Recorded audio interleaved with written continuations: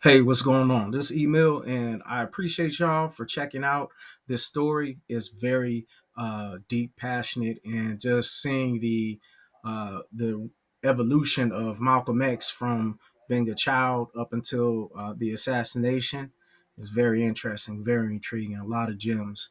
So go ahead, stay tuned, make it a point to like, comment, share, and subscribe.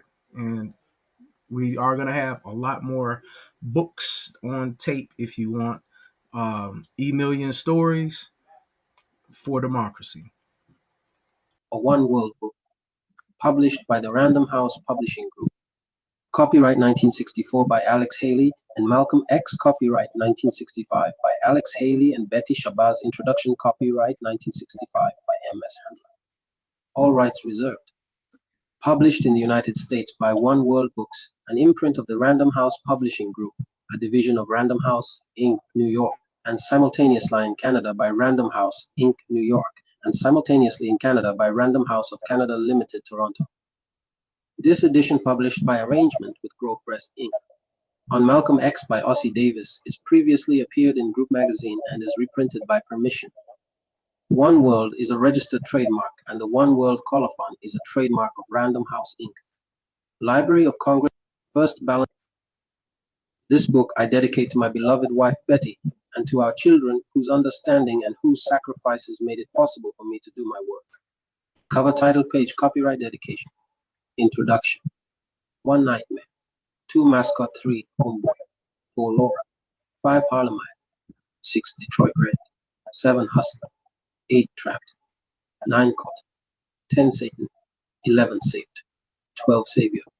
13 Minister Malcolm X. 14 Black Muslims. 15 Icarus. 16 17 Mecca. 18 El-Hajj Malik El-Shabazz 1965 Alex Haley. Epilogue Ossie Davis on Malcolm X. M.S. Handler. Introduction.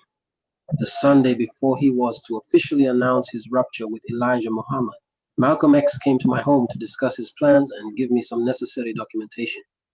Mrs. Handler had never met Malcolm before this fateful visit.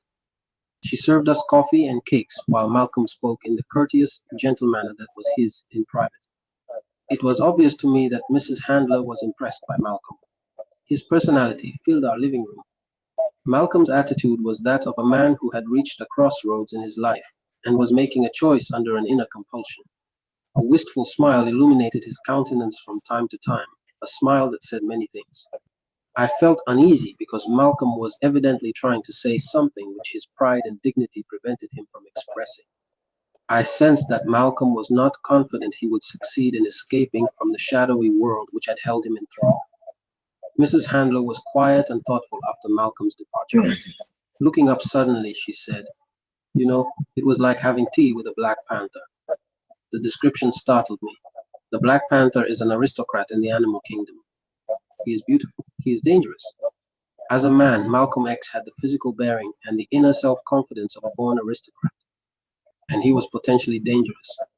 No man in our time aroused fear and hatred in the white man as did Malcolm, because in him the white man sensed an implacable foe who could not be had for any price, a man unreservedly committed to the cause of liberating the black man in American society, rather than integrating the black man into that society.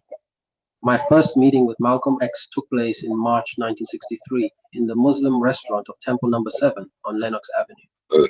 I had been assigned by the New York Times to investigate the growing pressures within the Negro community. 30 years of experience as a reporter in Western and Eastern Europe had taught me that the forces in a developing social struggle are frequently buried beneath the visible surface and make themselves felt in many ways long before they burst out into the open. These generative forces make themselves felt through the power of an idea, long before their organizational forms can openly challenge the establishment. It is the merit of European political scientists and sociologists to give a high priority to the power of ideas in a social struggle. In the United States, it is our weakness to confuse the numerical strength of an organization and the publicity attached to leaders with the germinating forces that sow the seeds of social upheaval in our community. In studying the growing pressures within the Negro community, I had not only to seek the opinions of the established leaders of the civil rights organizations, but the opinions of those working in the penumbra of the movement. underground, so to speak. This is why I sought out Malcolm X, whose ideas had reached me through the medium of Negro integrationists. Their thinking was already reflecting a high degree of nascent Negro nationalism. I did not know what to expect as I waited for Malcolm. I was the only white person in the restaurant, an immaculate establishment tended by somber, handsome, uncommunicative Negroes. Signs reading "Smoking Forbidden" were pasted on the highly polished mirrors.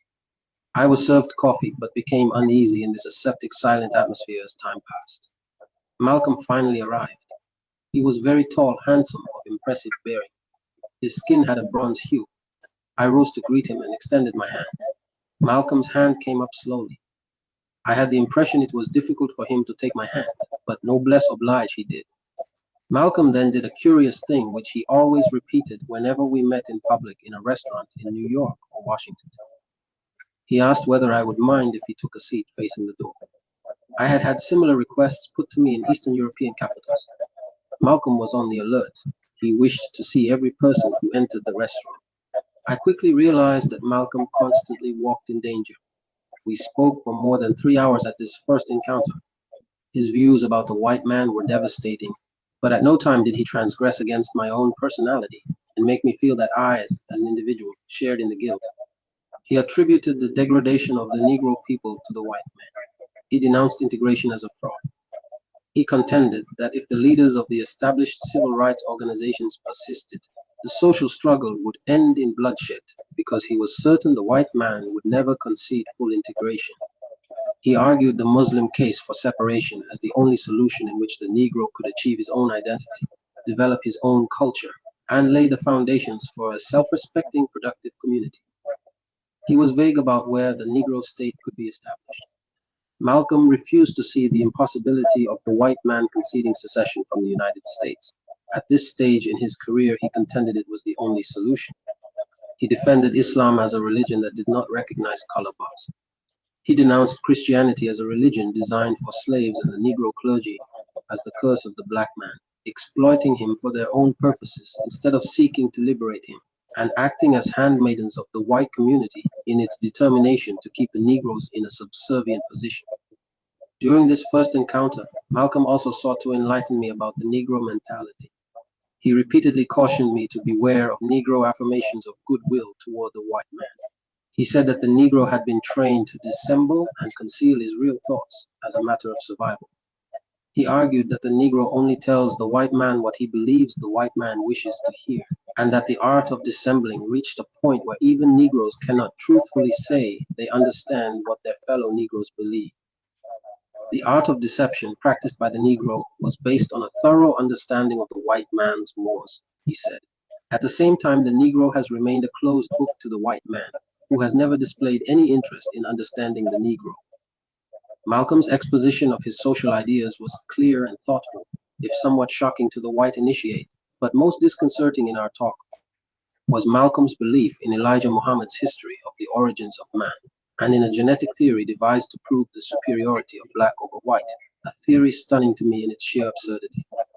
After this first encounter, I realized that there were two Malcolms, the private and the public person.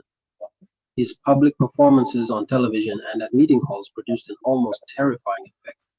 His implacable marshalling of facts and his logic had something of a new dialectic diabolic in its force. He frightened white television audiences, demolished his Negro opponents, but elicited a remarkable response from Negro audiences. Many Negro opponents in the end refused to make any public appearances on the same platform with him. The troubled white audiences were confused, disturbed, felt themselves threatened. Some began to consider Malcolm evil incarnate. Malcolm appealed to the two most disparate elements in the Negro community, the depressed mass, and the galaxy of Negro writers and artists who have burst on the American scene in the past decade. The Negro middle class, the Negro establishment, abhorred and feared Malcolm as much as he despised it.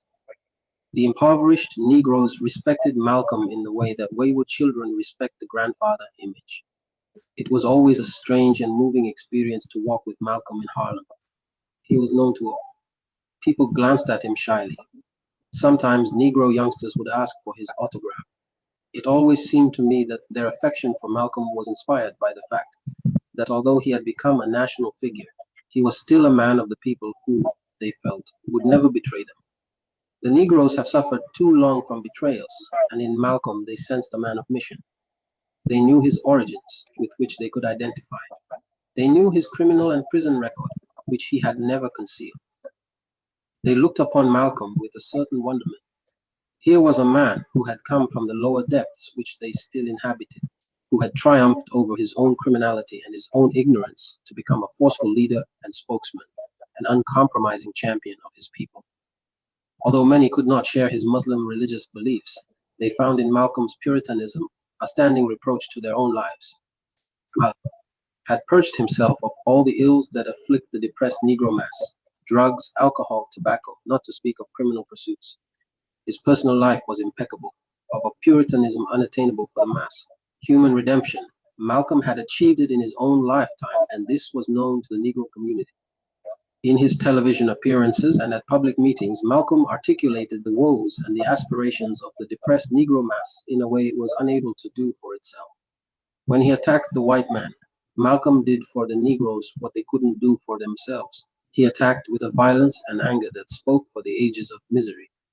It was not an academic exercise of just giving hell to Mr. Charlie.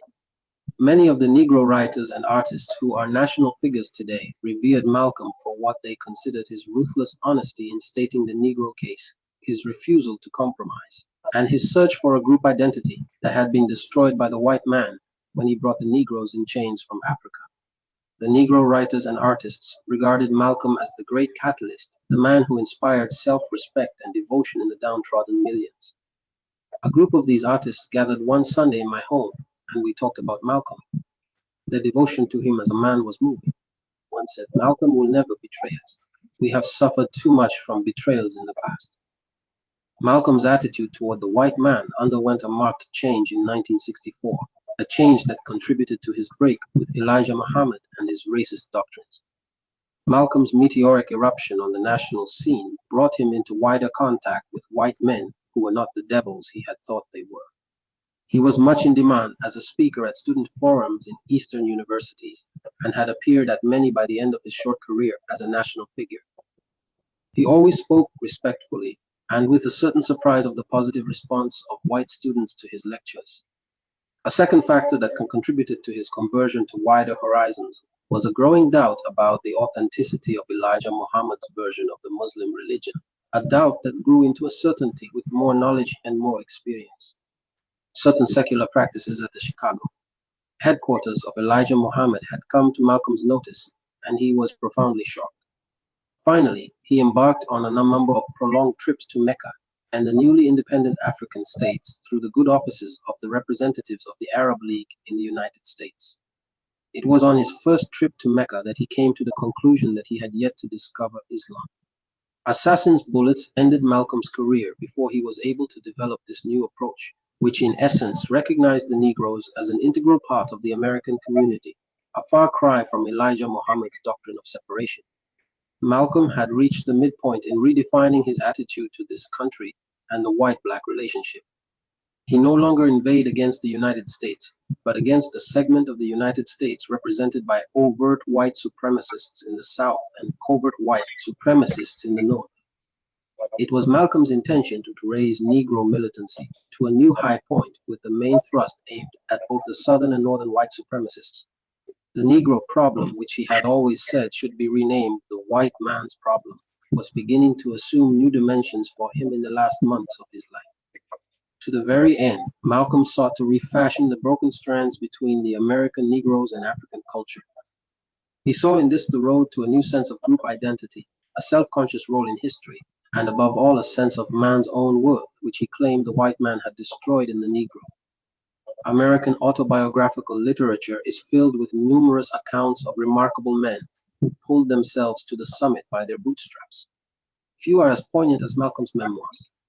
As testimony to the power of redemption and the force of human personality, the Autobiography of Malcolm X is a revelation. New York, June 1965. Chapter 1. Nightmare. When my mother was pregnant with me, she told me later, a party of hooded Ku Klux Klan riders galloped up to our home in Omaha, Nebraska one night. Surrounding the house, brandishing their shotguns and rifles, they shouted for my father to come out. My mother went to the front door and opened it.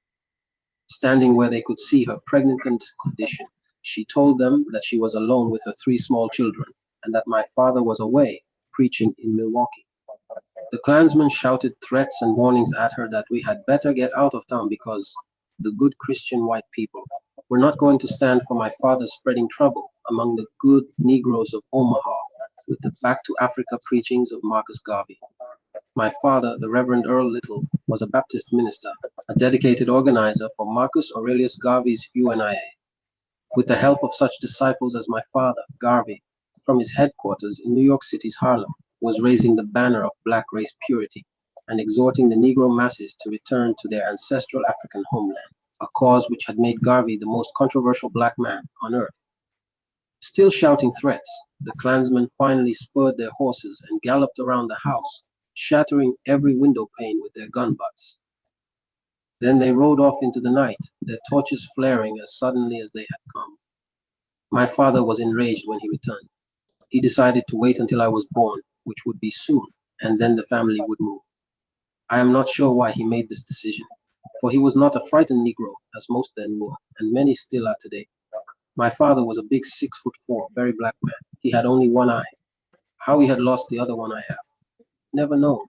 He was from Reynolds, Georgia, where he had left school after the third or maybe fourth grade.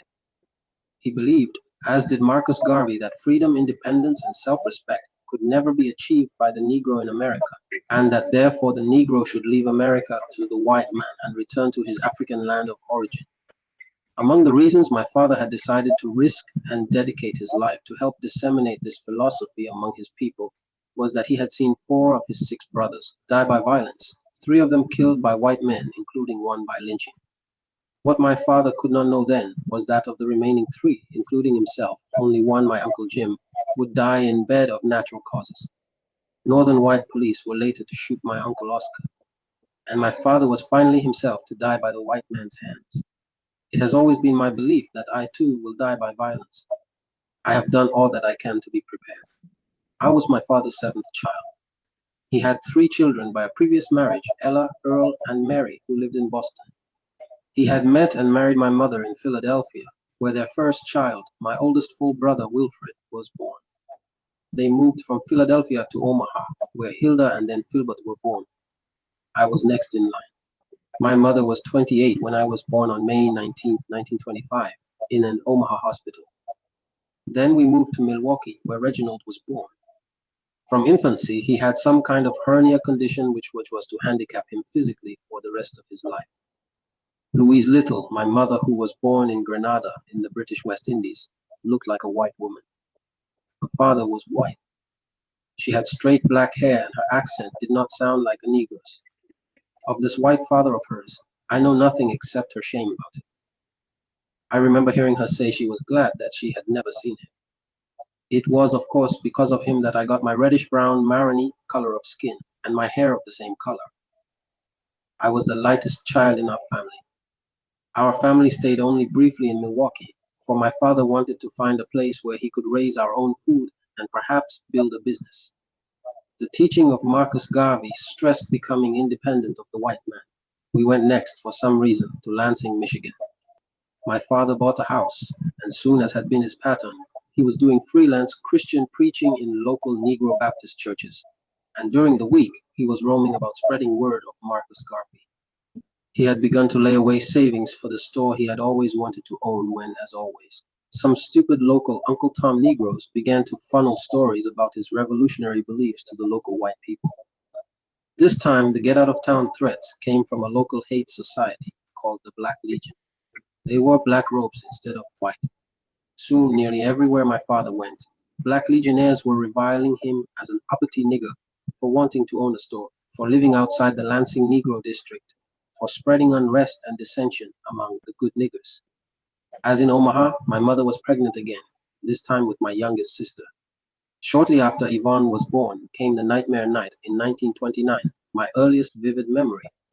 I remember being suddenly snatched awake into a frightening confusion of pistol shots and shouting and smoke and flames. My father had shouted and shot at the 2 white men who had set the fire and were running away. Our home was burning down around us. We were lunging and bumping and tumbling all over each other, trying to escape. My mother, with the baby in her arms, just made it into the yard before the house crashed in, showering sparks.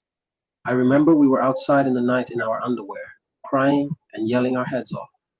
The white police and firemen came and stood around watching as the house burned down to the ground. My father prevailed on some friends to clothe and house us temporarily. Then he moved us into another house on the outskirts of East Lansing.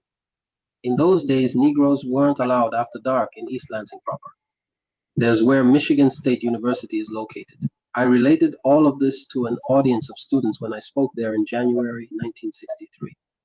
I told them how East Lansing harassed us so much that we had to move again, this time 2 miles out of town into the country. This was where my father built for us with his own hands a 4-room house.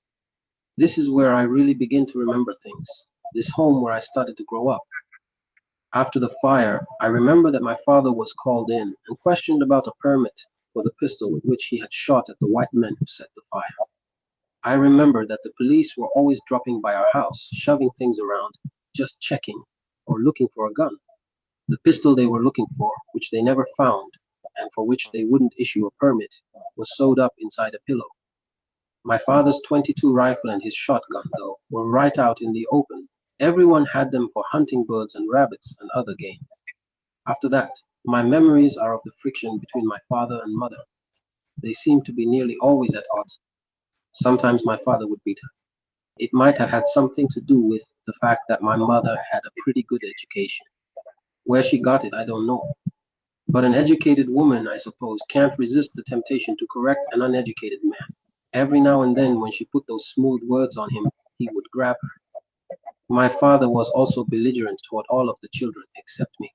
The older ones he would beat almost savagely if they broke any of his rules, and he had so many rules it was hard to know them all. Nearly all my whippings came from my mother. I've thought a lot about why. I actually believe that as anti-white as my father was, he was subconsciously so afflicted with the white man's brainwashing of Negroes that he inclined to favor the light ones, and I was his lightest child. Most Negro parents in those days would almost instinctively treat any lighter children better than they did the darker ones.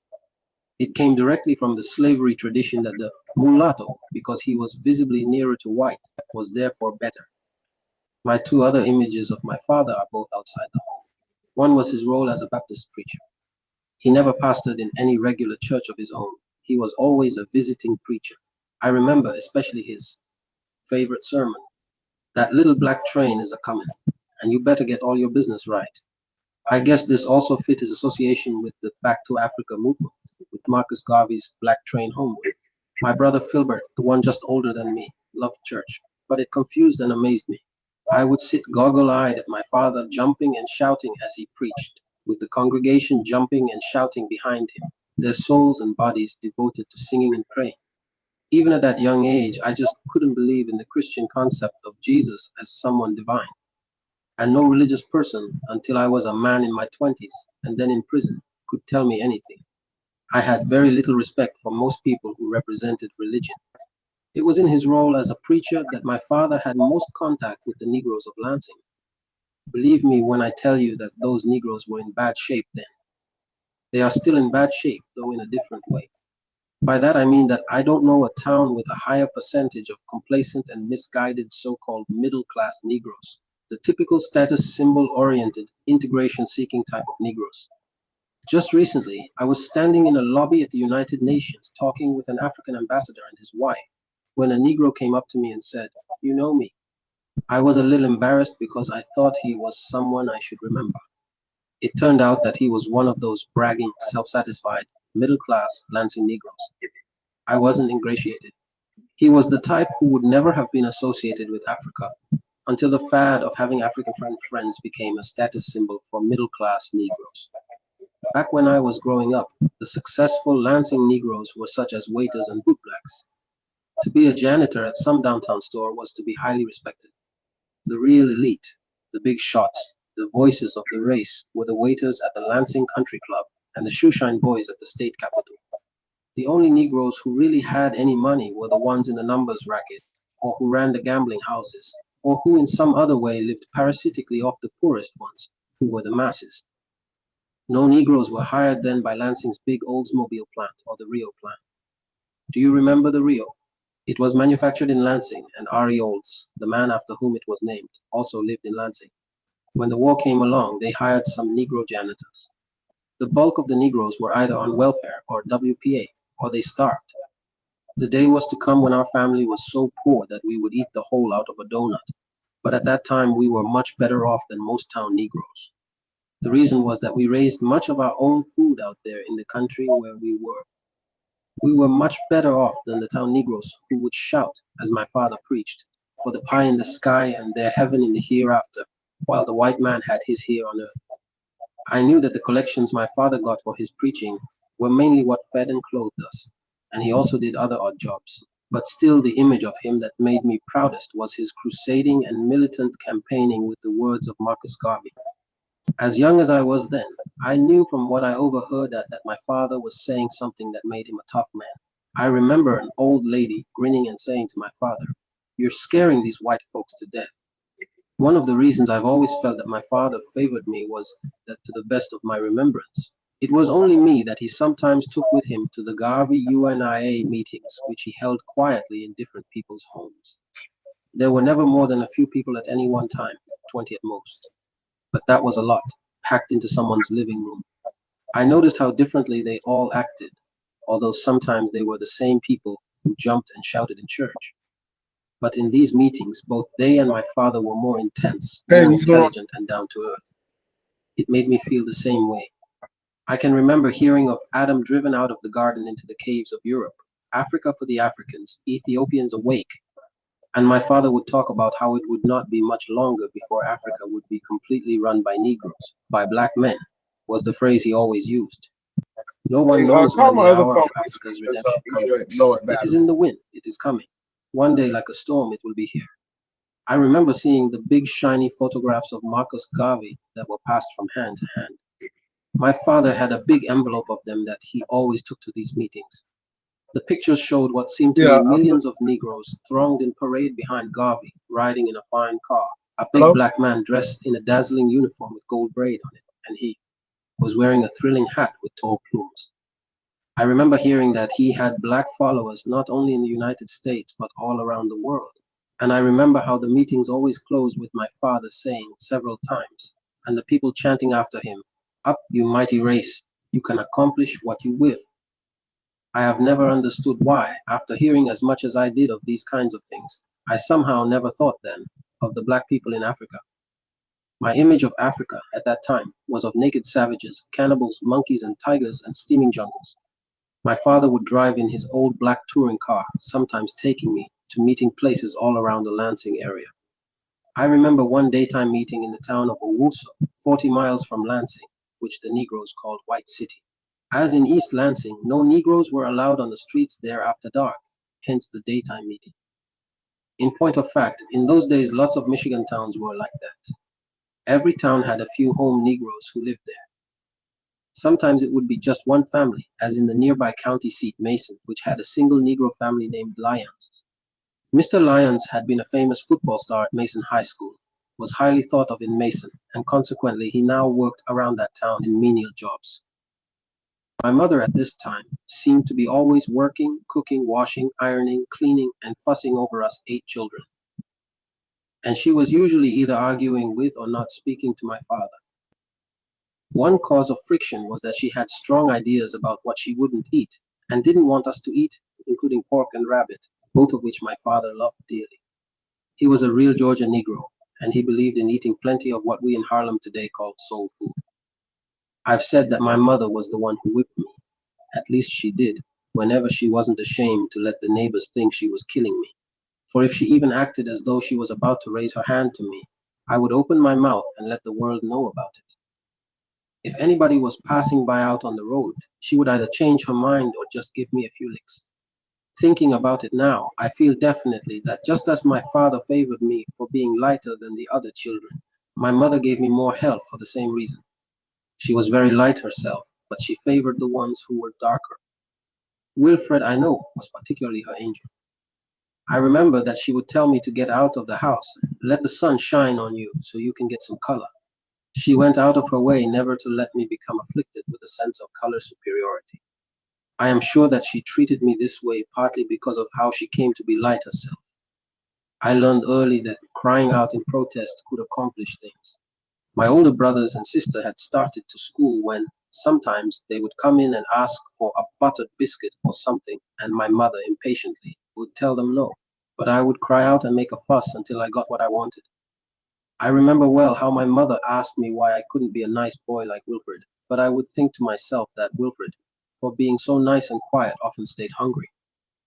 So early in life, I had learned that if you want something, you had better make some noise. Not only did we have our big garden, but we raised chickens.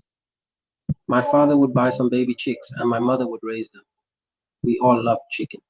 That was one dish there was no argument with my father about. One thing in particular that I remember made me feel grateful toward my mother was that one day I went and asked her for my own garden, and she did let me have my own little plot. I loved it and took care of it well. I loved especially to grow peas. I was proud when we had them on our table.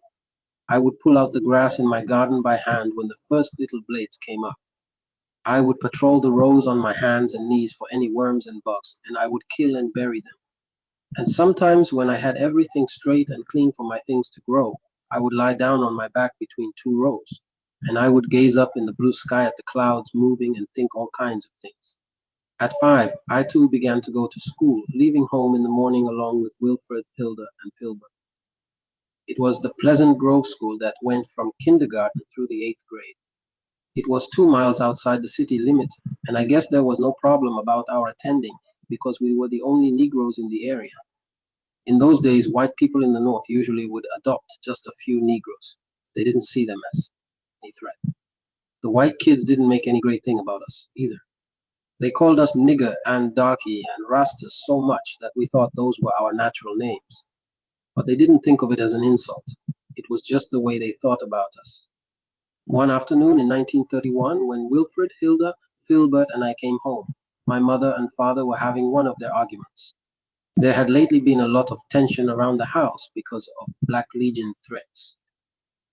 Anyway, my father had taken one of the rabbits which we were raising and ordered my mother to cook it. We raised rabbits, but sold them to whites. My father had taken a rabbit from the rabbit pan. He had pulled off the rabbit's head. He was so strong, he needed no knife to behead chickens or rabbits. With one twist of his big black hands, he simply twisted off the head and threw the bleeding neck thing back at my mother's feet. My mother was crying. She started to skin the rabbit, preparatory to cooking it. But my father was so angry, he slammed on out of the front door and started walking up the road toward town. It was then that my mother had this vision. She had always been a strange woman in this sense, and had always had a strong intuition of things about to happen. And most of her children are the same way, I think. When something is about to happen, I can feel something, sense something. I never have known something to happen that has caught me completely off guard, except once. And that was when, years later, I discovered facts I couldn't believe about a man who, up until that discovery, I would gladly have given my life for. My father was well up the road when my mother ran screaming out onto the porch. Early, early, she screamed his name. She clutched up her apron in one hand and ran down across the yard and into the road. My father turned around. He saw her. For some reason, considering how angry he had been when he left, he waved at her. But he kept on going.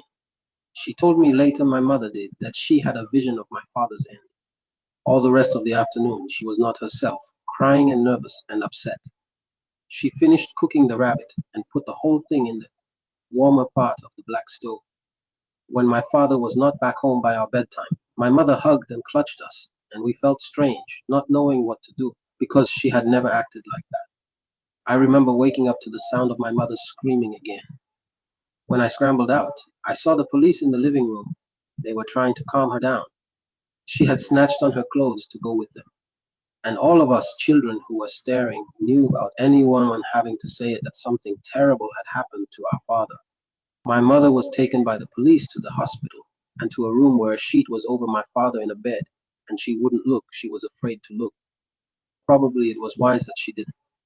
My father's skull on one side was crushed in, I was told later. Negroes in Lansing have always whispered that he was attacked and then laid across some tracks for a streetcar to run over him. His body was cut almost in half. He lived 2.5 hours in that condition.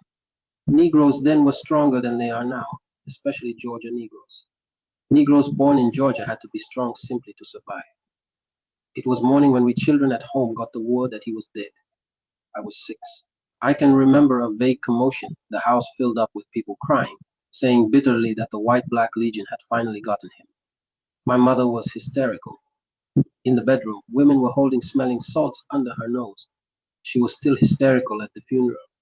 I don't have a very clear memory of the funeral either. Oddly, the main thing I remember is that it wasn't in a church, and that surprised me since my father was a preacher, and I had been where he preached people's funerals in churches. But his was in a funeral home.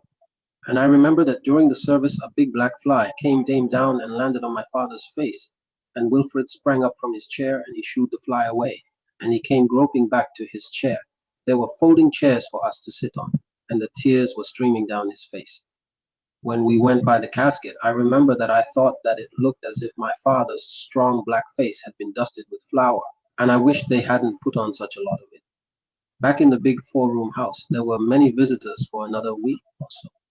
They were good friends of the family, such as the Leons from Mason, 12 miles away, and the Walkers, Maguires, Liscos, the Greens, Randolphs, and the Turners, and others from Lansing, and a lot of people from other towns whom I had seen at the Garvey meetings.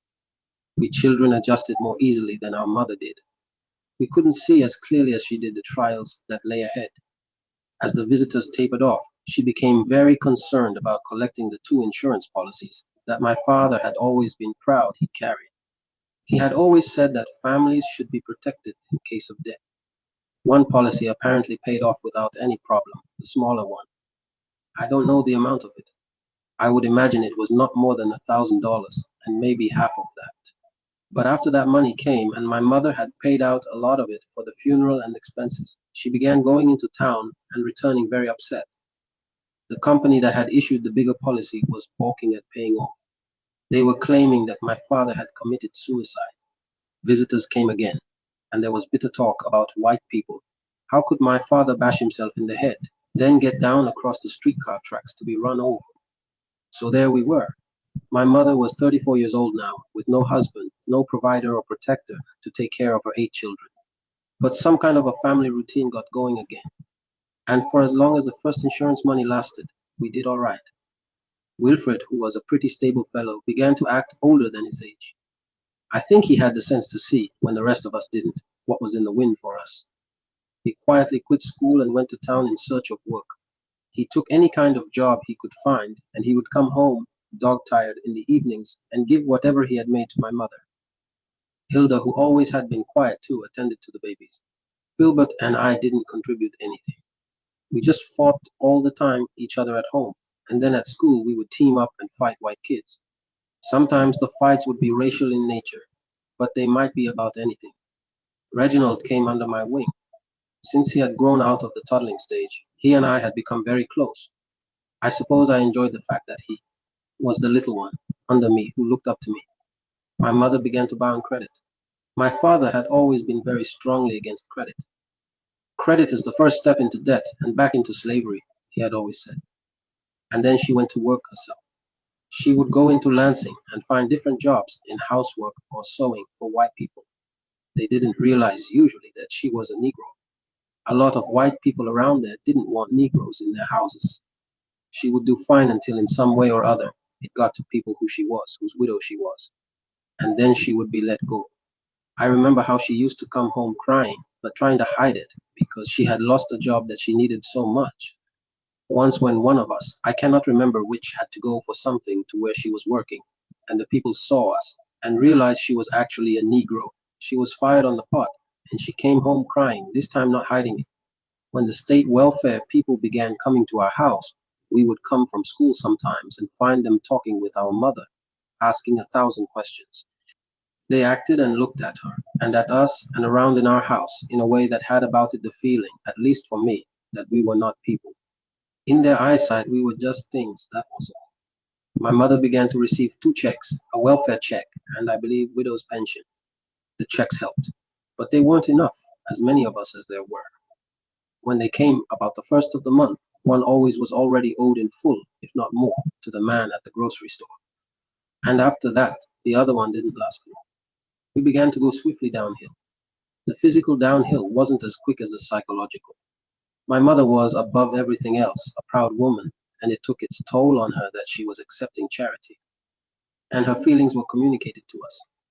She would speak sharply to the man at the grocery store for padding the bill, telling him that she wasn't ignorant, and he didn't like that. She would talk back sharply to the state welfare people, telling them that she was a grown woman, able to raise her children, that it wasn't necessary for him to keep coming around so much, meddling in our lives, and they didn't like that. But the monthly welfare check was their pass. They acted as if they owned us, as if we were their private property. As much as my mother would have liked to, she couldn't keep them out. She would get particularly incensed when they began insisting upon drawing us older children aside, one at a time, out on the porch or somewhere, and asking us questions or telling us things against our mother and against each other. We couldn't understand why, if the state was willing to give us packages of meat, sacks of potatoes and fruit, and cans of all kinds of things, our mother obviously hated to accept. We really couldn't understand. What I later understood was that my mother was making a desperate effort to preserve her pride and ours. Pride was just about all we had to preserve, for by 1934, we really began to suffer.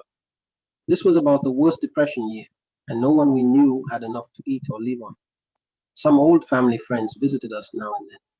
At first they brought food. Though it was charity, my mother took it. Wilfred was working to help. My mother was working when she could find any kind of job.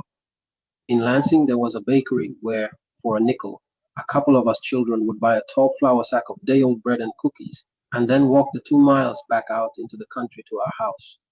Our mother knew, I guess, dozens of ways to cook things with bread and out of bread. Stewed tomatoes with bread, maybe that would be a meal. Something like French toast if we had any eggs. Bread pudding, sometimes with raisins in it. If we got hold of some hamburger, it came to the table more bread than meat. The cookies that were always in the sack with the bread, we just gobbled down straight. But there were times when there wasn't even a nickel, and we would be so hungry we were dizzy. My mother would boil a big pot of dandelion greens and we would eat that. I remember that some small-minded neighbor put it out, and children would tease us that we ate fried grass.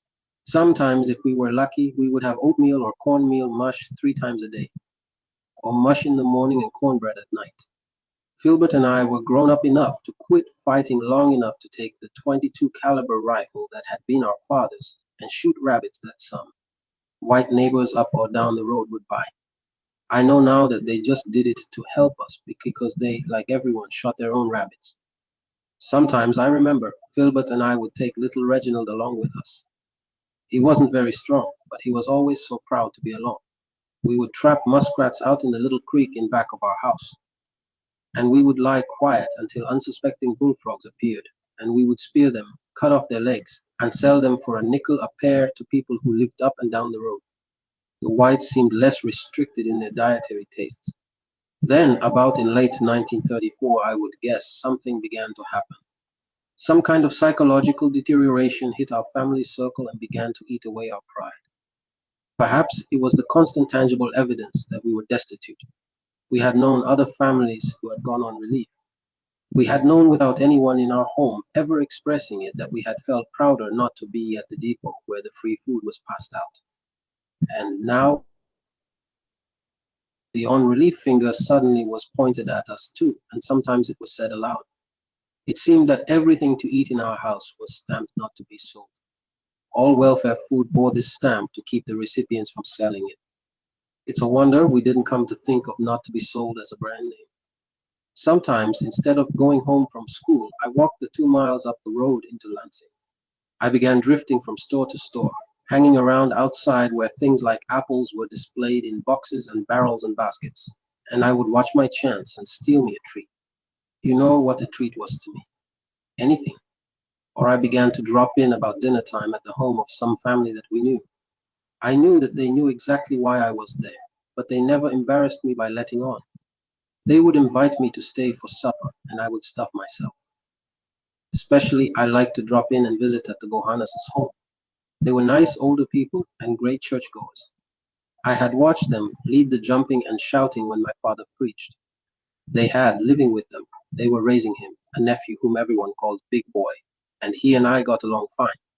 Also living with the Gohanneses was old Mrs. Adcock, who went with them to church. She was always trying to help. Anybody she could, visiting anyone she heard was sick, carrying them something. She was the one who, years later, would tell me something that I remembered a long time. Malcolm, there's one thing I like about you. You're no good, but you don't try to hide it. You are not a hypocrite. The more I began to stay away from home and visit people and steal from the stores, the more aggressive I became in my inclinations. I never wanted to wait for anything. I was growing up fast, physically more so than mentally.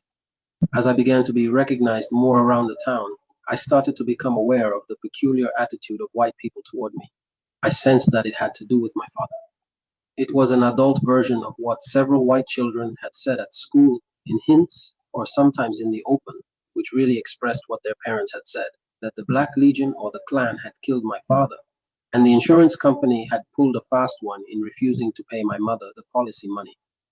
When I began to get caught stealing now and then, the state welfare people began to focus on me when they came to our house. I can't remember how I first became aware that they were talking of taking me away. What I first remember along that line was my mother raising a storm about being able to bring up her own children. She would whip me for stealing, and I would try to alarm the neighborhood with my yelling. One thing I have always been proud of is that I never raised my hand against my mother. In the summertime, at night, in addition to all the other things we did, some of us boys would slip out down the road or across the pastures and go cooling watermelons. White people always associated watermelons with Negroes, and they sometimes called Negroes coons among all the other names, and so stealing watermelons became cooning. If white boys were doing it, it implied that they were only acting like Negroes. Whites have always hidden or justified all of the guilts they could by ridiculing or blaming Negroes.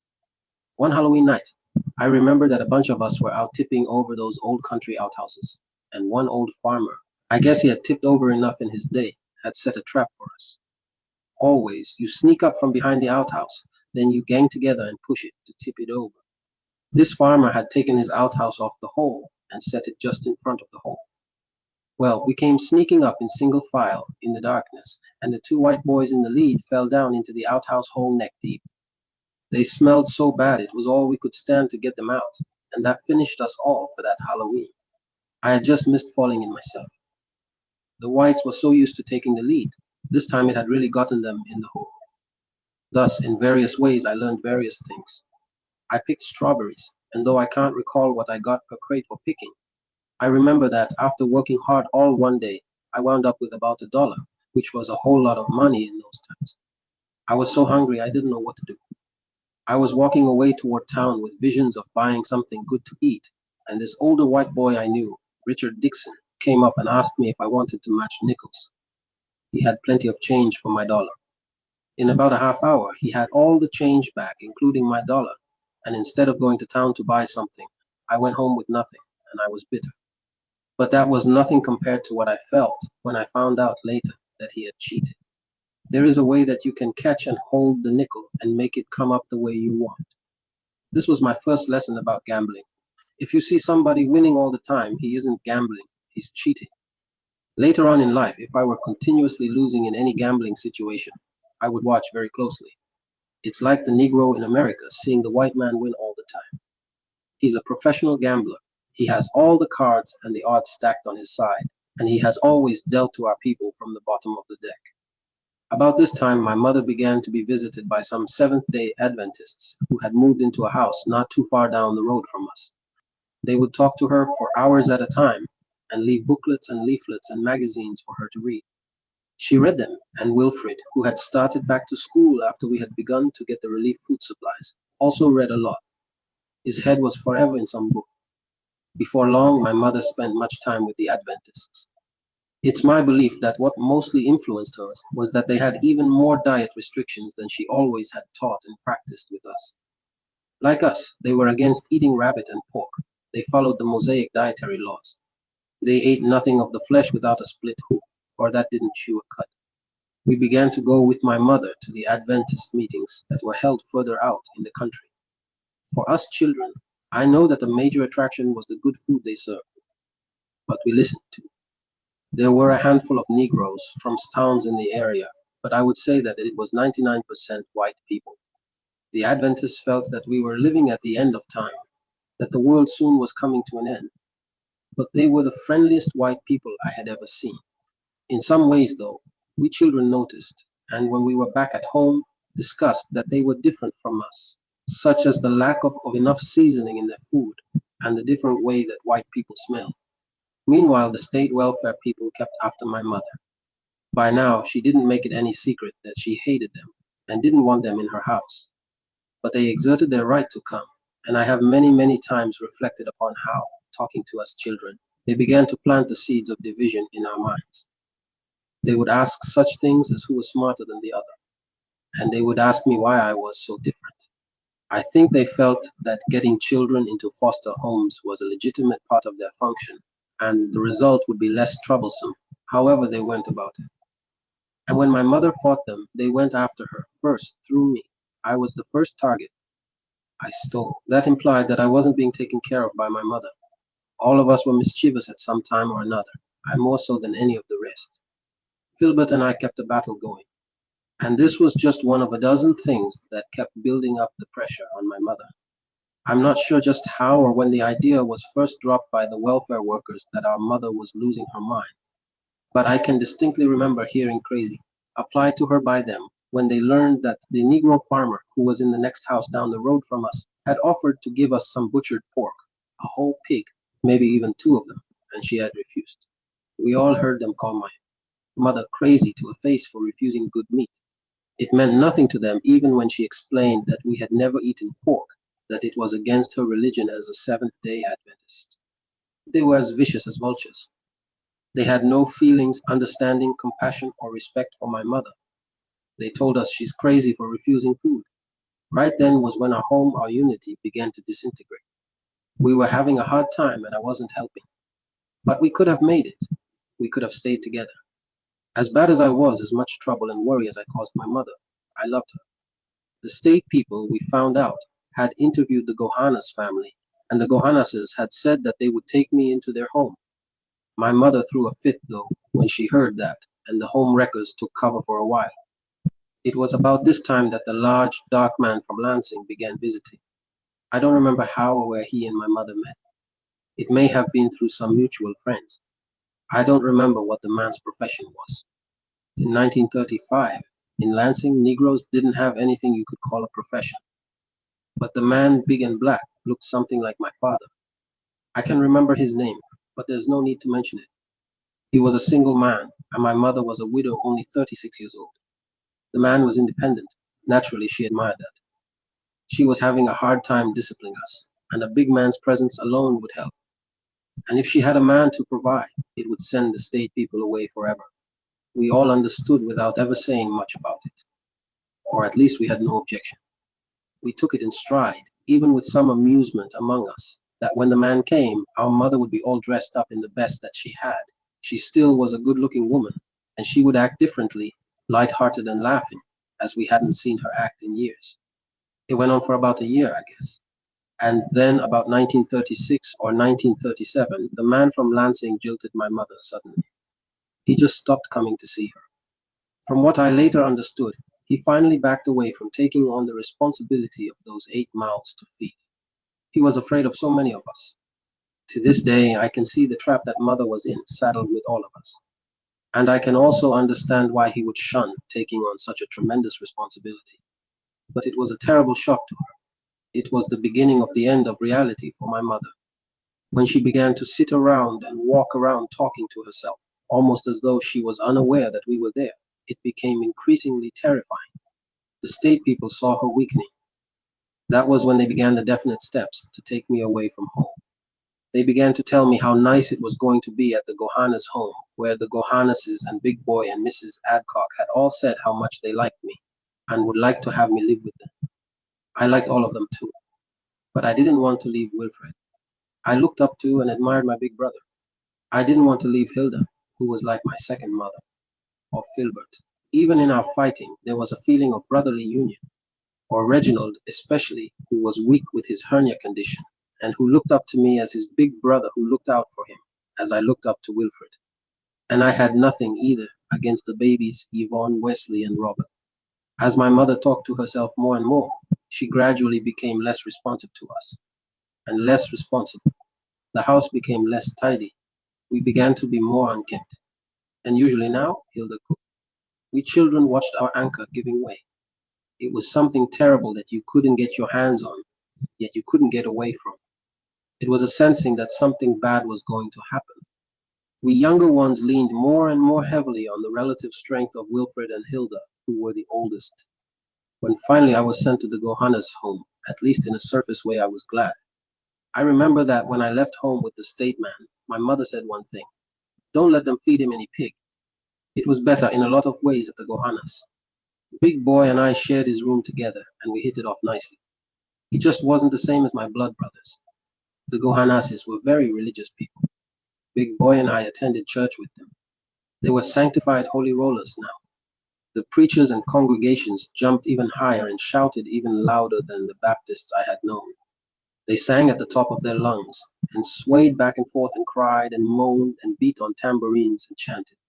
It was spooky, with ghosts and spirituals and haunts seeming to be in the very atmosphere when finally we all came out of the church, going back home. The Gohanases and Mrs. Adcock loved to go fishing, and some Saturdays Big Boy and I would go along.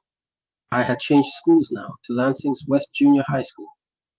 It was right in the heart of the Negro community, and a few white kids were there, but Big Boy didn't mix much with any of our schoolmates, and I didn't either. And when we went fishing, neither he nor I liked the idea of just sitting and waiting for the fish to jerk the cork under the water, or make the tight line quiver when we fished that way. I figured there should be some smarter way to get the fish, though we never discovered what it might be. Mr. Gohanas was close cronies with some other men who, some Saturdays, would take me and Big Boy with them hunting rabbits. I had my father's .22 caliber rifle. My mother had said it was all right for me to take it with me. The old men had a set rabbit hunting strategy that they had always used. Usually when a dog jumps a rabbit and the rabbit gets away, that rabbit will always somehow instinctively run in a circle and return sooner or later past the very spot where he originally was jumped. Well, the old men would just sit and wait in hiding somewhere for the rabbit to come back, then get their shots at him. I got to thinking about it, and finally I thought of a plan. I would separate from them, and Big Boy and I would go to a point where I figured that the rabbit returning would have to pass me first. It worked like magic. I began to get 3 and 4 rabbits before they got one. The astonishing thing was that none of the old men ever figured out why.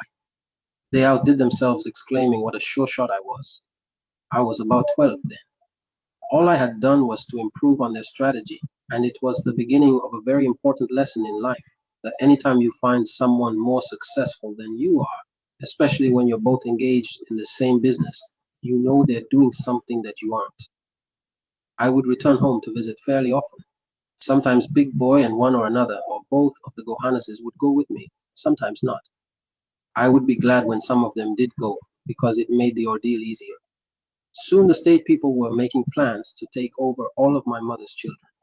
She talked to herself nearly all of the time now, and there was a crowd of new white people entering the picture, always asking questions. They would even visit me at the Gohanas. They would ask me questions out on the porch or sitting out in their cars. Eventually, my mother suffered a complete breakdown, and the court orders were finally signed. They took her to the state mental hospital at Kalamazoo. It was 70-some miles from Lansing, about an hour and a half on the bus. A Judge McClellan in Lansing had authority over me and all of my brothers and sisters. We were state children, court wards. He had the full say, so over us. A white man in charge of a black man's children. Nothing but legal, modern slavery, however kindly intentioned. My mother remained in the same hospital at Kalamazoo for about 26 years. Later, when I was still growing up in Michigan, I would go to visit her every so often. Nothing that I can imagine could have moved me as deeply as seeing her pitiful state. In 1963, we got my mother out of the hospital, and she now lives there in Lansing with Philbert and his family. It was so much worse than if it had been a physical sickness, for which a cause might be known, medicine given, a cure effected. Every time I visited her, when finally they let her, a case, a number, back inside from where we had been sitting together, I felt worse. My last visit, when I knew I would never come to see her again there, was in 1952. I was 27. My brother Filbert had told me that on his last visit, she had recognized him somewhat.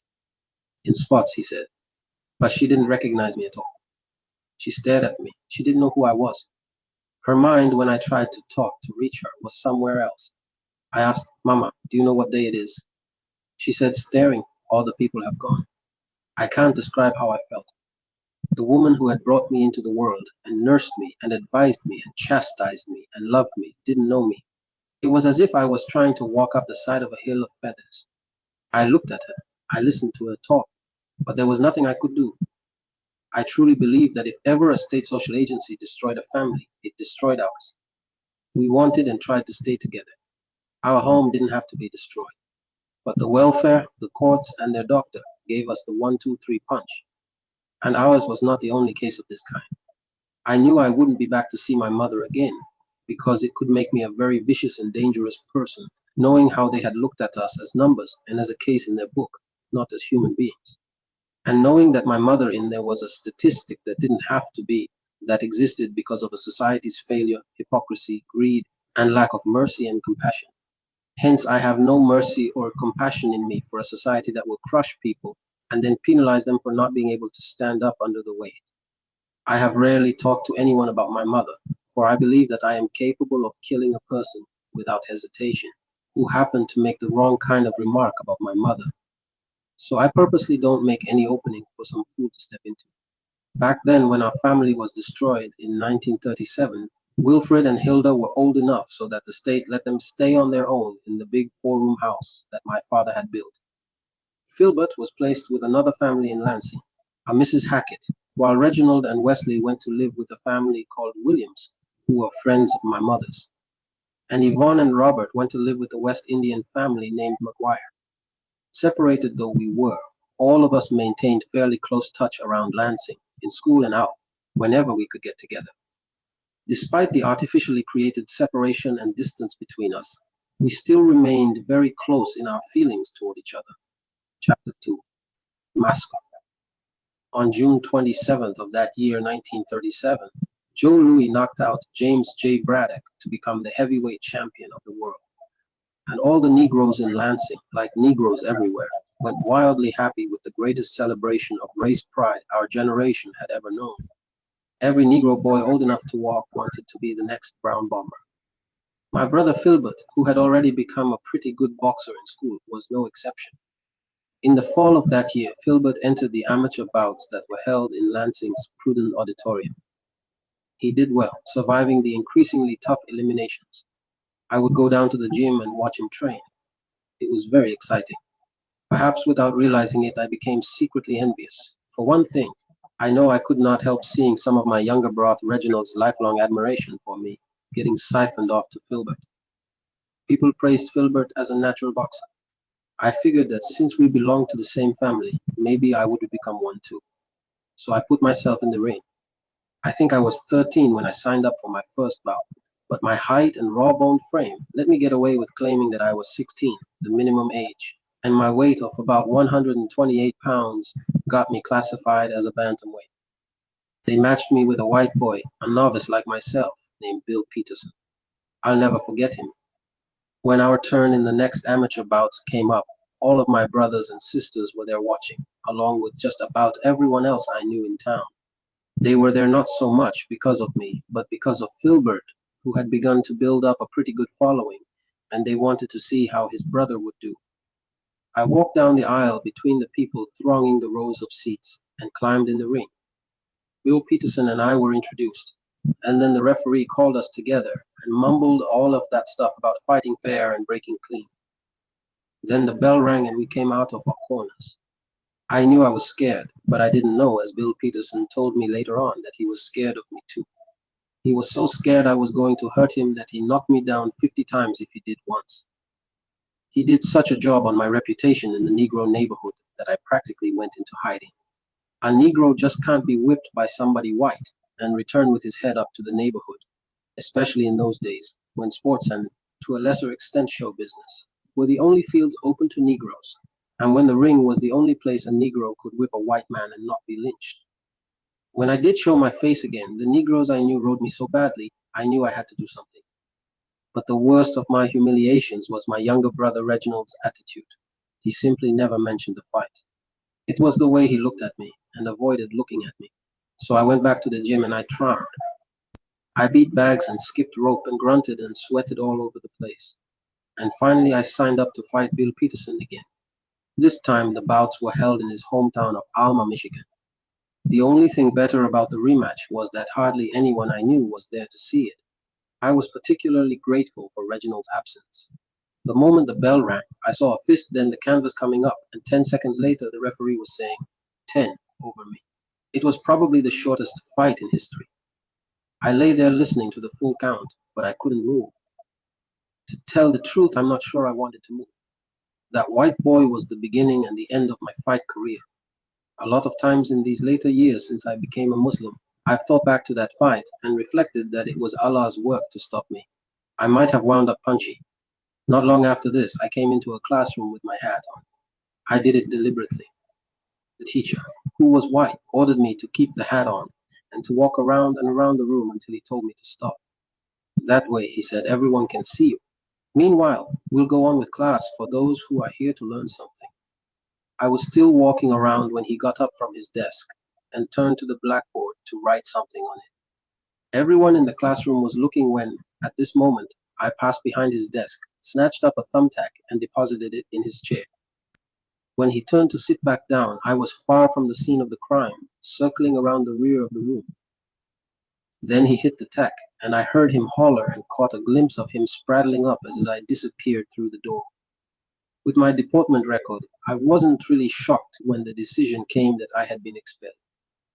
I guess I must have had some vague idea that if I didn't have to go to school, I'd be allowed to stay on with the Gohannases and wander around town, or maybe get a job if I wanted one for pocket money. But I got rocked on my heels when a state man whom I hadn't seen before came and got me at the Gohannases and took me down to court. They told me I was going to go to a reform school. I was still 13 years old. But first I was going to the detention home. It was in Mason, Michigan, about 12 miles from Lansing. The detention home was where all the bad boys and girls from Ingham County were held on their way to reform school, waiting for their hearings. The white state man was a Mr. Maynard Allen. He was nicer to me than most of the state welfare people had been. He even had consoling words for the Gohannases and Mrs. Adcock and Big Boy. All of them were crying. But I wasn't. With the few clothes I owned stuffed into a box, we rode in his car to Mason. He talked as he drove along, saying that my school marks showed that if I would just straighten up, I could make something of myself. He said that reform school had the wrong reputation. He talked about what the word reform meant, to change and become better. He said the school was really a place where boys like me could have time to see their mistakes and start a new life and become somebody everyone would be proud of. And he told me that the lady in charge of the detention home, a Mrs. Swirlin, and her husband were very good people. They were good people. Mrs. Swirlin was bigger than her husband. I remember, a big, buxom, robust, laughing woman, and Mr. Swirlin was thin, with black hair and a black mustache and a red face, quiet and polite even to me. They liked me right away, too. Mrs. Swirlin showed me to my room, my own room, the first in my life.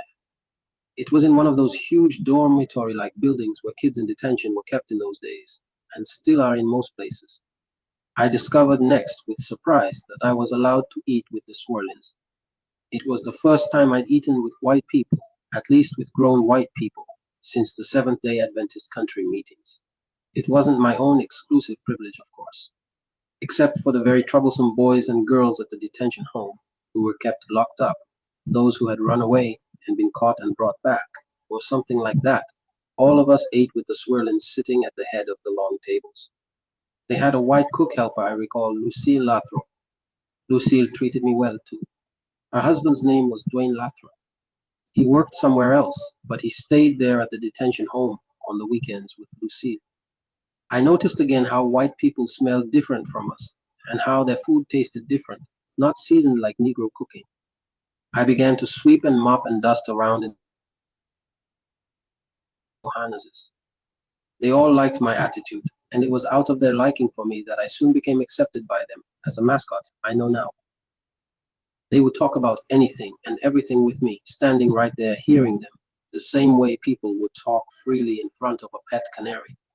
They would even talk about me, or about niggers, as though I wasn't there, as if I wouldn't understand what the word meant. 100 times a day, they used the word nigger.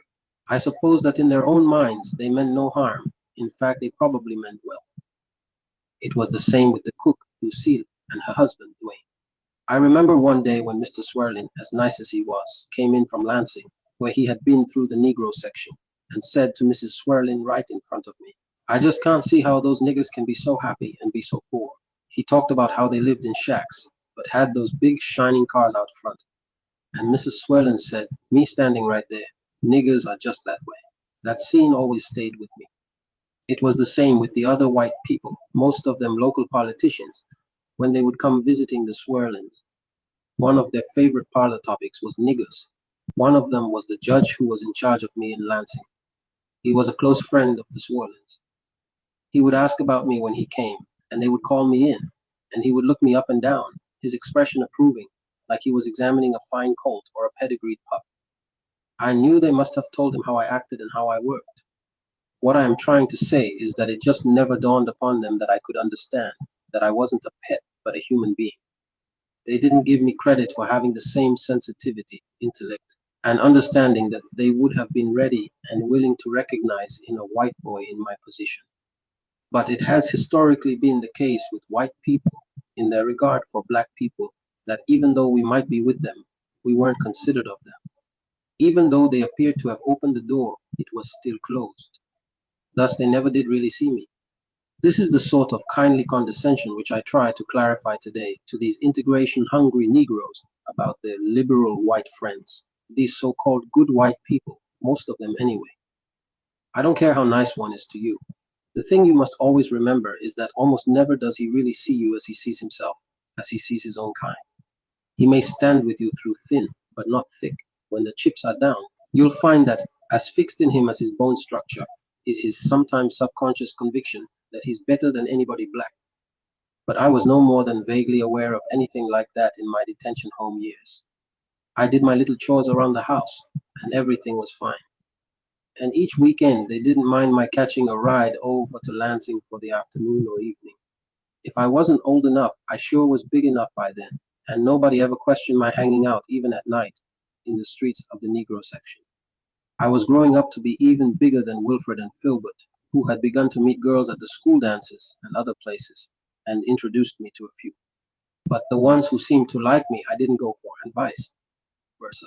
I couldn't dance a lick anyway, and I couldn't see squandering my few dimes on girls. So mostly I pleasured myself these Saturday nights by gawking around the Negro bars and restaurants. The jukeboxes were Wailing Erskine Hawkins' Tuxedo Junction, Slim and Slam's Flatfoot Floogie, things like that. Sometimes big bands from New York, out touring the one-night stands in the sticks, would play for big dances in Lansing. Everybody with legs would come out to see any performer who bore the magic name New York, which is how I first heard Lucky Thompson and Milt Jackson, both of whom I later got to know well in Harlem. Many youngsters from the detention home, when their dates came up, went off to the reform school. But when mine came up 2 or 3 times, it was always ignored. I saw new youngsters arrive and leave. I was glad and grateful. I knew it was Mrs. Swerlin's doing. I didn't want to leave. She finally told me one day that I was going to be entered in Mason Junior High School. It was the only school in town. No ward of the detention home had ever gone to school there, at least while still a ward. So I entered their 7th grade. The only other Negroes there were some of the Lyons children, younger than I was, in the lower grades. The Leonces and I, as it happened, were the town's only Negroes. They were, as Negroes, very much respected. Mr. Lyons was a smart, hard-working man, and Mrs. Lyons was a very good woman. She and my mother, I had heard my mother say, were 2 of the 4 West Indians in that whole section of Michigan. Some of the white kids at school, I found, were even friendlier than some of those in Lansing had been. Though some, including the teachers, called me nigger, it was easy to see that they didn't mean any more harm by it than the Swarlins.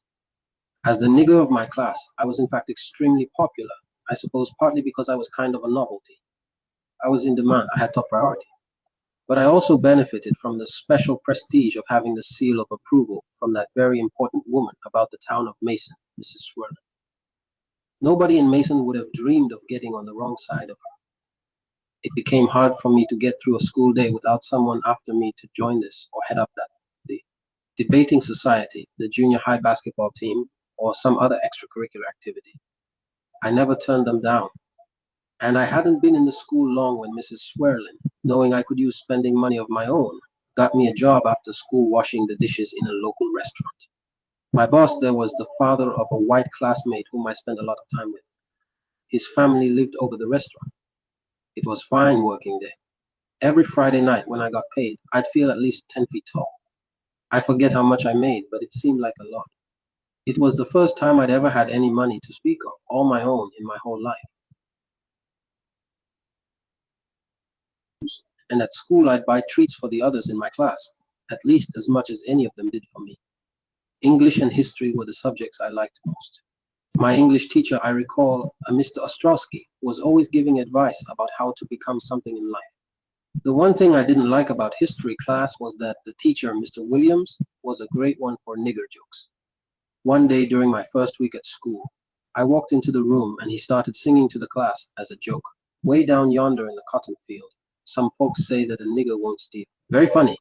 I liked history, but I never thereafter had much liking for Mr. Williams. Later, I remember we came to the textbook section on Negro history. It was exactly one paragraph long. Mr. Williams laughed through it practically in a single breath, reading aloud how the Negroes had been slaves and then were freed, and how they were usually lazy and dumb and shiftless. He added, I remember, an anthropological footnote on his own, telling us between laughs how Negroes' feet were so big that when they walk, they don't leave tracks, they leave a hole in the ground. I'm sorry to say that the subject I most disliked was mathematics. I have thought about it. I think the reason was that mathematics leaves no room for argument. If you made a mistake, that was all there was to it.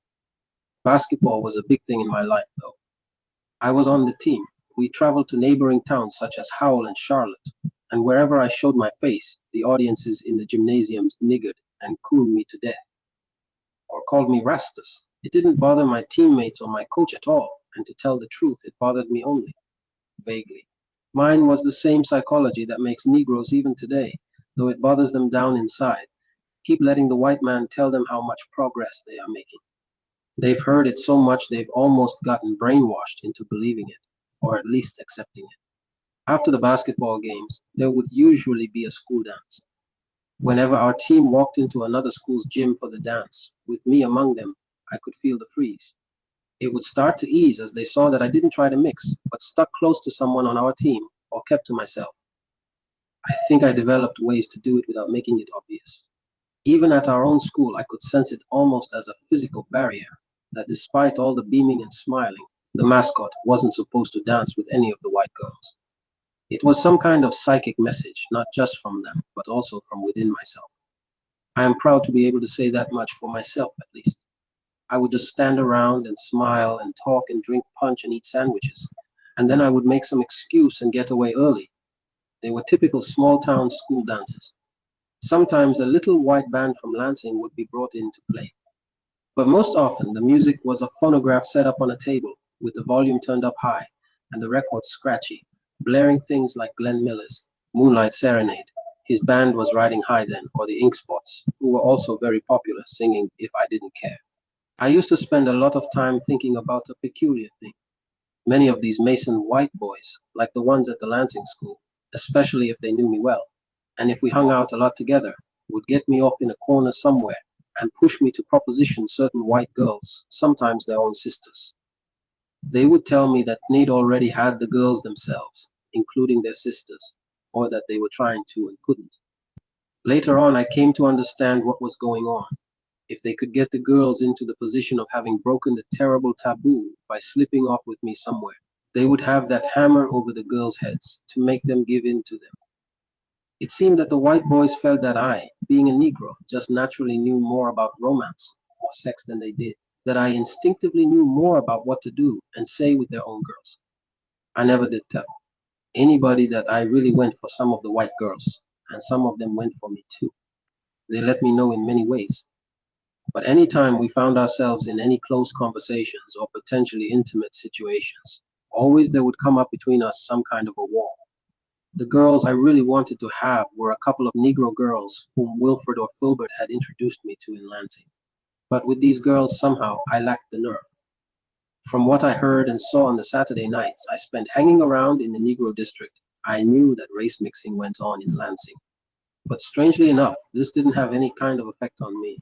Every Negro in Lansing, I guess, knew how white men would drive along certain streets in the black neighborhoods and pick up Negro streetwalkers who patrolled the area.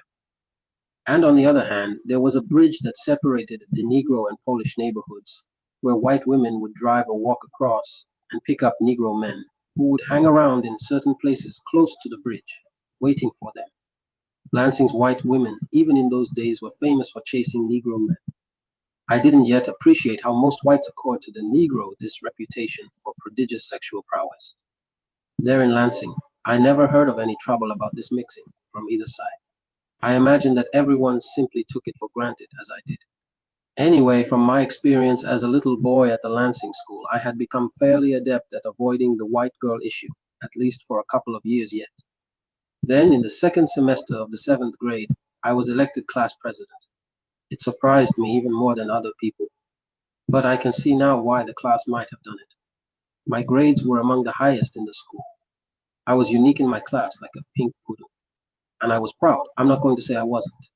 In fact, by then, I didn't really have much feeling about being a Negro because I was trying so hard in every way I could to be white.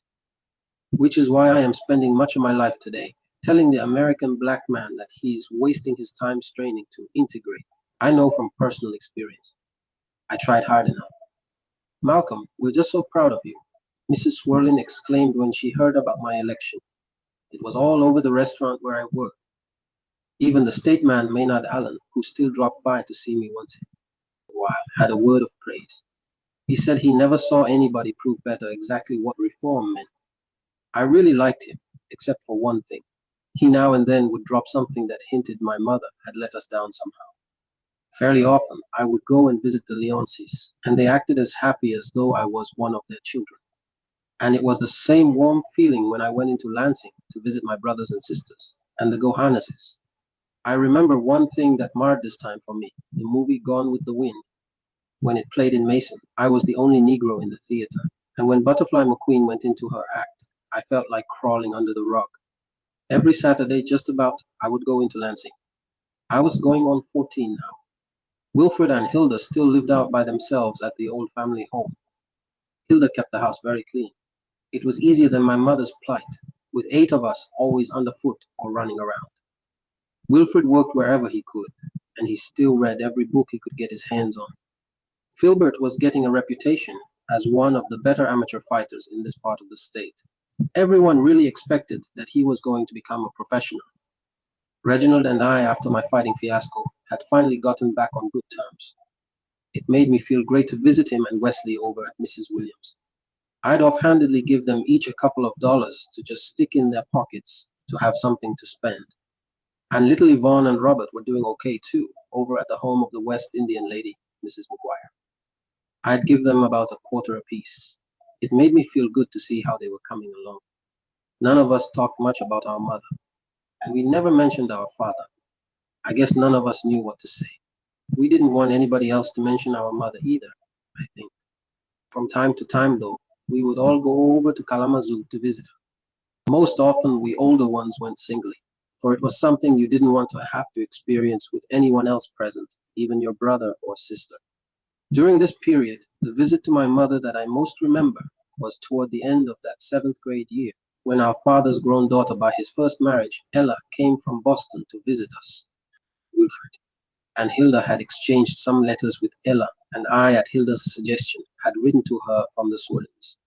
We were all excited and happy when her letter told us that she was coming to Lansing. I think the major impact of Ella's arrival, at least upon me, was that she was the first really proud black woman I had ever seen in my life. She was plainly proud of her very dark skin. This was unheard of among Negroes in those days, especially in Lansing. I hadn't been sure just what day she would come. And then one afternoon I got home from school, and there she was. She hugged me, stood me away, looked me up and down. a commanding woman, maybe even bigger than Mrs. Swirlin. Ella wasn't just black, but like our father, she was jet black. The way she sat, moved, talked, did everything bespoke somebody who did and got exactly what she wanted. This was the woman my father had boasted of so often for having brought so many of their family out of Georgia to Boston. She owned some property, he would say, and she was in society. She had come north with nothing, and she had worked and saved and had invested in property that she built up in value. And then she started sending money to Georgia for another sister, brother, cousin, niece, or nephew to come north to Boston. All that I had heard was reflected in Ella's appearance and bearing. I had never been so impressed with anybody. She was in a second marriage. Her first husband had been a doctor. Ella asked all kinds of questions about how I was doing. She had already heard from Wilfred and Hilda about my election as class president. She asked especially about my grades, and I ran and got my report cards. I was then one of the three highest in the class. Ella praised me. I asked her about her brother Earl and her sister Mary. She had the exciting news that Earl was a singer with a band in Boston. He was singing under the name of Jimmy Carlton. Mary was also doing well. Ella told me about other relatives from that branch of the family. A number of them I'd never heard of. She had helped them up from Georgia. They, in their turn, had helped up others. We littles have to stick together, Ella said. It thrilled me to hear her say that, and even more, the way she said it. I had become a mascot. Our branch of the family was split to pieces. I had just about forgotten about being a little in any family sense. She said that different members of the family were working in good jobs, and some even had small businesses going. Most of them were homeowners. When Ella suggested that all of us littles in Lansing accompany her on a visit to our mother, we all were grateful. We all felt that if anyone could do anything that could help our mother, that might help her get well and come back, it would be Ella. Anyway, all of us, for the first time together, went with Ella to Kalamazoo. Our mother was smiling when they brought her out. She was extremely surprised when she saw Ella. They made a striking contrast, the thin, near-white woman and the big black one hugging each other. I don't remember much about the rest of the visit, except that there was a lot of talking, and Ella had everything in hand, and we left with all of us feeling better than we ever had about the circumstances. I know that for the first time, I felt as though I had visited with someone who had some kind of physical illness that had just lingered on. A few days later, after visiting the homes where each of us was staying, Ella left Lansing and returned to Boston. But before leaving, she told me to write to her regularly, and she had suggested that I might like to spend my summer holiday visiting her in Boston. I jumped at that chance.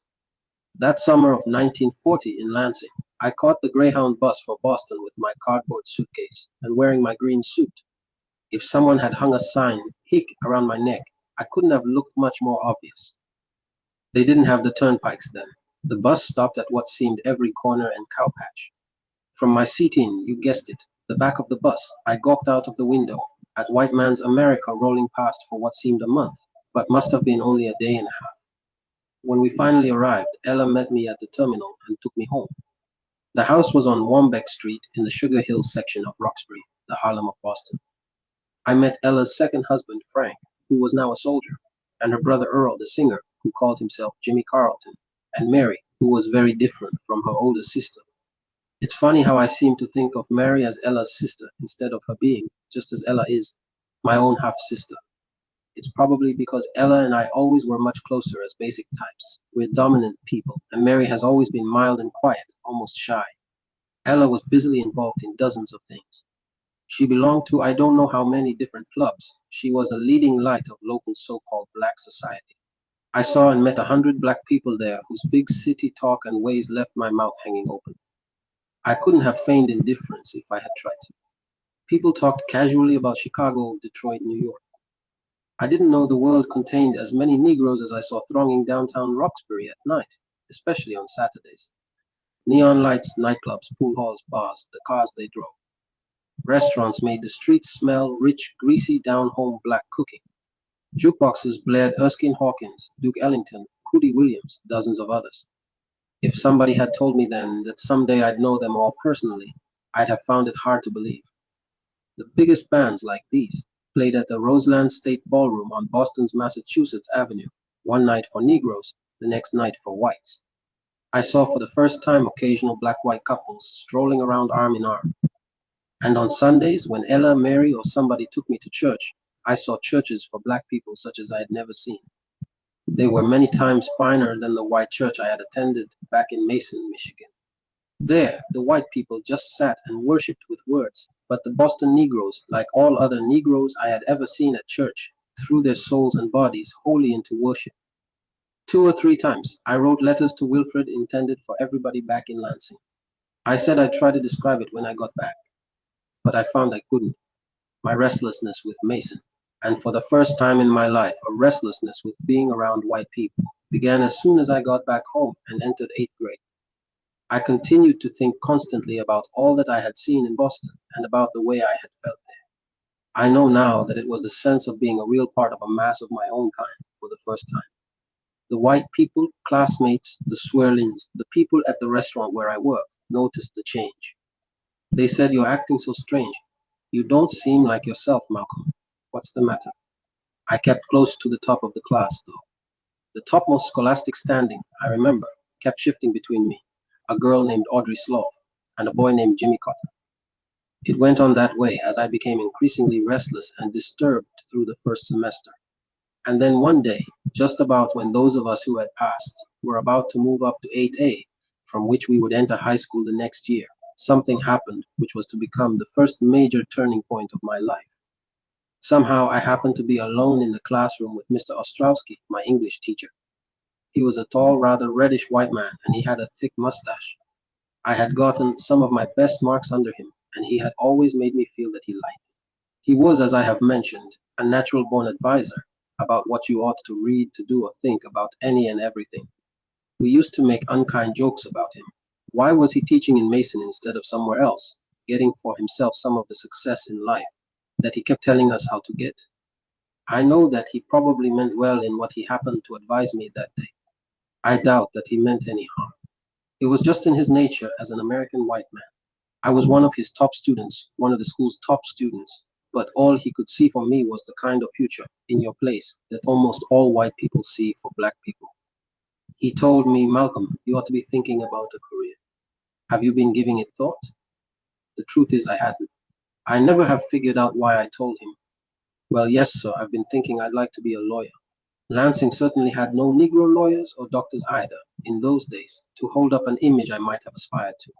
All I really knew for certain was that a lawyer didn't wash dishes, as I was doing. Mr. Ostrowski looked surprised, I remember, and leaned back in his chair and clasped his hands behind his head. He kind of half smiled and said, "Malcolm, one of life's first needs is for us to be realistic. Misunderstand me now.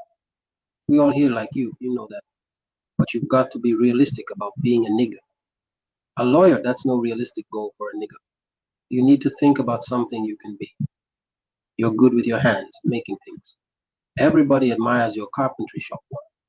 Why don't you plan on carpentry? People like you as a person, you'd get all kinds of work." The more I thought afterwards about what he said, the more uneasy it made me. It just kept treading around in my mind. What made it really begin to disturb me was Mr. Ostrowski's advice to others in my class, all of them white. Most of them had told him they were planning to become farmers. But those who wanted to strike out on their own, to try something new, he had encouraged.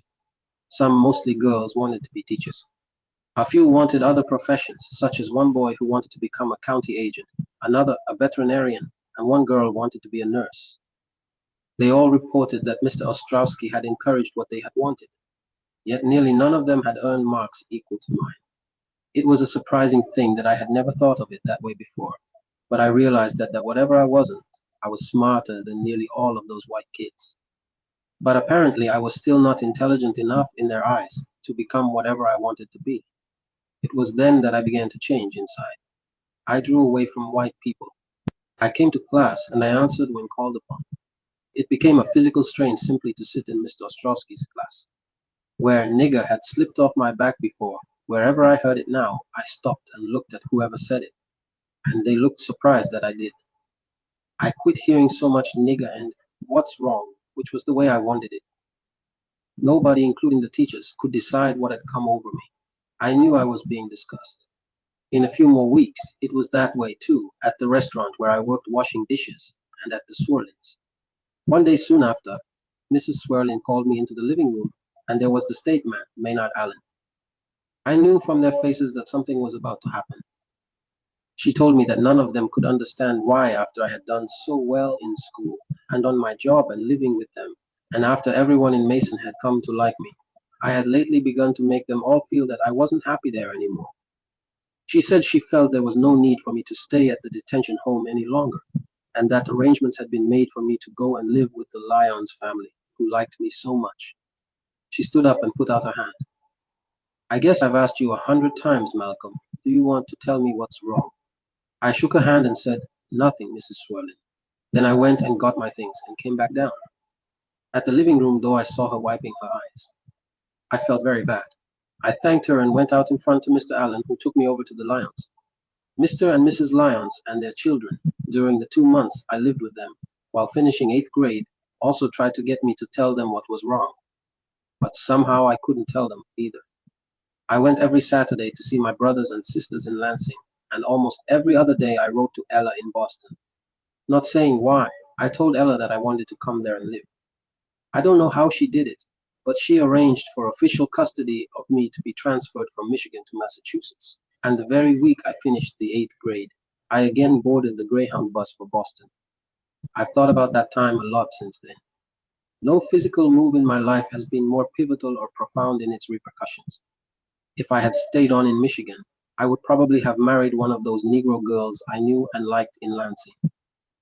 I might have become one of those state capitol building shoeshine boys, or a Lansing country club waiter, or gotten one of the other menial jobs which, in those days, among Lansing Negroes would have been considered successful, or even become a carpenter. Whatever I have done since then, I have driven myself to become a success at it. I have often thought that if Mr. Ostrowski had encouraged me to become a lawyer, I would today probably be among some city's professional black bourgeoisie, sipping cocktails and palming myself off as a community spokesman for and leader of the suffering black masses, while my primary concern would be to grab a few more crumbs from the groaning board of the two-faced whites with whom they're begging to integrate. All praise is due to Allah that I went to Boston when I did. If I hadn't, I'd probably still be a brainwashed black Christian. Chapter 3. Homeboy. I looked like Lil Abner. Mason, Michigan was written all over me. My kinky reddish hair was cut Hicks style, and I didn't even use grease in it.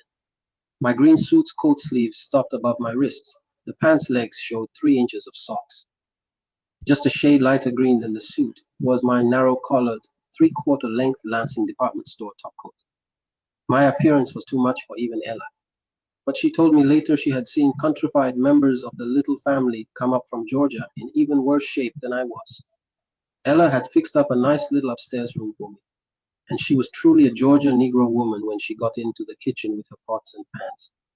She was the kind of cook who would heap up your plate with such as ham hock, greens, black-eyed peas, fried fish, cabbage, sweet potatoes, grits and gravy, and cornbread, and the more you put away, the better she felt. I worked out at Ella's kitchen table like there was no tomorrow. Ella still seemed to be as big, black, outspoken, and impressive a woman as she had been in Mason and Lansing. Only about 2 weeks before I arrived, she had split up with her second husband, the soldier, Frank, whom I had met there the previous summer, but she was taking it right in stride. I could see, though I didn't say, how any average man would find it almost impossible to live for very long with a woman whose every instinct was to run everything, and everybody she had anything to do with, including me. About my second day there in Roxbury, Ella told me that she didn't want me to start hunting for a job right away, like most newcomer Negroes did. She said that she had told all those she'd brought north to take their time, to walk around, to travel the buses and the subway, and get the feel of Boston before they tied themselves down working somewhere, because they would never again have the time to really see and get to know anything about the city they were living in. Ella said she'd help me find a job when it was time for me to go to work. So I went gawking around the neighborhood, the Warmbeck and Humboldt Avenue Hill section of Roxbury, which is something like Harlem's Sugar Hill, where I'd later lived. I saw those Roxbury Negroes acting and living differently from any black people I'd ever dreamed of in my life. This was the snooty black neighborhood. They called themselves the 400 and looked down their noses at the Negroes of the black ghetto, or so-called town section where Mary, my other half-sister, lived. What I thought I was seeing there in Roxbury were high-class, educated, important Negroes, living well, working in big jobs and positions. Their quiet homes sat back in their mowed yards. These Negroes walked along the sidewalks looking haughty and dignified, on their way to work, to shop, to visit, to church. I know now, of course, that what I was really seeing was only a big city version of those successful Negro bootblacks and janitors back in Lansing. The only difference was that the ones in Boston had been brainwashed even more thoroughly. They prided themselves on being incomparably more cultured, cultivated, dignified, and better off than their black brethren down in the ghetto, which was no further away than you could throw a rock. Under the pitiful misapprehension that it would make them better, these hill Negroes were breaking their backs trying to imitate white people. Any black family that had been around Boston long enough to own the home they lived in was considered among the hill elite. It didn't make any difference that they had to rent out rooms to make ends meet. Then the native-born New Englanders among them looked down upon recently migrated Southern homeowners who lived next door, like Ella. And a big percentage of the hill dwellers were in Ella's category, Southern strivers and scramblers, and West Indian Negroes, whom both the New Englanders and the Southerners called Black Jews. Usually it was the Southerners and the West Indians who not only managed to own the places where they lived, but also at least one other house which they rented as income property. The snooty New Englanders usually owned less than they. In those days on the Hill, any who could claim professional status, teachers, preachers, practical nurses, also considered themselves superior. Foreign diplomats could have modeled their conduct on the way the Negro postmen, Pullman porters, and dining car waiters of Roxbury acted, striding around as if they were wearing top hats and cutaways. I'd guess that 8 out of 10 of the Hill Negroes of Roxbury, despite the impressive sounding job titles they affected, actually worked as menials and servants. He's in banking, or he's in securities. It sounded as though they were discussing a Rockefeller or a Mellon, and not some gray-headed, dignity-posturing bank janitor or bondhouse messenger. I'm with an old family was the euphemism used to dignify the professions of white cooks and maids who talked so affectedly among their own kind in Roxbury that you couldn't even understand them. I don't know how many 40 and 50-year-old errand boys went down the hill dressed like ambassadors in black suits and white collars to downtown jobs, in government, in finance, or in law. It has never ceased to amaze me how so many Negroes, then and now, could stand the indignity of that kind of self-delusion. Soon I ranged out of Roxbury and began to explore Boston proper. Historic buildings everywhere I turned, and plaques and markers and statues for famous events and men. One statue in the Boston Commons astonished me, a Negro named Crispus Attucks, who had been the first man to fall in the Boston Massacre. I had never known anything like that. I roamed everywhere. In one direction, I walked as far as Boston University. Another day, I took my first subway ride. When most of the people got off, I followed. It was Cambridge, and I circled all around in the Harvard University campus. Somewhere, I had already heard of Harvard, though I didn't know much more about it. Nobody that day could have told me I would give an address before the Harvard Law School Forum some 20 years later. I also did a lot of exploring downtown. Why a city would have 2 big railroad stations, North Station and South Station, I couldn't understand. At both of the stations, I stood around and watched people arrive and leave. And I did the same thing at the bus station where Ella had met me. My wanderings even led me down along the piers and docks, where I read plaques telling about the old sailing ships that used to put into port there. In a letter to Wilfred, Hilda, Filbert, and Reginald back in Lansing, I told them about all this, and about the winding, narrow cobblestone streets, and the houses that jammed up against each other. Downtown Boston, I wrote them, had the biggest stores I'd ever seen, and white people's restaurants and hotels. I made up my mind that I was going to see every movie that came to the fine air-conditioned theaters. On Massachusetts Avenue, next door to one of them, the Lowe State Theater, was the huge, exciting Roseland State Ballroom.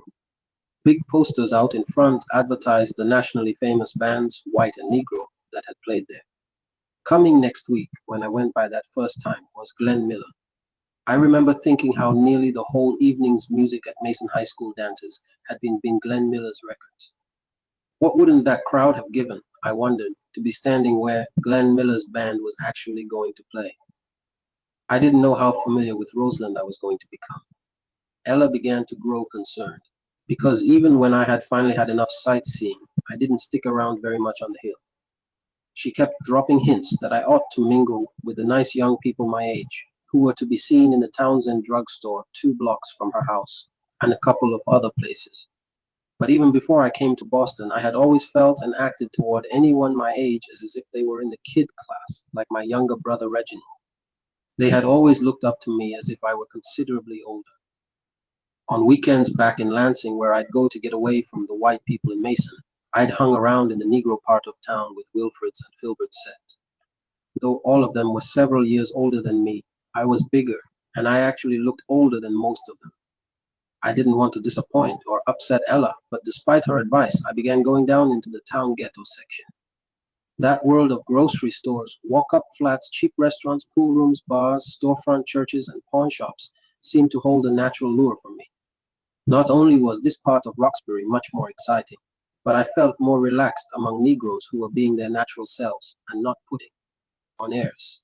Even though I did live on the hill, my instincts were never, and still aren't, to feel myself better than any other Negro. I spent the first month in town with my mouth hanging open. The sharp-dressed young cats who hung on the corners and in the pool rooms, bars, and restaurants, and who obviously didn't work anywhere, completely entranced me. I couldn't get over marveling at how their hair was straight and shiny like white men's hair. Ella told me this was called a comb. I had never tasted a sip of liquor, never even smoked a cigarette, and here I saw little black children, 10 and 12 years old, shooting craps, playing cards, fighting, getting grown-ups to put a penny or a nickel on the number for them, things like that. And these children threw around swear words I'd never heard before, even and slang expressions that were just as new to me, such as stud and cat and chick, and cool and hip. Every night as I lay in bed, I turned these new words over in my mind. It was shocking to me that in town, especially after dark, you'd occasionally see a white girl and a Negro man strolling arm in arm along the sidewalk, and mixed couples drinking in the neon-lighted bars, not slipping off to some dark corner, as in Lansing. I wrote Wilfred and Filbert about that too. I wanted to find a job myself to surprise Ella. One afternoon, something told me to go inside a pool room whose window I was looking through. I had looked through that window many times. I wasn't yearning to play pool. In fact, I had never held a cue stick. But I was drawn by the sight of the cool-looking cats standing around inside, bending over the big green felt-top tables, making bets and shooting the bright-colored balls into the holes. As I stared through the window this particular afternoon, something made me decide to venture inside and talk to a dark, stubby, conch-headed fellow who racked up balls for the pool players, whom I'd heard called Shorty. One day he had come outside and seen me standing there and said, "Hi, Red," so that made me figure he was friendly. As inconspicuously as I could, I slipped inside the door and around the side of the pool room, avoiding people, and onto the back, where Shorty was filling an aluminum can with the powder that pool players dust on their hands. He looked up at me. Later on, Shorty would enjoy teasing me about how with that first glance he knew my whole story. "Man, that cat still smelled country," he'd say, laughing. Cat's legs were so long and his pants so short his knees showed, and his head looked like a briar patch. But that afternoon Shorty didn't let it show in his face how country. I appeared when I told him I'd appreciate it if he'd tell me how could somebody go about getting a job like his. "If you mean racking up balls," said Shorty, "I don't know of no pool joints around here needing anybody. You mean you just want any slave you can find?" A slave meant work, a job. He asked what kind of work I had done. I told him that I'd washed restaurant dishes in Mason, Michigan. He nearly dropped the powder can. "My homeboy, man, give me some skin. I'm from Lansing." I never told Shorty, and he never suspected that he was about 10 years older than I. He took us to be about the same age. At first, I would have been embarrassed to tell him. Later, I just never bothered. Shorty had dropped out of first-year high school in Lansing, lived a while with an uncle and aunt in Detroit, and had spent the last 6 years living with his cousin in Roxbury.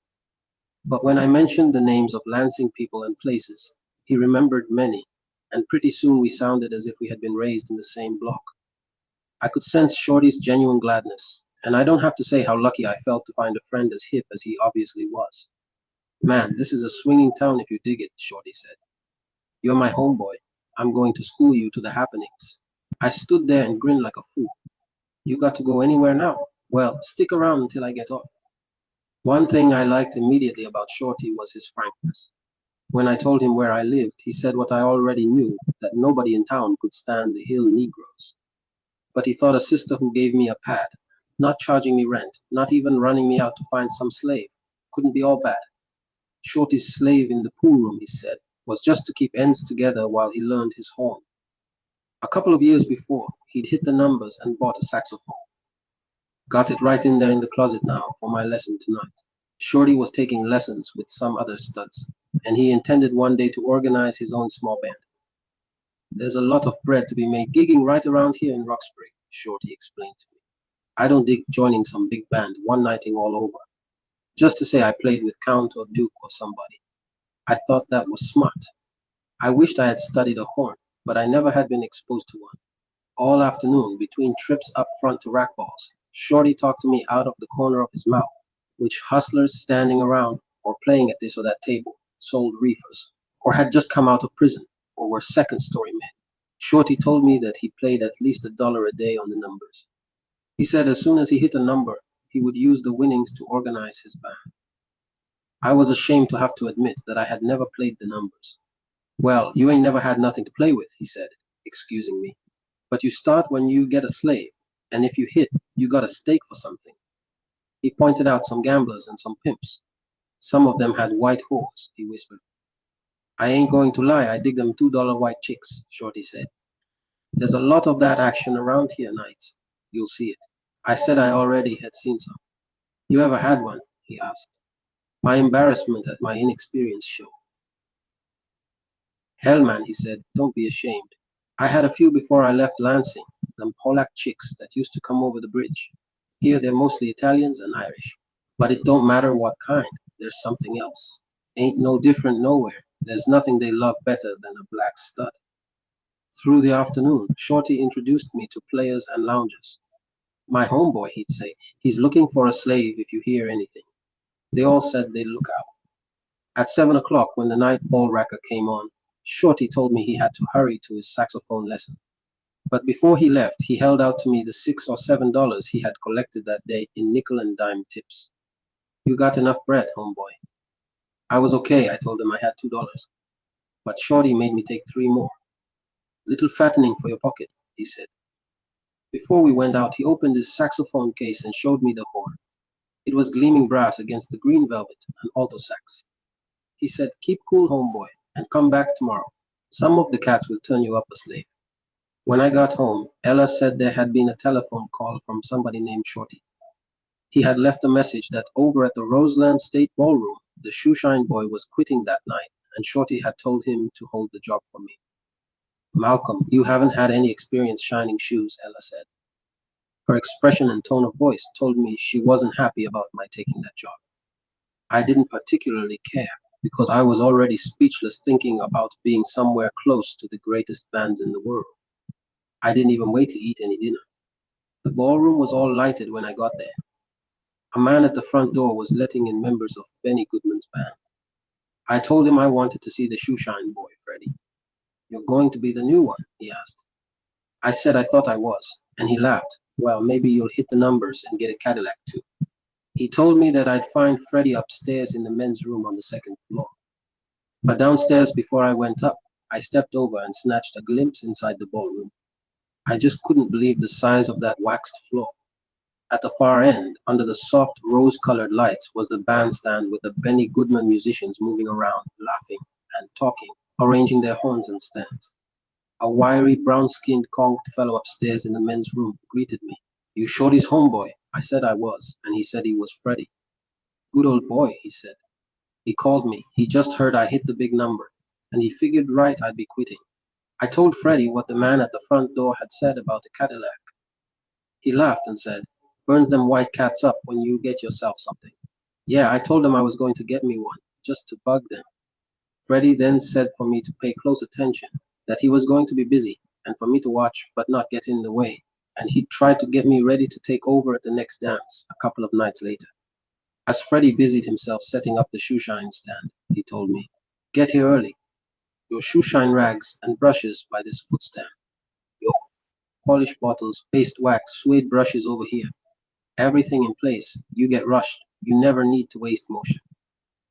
While you shined shoes, I learned, you also kept watch on customers inside, leaving the urinals.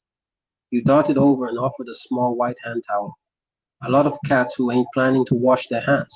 Sometimes you can run up with a towel and shame them. Your towels are really your best hustle in here. Cost you a penny a piece to launder. You always get at least a nickel tip. The shoeshine customers and any from the inside restroom who took a towel, you whisk-broomed a couple of licks. A nickel or a dime tip, just give him that, Freddie said.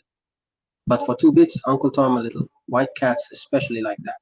I've had them to come back 2, 3 times a dance. From down below, the sound of music had begun floating up. I guess I stood transfixed. You never seen a big dance? Asked Freddie. Run on a while and watch. There were a few couples already dancing under the rose-colored lights. But even more exciting to me was the crowd thronging in. The most glamorous-looking white women I'd ever seen, young ones, old ones, white cats buying tickets at the window, sticking big wads of green bills back into their pockets, checking the women's coats, and taking their arms and squiring them inside. Freddie had some early customers when I got back upstairs. Between the shoeshine stand and thrusting towels to me just as they approached the wash basin, Freddie seemed to be doing 4 things at once. Here, you can take over the whisk broom, he said. Just 2 or 3 licks, but let them feel it. When things slowed a little, he said, you ain't seen nothing tonight. You wait until you see a spooks dance. Man, our people carry on. Whenever he had a moment, he kept schooling me. Shoelaces, this drawer here. You just starting out, I'm going to make these to you as a present. Buy them for a nickel a pair. Tell cats they need laces if they do, and charge 2 bits. Every Benny Goodman record I'd ever heard in my life, it seemed, was filtering faintly into where we were. During another customer lull, Freddie, let me slip back outside again to listen. Peggy Lee was at the mic singing. Beautiful. She had just joined the band, and she was from North Dakota, and had been singing with a group in Chicago when Mrs. Benny Goodman discovered her, we had heard some customers say. She finished the song and the crowd burst into applause. She was a big hit. It knocked me out, too, when I first broke in here, Freddie said, grinning when I went back in there. But look, you ever shined any shoes? He laughed when I said I hadn't, excepting my own. Well, let's get to work. I never had neither. Freddie got on the stand and went to work on his own shoes. Brush, liquid polish, brush, paste wax, shine rag, lacquer sole dressing. Step by step, Freddie showed me what to do. But you got to get a whole lot faster. You can't waste time. Freddie showed me how fast on my own shoes. Then, because business was tapering off, he had time to give me a demonstration of how to make the shine rag pop like a firecracker. Dig the action, he asked. He did it in slow motion. I got down and tried it on his shoes. I had the principle of it. Just got to do it faster, Freddie said. It's a jive noise, that's all. Cats tip better. They figure you're knocking yourself out. By the end of the dance, Freddie had let me shine the shoes of 3 or 4 stray drunks he talked into having shines, and I had practiced picking up my speed on Freddie's shoes until they looked like mirrors. After we had helped the janitors to clean up the ballroom after the dance, throwing out all the paper and cigarette butts and empty liquor bottles, Freddie was nice enough to drive me all the way home to Ella's on the hill in the second-hand maroon Buick he said he was going to trade in on his Cadillac. He talked to me all the way. I guess it's all right if I tell you, pick up a couple of dozen packs of rubbers, 2 bits apiece. You notice some of those cats that came up to me around the end of the dance. Well, when some have new chicks going right, they'll come asking you for rubbers. Charge $1. Generally, you'll get an extra tip. He looked across at me. Some hustles you're too new for. Cats will ask you for liquor. Some will want reefers. But you don't need to have nothing except rubbers until you can dig who's a cop. You can make $10, $12 a dance for yourself if you work everything right, Freddie said, before I got off the car in front of Ella's. The main thing you got to remember is that everything in the world is a hustle. So long, Red. The next time I ran into Freddie, I was downtown one night a few weeks later. He was parked in his pearl gray Cadillac, sharp as a tack, cooling it. Man, you sure schooled me, I said, and he laughed. He knew what I meant.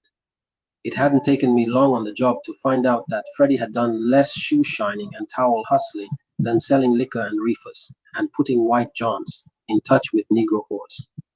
I also learned that white girls always flocked to the Negro dances, some of them whores whose pimps brought them to mix business and pleasure, others who came with their black boyfriends. and some who came in alone, for a little freelance lusting among a plentiful availability of enthusiastic Negro men. At the white dances, of course, nothing black was allowed, and that's where the black tours pimps soon showed a new shoeshine boy what he could pick up on the side by slipping a phone number or address to the white johns who came around the end of the dance looking for black chicks. Most of Roseland's dances were for whites only, and they had white bands only. But the only white band ever to play there at a Negro dance, to my recollection, was Charlie Barnett's. The fact is that very few white bands could have satisfied the Negro dancers. But I know that Charlie Barnett's Cherokee and his redskin rumba drove those Negroes wild. They jam-packed that ballroom, the black girls in way-out silk and satin dresses and shoes, their hair done in all kinds of styles, the men sharp in their zoot suits and crazy conks, and everybody grinning and greased and gassed. Some of the bandsmen would come up to the men's room at about 8 o'clock and get shoe shines before they went to work. Duke Ellington, Count Basie, Lionel Hampton, Cootie Williams, Jimmy Lunsford were just a few of those who sat in my chair. I would really make my shined rags sound like someone had set off Chinese firecrackers. Duke's great alto saxman, Johnny Hodges, he was Shorty's idol, still owes me for a shoe shine I gave him. He was in the chair one night, having a friendly argument with the drummer, Sonny Greer, who was standing there, when I tapped the bottom of his shoes to signal that I was finished. Hodges stepped down, reaching his hand in his pocket to pay me, but then snatched his hand out to gesture and just forgot me and walked away. I wouldn't have dared to bother the man who could do what he did with Daydream by asking him for 15 cents. I remember that I struck up a little shoeshine stand conversation with Count Basie's great blues singer, Jimmy Rushing. Rushing's feet, I remember, were big and funny shaped, not long like most big feet, but they were round and roly-poly like Rushing. Anyhow, he even introduced me to some of the other Basie cats, like Lester Young, Harry Edison, Buddy Tate, Don Byas, Dickie Wells, and Buck Clayton. They'd walk in the restroom later, by themselves. Hi, Red. They'd be up there in my chair, and my shine rag was popping to the beat of all of their records, spinning in my head. Musicians never have had, anywhere, a greater shoeshine boy fan than I was. I would write to Wilfred and Hilda and Filbert and Reginald back in Lansing, trying to describe it. I never got any decent tips until the middle of the Negro dances, which is when the dancers started feeling good and getting generous. After the white dances, when I helped to clean out the ballroom, we would throw out perhaps a dozen empty liquor bottles. But after the Negro dances, we would have to throw out cartons full of empty fifth bottles, not rot gut either, but the best brands, and especially Scotch. During lulls up there in the men's room, sometimes I'd get in 5 minutes of watching the dancing. The white people danced as though somebody had trained them. Left, 1, 2, right, 3, 4, the same steps and patterns over and over, as though somebody had wound them up. But those Negroes, nobody in the world could have choreographed the way they did whatever they felt, just grabbing partners, even the white chicks who came to the Negro dances. And my black brethren today may hate me for saying it, but a lot of black girls nearly got run over by some of those Negro males scrambling to get at those white women who would have thought God had lowered some of his angels. Times have sure changed. If it happened today, those same black girls would go after those Negro men, and the white women too. Anyway, some couples were so abandoned, flinging high and wide, improvising steps and movements, that you couldn't believe it. I could feel the beat in my bones, even though I had never danced. Showtime! People would start hollering about the last hour of the dance. Then a couple of dozen really wild couples would stay on the floor, the girls changing to low white sneakers.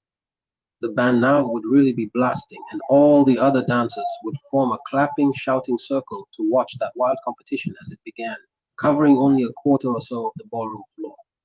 The band, the spectators, and the dancers would be making the Roseland Ballroom feel like a big rocking ship. The spotlight would be turning pink, yellow, green, and blue, picking up the couples lindy hopping as if they had gone mad.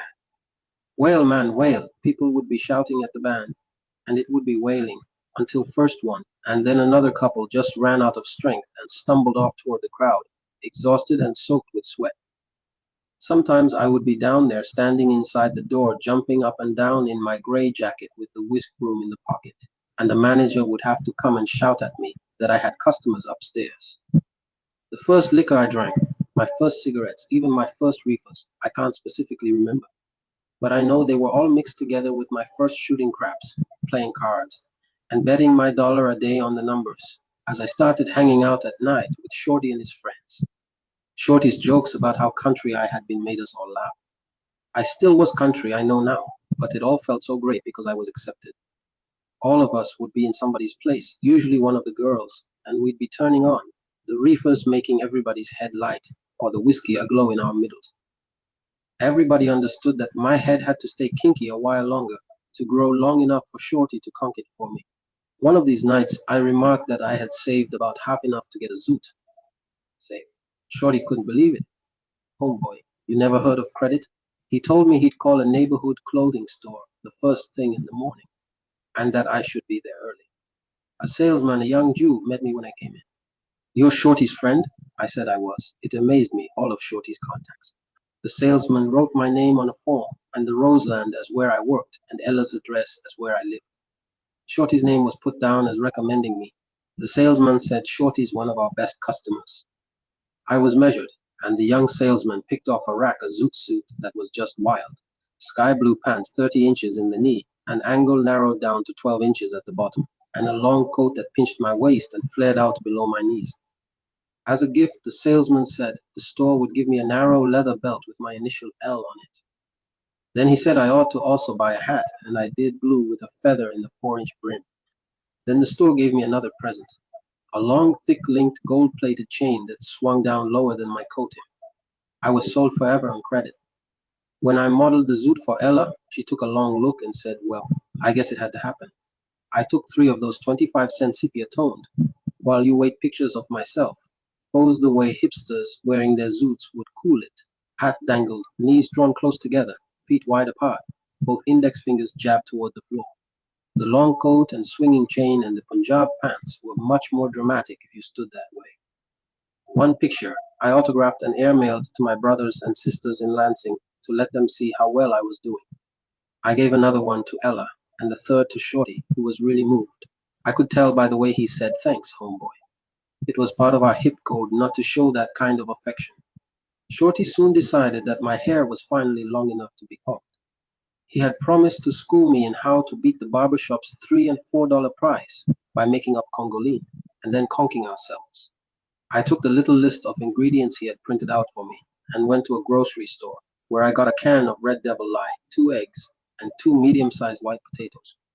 Then at the drugstore near the pool room, I asked for a large jar of Vaseline, a large bar of soap, a large toothed comb and a fine-toothed comb, one of those rubber hoses with a metal spray head, a rubber apron, and a pair of gloves. Going to lay on that first conk? The drugstore man asked me. I proudly told him, grinning right. Shorty paid $6 a week for a room in his cousin's shabby apartment. His cousin wasn't at home. It's like the pad's mine. He spends so much time with his woman, Shorty said. Now you watch me.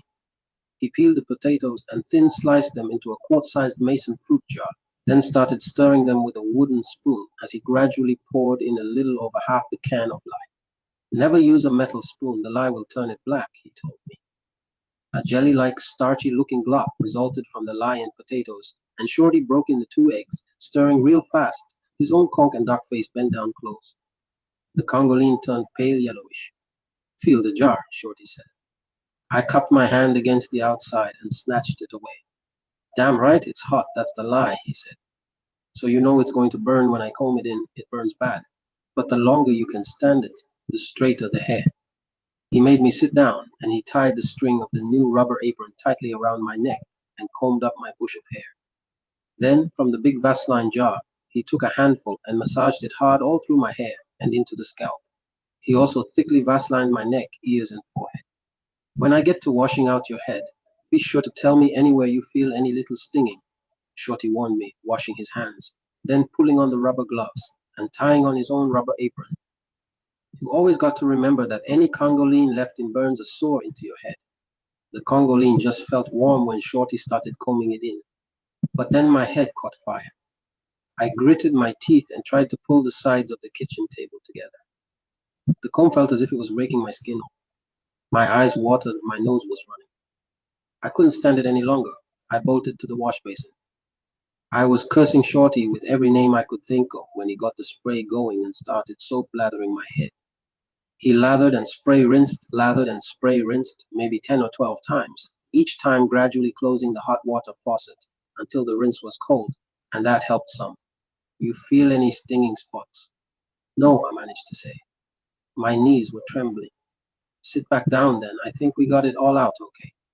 The flame came back as Shorty, with a thick towel, started drying my head, rubbing hard. Easy, man, easy, I kept shouting. The first time's always worst. You get used to it better before long. You took it real good, homeboy. You got a good comb. When Shorty let me stand up and see in the mirror, my hair hung down in limp, damp strings. My scalp still flamed, but not as badly. I could bear it. He draped the towel around my shoulders over my rubber apron and began again vaselining my hair. I could feel him combing straight back, first the big comb, then the fine-toothed one.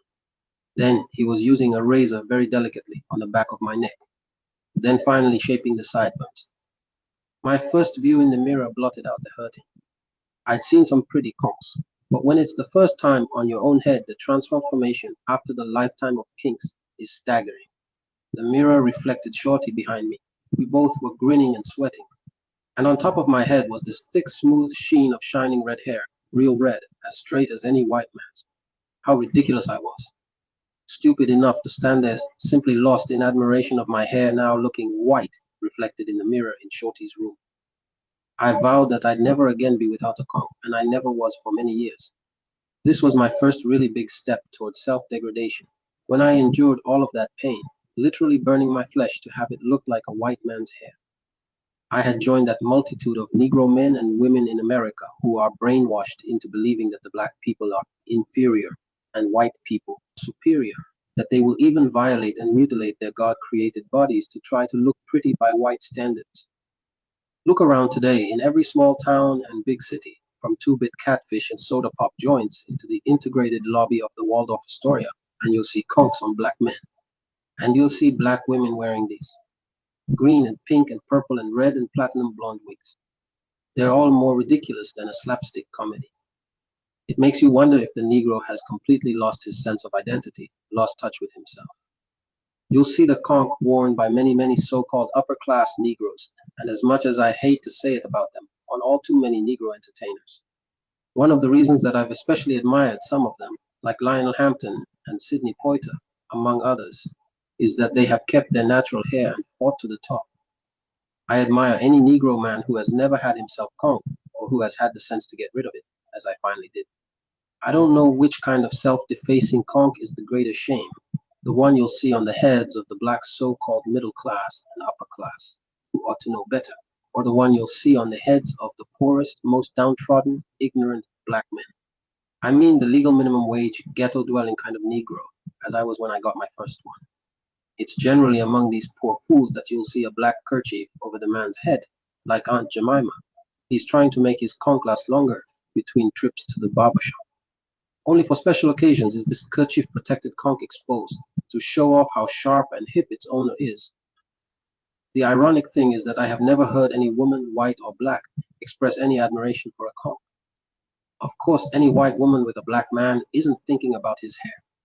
But I don't see how on earth a black woman with any race pride could walk down the street with any black man wearing a conch, the emblem of his shame that he is black. To my own shame, when I say all of this, I'm talking first of all about myself, because you can't show me any Negro who ever conked more faithfully than I did. I'm speaking from personal experience when I say of any black man who conks today, or any white wig black woman, that if they gave the brains in their heads just half as much attention as they do their hair, they would be 1,000 times better off. Chapter 4. Shorty would take me to groovy, frantic scenes in different chicks and cats pads, where with the lights and juke down mellow, everybody blew gauge and juiced back and jumped. I met chicks who were fine as May wine, and cats who were hip to all happenings. That paragraph is deliberate, of course. It's just to display a bit more of the slang that was used by everyone I respected as hip in those days. And in no time at all, I was talking the slang like a lifelong hipster. Like hundreds of thousands of country-bred Negroes who had come to the northern black ghetto before me, and have come since. I'd also acquired all the other fashionable ghetto adornments, the zoot suits and conch that I have described, liquor, cigarettes, then reefers, all to erase my embarrassing background. But I still harbored one secret humiliation. I couldn't dance. I can't remember when it was that I actually learned how. That is to say, I can't recall the specific night or nights. But dancing was the chief action at those pad parties. So I've no doubt about how and why my initiation into Lindy hopping came about. With alcohol or marijuana lightening my head, and that wild music wailing away on those portable record players, it didn't take long to loosen up the dancing instincts in my African heritage. All I remember is that during some party around this time, when nearly everyone but me was up dancing, some girl grabbed me. They often would take the initiative and grab a partner, for no girl at those parties ever would dream that anyone present couldn't dance. And there I was out on the floor. I was up in the jostling crowd and suddenly, unexpectedly, I got the idea. It was as though somebody had clicked on a light. My long suppressed African instincts broke through and loose. Having spent so much time in Mason's white environment, I had always believed and feared that dancing involved a certain order or pattern of specific steps, as dancing is done by whites. But here among my own less inhibited people, I discovered it was simply letting your feet, hands, and body spontaneously act out whatever impulses were stirred by the music. From then on, hardly a party took place without me turning up, inviting myself if I had to, and Lindy hopping my head off. I'd always been fast at picking up new things. I made up for lost time now so fast that soon girls were asking me to dance with them. I worked my partners hard. That's why they liked me so much. When I was at work up in the Roseland men's room, I just couldn't keep still. My shine rag popped with the rhythm of those great bands rocking the ballroom. White customers on the shine stand, especially, would laugh to see my feet suddenly break loose on their own and cut a few steps. Whites are correct in thinking that black people are natural dancers. Even little kids are, except for those Negroes today who are so integrated, as I had been, that their instincts are inhibited. You know those dancing jibagoo toys that you wind up? Well, I was like a live one. Music just wound me up. By the next dance for the Boston black folk, I remember that Lionel Hampton was coming into play. I had given my notice to the Roseland's manager. When I told Ella why I had quit, she laughed aloud. I told her I couldn't find time to shine shoes and dance too. She was glad, because she had never liked the idea of my working at that no prestige job. When I told Shorty, he said he'd known I'd soon outgrow it anyway. Shorty could dance all right himself, but for his own reasons, he never cared about going to the big dances. He loved just the music making end of it. He practiced his saxophone and listened to records. It astonished me that Shorty didn't care to go and hear the big bands play. He had his alto sax idol, Johnny Hodges, with Duke Ellington's band, but he said he thought too many young musicians were only carbon copying the big band names on the same instrument. Anyway, Shorty was really serious about nothing except music and about working for the day when he could start his own little group to gig around Boston. The morning after I quit Roseland, I was down at the men's clothing store bright and early. The salesman checked and found that I'd missed only one weekly payment. I had a one credit. I told him I'd just quit my job, but he said that didn't make any difference. I could miss paying them for a couple of weeks if I had to. He knew I'd get straight. This time, I studied carefully everything in my size on the racks, and finally I picked out my second suit. It was a sharkskin gray with a big long coat and pants ballooning out at the knees, and then tapering down to cuffs so narrow that I had to take off my shoes to get them on and off. With the salesman urging me on, I got another shirt and a hat and new shoes, the kind that were just coming into hipster style, dark orange colored, with paper-thin soles and knob-style toes. It all added up to $70 or $80. It was such a red-letter day that I even went and got my first barbershop conk. This time it didn't hurt so much, just as Shorty had predicted. That night I timed myself to hit Roseland as the thick of the crowd was coming in. In the thronging lobby, I saw some of the real Roxbury hipsters eyeing my zoot, and some fine women were giving me that look. I sauntered up to the men's room for a short drink from the pint in my inside coat pocket. My replacement was there, a scared, narrow-faced, hungry-looking, little brown-skinned fellow just in town from Kansas City. And when he recognized me, he couldn't keep down his admiration and wonder. I told him to keep cool, that he'd soon catch on to the happenings. Everything felt right when I went into the ballroom. Hamp's band was working, and that big waxed floor was packed with people lindy hopping like crazy. I grabbed some girl I'd never seen, and the next thing I knew we were out there lindying away and grinning at each other. It couldn't have been finer. I'd been lindying previously only in cramped little apartment living rooms, and now I had room to maneuver.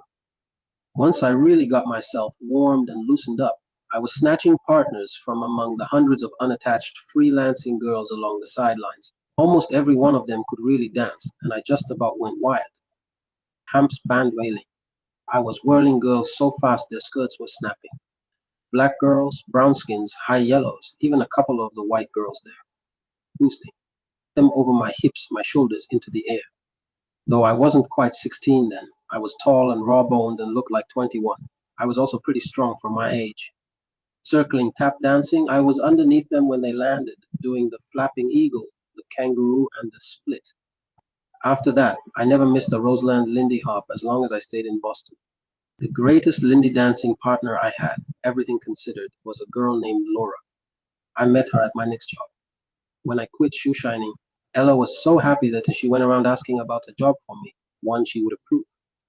Just 2 blocks from her house, the Townsend Drug Store was about to replace its soda fountain clerk, a fellow who was leaving to go off to college. When Ella told me I didn't like it, she knew I couldn't stand those Hill characters. But speaking my mind right then would have made Ella mad. I didn't want that to happen, so I put on the white jacket and started serving up sodas, sundaes, splits, shakes, and all the rest of that fountain stuff to those fancy-ancy acting Negroes. Every evening when I got off at 8 and came home, Ella would keep saying, I hope you'll meet some of these nice young people your age here in Roxbury. But those penny auntie squares who came in there putting on their millionaires' airs, the young ones and the old ones both, only annoyed me.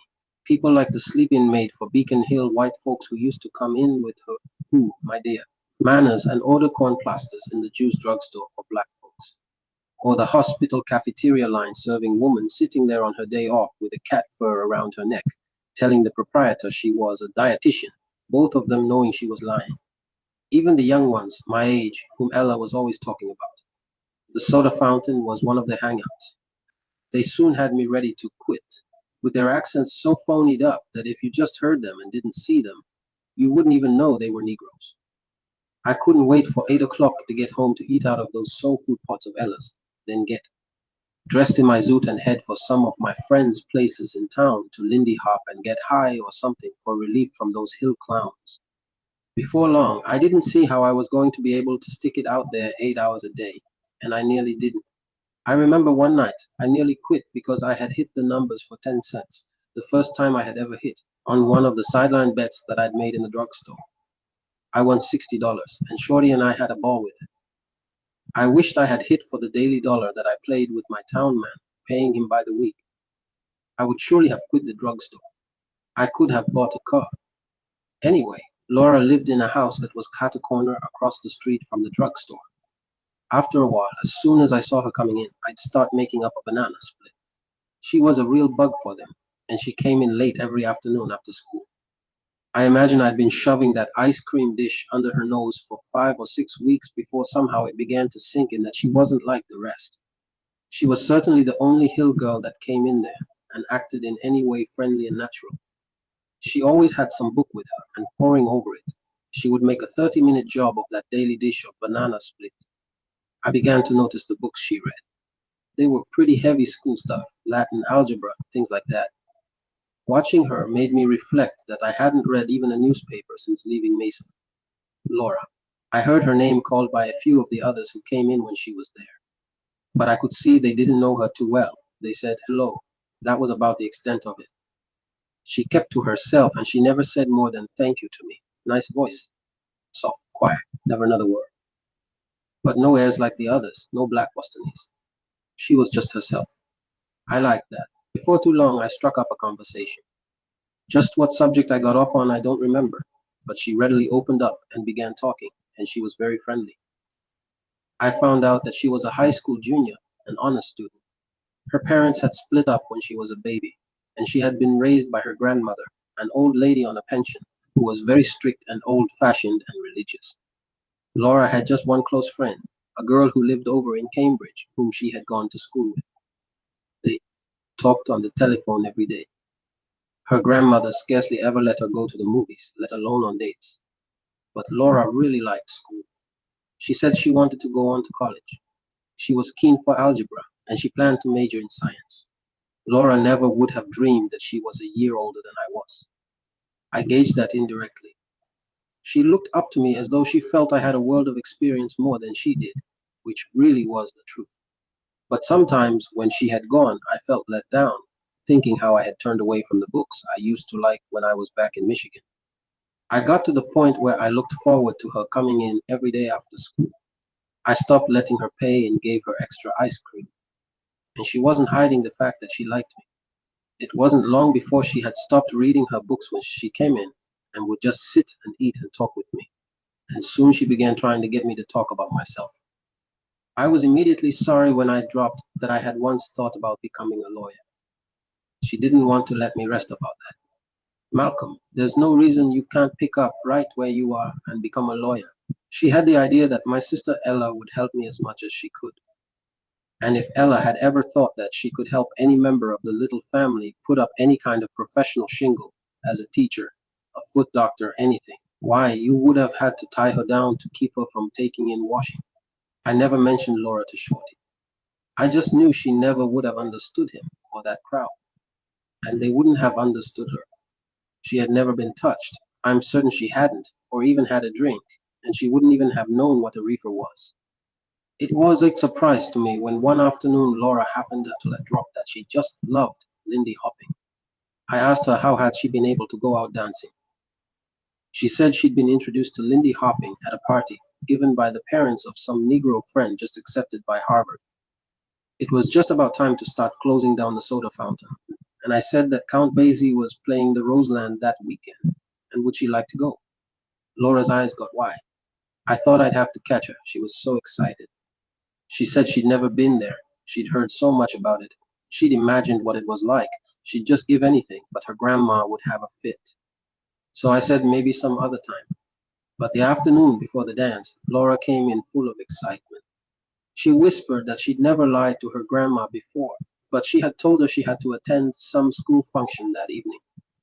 If I'd get her home early, she'd meet me, if I'd still take her. I told her we'd have to go by for me to change clothes at the house.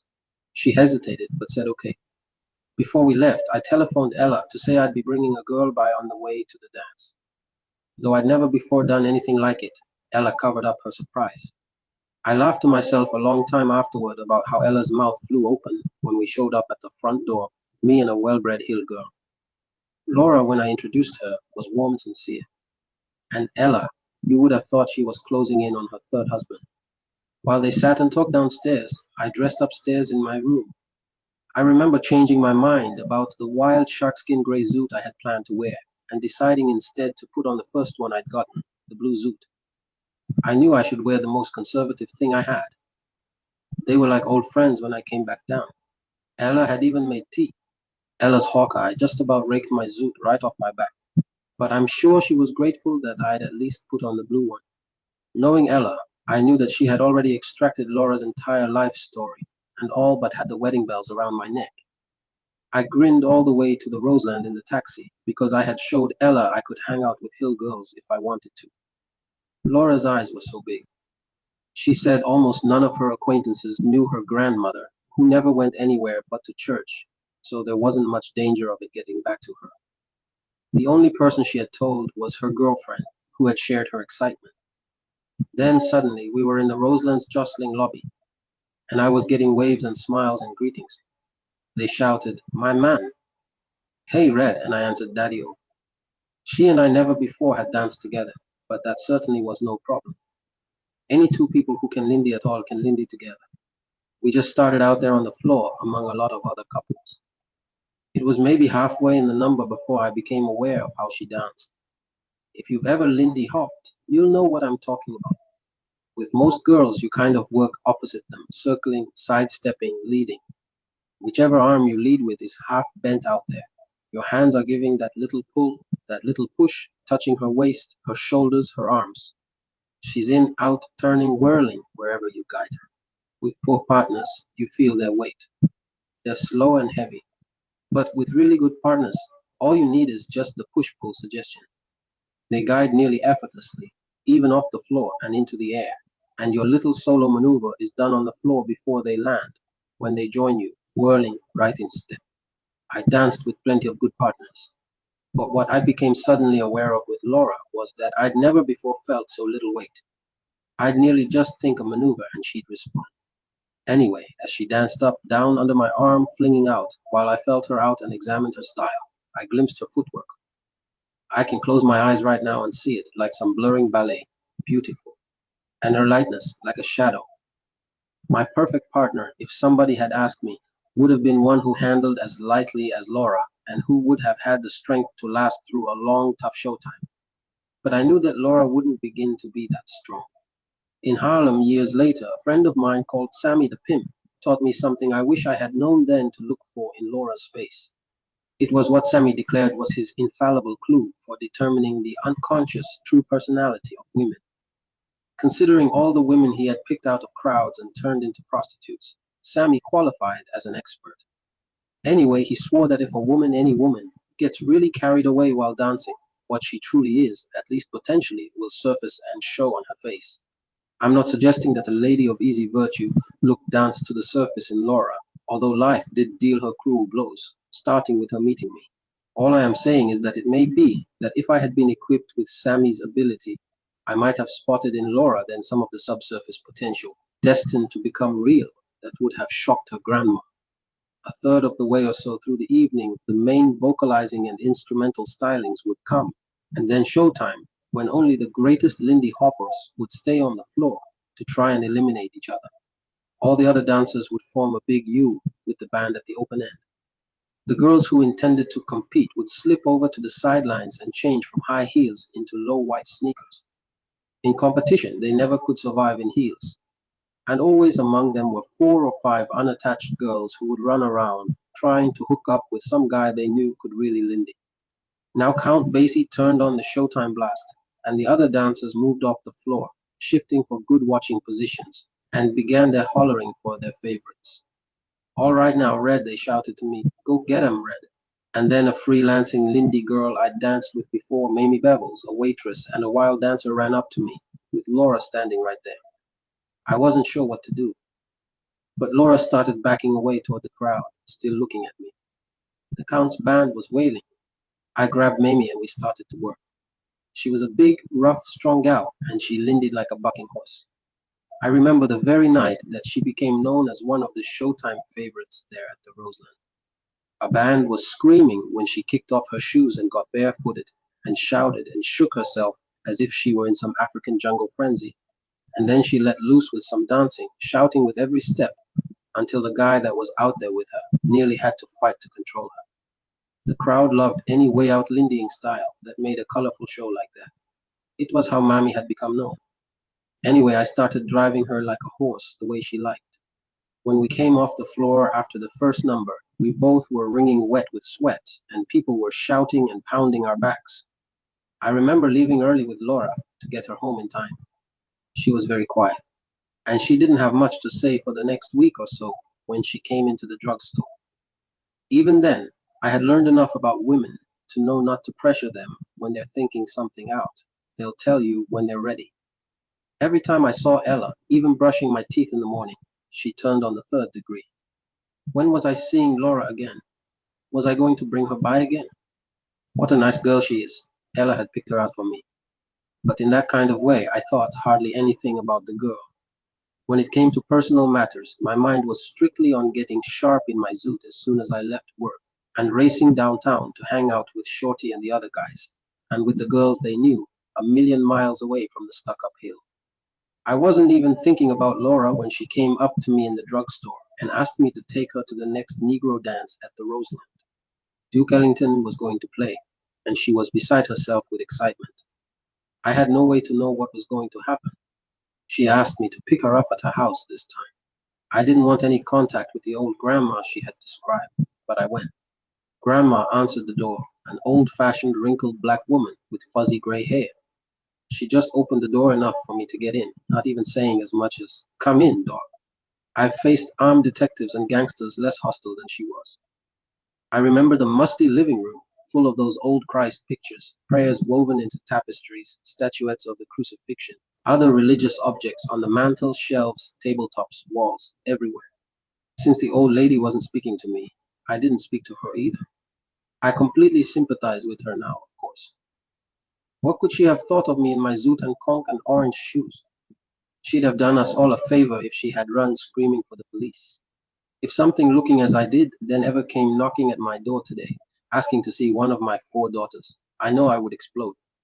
When Laura rushed into the room jerking on her coat, I could see that she was upset and angry and embarrassed. And in the taxi she started crying. She had hated herself for lying before. She had decided to tell the truth about where she was going, and there had been a screaming battle with Grandma. Laura had told the old lady that she was going to start going out when and where she wanted to, or she would quit school and get a job and move out on her own. And her grandma had pitched a fit. Laura just walked out. When we got to the Roseland, we danced the early part of the evening with each other and with different partners. And finally, the Duke kicked off Showtime.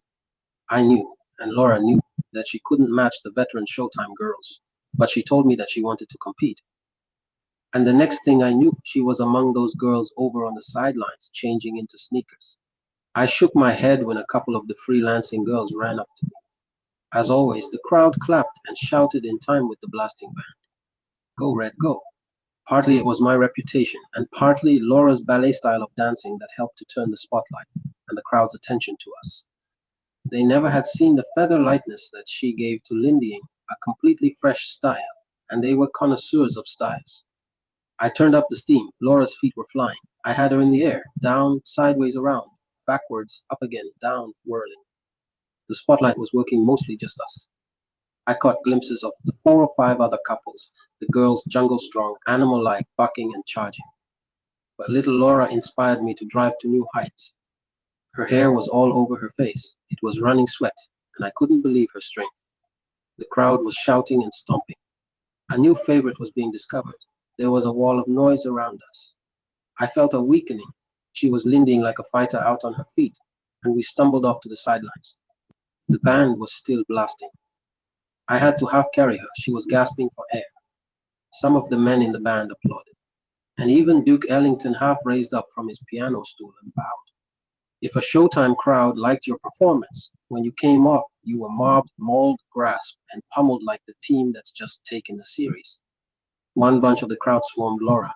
They had her clear up off her feet, and I was being pounded on the back. When I caught this, fine blonde's eyes. This one I'd never seen among the white girls who came to the Roseland black dances. She was eyeing me levelly. Now at that time, in Roxbury, in any black ghetto in America, to have a white woman who wasn't a known common whore was, for the average black man at least, the status symbol of the first order. And this one standing there eyeing me was almost too fine to believe. Shoulder-length hair, well built, and her clothes had cost somebody plenty. It's shameful to admit, but I had just about forgotten Laura when she got loose from the mob and rushed up, big-eyed, and stopped. I guess she saw what there was to see in that girl's face and mine as we moved out to dance. I'm going to call her Sophia.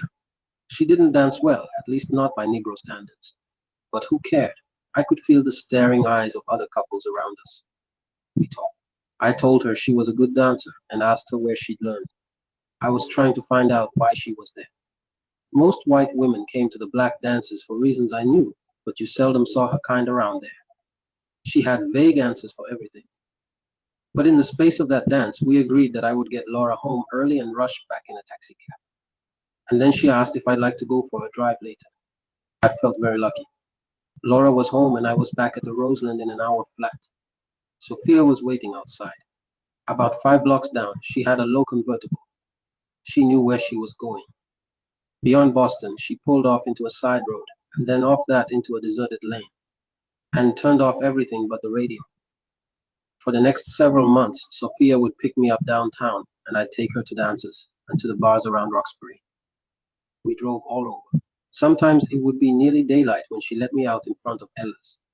I paraded her. The Negro men loved her, and she just seemed to love all Negroes. 2 or 3 nights a week, we would go out together.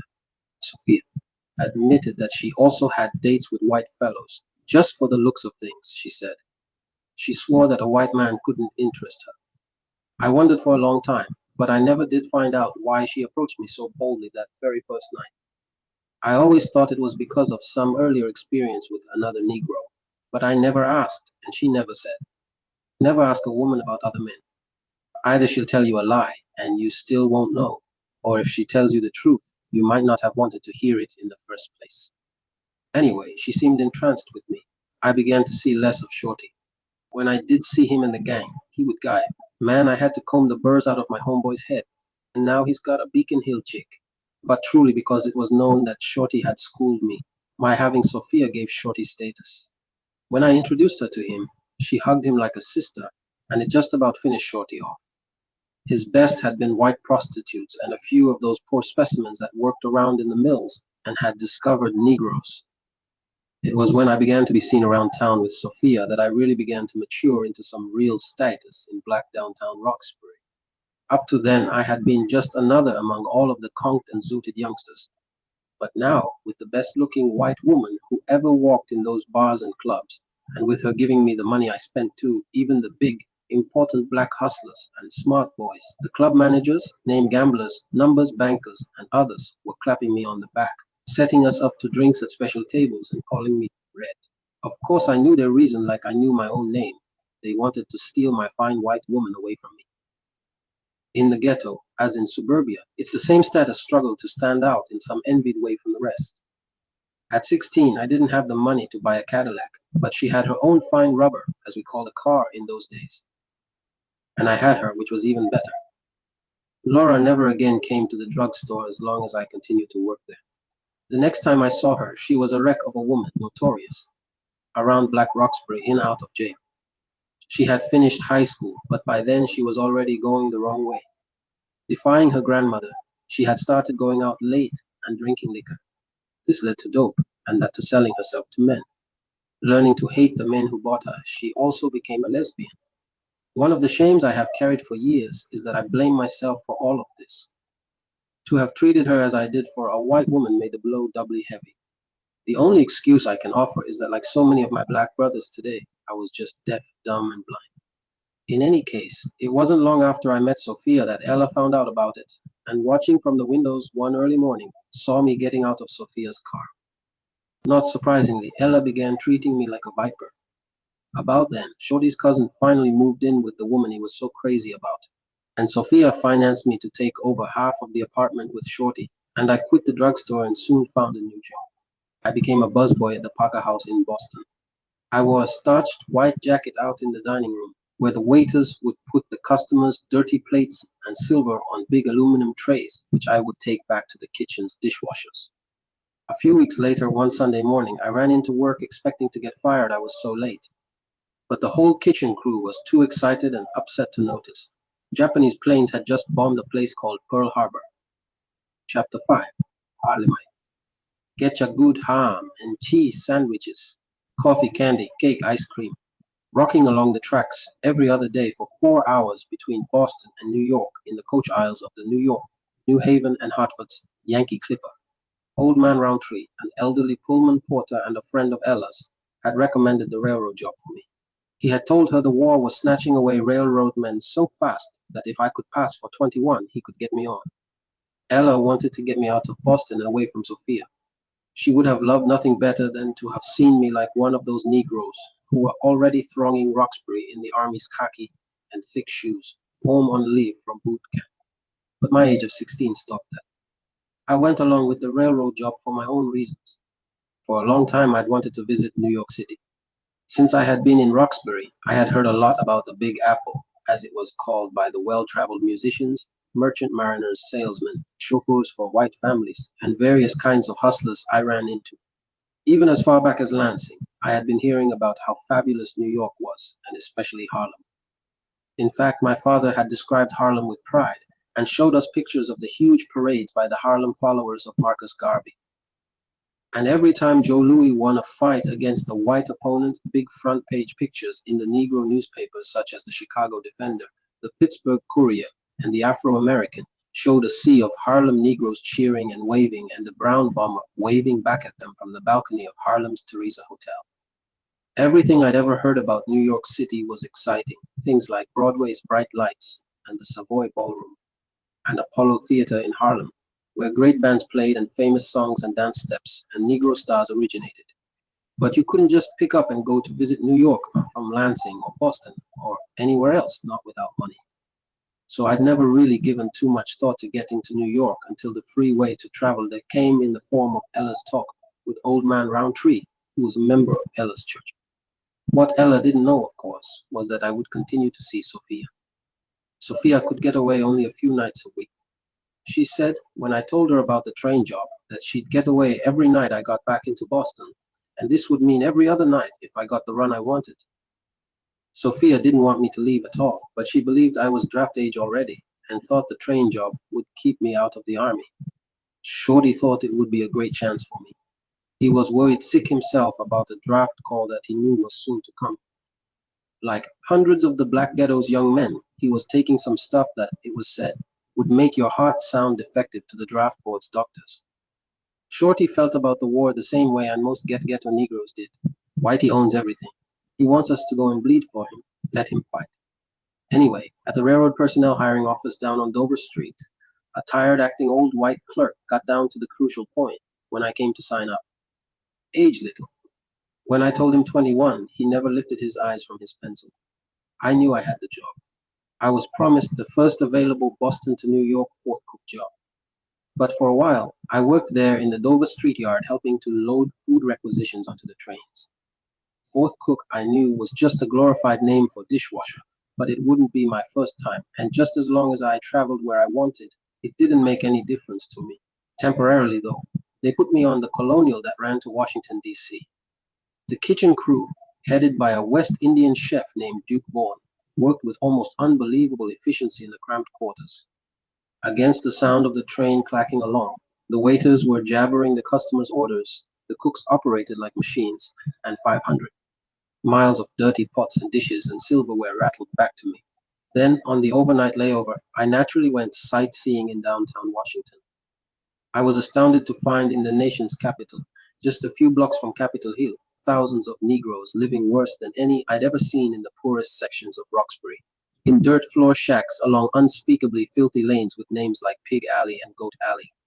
I had seen a lot, but never such a dense concentration of stumblebums, pushers, hookers, public crap shooters, even little kids running around at midnight begging for pennies, half naked and barefooted. Some of the railroad cooks and waiters had told me to be very careful, because muggings, knifings, and robberies went on every night among these Negroes, just a few blocks from the White House.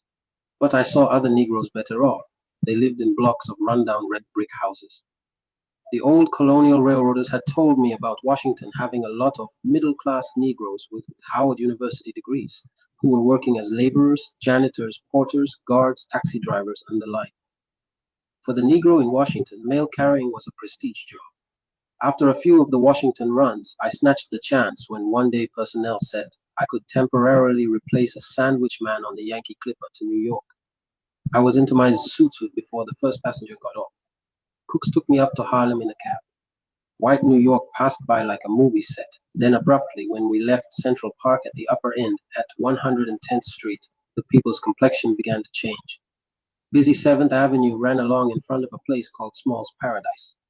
The crew had told me before we left Boston that it was their favorite night spot in Harlem, and not to miss it. No Negro place of business had ever impressed me so much. Around the big, luxurious-looking circular bar were 30 or 40 Negroes, mostly men, drinking and talking. I was hit first, I think, by their conservative clothes and manners.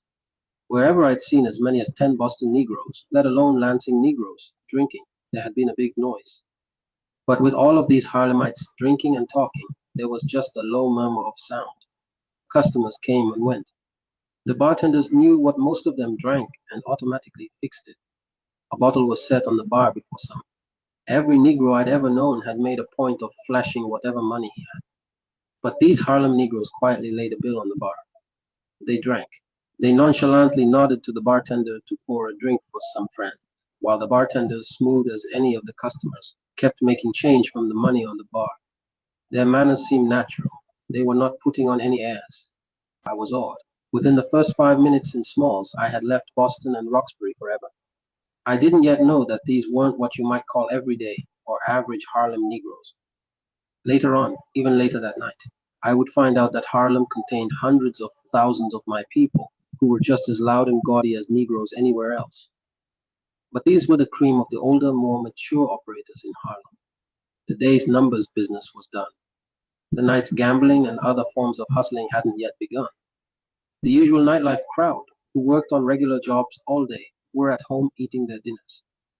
The hustlers at this time were in the daily 6 o'clock congregation, having their favorite bars all over Harlem largely to themselves. From Smalls, I taxied over to the Apollo Theater.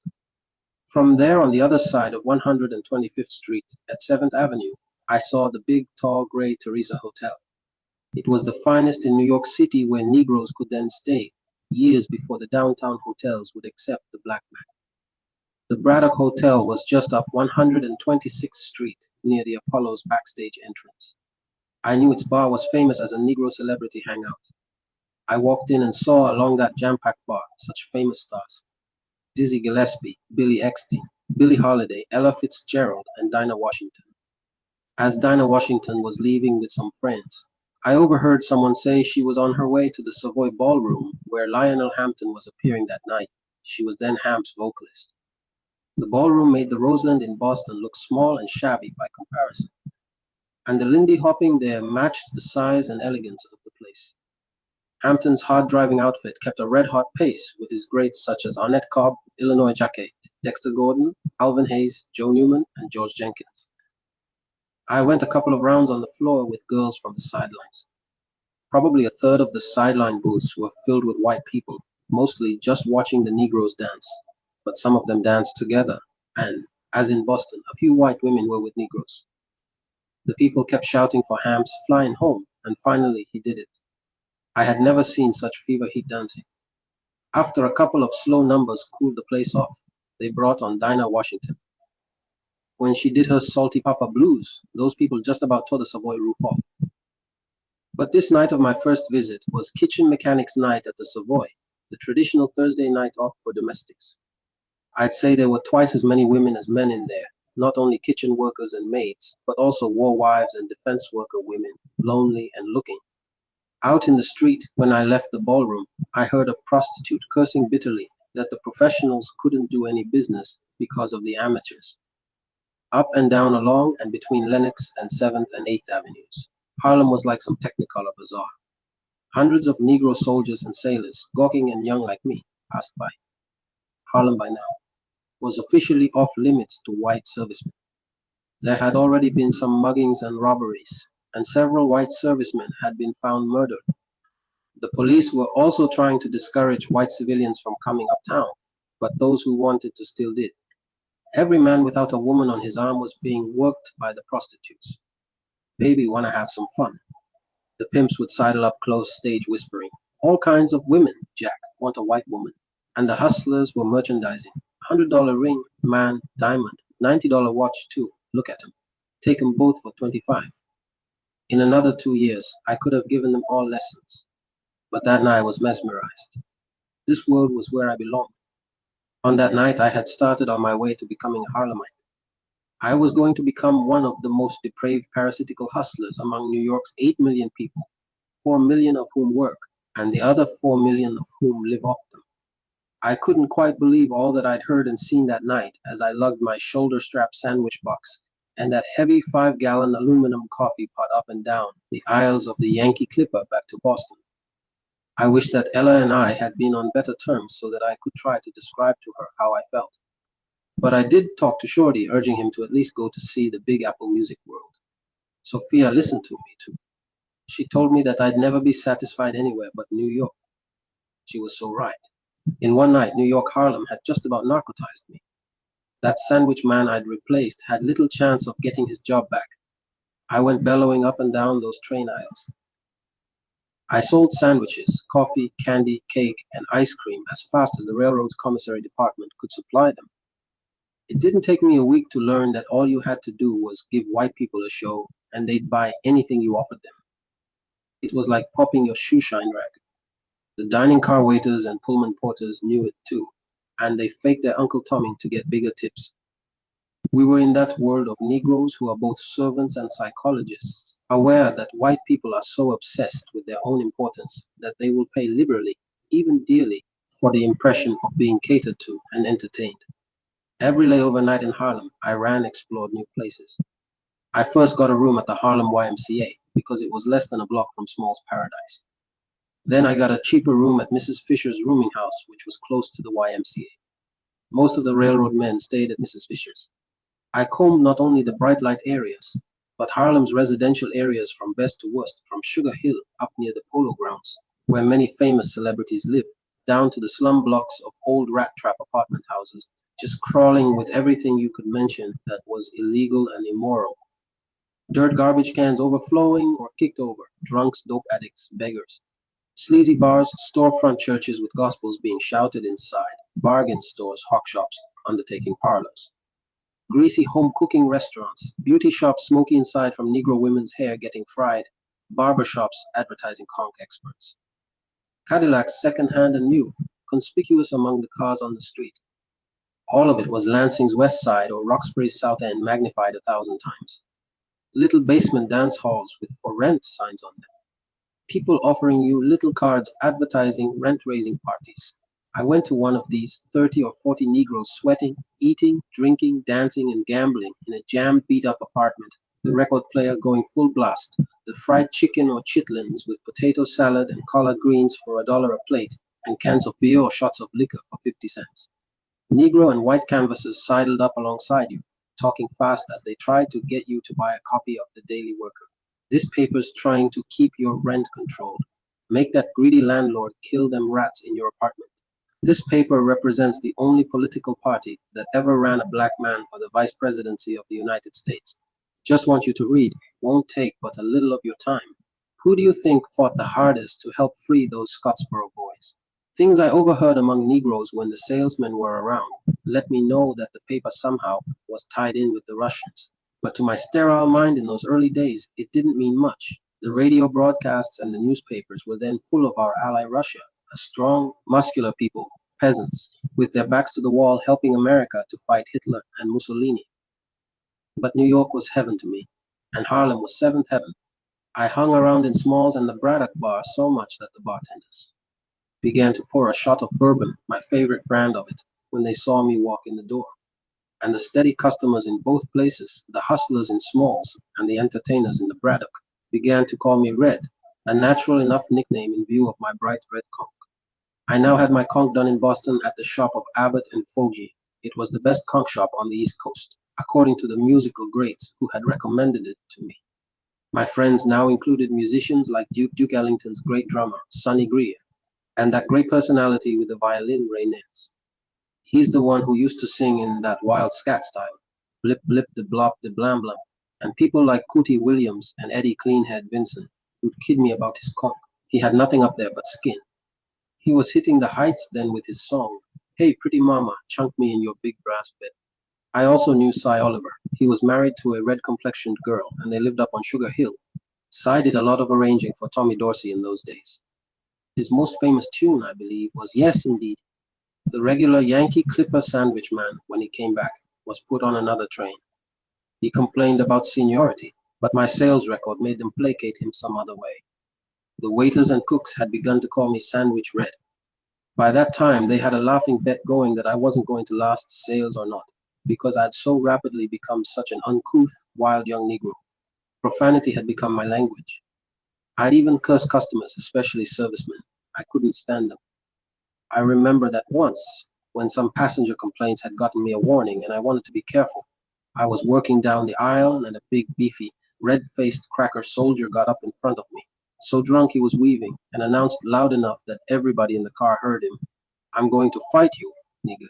I remember the tension. I laughed and told him, sure, I'll fight, but you've got too many clothes on. He had on a big army overcoat. He took that off, and I kept laughing and said he still had on too many. I was able to keep that cracker stripping off clothes until he stood there drunk with nothing on from his pants up, and the whole car was laughing at him, and some other soldiers got him out of the way. I went on. I never would. Forget that I couldn't have whipped that white man as badly with a club as I had with my mind. Many of the New Haven Line's cooks and waiters still in railroad service today will remember old Pappy Cousins. He was the Yankee Clipper steward, a white man, of course, from Maine. Anyway, Pappy Cousins loved whiskey, and he liked everybody, even me. A lot of passenger complaints about me, Pappy had let slide. He'd ask some of the old Negroes working with me to try and calm me down. Man, you can't tell him nothing, they'd exclaim. And they couldn't. At home in Roxbury, they would see me parading with Sophia, dressed in my wild suits. Then I'd come to work, loud and wild and half high on liquor or reefers, and I'd stay that way, jamming sandwiches at people until we got to New York. Off the train, I'd go through that Grand Central Station afternoon rush hour crowd, and many white people simply stopped in their tracks to watch me pass. The drape and the cut of a zoot suit showed to the best advantage if you were tall, and I was over 6 feet. My conch was fire red. I was really a clown, but my ignorance made me think I was sharp. My knob-toed, orange-colored kick-up shoes were nothing but Florsheims, the ghetto's Cadillac of shoes in those days. And then, between Small's Paradise, the Braddock Hotel, and other places, as much as my $20 or $25 pay would allow, I drank liquor, smoked marijuana, painted the Big Apple red with increasing numbers of friends, and finally in Mrs. Fisher's rooming house, I got a few hours of sleep before the Yankee Clipper rolled again. It was inevitable that I was going to be fired sooner or later.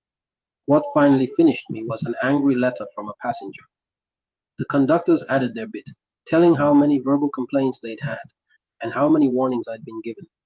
But I didn't care, because in those wartime days such jobs as I could aspire to were going begging. When the New Haven line paid me off, I decided it would be nice to make a trip to visit my brothers and sisters in Lansing. I had accumulated some railroad free travel privileges. None of them back in Michigan could believe it was me. Only my oldest brother, Wilfred, wasn't there. He was away at Wilberforce University in Ohio studying a trade. But Philbert and Hilda were working in Lansing.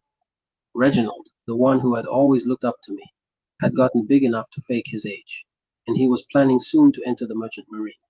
Yvonne, Wesley, and Robert were in school. My conch and whole costume were so wild that I might have been taken as a man from Mars. I caused a minor automobile collision. One driver stopped to gape at me, and the driver behind bumped into him. My appearance staggered the older boys I had once envied. I'd stick out my hand, saying, "Skin me, Daddy-O." My stories about the Big Apple, my reefers keeping me sky high. Wherever I went, I was the life of the party. My man gave me some skin. The only thing that brought me down to earth was the visit to the state hospital in Kalamazoo. My mother sort of half-sensed who I was. And I looked up Shorty's mother. I knew he'd be touched by my doing that. She was an old lady, and she was glad to hear from Shorty through me. I told her that Shorty was doing fine and one day was going to be a great leader of his own band. She asked me to tell Shorty that she wished he'd write her and send her something. And I dropped over to Mason to see Mrs. Swirlin, the woman at the detention home who had kept me those couple of years. Her mouth flew open when she came to the door. My sharkskin gray Cab Calloway zoot suit, the long, narrow, knob-toed shoes, and the 4-inch brimmed pearl gray hat over my conked fire-red hair. It was just about too much for Mrs. Swirlin. She just managed to pull herself together enough to invite me in. Between the way I looked and my style of talk, I made her so nervous and uncomfortable that we were both glad when I left. The night before I left, a dance was given in the Lincoln School Gymnasium. I've since learned that in a strange city, to find the Negroes without asking where, you just check in the phone book for a Lincoln School. It's always located in the segregated black ghetto, at least it was in those days. I'd left Lansing unable to dance, but now I went around the gymnasium floor, flinging little girls over my shoulders and hips, showing my most startling steps. Several times the little band nearly stopped, and nearly everybody left the floor, watching with their eyes like saucers. That night, I even signed autographs, Harlem Red, and I left Lansing shocked and rocked. Back in New York, stone broke and without any means of support, I realized that the railroad was all that I actually knew anything about. So I went over to the Seaboard Line's hiring office. The railroads needed men so badly that all I had to do was tell them I had worked on the New Haven, and 2 days later I was on the Silver Meteor to St. Petersburg and Miami. Renting pillows and keeping the coaches clean and the white passengers happy, I made about as much as I had with sandwiches. I soon ran afoul of the Florida cracker who was assistant conductor. Back in New York, they told me to find another job. But that afternoon when I walked into Small's Paradise, one of the bartenders, knowing how much I loved New York, called me aside and said that if I were willing to quit the railroad, I might be able to replace a day waiter who was about to go into the army. The owner of the bar was Ed Small. He and his brother Charlie were inseparable, and I guess Harlem didn't have two more popular and respected people. They knew I was a railroad man, which for a waiter was the best kind of recommendation. Charlie Small was the one I actually talked with in their office. I was afraid he'd want to wait to ask some of his old-timer railroad friends for their opinion. Charlie wouldn't have gone for anybody he heard was wild, but he decided on the basis of his own impression, having seen me in his place so many times, sitting quietly, almost in awe, observing the hustling set.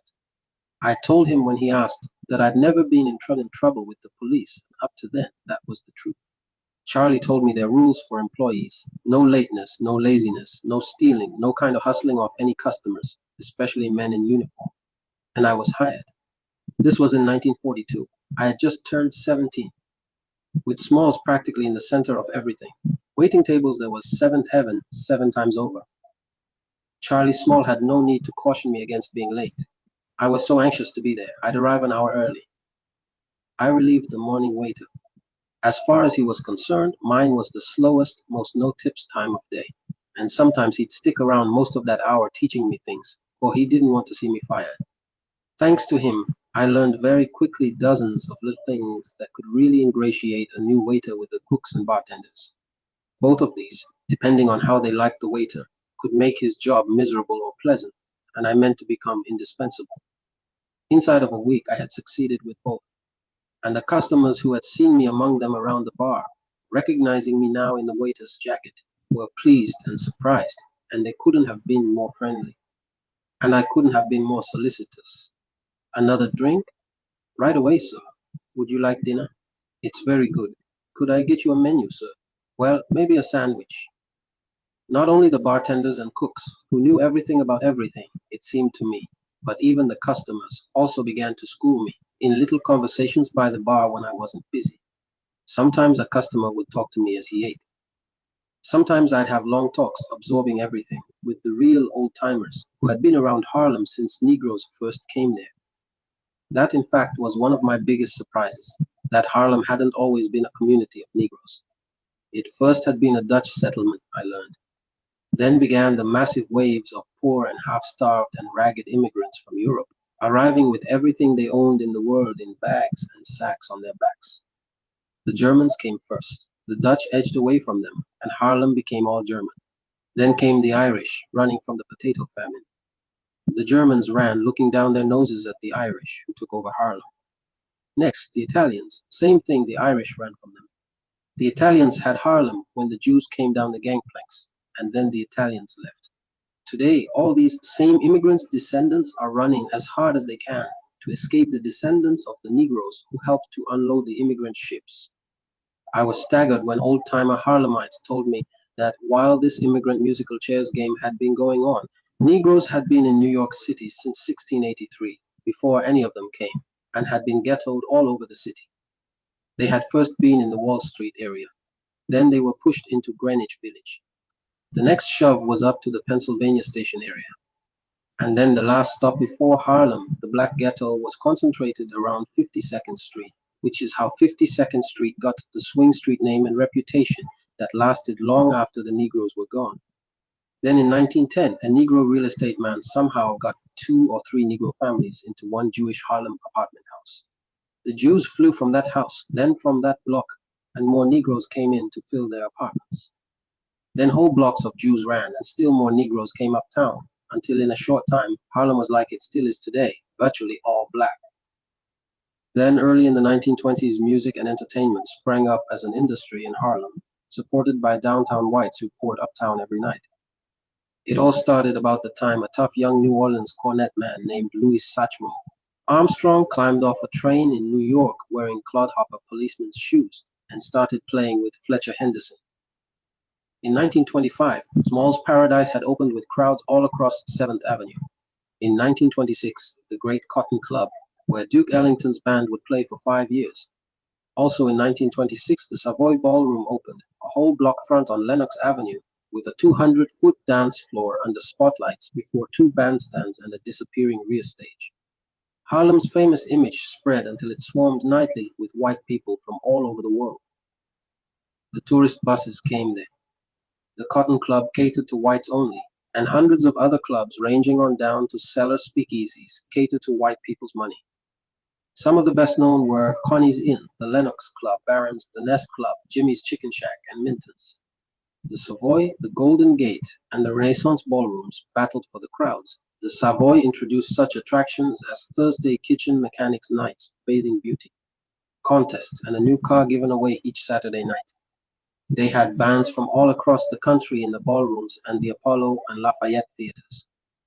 They had colorful bandleaders like Fess Williams in his diamond-studded suit and top hat, and Cab Calloway in his white zoot suit to end all zoots, and his wide-brimmed white hat and string tie, setting Harlem afire with Tiger Rag and St. James Infirmary and Minnie the Moocher.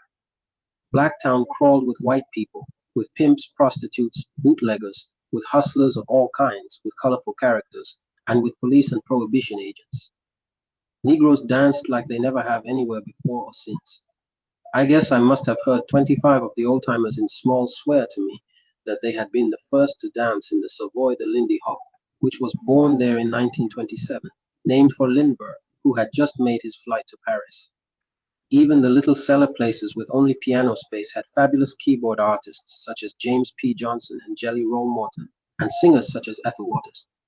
And at 4, when all the legitimate clubs had to close, from all over town, the white and Negro musicians would come to some prearranged Harlem after hours spot and have 30 and 40-piece jam sessions that would last into the next day. When it all ended with the stock market crash in 1929, Harlem had a world reputation as America's Casbah. Smalls had been a part of all that. There I heard the old-timers reminisce about all those great times. Every day I listened raptly to customers who felt like talking, and it all added to my education. My ears soaked it up like sponges when one of them, in a rare burst of confidence, or a little beyond his usual number of drinks, would tell me inside things about the particular form of hustling that he pursued as a way of life. I was thus schooled well by experts in such hustles as the numbers, pimping, con games of many kinds, peddling dope, and thievery of all sorts, including armed robbery. Chapter 6. Every day I would gamble all of my tips, as high as $15 and $20, on the numbers and dream of what I would do when I hit. I saw people on their long, wild spending sprees after big hits. I don't mean just hustlers who always had some money. I mean ordinary working people, the kind that we otherwise almost never saw in a bar like Smalls, who, with a good enough hit, had quit their jobs, working somewhere downtown for the white man. Often they had bought a Cadillac, and sometimes for 3 and 4 days, they were setting up drinks and buying steaks for all their friends. I would have to pull 2 tables together into one, and they would be throwing me $2 and $3 tips each time I came with my tray. Hundreds of thousands of New York City Negroes, every day but Sunday, would play from a penny on up to large sums on 3-digit numbers. A hit meant duplicating the last 3 figures of the stock exchange's printed daily total of U.S. domestic and foreign sales. With the odds at 600 to 1, a penny hit won $6, a dollar won $600, and so on. On $15, the hit would mean $9,000. Famous hits like that had bought controlling interests in lots of Harlem's bars and restaurants, or even bought some of them outright. The chances of hitting were 1,000 to 1. Many players practiced what was called combinating. For example, 6 cents would put 1 penny on each of the 6 possible combinations of 3 digits. The number 840 combinated would include 840, 804, 048, 084, 408, and 480. Practically everyone played every day in the poverty-ridden black ghetto of Harlem. Every day, someone you knew was likely to hit, and of course it was neighborhood news. If big enough a hit, neighborhood excitement. Hits generally were small, a nickel, dime, or a quarter. Most people tried to play $1 a day, but split it up among different numbers and combinated. Harlem's numbers industry hummed every morning and into the early afternoon, with the runners jotting down people's bets on slips of paper in apartment house hallways, bars, barber shops, stores, on the sidewalks. The cops looked on. No runner lasted long who didn't, out of his pocket, put in a free figure for his working area's foot cops, and it was generally known that the numbers bankers paid off at higher levels of the police department. The daily small army of runners each got 10% of the money they turned in, along with the bet slips to their controllers. A controller might have as many as 50 runners working for him, and the controller got 5% of what he turned over to the banker, who paid off the hit, paid off the police, and got rich off the balance. Some people played one number all year. Many had lists of the daily hit numbers going back for years. They figured reappearance odds and used other systems. Others played their hunches, addresses, license numbers of passing cars, any numbers on letters, telegrams, laundry slips, numbers from anywhere. Dream books that cost $1 would say what number nearly any dream suggested. Evangelists who on Sundays peddled Jesus and mystics would pray a lucky number for you for a fee. Recently, the last three numbers of the post office's new zip code for a postal district of Harlem hit, and one banker almost went broke.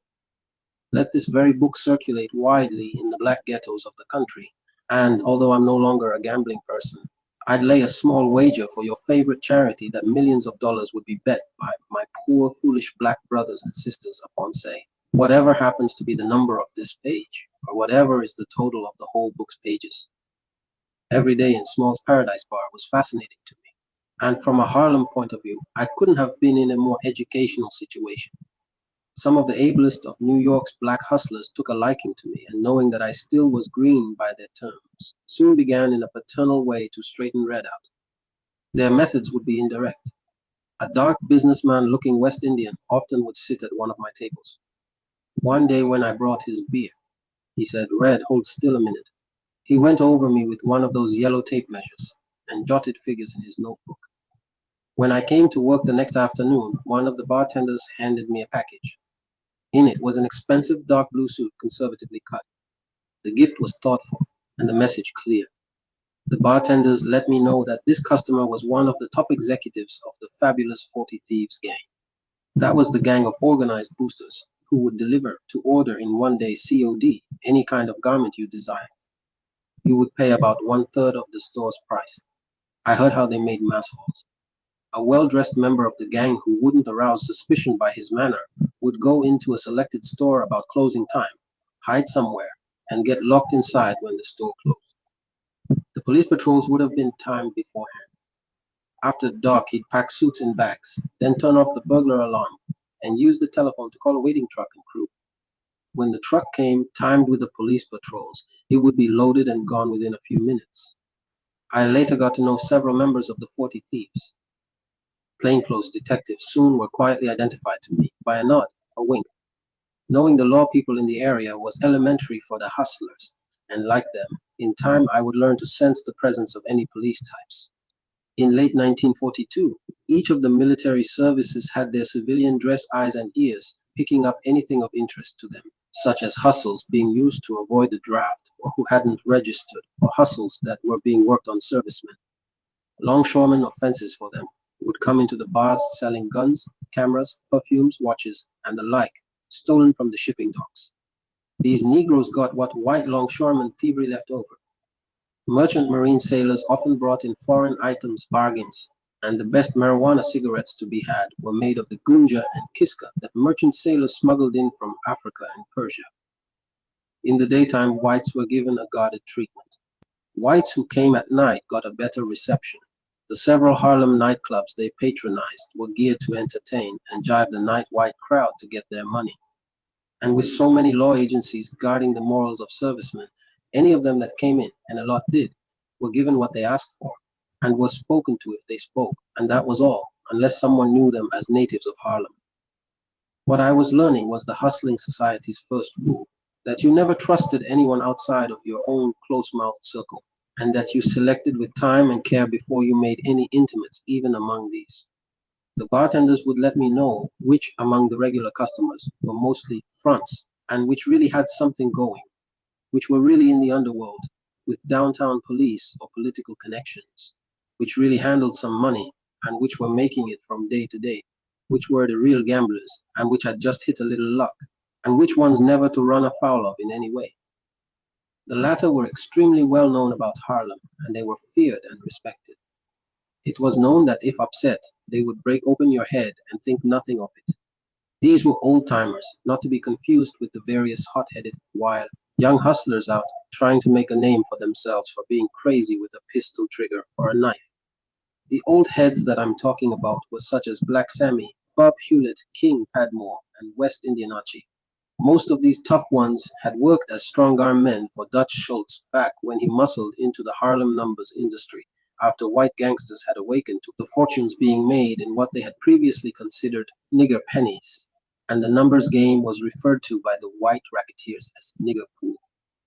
Those tough Negroes' heyday had been before the big 1931 Seabury investigation that started Dutch Schultz on the way out, until his career ended with his 1934 assassination. I heard stories of how they had persuaded people with lead pipes, wet cement baseball bats, brass knuckles, fists, feet, and blackjacks.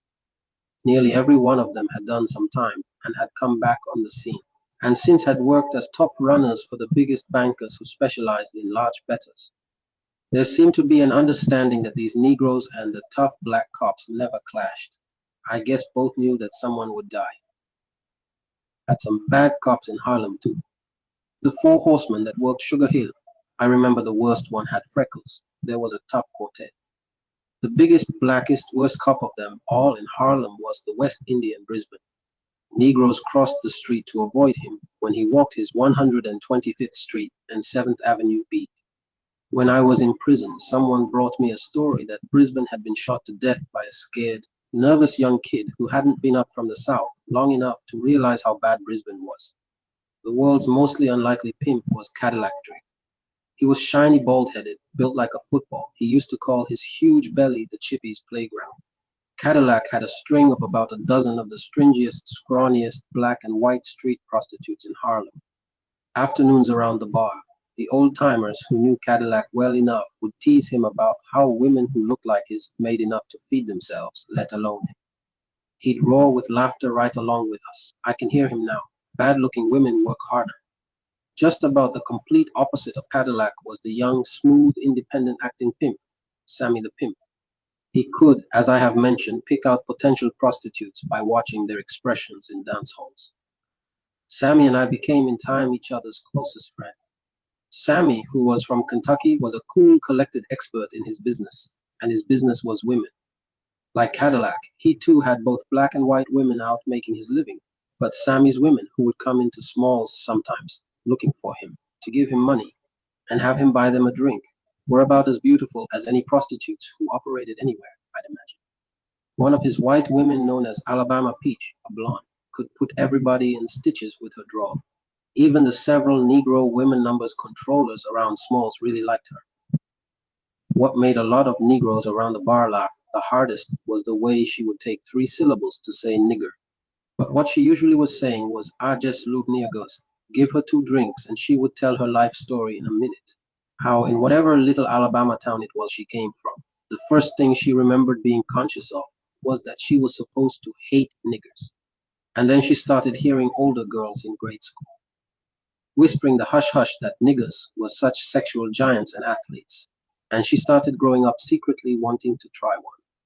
Finally, right in her own house, with her family away, she threatened a Negro man who worked for her father that if he didn't take her, she would swear he tried rape. He had no choice except that he quit working for them. And from then until she finished high school, she managed it several times with other Negroes, and she somehow came to New York and went straight to Harlem. Later on, Sammy told me how he had happened to spot her in the Savoy, not even dancing with anybody, just standing on the sidelines watching, and he could tell. And once she really went for Negroes, the more the better, Sammy said, and wouldn't have a white man. I have wondered whatever became of her. There was a big fat pimp we called Dollar Bill. He loved to flash his Kansas City roll, probably $51 bills folded with a 20 on the inside and a $100 bill on the outside. We always wondered what Dollar Bill would do if someone ever stole his $100 cover. A man who in his prime could have stolen Dollar Bill's whole roll blindfolded was threadbare, comic old Few Clothes. Few Clothes had been one of the best pickpockets in Harlem, back when the white people swarmed up every night in the 1920s. But then during the Depression, he had contracted a bad case of arthritis in his hands. His finger joints were knotted and gnarled so that it made people uncomfortable to look at them. Rain, sleet, or snow every afternoon about 6, Few Clothes would be at Smalls telling tall tales about the old days, and it was one of the day's rituals for one or another regular customer to ask the bartender to give him drinks and me to feed him. My heart goes out to all of us who in those afternoons at Smalls enacted our scene with Few Clothes. I wish you could have seen him pleasantly, high with drinks, take his seat with dignity, no begging, not on anybody's welfare, and open his napkin and study the day's menu that I gave him and place his order. I'd tell the cooks it was few clothes and he'd get the best in the house. I'd go back and serve it as though he were a millionaire. Many times since, I have thought about it and what it really meant. In one sense, we were huddled in there, bonded together in seeking security and warmth and comfort from each other, and we didn't know it. All of us who might have probed space or cured cancer or built industries were, instead, black victims of the white man's American social system. In another sense, the tragedy of the once master pickpocket made him, for those brother old-timer hustlers, a there but for the grace of God symbol. To wolves who still were able to catch some rabbits, it had meaning that an old wolf who had lost his fangs was still eating. Then there was the burglar, Jump Steady. In the ghettos the white man has built for us, he has forced us not to aspire to greater things, but to view everyday living as survival. And in that kind of a community, survival is what's respected. In any average white neighborhood bar, you couldn't imagine a known catman thief regularly exposing himself as one of the most popular people in there. But if Jumpsteady missed a few days running in Smalls, we would begin inquiring for him. Jumpsteady was called that because, it was said, when he worked in white residential areas downtown, he jumped from roof to roof and was so steady that he maneuvered along window ledges, leaning, balancing, edging with his toes. If he fell, he'd have been dead. He got into apartments through windows. It was said that he was so cool that he had stolen even with people in the next room. I later found out that Jumpsteady always keyed himself up high on dope when he worked. He taught me some things that I was to employ in later years when hard times would force me to have my own burglary ring. I should stress that Smalls wasn't any nest of criminals. I dwell upon the hustlers because it was their world that fascinated me. Actually, for the nightlife crowd, Smalls was one of Harlem's 2 or 3 most decorous night spots. In fact, the New York City Police Department recommended Smalls to white people who would ask for a safe place in Harlem. The first room I got after I left the railroad was in the 800 block of St. Nicholas Avenue. You could walk into one or another room in this house and get a hot fur coat, a good camera, fine perfume, a gun, anything from hot women to hot cars, even hot ice. I was one of the very few males in this rooming house. This was during the war, when you couldn't turn on the radio and not hear about Guadalcanal or North Africa. In several of the apartments, the women tenants were prostitutes. The minority were in some other racket or hustle, boosters, numbers runners, or dope peddlers. And I'd guess that everyone who lived in the house used dope of some kind. This shouldn't reflect too badly on that particular building, because almost everyone in Harlem needed some kind of hustle to survive, and needed to stay high in some way to forget what they had to do to survive. It was in this house that I learned more about women than I ever did in any other single place. It was these working prostitutes who schooled me to things that every wife and every husband should know. Later on, it was chiefly the women who weren't prostitutes who taught me to be very distrustful of most women. There seemed to be a higher code of ethics and sisterliness among those prostitutes than among numerous ladies of the church who have more men for kicks than the prostitutes have for pay. And I am talking about both black and white.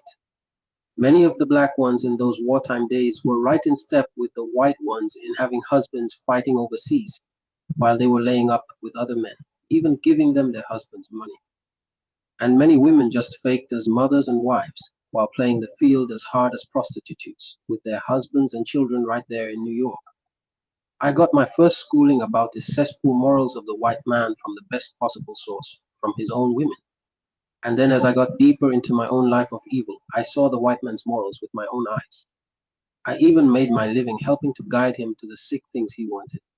I was young, working in the bar, not bothering with these women. Probably I touched their kid brother instincts, something like that. Some would drop into my room when they weren't busy, and we would smoke reefers and talk. It generally would be after their morning rush, but let me tell you about that rush. Seeing the hallways and stairs, busy any hour of the night with white and black men coming and going, was no more than one would expect when one lived in a building out of which prostitutes were working.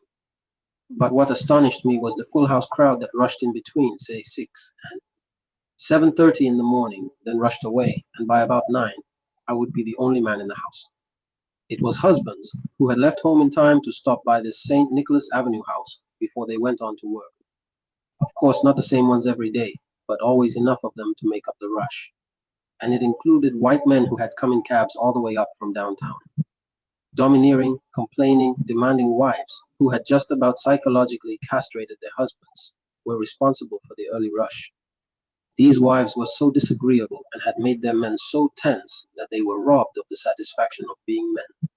To escape this tension and the chance of being ridiculed by his own wife, each of these men had gotten up early and come to a prostitute. The prostitutes had to make it their business to be students of men. They said that after most men passed their virile 20s, they went to bed mainly to satisfy their egos. And because a lot of women don't understand it that way, they damage and wreck a man's ego. No matter how little virility a man has to offer, prostitutes make him feel for a time that he is the greatest man in the world. That's why these prostitutes had that morning rush of business. More wives could keep their husbands if they realized their greatest urge is to be men. Those women would tell me anything. Funny little stories about the bedroom differences they saw between white and black men.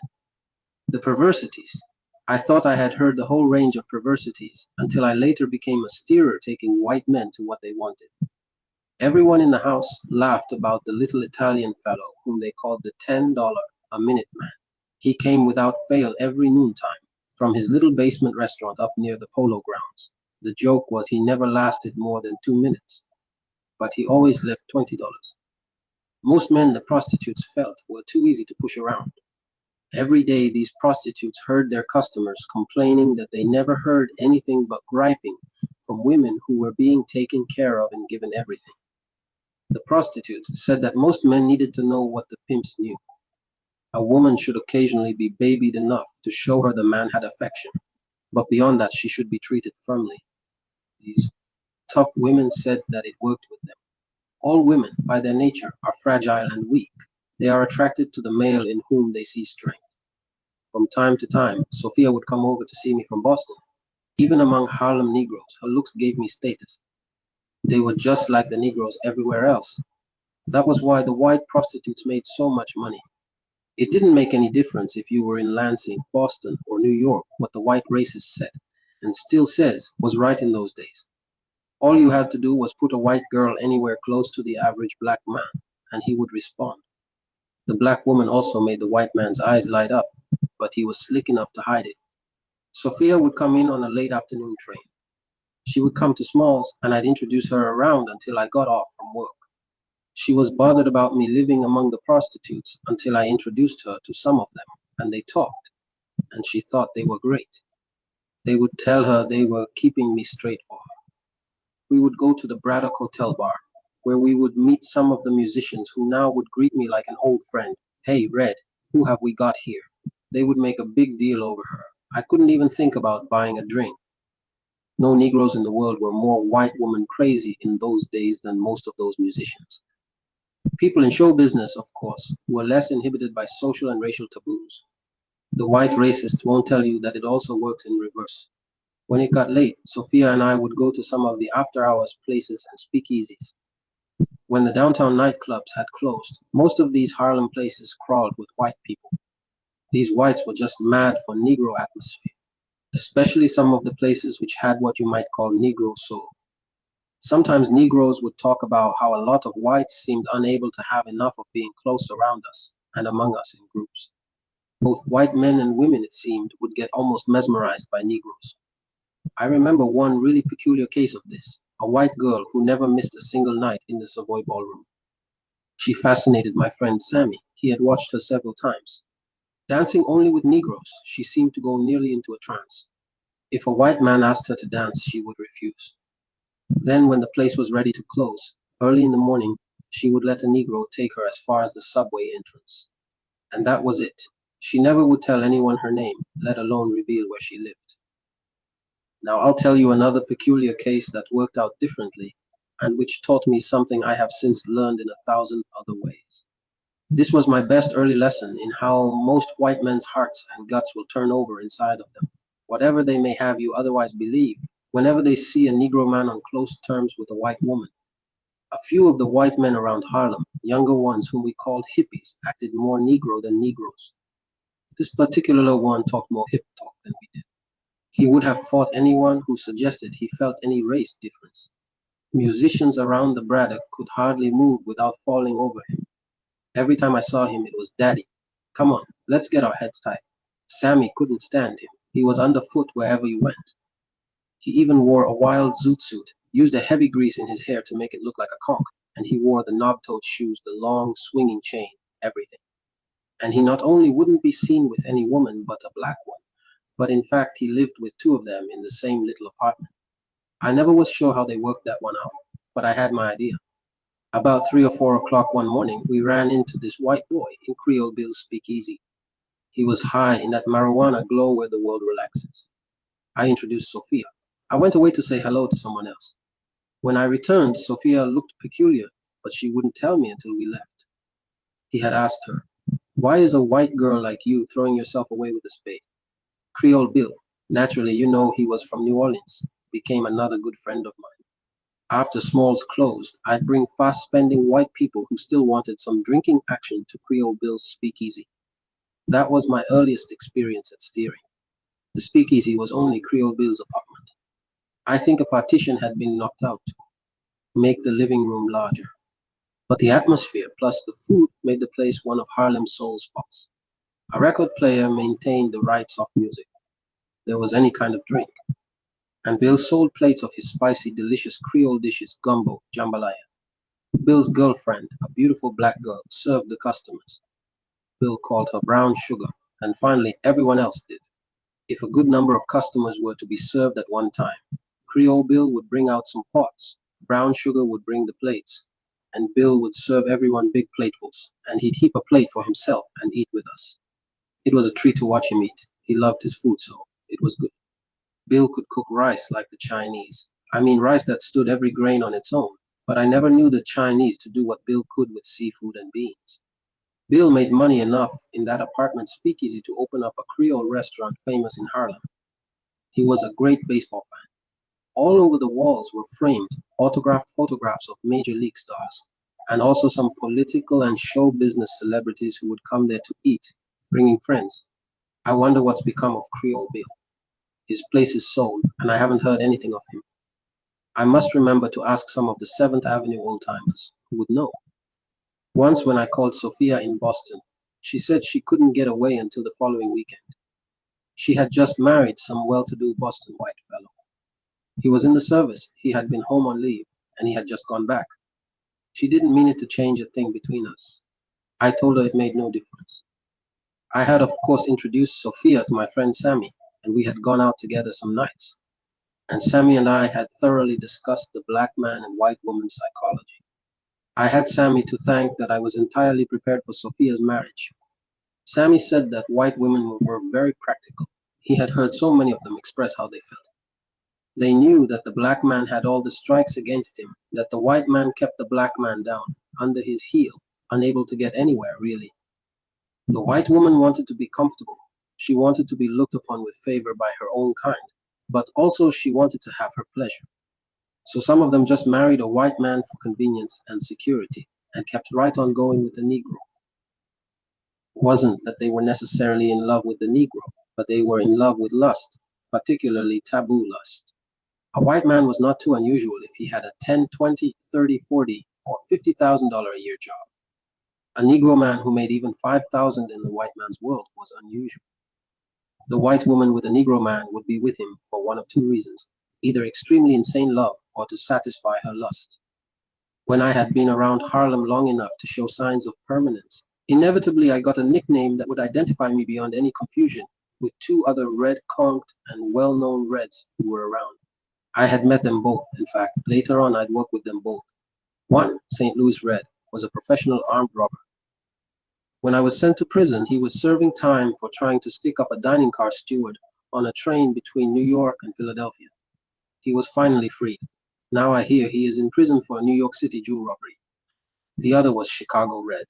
We became good buddies in a speakeasy where later on I was a waiter. Chicago Red was the funniest dishwasher on this earth. Now he's making his living being funny as a nationally known stage and nightclub comedian. I don't see any reason why old Chicago Red would mind me telling that he is Red Fox. Anyway, before long my nickname happened. Just when I don't know, but people knowing I was from Michigan would ask me what city. Since most New Yorkers had never heard of Lansing, I would name Detroit. Gradually, I began to be called Detroit Red, and it stuck. One afternoon in early 1943, before the regular 6 o'clock crowd had gathered, a black soldier sat drinking by himself at one of my tables. He must have been there an hour or more. He looked dumb and pitiful, and just up from the deep south.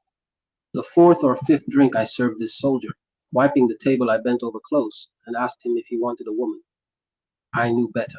It wasn't only Small's paradise law, it was the law of every tavern that wanted to stay in business, never get involved with anything that could be interpreted as impairing the morals of servicemen or any kind of hustling of them. This had caused trouble for dozens of places. Some had been put off limits by the military. Some had lost their state or city licenses. I played right into the hands of a military spy. He sure would like a woman. He acted so grateful. He even put on an extreme southern accent. And I gave him the phone number of one of my best friends among the prostitutes where I lived. But something felt wrong. I gave the fellow a half hour to get there, and then I telephoned. I expected the answer I got, that no soldier had been there. I didn't even bother to go back out to the bar. I just went straight to Charlie Small's office. I just did something, Charlie, I said. I don't know why I did it, and I told him. Charlie looked at me. I wish you hadn't done that, Red. We both knew what he meant. When the West Indian plainclothes detective, Joe Baker, came in, I was waiting. I didn't even ask him any questions. When we got to the 135th Street precinct, it was busy with police in uniform and MPs with soldiers in tow. I was recognized by some other detectives who, like Joe Baker, sometimes dropped in at Smalls. Two things were in my favor. I'd never given the police any trouble, and when that black spy soldier had tried to tip me, I had waved it away, telling him I was just doing him a favor. They must have agreed that Joe Baker should just scare me. I didn't know enough to be aware that I wasn't taken to the desk and booked. Joe Baker took me back inside of the precinct building into a small room. In the next room, we could hear somebody getting whipped. Wop, wop, he'd cry out, please, please don't beat my face. That's how I make my living. I knew from that it was some pimp. Wop, please, please. Not much later, I heard that Joe Baker had gotten trapped over in New Jersey, shaking down a Negro pimp and his white prostitute. He was discharged from the New York City police force. The state of New Jersey convicted him, and he went off to do some time. More bitter than getting fired, I was barred from Smalls. I could understand. Even if I wasn't actually what was called hot, I was now going to be under surveillance, and the Small brothers had to protect their business. Sammy proved to be my friend in need. He put the word on the wire for me to come over to his place. I had never been there. His place seemed to me a small palace. His women really kept him in style. While we talked about what kind of a hustle I should get into, Sammy gave me some of the best marijuana I'd ever used. Various numbers controllers, Smalls regulars, had offered me jobs as a runner. But that meant I would earn very little until I could build up a clientele. Pimping as Sammy did was out. I felt I had no abilities in that direction, and that I'd certainly starve to death trying to recruit prostitutes. Peddling reefers, Sammy and I pretty soon agreed, was the best thing. It was a relatively uninvolved lone wolf type of operation, and one in which I could make money immediately. For anyone with even a little brains, no experience was needed, especially if one had any knack at all with people. Both Sammy and I knew some merchant seamen and others who could supply me with loose marijuana.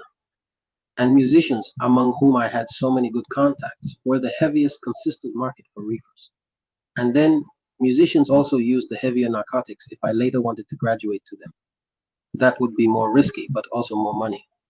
Handling heroin and cocaine could earn hundreds of dollars a day, but it required a lot of experience with the narcotics squad for one to be able to last long enough to make anything. I had been around long enough either to know or to spot instinctively most regular detectives and cops, though not the narcotics people. And among the Smalls veteran hustler regulars, I had a variety of potentially helpful contacts. This was important because just as Sammy could get me supplied with marijuana, a large facet of any hustler's success was knowing where he could get help when he needed it. The help could involve police and detectives, as well as higher-ups. But I hadn't yet reached that stage. So Sammy staked me, about $20 I think it was. Later that same night, I knocked at his door and gave him back his money and asked him if I could lend him some. I had gone straight from Sammy's to a supplier he had mentioned. I got just a small amount of marijuana, and I got some of the paper to roll up my own sticks. As they were only about the size of stick matches, I was able to make enough of them so that, after selling them to musicians I knew at the Braddock Hotel, I could pay back Sammy and have enough profit to be in business. And those musicians, when they saw their buddy and their fan in business, my man, Crazy Red. In every band, at least half of the musicians smoked reefers. I'm not going to list names. I'd have to include some of the most prominent then in popular music, even a number of them around today. In one case, every man in one of the bands which is still famous was on marijuana. Or again, any number of musicians could tell you who I mean when I say that one of the most famous singers smoked his reefers through a chicken thigh bone. He had smoked so many through the bone that he should just light a match before the empty bone, draw the heat through, and get what he called a contact high. I kept turning over my profit, increasing my supplies, and I sold reefers like a wild man. I scarcely slept. I was wherever musicians congregated. A roll of money was in my pocket. Every day I cleared at least $50 or $60. In those days, this was a fortune to a 17-year-old Negro. I felt, for the first time in my life, that great feeling of freedom. Suddenly now, I was the peer of the other young hustlers I had admired. It was at this time that I discovered the movies. Sometimes I made as many as 5 in one day, both downtown and in Harlem. I loved the tough guys, the action, Humphrey Bogart in Casablanca, and I loved all of that dancing and carrying on in such films as Stormy Weather and Cabin in the Sky. After leaving the movies, I'd make my connections for supplies, then roll my sticks, and about dark, I'd start my rounds. I'd give a couple of extra sticks when someone bought 10, which was $5 worth. And I didn't sell and run because my customers were my friends. Often I'd smoke along with them. None of them stayed any more high than I did. Free now to do what I pleased, upon an impulse I went to Boston. Of course I saw Ella. I gave her some money. It was just a token of appreciation, I told her, for helping me when I had come from Lansing. She wasn't the same old Ella. She still hadn't forgiven me for Laura. She never mentioned her, nor did I. But even so, Ella acted better than she had when I had left for New York. We reviewed the family changes. Wilfred had proved so good at his trade, they had asked him to stay on at Wilberforce as an instructor. And Ella had gotten a card from Reginald, who had managed to get into the Merchant Marine. From Shorty's apartment, I called Sophia. She met me at the apartment just about as Shorty went off to work. I would have liked to take her out to some of the Roxbury clubs, but Shorty had told us that, as in New York, the Boston cops used the war as an excuse to harass interracial couples, stopping them and grilling the Negro about his draft status. Of course, Sophia's now being married made us more cautious too. When Sophia caught a cab home, I went to hear Shorty's band. Yes, he had a band now. He had succeeded in getting a 4F classification, and I was pleased for him and happy to go. His band was welfare. But Shorty was making out well in Boston, playing in small clubs. Back in the apartment, we talked into the next day. Homeboy, you're something else, Shorty kept saying. I told him some of the wild things I'd done in Harlem and about the friends I had. I told him the story of Sammy the Pimp. In Sammy's native Paducah, Kentucky, he had gotten a girl pregnant. Her parents made it so hot that Sammy had come to Harlem, where he got a job as a restaurant waiter. When a woman came in to eat alone, and he found she really was alone, not married or living with somebody, it generally was not hard for Smooth Sammy to get invited to her apartment. He'd insist on going out to a nearby restaurant to bring back some dinner, and while he was out, he would have her key duplicated. Then, when he knew she was away, Sammy would go in and clean out all her valuables. Sammy was then able to offer some little stake to help her back on her feet. This could be the beginning of an emotional and financial dependency, which Sammy knew how to develop until she was his virtual slave. Around Harlem, the narcotics squad detectives didn't take long to find out I was selling reefers, and occasionally one of them would follow me. Many a peddler was in jail because he had been caught with the evidence on his person. I figured a way to avoid that. The law specified that if the evidence wasn't actually in your possession, you couldn't be arrested. Hollowed out shoe heels, fake hat linings, these things were old stuff to the detectives. I carried about 50 sticks in a small package inside my coat, under my armpit, keeping my arm flat against my side. Moving about, I kept my eyes open. If anybody looked suspicious, I'd quickly cross the street or go through a door or turn a corner, loosening my arm enough to let the package drop. At night, when I usually did my selling, any suspicious person wouldn't be likely to see the trick. If I decided I had been mistaken, I'd go back and get my sticks. However, I lost many a stick this way. Sometimes I knew I had frustrated a detective, and I kept out of the courts. One morning, though, I came in and found signs that my room had been entered. I knew it had been detectives. I'd heard too many times how, if they couldn't find any evidence, they would plant some where you would never find it. Then they'd come back in and find it. I didn't even have to think twice what to do. I packed my few belongings and never looked back. When I went to sleep again, it was in another room.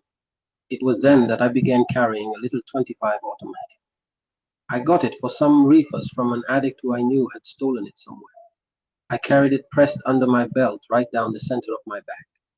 Someone had told me that the cops never hit there in any routine patting down. And unless I knew who I was with, I never allowed myself to get caught in any crush of people. The narcotics cops had been known to rush up and get their hands on you and plant evidence while searching. I felt that as long as I kept on the go and in the open, I had a good chance. I don't know now what my real thoughts were about carrying the pistol, but I imagine I felt that I wasn't going to get put away if somebody tried framing me in any situation that I could help. I sold less than before because having to be so careful consumed so much time. Every now and then, on a hunch, I'd move to another room. I told nobody but Sammy where I slept. Finally, it was on the wire that the Harlem Narcotics Squad had me on its special list. Now, every other day or so, usually in some public place, they would flash the badge to search me. But I'd tell them at once, loud enough for others standing about to hear me, that I had nothing on me, and I didn't want to get anything planted on me. Then they wouldn't, because Harlem already thought little enough of the law, and they did have to be careful that some crowd of Negroes would not intervene roughly. Negroes were starting to get very tense in Harlem. One could almost smell trouble ready to break out, as it did very soon. But it was really tough on me then. I was having to hide my sticks in various places near where I was selling. I'd put 5 sticks in an empty cigarette pack and drop the empty-looking pack by a lamppost or behind a garbage can or a box. And I'd first tell customers to pay me and then where to pick up. But my regular customers didn't go for that. You couldn't expect a well-known musician to go grubbing behind a garbage can. So I began to pick up some of the street trade. The people you could see looked high. I collected a number of empty Red Cross bandage boxes and used them for drops. That worked pretty good. But the Middle Harlem Narcotics Force found so many ways to harass me that I had to change my area. I moved down to Lower Harlem, around 110th Street. There were many more reefer smokers around there, but these were a cheaper type. This was the worst of the ghetto, the poorest people, the ones who in every ghetto keep themselves narcotized to keep from having to face their miserable existence. I didn't last long down there either. I lost too much of my product. After I sold to some of those reefer smokers who had the instincts of animals, they followed me and learned my pattern. They would dart out of a doorway, I'd drop my stuff, and they would be on it like a chicken on corn. When you become an animal, a vulture in the ghetto as I had become, you enter a world of animals and vultures. It becomes truly the survival of only the fittest. Soon I found myself borrowing little stakes from Sammy, from some of the musicians. Enough to buy supplies, enough to keep high myself, enough sometimes to just eat. Then Sammy gave me an idea. Red, you still got your old railroad identification? I did have it. They hadn't taken it back. Well, why don't you use it to make up and show the railroad line's employee identification card? The conductor, even a real cracker, if you approached him right, not begging, would just wave you aboard. And when he came around, he would punch you one of those little coach seat slips to ride wherever the train went. The idea came to me that this way I could travel all over the East Coast selling reefers among my friends who were on tour with their bands. I had the New Haven identification. I worked a couple of weeks for other railroads to get their identification, and then I was set. In New York, I rolled and packed a great quantity of sticks and sealed them into jars. The identification card worked perfectly. If you persuaded the conductor you were a fellow employee who had to go home on some family business, he just did the favor for you without a second thought. Most whites don't give a Negro credit for having sense enough to fool them, or nerve enough. I'd turn up in towns where my friends were playing, Red, I was an old friend from home. In the sticks, I was somebody. In the sticks, I was somebody from the Braddock Hotel. My man Daddy-O, and I had Big Apple reefers. Nobody had ever heard of a traveling reefer peddler. I followed no particular band. Each band's musicians knew the other band's one-nighter touring schedules. When I ran out of supplies, I'd return to New York and load up, then hit the road again. Auditoriums or gymnasiums all lighted up, the band's chartered bus outside, the dressed up, excited local dancers pouring in. At the door, I'd announce that I was some bandman's brother. In most cases, they thought I was one of the musicians. Throughout the dance, I'd show the country folks some plain and fancy Lindy hopping. Sometimes I'd stay overnight in a town. Sometimes I'd ride the band's bus to their next stop.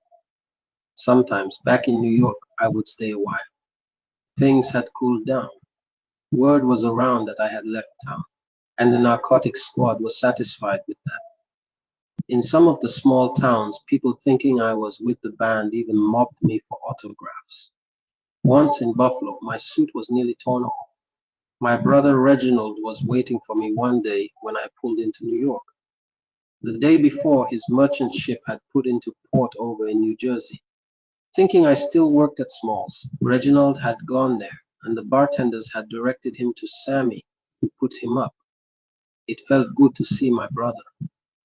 It was hard to believe that he was once the little kid who tagged after me. Reginald now was almost 6 feet tall, but still a few inches shorter than me. His complexion was darker than mine, but he had greenish eyes and a white streak in his hair, which was otherwise dark reddish, something like mine. I took Reginald everywhere, introducing him. Studying my brother, I liked him. He was a lot more self-possessed than I had been at 16. I didn't have a room right at the time, but I had some money. So did Reginald, and we checked into the St. Nicholas Hotel on Sugar Hill. It has since been torn down. Reginald and I talked all night about the Lansing years, about our family. I told him things about our father and mother that he couldn't remember. Then Reginald filled me in on our brothers and sisters. Wilfred was still a trade instructor at Wilberforce University. Hilda, still in Lansing, was talking of getting married. So was Filbert. Reginald and I were the next two in line. And Yvonne, Wesley, and Robert were still in Lansing in school. Reginald and I laughed about Filbert, who, the last time I had seen him, had gotten deeply religious. He wore one of those round straw hats. Reginald's ship was in for about a week getting some kind of repairs on its engines. I was pleased to see that Reginald, though he said little about it, admired my living by my wits. Reginald dressed a little too loudly, I thought. I got a reefer customer of mine to get him a more conservative overcoat and suit. I told Reginald what I had learned, that in order to get something you had to look as though you already had something. Before Reginald left, I urged him to leave the Merchant Marine and I would help him get started in Harlem. I must have felt that having my kid, brother around me would be a good thing. Then there would be two people I could trust. Sammy was the other. Reginald was cool. At his age, I would have been willing to run behind the train to get to New York and to Harlem. But Reginald, when he left, said, "I'll think about it." Not long after Reginald left, I dragged out the wildest suit in New York. This was 1943. The Boston Draft Board had written me at Ellis, and when they had no results there, had notified the New York Draft Board, and in care of Sammy, I received Uncle Sam's greeting. In those days, only three things in the world scared me: jail, a job, and the army. I had about 10 days before I was to show up at the induction center. I went right to work. The Army intelligence soldiers, those black spies in civilian clothes, hung around in Harlem with their ears open for the white man downtown. I knew exactly where to start dropping the word. I started noising around that I was frantic to join the Japanese army. When I sensed that I had the ears of the spies, I would talk and act high and crazy. A lot of Harlem hustlers actually had reached that state, as I would later. It was inevitable when one had gone long enough on heavier and heavier narcotics, and under the steadily tightening V's of the hustling life. I'd snatch out and read my greetings aloud, to make certain they heard who I was and when I'd report downtown. The day I went down there, I costumed like an actor. With my wild zoot suit, I wore the yellow knob-toe shoes, and I frizzled my hair up into a reddish bush of conch. I went in, skipping and tipping, and I thrust my tattered greetings at that reception desk's white soldier. Crazy O Daddy O, get me moving. I can't wait to get in that brown. Very likely that soldier hasn't recovered from me yet. They had their wire on me from uptown, all right. But they still put me through the line. In that big starting room were 40 or 50 other prospective inductees. The room had fallen vacuum quiet, with me running my mouth a mile a minute, talking nothing but slang. I was going to fight. On all fronts. I was going to be a general, man, before I got done, such talk as that. Most of them were white, of course. The tender-looking ones appeared ready to run from me. Some others had that vinegary, worst kind of nigger look, and a few were amused, seeing me as the Harlem Jigaboo archetype. Also amused were some of the room's 10 or 12 Negroes. But the stony-faced rest of them looked as if they were ready to sign up to go off killing somebody they would have liked to start with me. The line moved along. Pretty soon, stripped to my shorts, I was making my eager-to-join comments in the medical examination rooms, and everybody in the white coats that I saw had 4F in his eyes. I stayed in the line longer than I expected before they siphoned me off. One of the white coats accompanied me around a turning hallway. I knew we were on the way to a head shrinker, the army psychiatrist. The receptionist there was a Negro nurse. I remember she was in her early 20s and not bad to look at. She was one of those Negro firsts. Negroes know what I'm talking about. Back then, the white man during the war was so pressed for personnel that he began letting some Negroes put down their buckets and mops and dust rags and use a pencil, or sit at some desk or hold some 25-cent title. You couldn't read the Negro press for the big pictures of smug black firsts. Somebody was inside with the psychiatrist.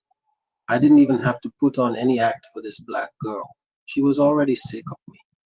When finally a buzz came at her desk, she didn't send me. She went in. I knew what she was doing. She was going to make clear in advance what she thought of me. This is still one of the black man's big troubles today. So many of those so-called upper-class Negroes are so busy trying to impress on the white man that they are different from those others, that they can't see they are only helping the white man to keep his low opinion of all Negroes. And then, with her prestige in the clear, she came out and nodded to me to go in. I must say this for that psychiatrist. He tried to be objective and professional in his manner.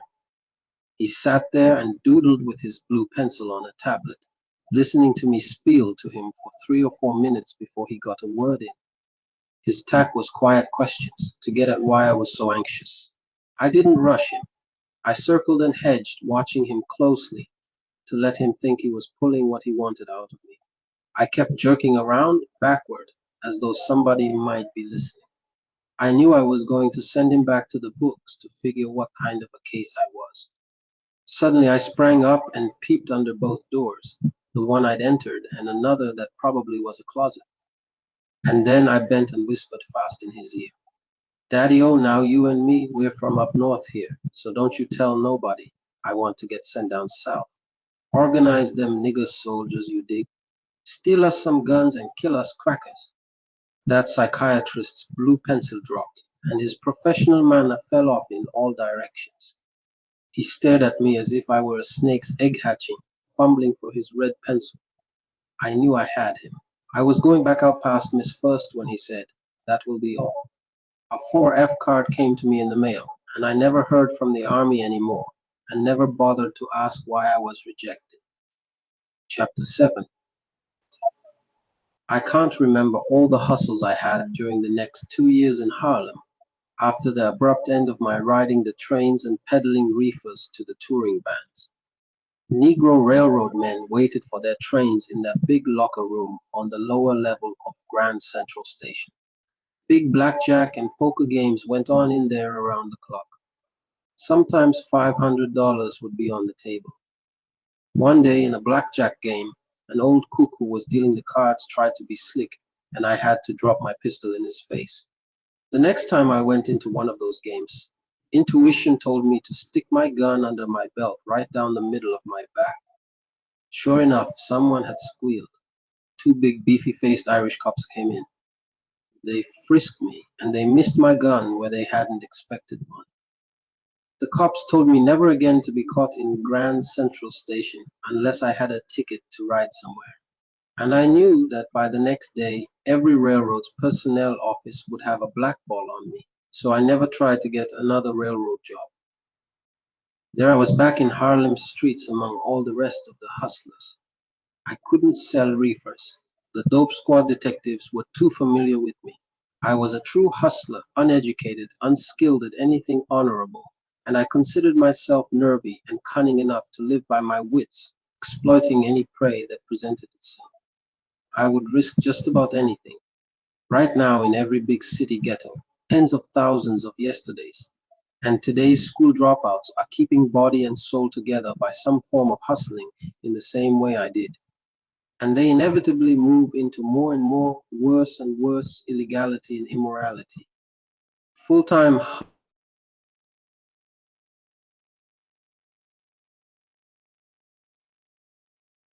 hustlers' every waking hour is lived with both the practical and the subconscious knowledge that if he ever relaxes, if he ever slows down, the other hungry, restless foxes, ferrets, wolves, and vultures out there with him won't hesitate to make him their prey. During the next 6 to 8 months, I pulled my first robberies and stick-ups. Only small ones, always in other nearby cities. And I got away. As the pros did, I too would key myself to pull these jobs by my first use of hard dope. I began with Sammy's recommendation, sniffing cocaine. Normally now, for streetwear I might call it, I carried a hardly noticeable little flat blue steel 25 automatic. But for working I carried a 32, a 38, or a 45. I saw how when the eyes stared at the big black hole, the faces fell slack and the mouths sagged open. And when I spoke, the people seemed to hear as though they were far away, and they would do whatever I asked. Between jobs, staying high on narcotics kept me from getting nervous. Still, upon sudden impulse,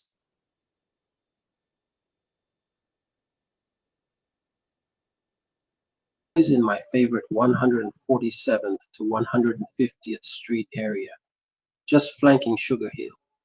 Once on a job with Sammy, we had a pretty close call. Someone must have seen us. We were making our getaway, running, when we heard the sirens. Instantly, we slowed to walking. As a police car screeched to a stop, we stepped out into the street, meeting it, hailing it to ask for directions. They must have thought we were about to give them some information.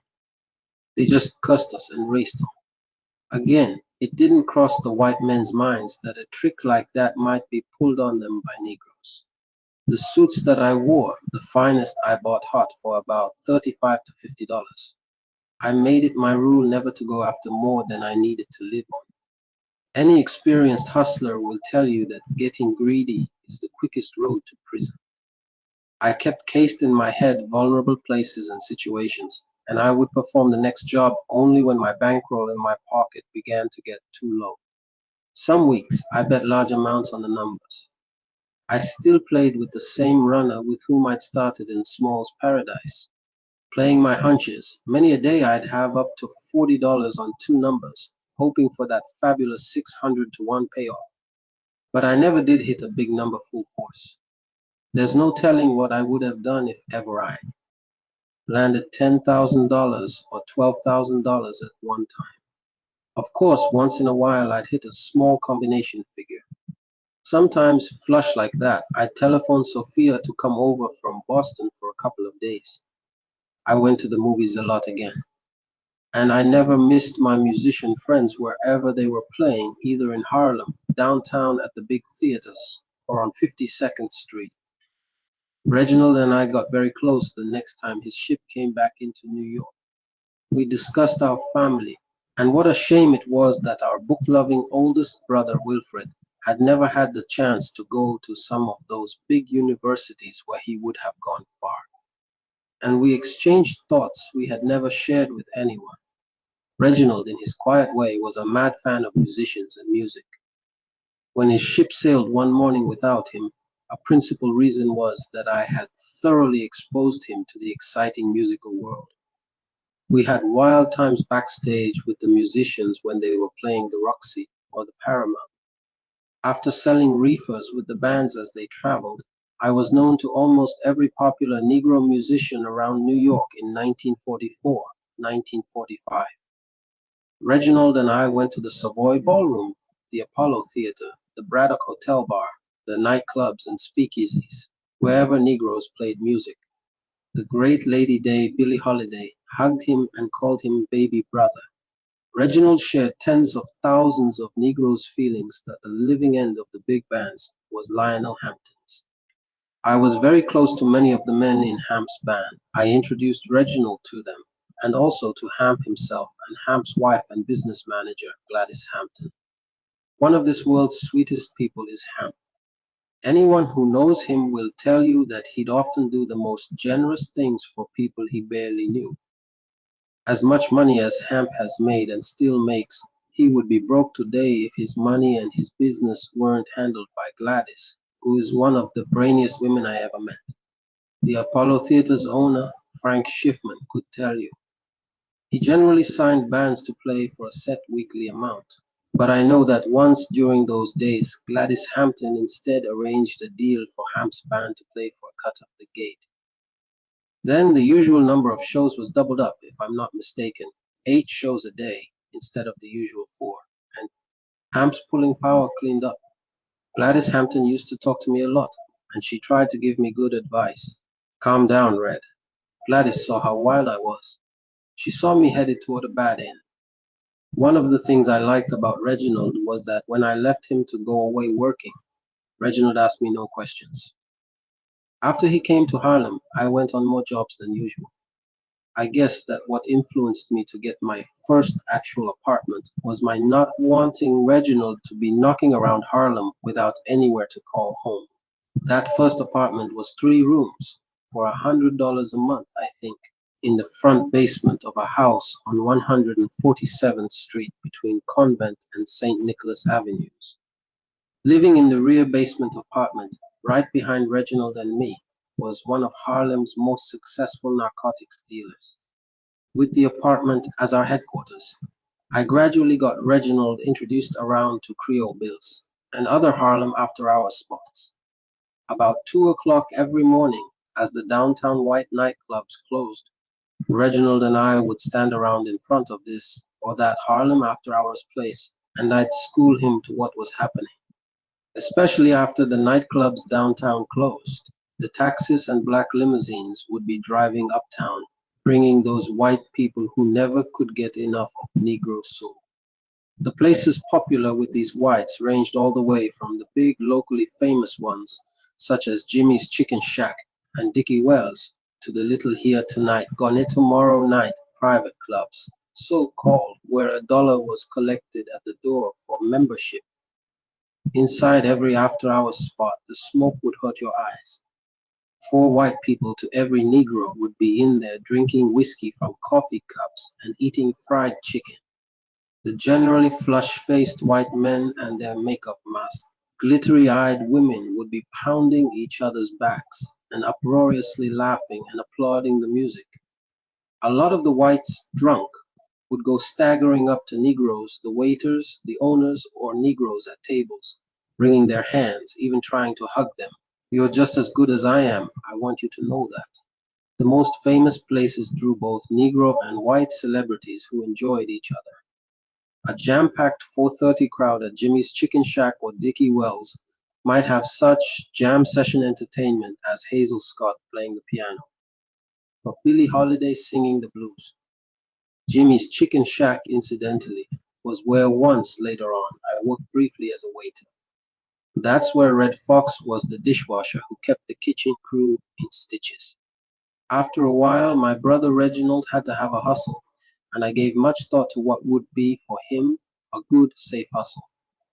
After he'd learned his own way around, it would be up to him to take risks for himself if he wanted to make more and quicker money. The hustle I got Reginald into really was very simple. It utilized the psychology of the ghetto jungle. Downtown, he paid the $2 or whatever it was for a regular city peddler's license. Then I took him to a manufacturer's outlet where we bought a supply of cheap imperfect seconds, shirts, underwear, cheap rings, watches, all kinds of quick sale items. Watching me work this hustle back in Harlem, Reginald quickly caught on to how to go into barber shops, beauty parlors, and bars, acting very nervous as he let the customers peep into his small valise of loot. With so many thieves around anxious to get rid of stolen good quality merchandise cheaply, many Harlemites, purely because of this conditioning, jumped to pay hot prices for inferior goods whose sale was perfectly legitimate. It never took long to get rid of a valise full for at least twice what it had cost.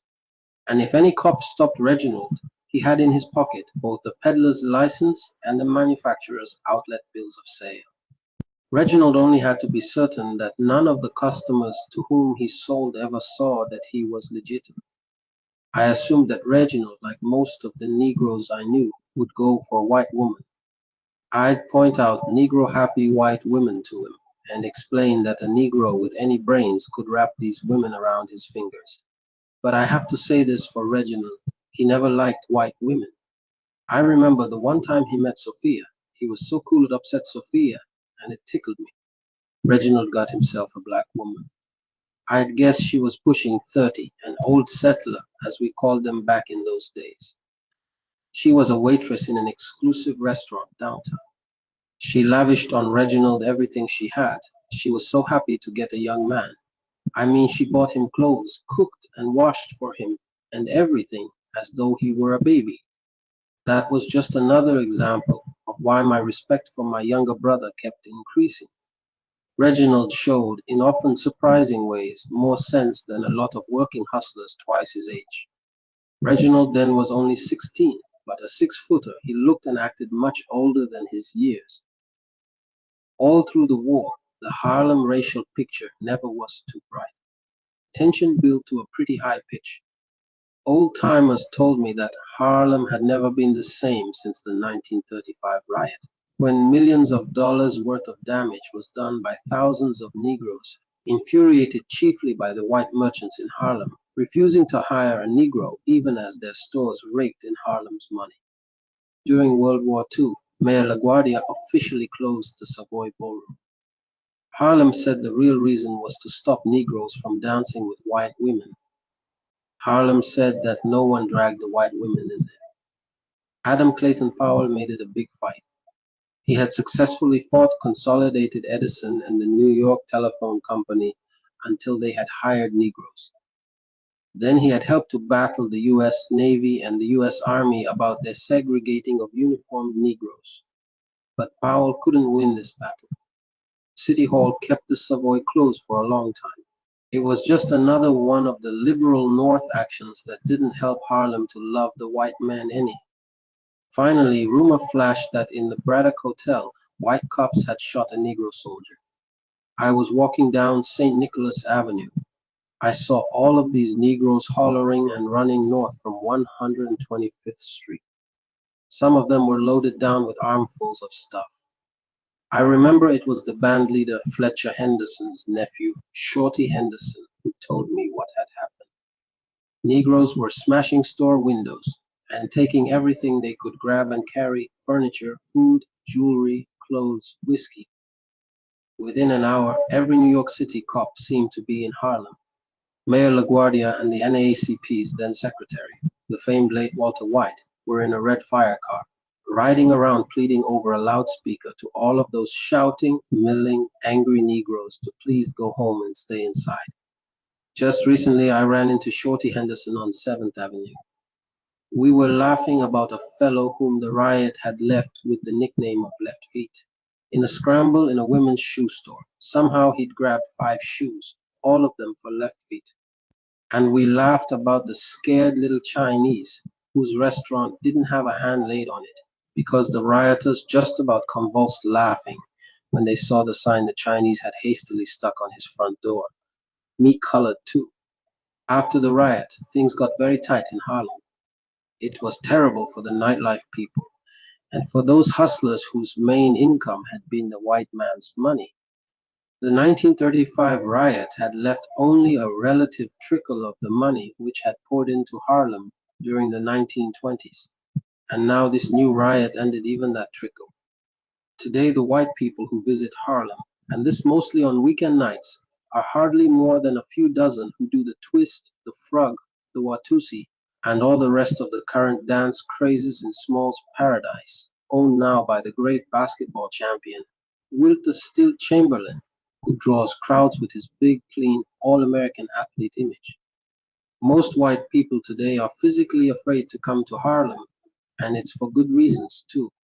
Even for Negroes, Harlem nightlife is about finished.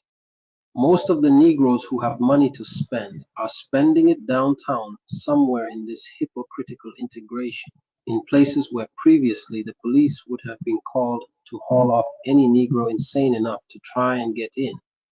The already Croesus rich white man can't get another skyscraper hotel finished and opened before all these integration mad Negroes, who themselves don't own a tool shed, are booking the swanky new hotel for cotillions and conventions. Those rich whites could afford it when they used to throw away their money in Harlem. But Negroes can't afford to be taking their money downtown to the white man.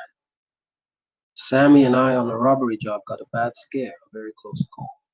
Things had grown so tight in Harlem that some hustlers had been forced to go to work.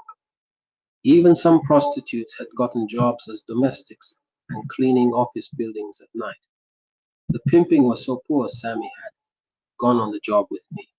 We had selected one of those situations considered impossible. But wherever people think that, the guards will unconsciously grow gradually more relaxed, until sometimes those can be the easiest jobs of all. But right in the middle of the act, we had some bad luck. A bullet grazed Sammy. We just barely escaped. Sammy fortunately wasn't really hurt. We split up, which was always wise to do. Just before daybreak, I went to Sammy's apartment. His newest woman, one of those beautiful but hot-headed Spanish Negroes, was in there crying and carrying on over Sammy. She went for me, screaming and clawing. She knew I'd been in on it with him. I fended her off, not able to figure out why Sammy didn't shut her up. I did. And from the corner of my eye, I saw Sammy going for his gun. Sammy's reaction that way to my hitting his woman, close as he and I were, was the only weak spot I'd ever glimpsed. The woman screamed and dove for him. She knew as I did that when your best friend draws a gun on you, he usually has lost all control of his emotions, and he intends to shoot. She distracted Sammy long enough for me to bolt through the door. Sammy chased me about a block. We soon made up on the surface. But things never are fully right again with anyone you have seen trying to kill you. Intuition told us that we had better lay low for a good while. The worst thing was that we'd been seen. The police in that nearby town had surely circulated our general descriptions. I just couldn't forget that incident over Sammy's woman. I came to rely more and more upon my brother Reginald as the only one in my world I could completely trust. Reginald was lazy, I discovered that. He had quit his hustle altogether. But I didn't mind that, really, because one could be as lazy as he wanted if he would only use his head as Reginald was doing. He had left my apartment by now. He was living off his old settler woman when he was in town. I had also taught Reginald how he could work a little while for a railroad, then use his identification card to travel for nothing, and Reginald loved to travel. Several times he had gone visiting all around among our brothers and sisters. They had now begun to scatter to different cities. In Boston, Reginald was closer to our sister Mary than to Ella, who had been my favorite. Both Reginald and Mary were quiet types, and Ella and I were extroverts. and Shorty in Boston had given my brother a royal time. Because of my reputation, it was easy for me to get into the numbers racket.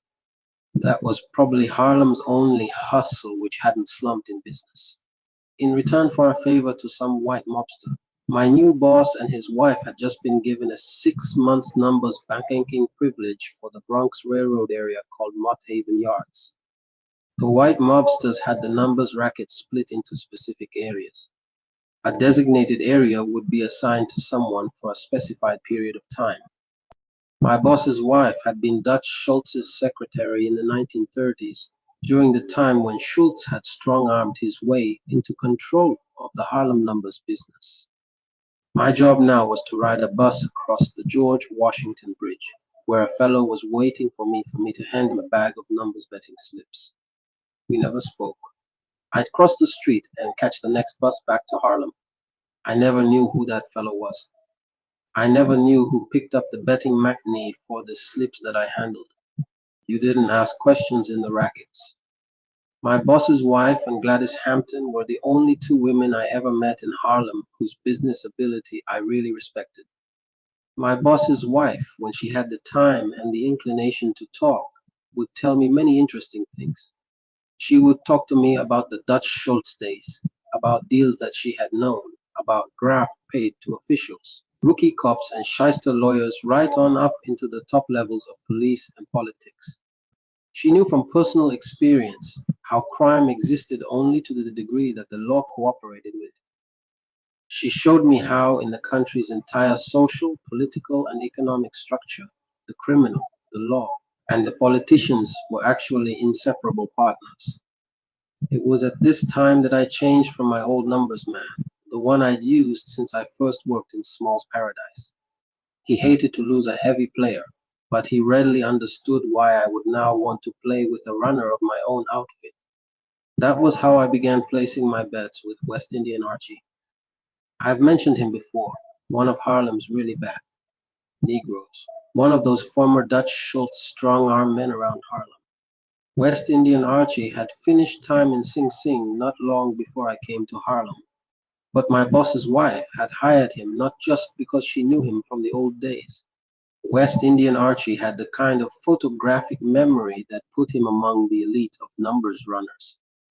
He never wrote down your number. Even in the case of combination plays, he would just nod. He was able to file all the numbers in his head and write them down for the banker only when he turned in his money. This made him the ideal runner because cops could never catch him with any betting slips. I've often reflected upon such black veteran numbers men as West Indian Archie. If they had lived in another kind of society, their exceptional mathematical talents might have been better used. But they were black. Anyway, it was status just to be known as a client of West Indian Archie's because he handled only sizable bettors. He also required integrity and sound credit. It wasn't necessary that you pay as you played. You could pay West Indian Archie by the week. He always carried a couple of $1,000s on him, his own money. If a client came up to him and said he'd hit for some moderate amount, say a 50-cent or $1 combination, West Indian Archie would peel off the $300 or $600 and later get his money back from the banker.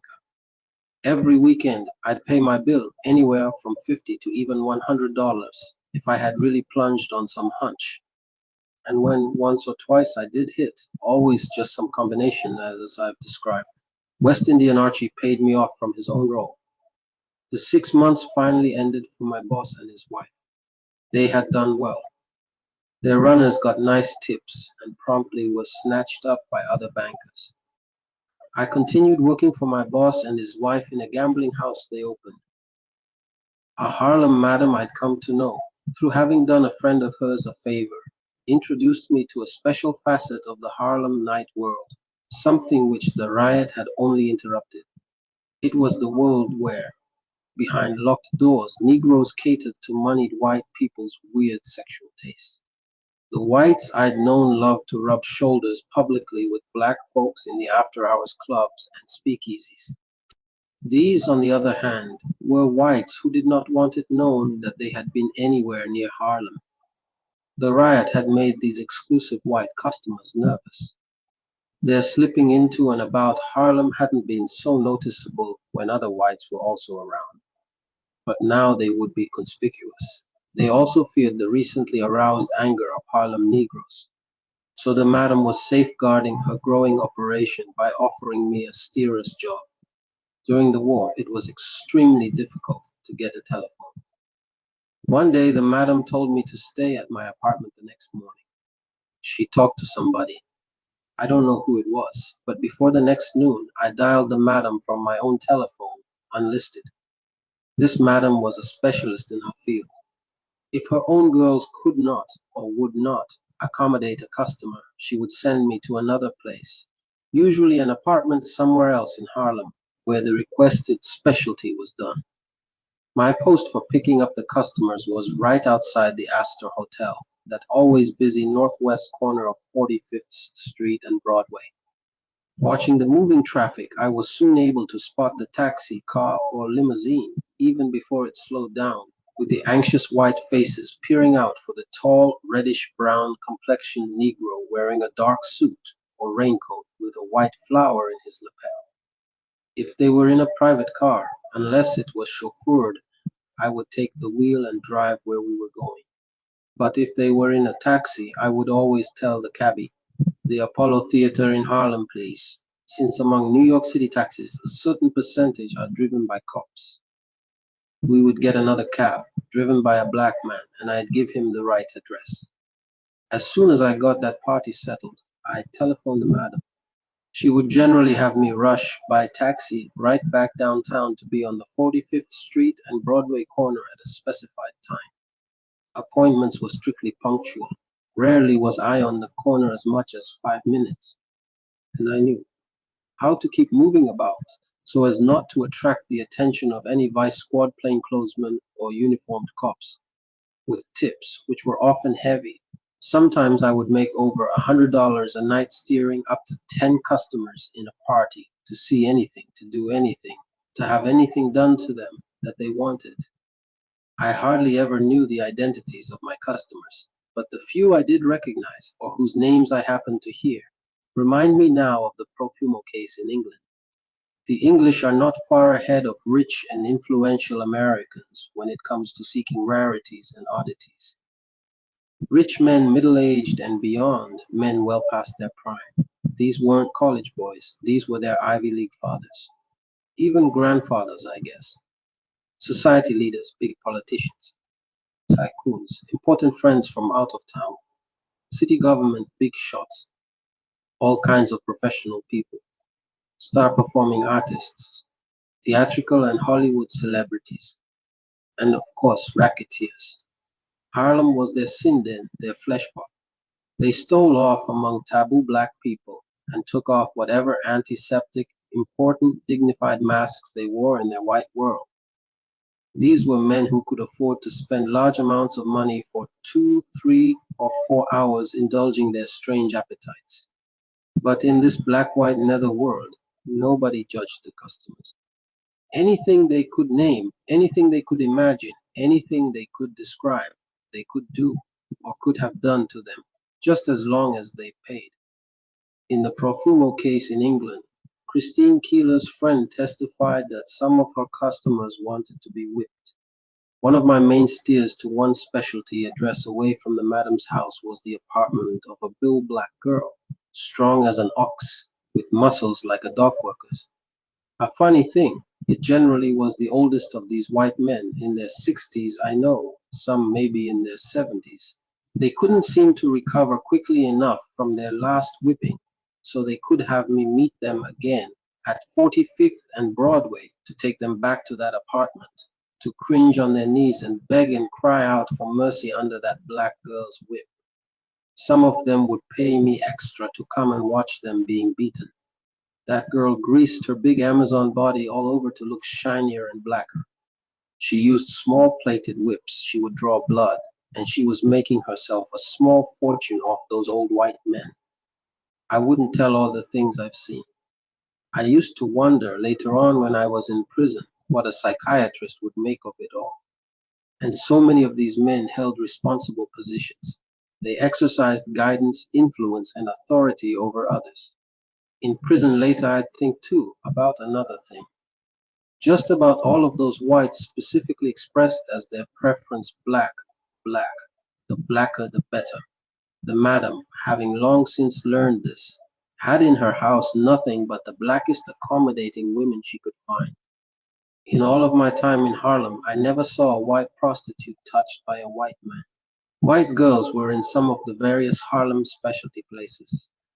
They would participate in customers' most frequent exhibition requests, a sleek black Negro male having a white woman.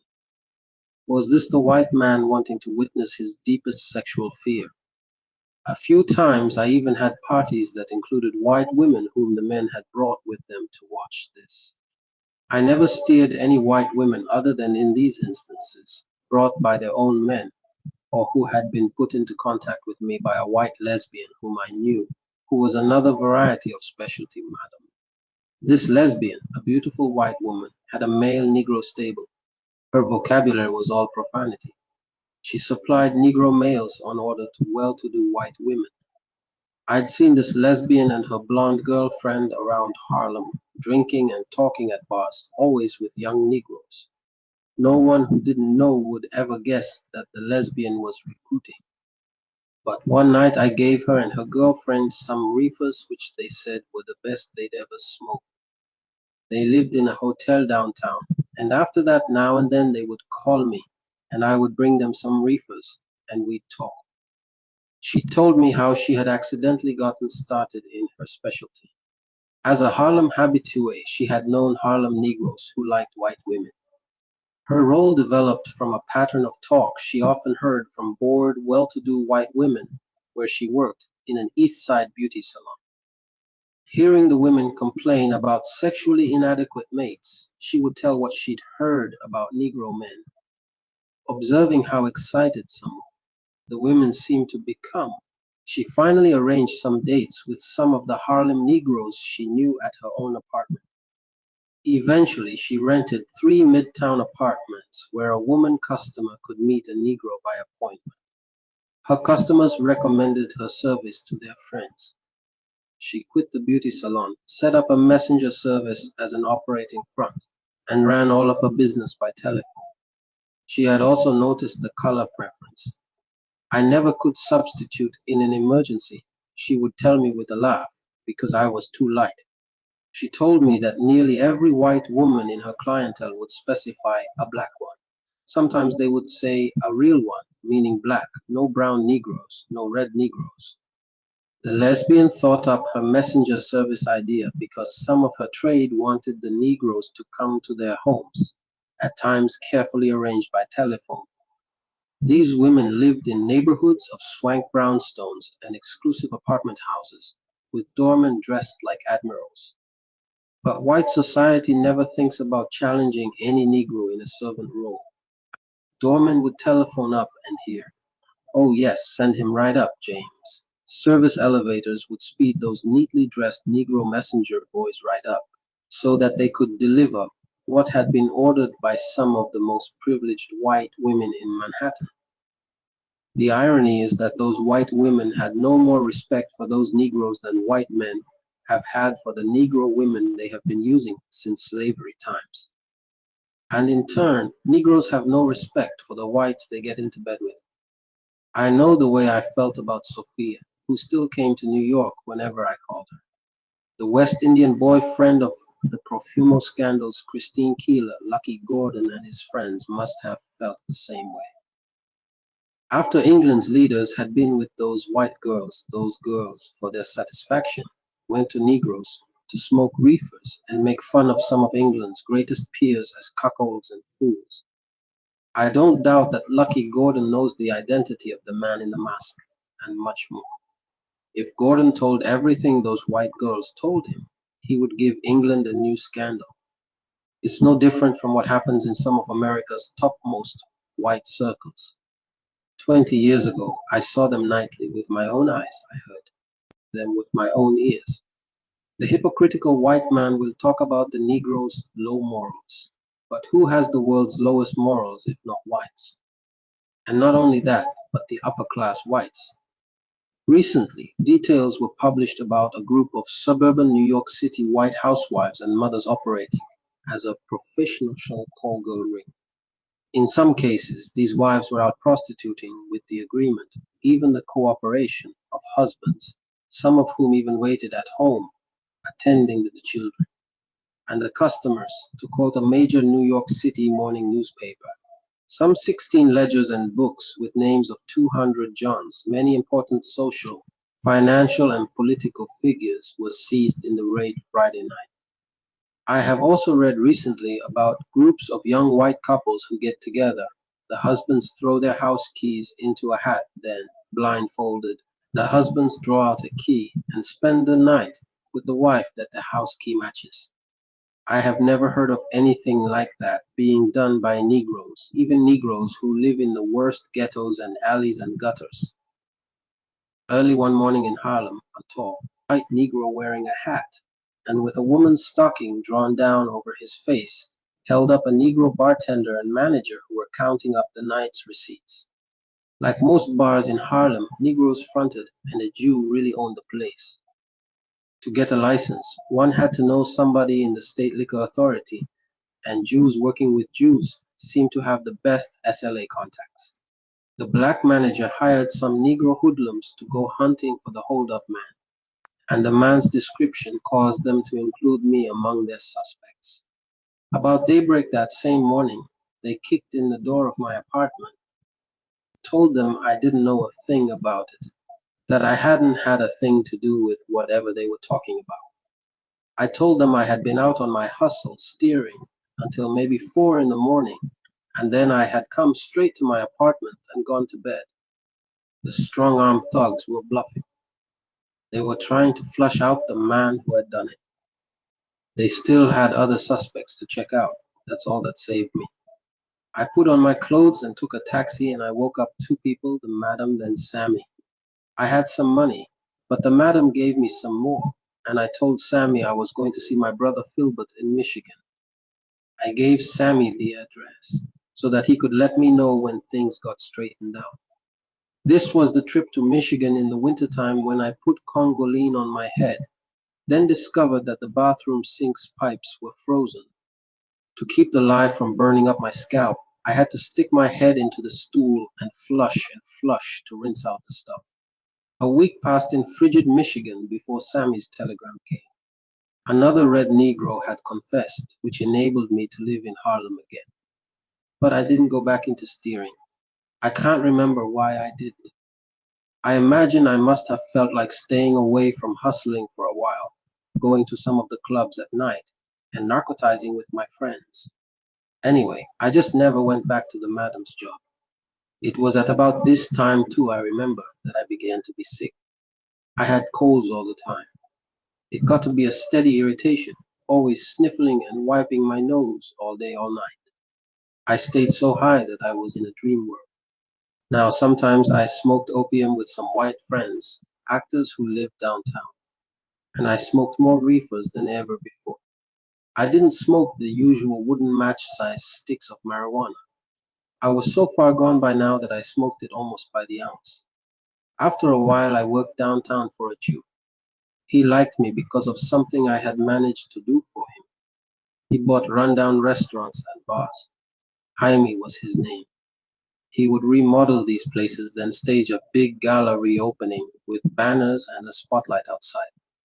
The jam-packed, busy place with the big "Under New Management" sign in the window would attract speculators, usually other Jews who were around looking for something to invest money in.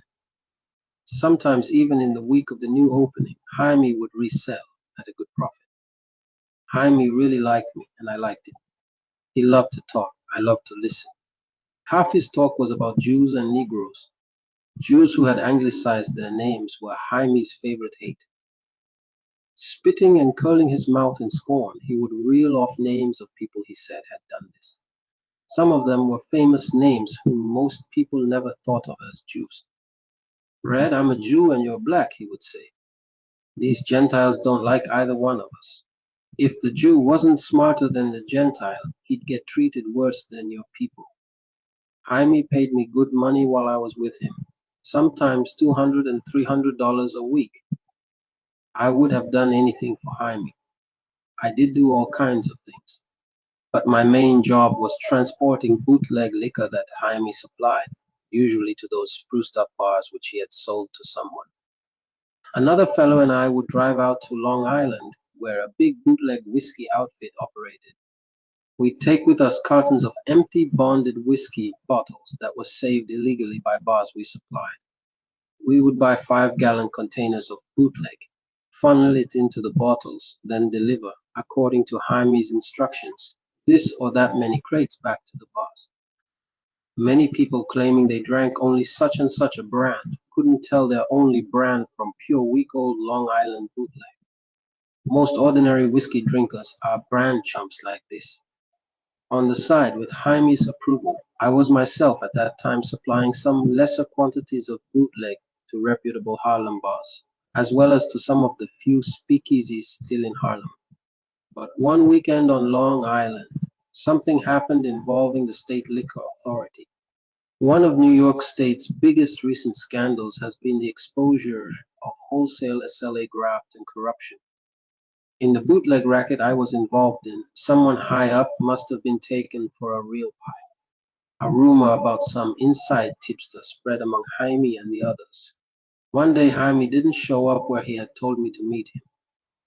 I never heard from him again, but I did hear that he was put in the ocean, and I knew he couldn't swim. Up in the Bronx, a Negro held up some Italian racketeers in a floating crap game. I heard about it on the wire. Whoever did it, aside from being a fool, was said to be a tall, light-skinned Negro masked with a woman's stocking. It has always made me wonder if that bar stick-up had really been solved, or if the wrong man had confessed under beatings. But anyway, the past suspicion of me helped to revive suspicion of me again. Up in Fat Man's bar on the hill overlooking the polo grounds, I had just gone into a telephone booth. Everyone in the bar, all over Harlem, in fact, was drinking up, excited about the news that Branch Rickey, the Brooklyn Dodgers owner, had just signed Jackie Robinson to play in Major League Baseball with the Dodgers farm team in Montreal, which would place the time in the fall of 1945.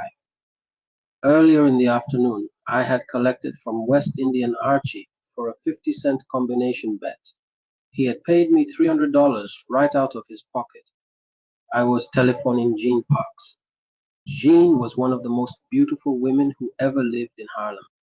She once sang with Sarah Vaughan in the Bluebonnets, a quartet that sang with Earl Hines. For a long time, Jean and I had enjoyed a standing, friendly deal that we'd go out and celebrate when either of us hit the numbers. Since my last hit, Jean had treated me twice, and we laughed on the phone, glad that now I'd treat her to a night out. We arranged to go to a 52nd Street nightclub to hear Billie Holiday, who had been on the road and was just back in New York. As I hung up, I spotted the two lean, tough-looking paisanos gazing in at me cooped up in the booth. I didn't need any intuition, and I had no gun. A cigarette case was the only thing in my pocket. I started easing my hand down into my pocket to try bluffing, and one of them snatched open the door. They were dark-olive, swarthy-featured Italians. I had my hand down into my pocket. "Come on outside, we'll hold court," one said. At that moment, a cop walked through the front door. The two thugs slipped out. I never in my life have been so glad to see a cop. I was still shaking when I got to the apartment of my friend, Sammy the Pimp. He told me that not long before, West Indian Archie had been there, looking for me. Sometimes, recalling all of this, I don't know, to tell the truth, how I am alive to tell it today. They say God takes care of fools and babies. I've so often thought that Allah was watching over me. Through all of this time of my life, I really was dead, mentally dead. I just didn't know that I was. Anyway, to kill time, Sammy and I sniffed some of his cocaine until the time came to pick up Jean Parks to go down and hear Lady Day. Sammy's having told me about West Indian Archie looking for me didn't mean a thing. Not right then. Chapter 8. There was the knocking at the door. Sammy lying on his bed in pajamas and a bathrobe called "Who?" When West Indian Archie answered, Sammy slid the round two-sided shaving mirror under the bed with what little of the cocaine powder, or crystals actually, was left, and I opened the door. Red, I want my money. A 32 to 20 is a funny kind of gun. It's bigger than a 32, but it's not as big as a 38. I had faced down some dangerous Negroes, but no one who wasn't ready to die messed with West Indian Archie. I couldn't believe it. He truly scared me. I was so incredulous at what was happening that it was hard to form words with my brain and my mouth. Man, what's the beef? West Indian Archie said he'd thought I was trying something when I'd told him I'd hit, but he'd paid me the $300 until he could double-check his written betting slips. And, as he'd thought, I hadn't combinated the number I'd claimed, but another. Man, you're crazy. I talked fast. I'd seen out of the corner of my eye Sammy's hand easing under his pillow where he kept his Army 45. Archie, smart a man as you're supposed to be, you'd pay somebody who hadn't hit. The 32-20 moved, and Sammy froze. West Indian Archie told him, I ought to shoot you through the ear. And he looked back at me. You don't have my money? I must have shaken my head. I'll give you until 12 o'clock tomorrow. And he put his hand behind him and pulled open the door. He backed out and slammed it. It was a classic hustler code impasse. The money wasn't the problem. I still had about $200 of it. Had money been the issue, Sammy could have made up the difference. If it wasn't in his pocket, his women could quickly have raised it. West Indian Archie himself, for that matter, would have loaned me $300 if I'd ever asked him, as many thousands of dollars of mine as he'd gotten 10% of. Once, in fact, when he'd heard I was broke, he had looked me up and handed me some money and grunted, Stick this in your pocket. The issue was the position which his action had put us both into. For a hustler in our sidewalk jungle world, face and honor were important. No hustler could have it known that he'd been hyped, meaning outsmarted or made a fool of.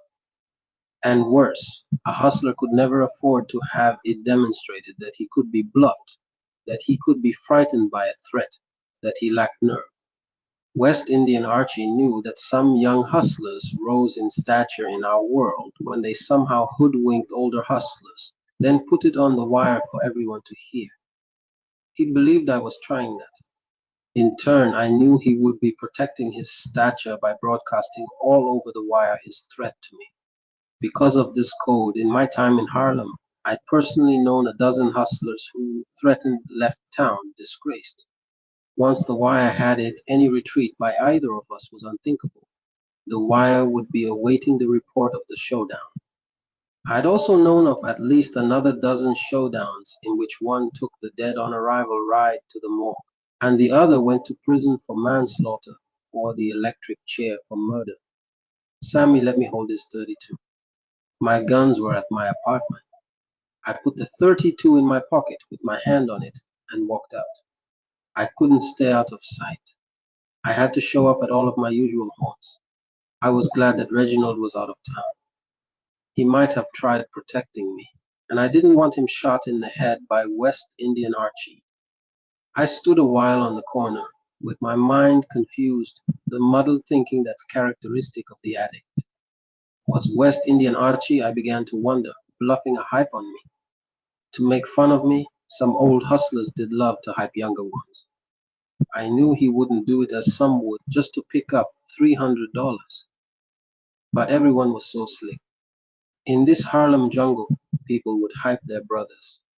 Numbers runners often had hyped addicts who had hit, who were so drugged that, when challenged, they really couldn't be sure if they had played a certain number. I began to wonder whether West Indian Archie might not be right. Had I really gotten my combination confused? I certainly knew the two numbers I'd played. I knew I'd told him to combinate only one of them. Had I gotten mixed up about which number? Have you ever been so sure you did something that you never would have thought of it again, unless it was brought up again? Then you start trying to mentally confirm, and you're only about half sure. It was just about time for me to go and pick up Jean Parks, to go downtown to see Billy at the Onyx Club. So much was swirling in my head. I thought about telephoning her and calling it off, making some excuse. But I knew that running now was the worst thing I could do. So I went on and picked up Jean at her place. We took a taxi on down to 52nd Street. Billie Holiday and those big photo blow-ups of her were under the lights outside. Inside, the tables were jammed against the wall, tables about big enough to get 2 drinks and 4 elbows on. The Onyx was one of those very little places. Billie, at the microphone, had just finished a number when she saw Jean and me. Her white gown glittered under the spotlight. Her face had that coppery, Indianish look, and her hair was in that trademark ponytail. For her next number, she did the one she knew I always liked so. You don't know what love is until you face each dawn with sleepless eyes, until you've lost a love you hate to lose. When her set was done, Billie came over to our table. She and Jean, who hadn't seen each other in a long time, hugged each other. Billie sensed something wrong with me. She knew that I was always high, but she knew me well enough to see that something else was wrong, and asked in her customary profane language what was the matter with me, and in my own foul vocabulary of those days I pretended to be without a care, so she let it drop. We had a picture taken by the club photographer that night. The three of us were sitting close together. That was the last time I ever saw Lady Day. She's dead. Dope and heartbreak stopped that heart as big as a barn, and that sound and style that no one successfully copies. Lady Day sang with the soul of Negroes from the centuries of sorrow and oppression.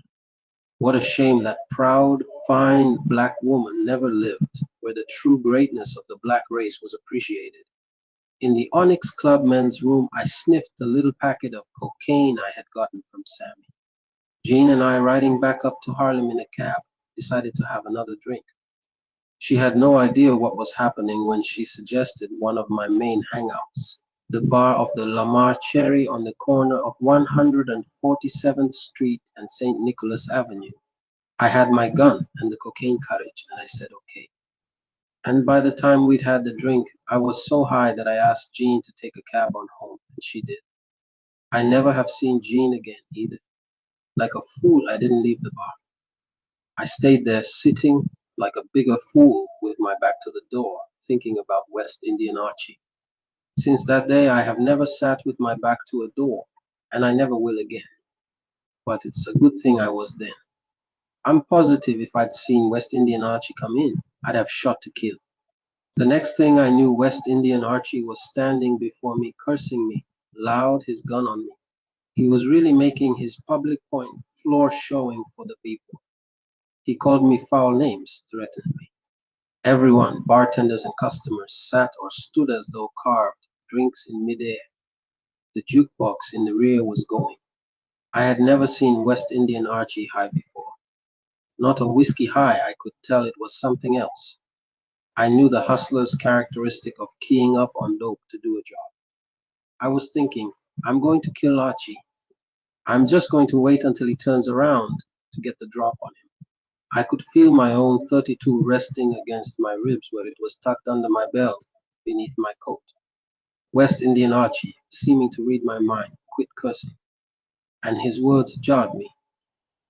You're thinking you're going to kill me first, Red, but I'm going to give you something to think about. I'm 60. I'm an old man. I've been to Sing Sing. My life is over. You're a young man. Kill me. You're lost anyway. All you can do is go to prison. I've since thought that West Indian Archie may have been trying to scare me into running to save both his face and his life. It may be that's why he was high. No one knew that I hadn't killed anyone, but no one who knew me, including myself, would doubt that I'd killed. I can't guess what might have happened. But under the code, if West Indian Archie had gone out of the door, after having humiliated me as he had, I'd have had to follow him out. We'd have shut it out in the street. But some friends of West Indian Archie moved up alongside him, quietly calling his name, Archie, Archie. And he let them put their hands on him, and they drew him aside. I watched them move him past where I was sitting, glaring at me. They were working him back toward the rear. Then, taking my time, I got down off the stool. I dropped the bill on the bar for the bartender. Without looking back, I went out. I stood outside in full view of the bar with my hand in my pocket for perhaps 5 minutes. When West Indian Archie didn't come out, I left.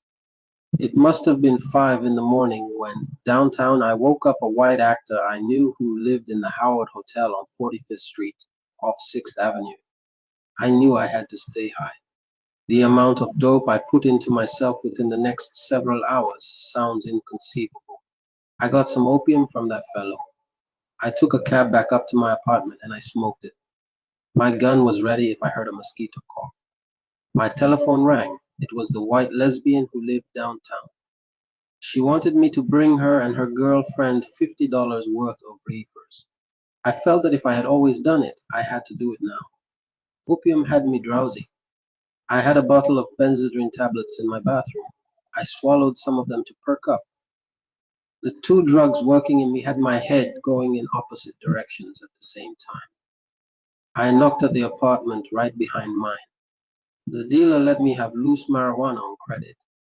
He saw I was so high that he even helped me roll it, 100 sticks. And while we were rolling it, we both smoked some. Now opium, Benzedrine reefers. I stopped by Sammy's on the way downtown. His flashing-eyed Spanish Negro woman opened the door. Sammy had gotten weak for that woman. He had never let any other of his women hang around so much. Now she was even answering his doorbell. Sammy was by this time very badly addicted. He seemed hardly to recognize me. Lying in bed, he reached under and again brought out that inevitable shaving mirror on which, for some reason, he always kept his cocaine crystals. He motioned for me to sniff some. I didn't refuse. Going downtown to deliver the reefers, I felt sensations I cannot describe in all those different grooves at the same time. The only word to describe it was a timelessness. The day might have seemed to me 5 minutes, or a half hour might have seemed a week. I can't imagine how I looked when I got to the hotel. When the lesbian and her girlfriend saw me, they helped me to a bed. I fell across it and passed out. That night, when they woke me up, it was half a day beyond West Indian Archie's deadline. Late, I went back uptown. It was on the wire. I could see people who knew me finding business elsewhere.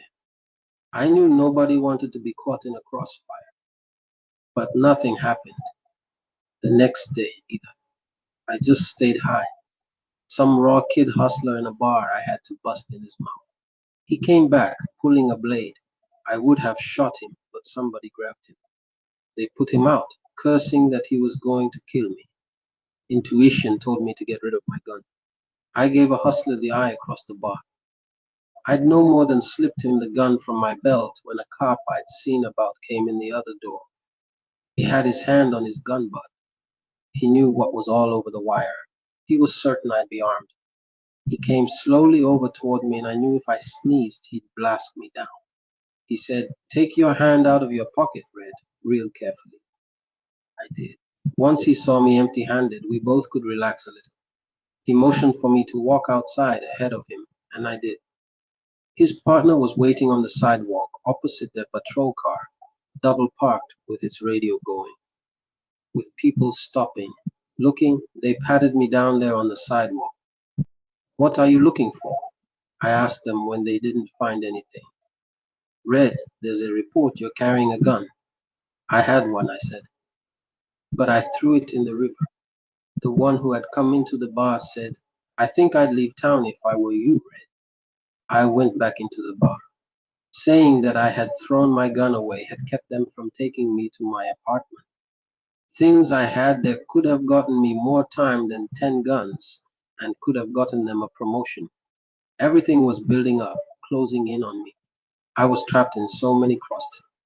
West Indian Archie gunning for me. The Italians who thought I'd stuck up their crap game after me. The scared kid hustler I'd hit. Oh. For 4 years up to that point, I'd been lucky enough or slick enough to escape jail or even getting arrested or any serious trouble. But I knew that any minute now something had to give. Sammy had done something that I've often wished I could have thanked him for. When I heard the car's horn, I was walking on St. Nicholas Avenue, but my ears were hearing a gun. I didn't dream the horn could possibly be for. Oh boy. I jerked around. I came close to shooting. Shorty from Boston. I'd scared him nearly to death. Daddy-o. I couldn't have been happier. Inside the car, he told me Sammy had telephoned about how I was jammed up tight and told him he'd better come and get me. And Shorty did his band's date, then borrowed his piano man's car and burned up the miles to New York. I didn't put up any objections to leaving. Shorty stood watch outside my apartment. I brought out and stuffed into the car's trunk what little stuff I cared to hang on to. Then we hit the highway. Shorty had been without sleep for about 36 hours. He told me afterward that through just about the whole ride back, I talked out of my head. Chapter 9, quote, Ella couldn't believe how atheist, how uncouth I had become. I believed that a man should do anything that he was slick enough, or bad and bold enough, to do, and that a woman was nothing but another commodity. Every word I spoke was hip or profane. I would bet that my working vocabulary wasn't 200 words. Even Shorty, whose apartment I now again shared, wasn't prepared for how I lived and thought, like a predatory animal. Sometimes I would catch him watching me. At first I slept a lot, even at night. I had slept mostly in the daytime during the preceding 2 years. When awake, I smoked reefers. Shorty had originally introduced me to marijuana, and my consumption of it now astounded him. I didn't want to talk much at first.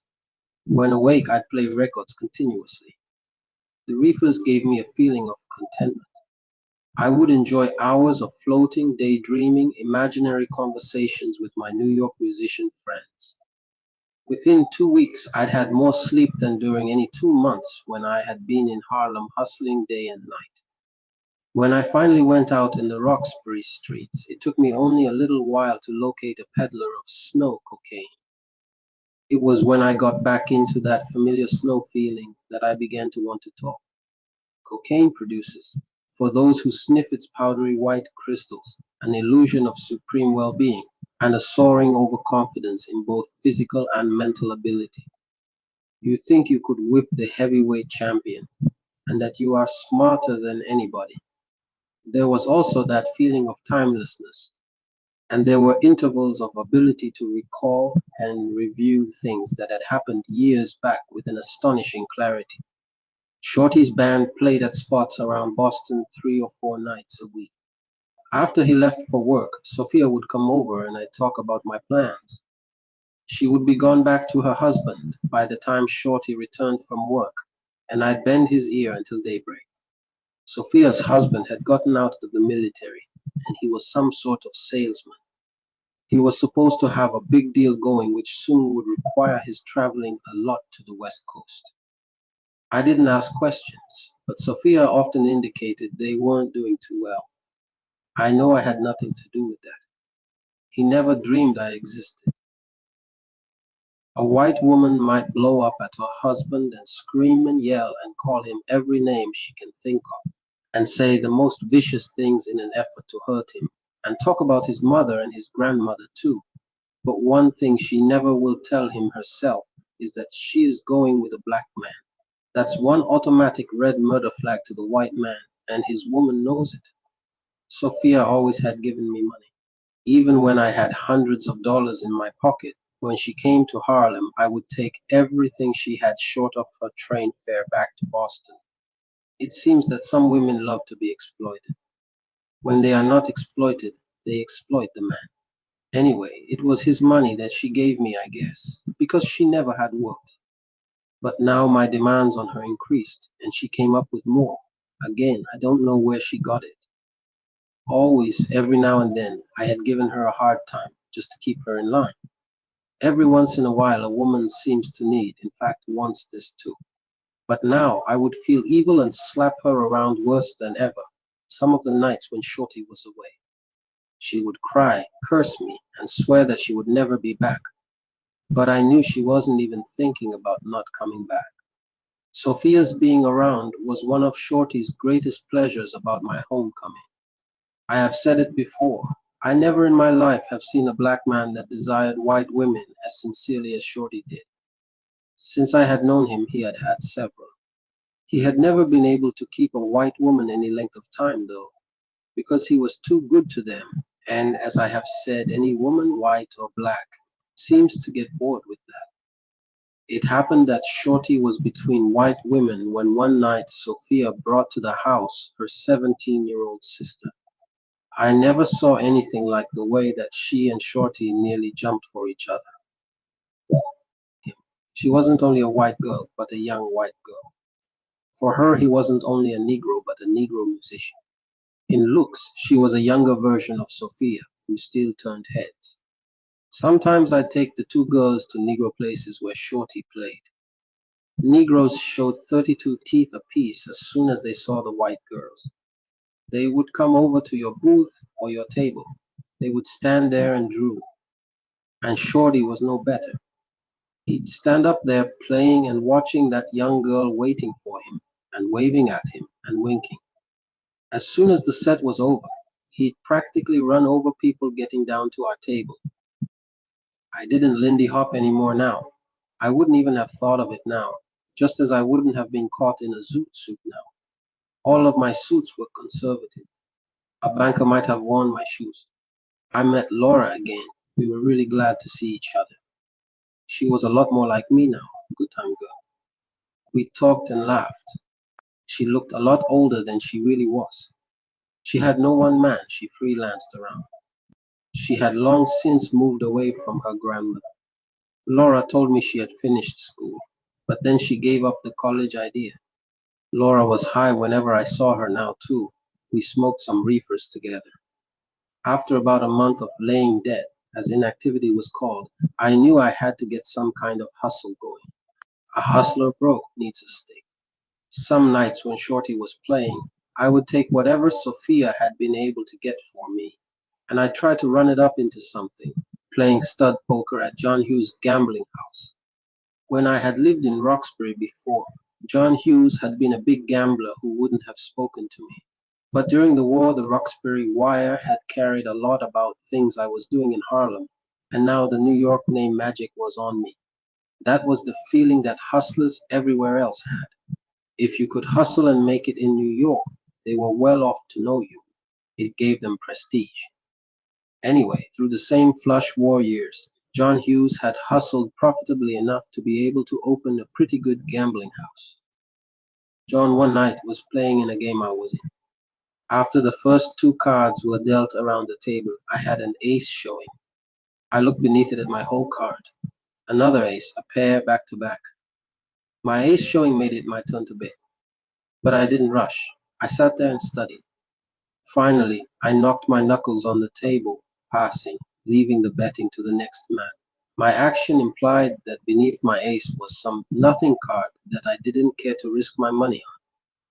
The player sitting next to me took the bait. He bet pretty heavily, and the next man raised him. Possibly each of them had small pairs. Maybe they just wanted to scare me out before I drew another ace. Finally, the bet reached John, who had a queen showing. He raised everybody. Now there was no telling what John had. John truly was a clever gambler. He could gamble as well as anybody I had gambled with in New York. So the bet came back to me. It was going to cost me a lot of money to call the raises. Some of them obviously had good cards, but I knew I had every one of them beat. But again I studied and studied. I pretended perplexity. And finally I put in my money calling the bets. The same betting pattern went on, with each new card right around to the last card. And when that last card went around, I hit another ace inside. 3 aces, and John hit another queen inside. He bet a pile. Now everyone else studied a long time, and one by one all folded their hands. Except me. All I could do was put what I had left on the table. If I'd had the money, I could have raised $500 or more, and he'd have had to call me. John couldn't have gone the rest of his life wondering if I had bluffed him out of a pot that big. I showed my whole card ace. John had 3 queens. As I hauled in the pot, something over $500, my first real stake in Boston. John got up from the table. He'd quit. He told his houseman, anytime Red comes in here and wants anything, let him have it. He said, I've never seen a young man play his whole card like he played. John said young man, being himself about 50, I guess, although you can never be certain about a Negro's age. He thought, as most people would have, that I was about 30. No one in Roxbury except my sisters Ella and Mary suspected my real age. The story of that poker game helped my unseen reputation among the other gamblers and hustlers around Roxbury. Another thing that happened in John's gambling house contributed.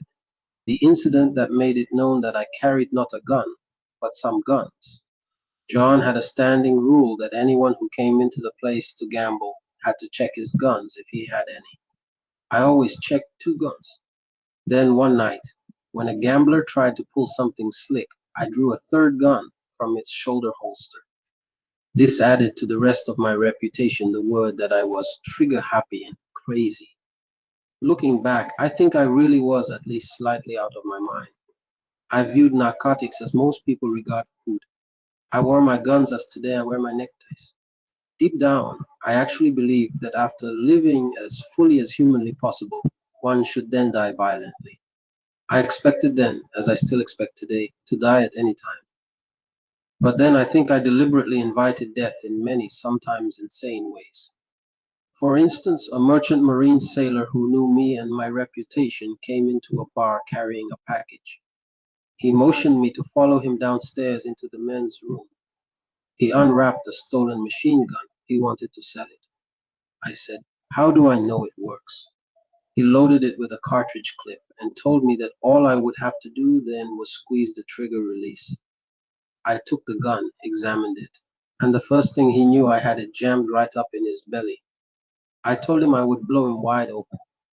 He went backwards out of the restroom and up the stairs the way Bill Bojangles Robinson used to dance going backwards. He knew I was crazy enough to kill him. I was insane enough not to consider that he might just wait his chance to kill me. For perhaps a month I kept the machine gun at Shorty's before I was broke and sold it. When Reginald came to Roxbury visiting, he was shocked at what he'd found out upon returning to Harlem. I spent some time with him. He still was the kid brother whom I still felt more family toward than I felt now even for our sister Ella. Ella still liked me. I would go to see her once in a while. But Ella had never been able to reconcile herself to the way I had changed. She has since told me that she had a steady foreboding that I was on my way into big trouble. But I always had the feeling that Ella somehow admired my rebellion against the world, because she, who had so much more drive and guts than most men, often felt stymied by having been born female. Had I been thinking only in terms of myself, maybe I would have chosen steady gambling as a hustle. There were enough chump gamblers that hung around John Hughes for a good gambler to make a living off them. Chumps that worked, usually. One would just have to never miss the games on their paydays. Besides, John Hughes had offered me a job dealing for games. I didn't want that. But I had come around to thinking not only of myself. I wanted to get something going that could help Shorty, too. We had been talking. I really felt sorry for Shorty. The same old musician story. The so-called glamour of being a musician, earning just about enough money so that after he paid rent and bought his reefers and food and other routine things, he had nothing left. Plus debts. How could Shorty have anything?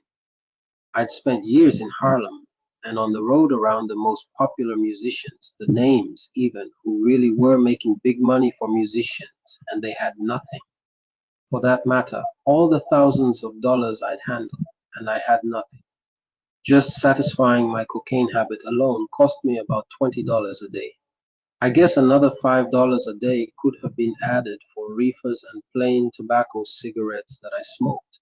Besides getting high on drugs, I chain smoked as many as 4 packs a day. And if you ask me today, I'll tell you that tobacco, in all its forms, is just as much an addiction as any narcotic. When I opened the subject of a hustle with Shorty, I started by first bringing him to agree with my concept, of which he was a living proof.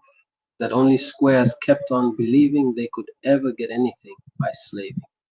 And when I mentioned what I had in mind, house burglary, Shorty, who always had been so relatively conservative, really surprised me by how quickly he agreed. He didn't even know anything about burglarizing. When I began to explain how it was done, Shorty wanted to bring in this friend of his, whom I had met and liked, called Rudy. Rudy's mother was Italian, his father was a Negro. He was born right there in Boston, a short, light fellow, a pretty boy type. Rudy worked regularly for an employment agency that sent him to wait on tables at exclusive parties. He had a side deal going, a hustle that took me right back to the old steering days in Harlem. Once a week, Rudy went to the home of this old rich Boston blue blood pillar of society aristocrat. He paid Rudy to undress them both, then pick up the old man like a baby, lay him on his bed, then stand over him and sprinkle him all over with talcum powder. Rudy said the old man would actually reach his climax from that. I told him and Shorty about some of the things I'd seen. Rudy said that as far as he knew, Boston had no organized specialty sex houses, just individual rich whites who had their private specialty desires catered to by Negroes who came to their homes camouflaged as chauffeurs, maids, waiters, or some other accepted image. Just as in New York, these were the rich, the highest society, the predominantly old men, past the age of ability to conduct any kind of ordinary sex, always hunting for new ways to be sensitive. Rudy, I remember, spoke of one old white man who paid a black couple to let him watch them have intercourse on his bed. Another was so sensitive that he paid to sit on a chair outside a room where a couple was. He got his satisfaction just from imagining what was going on inside. A good burglary team includes, I knew, what is called a finder. A finder is one who locates lucrative places to rob. Another principal need is someone able to case these places' physical layouts to determine means of entry, the best getaway routes, and so forth. Rudy qualified on both counts.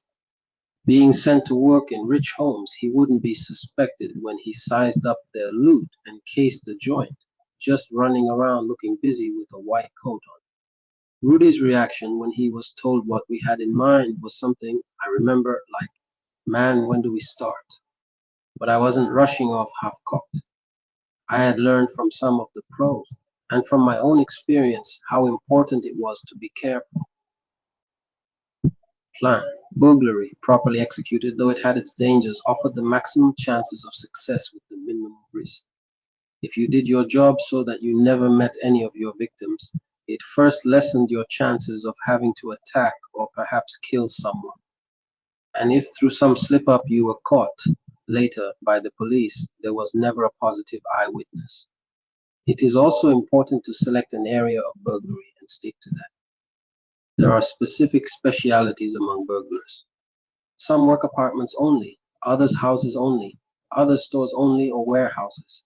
Still others will go after only safes or strong boxes. Within the residence burglary category, there are further specialty distinctions. There are the day burglars, the dinner and theater time burglars, the night burglars. I think that any city's police will tell you that very rarely do they find one type who will work at another time. For instance, Jumpsteady in Harlem was a nighttime apartment specialist. It would have been hard to persuade Jumpsteady to work in the daytime if a millionaire had gone out for lunch and left his front door wide open. I had one very practical reason never to work in the daytime, aside from my inclinations. With my high visibility, I'd have been sunk in the daytime. I could just hear people, a reddish-brown Negro over 6 feet tall. One glance would be enough. Setting up what I wanted to be the perfect operation, I thought about pulling the white girls into it for two reasons. One was that I realized we'd be too limited relying only upon places where Rudy was a waiter. He didn't get to work in too many places. It wouldn't be very long before we ran out of sources. And when other places had to be found and cased in the rich white residential areas, Negroes hanging around would stick out like sore thumbs. But these white girls could get invited into the right places. I disliked the idea of having too many people involved, all at the same time. but with Shorty and Sophia's sister so close now, and Sophia and me as though we had been together for 50 years, and Rudy as eager and cool as he was, nobody would be apt to spill. Everybody would be under the same risk. We would be like a family unit. I never doubted that Sophia would go along. Sophia would do anything I said, and her sister would do anything that Sophia said. They both went for it. Sophia's husband was away on one of his trips to the coast when I told her and her sister. Most burglars I knew were caught not on the job, but trying to dispose of the loot. Finding the fence we used was a rare piece of luck. We agreed upon the plan for operations. The fence didn't work with us directly. He had a representative, an ex-con, who dealt with me and no one else in my gang. Aside from his regular business, he owned around Boston several garages and small warehouses. The arrangement was that before a job, I would alert the representative and give him a general idea of what we expected to get, and he'd tell me at which garage or warehouse we should make the drop. After we had made our drop, the representative would examine the stolen articles. He would remove all identifying marks from everything. Then he would call the fence, who would come and make a personal appraisal. The next day, the representative would meet me at a prearranged place and would make the payment for what we had stolen in cash. One thing I remember, this fence always sent your money in crisp brand new bills. He was smart. Somehow that had a very definite psychological effect upon all of us after we had pulled a job, walking around with that crisp green money in our pockets. He may have had other reasons. We needed a base of operations, not in Roxbury. The girls rented an apartment in Harvard Square. Unlike Negroes, these white girls could go shopping for the locale and physical situation we wanted. It was on the ground floor, where, moving late at night, all of us could come and go without attracting notice. In any organization, someone must be the boss. If it's even just one person, you've got to be the boss of yourself. At our gang's first meeting in the apartment, we discussed how we were going to work. The girls would get into houses to case them by ringing bells and saying they were saleswomen, poll takers, college girls making a survey or anything else suitable. Once in the houses, they would get around as much as they could without attracting attention. Then back, they would report what special valuables they had seen and where. They would draw the layout for Shorty, Rudy, and me. We agreed that the girls would actually burglarize only in special cases where there would be some advantage. But generally the three men would go, two of us to do the job while the third kept watch in the getaway car with the motor running. Talking to them, laying down the plans, I had deliberately sat on a bed away from them. All of a sudden I pulled out my gun, shook out all 5 bullets, and then let them see me put back only 1 bullet. I twirled the cylinder and put the muzzle to my head. Now I'm going to see how much guts all of you have, I said. I grinned at them. All of their mouths had flapped open. I pulled the trigger. We all heard a click. I'm going to do it again now. They begged me to stop. I could see in Shorty's and Rudy's eyes some idea of rushing me. We all heard the hammer click on another empty cylinder. The women were in hysterics. Rudy and Shorty were begging. Red, cut it out, man. Freeze. I pulled the trigger once more. I'm doing this, showing you I'm not afraid to die, I told them. Never cross a man not afraid to die. Now let's get to work. I never had one moment's trouble with any of them after that. Sophia acted odd. Her sister all but called me Mr. Red. Shorty and Rudy were never again quite the same with me. Neither of them ever mentioned it. They thought I was crazy. They were afraid of me. We pulled the first job that night, the place of the old man who hired Rudy to sprinkle him with talcum powder. A cleaner job couldn't have been asked for. Everything went like clockwork.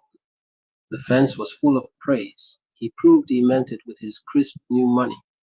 The old man later told Rudy how a small army of detectives had been there, and they decided that the job had the earmarks of some gang which had been operating around Boston for about a year. We quickly got it down to a science. The girls would scout and case in wealthy neighborhoods. The burglary would be pulled. Sometimes it took no more than 10 minutes. Shorty and I did most of the actual burglary. Rudy generally had the getaway car. If the people weren't at home, we'd use a passkey on a common door lock. On a patent lock, we'd use a jimmy as it's called, or a lockpick. Or sometimes we would enter by windows from a fire escape or a roof. Gullible women often took the girls all over their houses just to hear them exclaiming over the finery. With the help of the girls' drawings and a finger beam searchlight, we went straight to the things we wanted. Sometimes the victims were in their beds asleep. That may sound very daring. Actually, it was almost easy. The first thing we had to do when people were in the house was to wait very still and pick up the sounds of breathing. Snorers we loved, they made it real easy. In stockinged feet, we'd go right into the bedrooms. Moving swiftly, like shadows, we would lift clothes, watches, wallets, handbags, and jewelry boxes.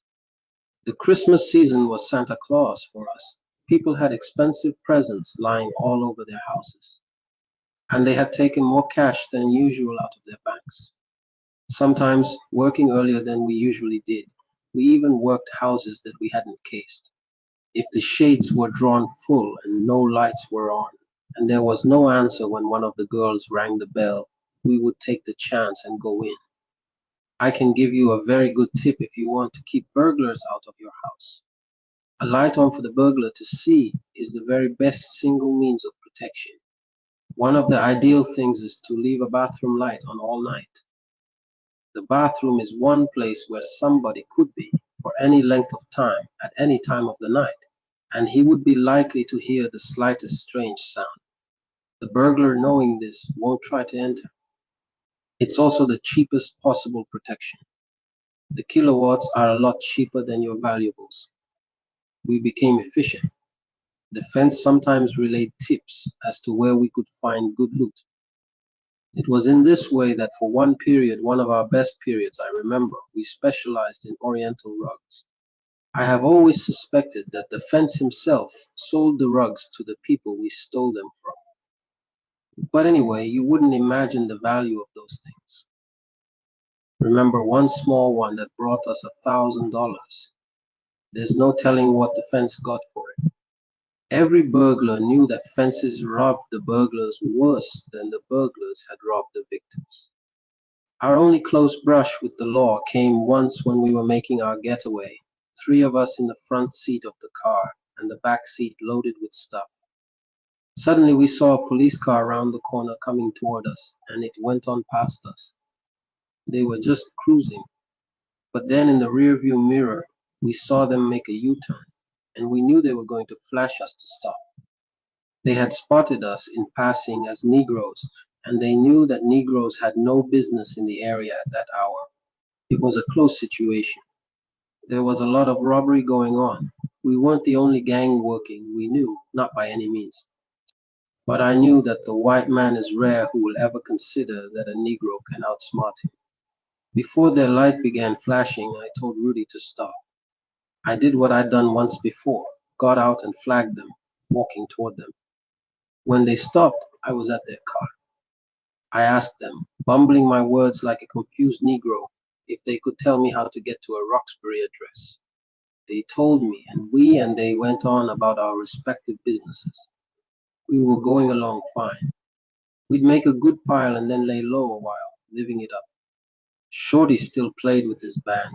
Rudy never missed attending his sensitive old man, or the table waiting at his exclusive parties, and the girls maintained their routine home schedules. Sometimes I still took the girls out to places where Shorty played, and to other places, spending money as though it were going out of style. The girls dressed in jewelry and furs they had selected from our halls. No one knew our hustle, but it was clear that we were doing fine. And sometimes the girls would come over, and we'd meet them either at Shorty's in Roxbury or in our Harvard Square place, and just smoke reefers and play music. It's a shame to tell on a man, but Shorty was so obsessed with the white girl that even if the lights were out, He would pull up the shade to be able to see that white flesh by the street lamp from outside. Early evenings when we were laying low between jobs, I often went to a Massachusetts Avenue nightclub called the Savoy, and Sophia would telephone me there punctually. Even when we pulled jobs, I would leave from this club, then rush back there after the job. The reason was so that if it was ever necessary, people could testify that they had seen me at just about the time the job was pulled. Negroes being questioned by policemen would be very hard to pin down on any exact time. Boston at this time had two Negro detectives. Ever since I had come back on the Roxbury scene, one of these detectives, a dark brown fellow named Turner, had never been able to stand me, and it was mutual. He talked about what he would do to me, and I had promptly put an answer back on the wire. I knew from the way he began to act that he had heard it. Everyone knew that I carried guns, and he did have sense enough to know that I wouldn't hesitate to use them, and on him, detective or not. This early evening I was in this place when at the usual time the phone in the booth rang. It rang just as this detective Turner happened to walk in through the front door. He saw me start to get up. He knew the call was for me, but stepped inside the booth and answered. I heard him saying, looking straight at me, "Hello, hello, hello." And I knew that Sophia, taking no chances with the strange voice, had hung up. "Wasn't that call for me?" I asked Turner. He said that it was. I said, "Well, why didn't you say so?" He gave me a rude answer. I knew he wanted me to make a move first. We both were being cagey. We both knew that we wanted to kill each other. Neither wanted to say the wrong thing. Turner didn't want to say anything that, repeated, would make him sound bad. I didn't want to say anything that could be interpreted as a threat to a cop. But I remember exactly what I said to him anyway, purposely loud enough for some people at the bar to hear me. I said, "You know, Turner, you're trying to make history. Don't you know that if you play with me, you certainly will go down in history because you've got to kill me?" Turner looked at me. Then he backed down.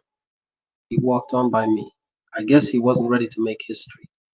I had gotten to the point where I was walking on my own coffin.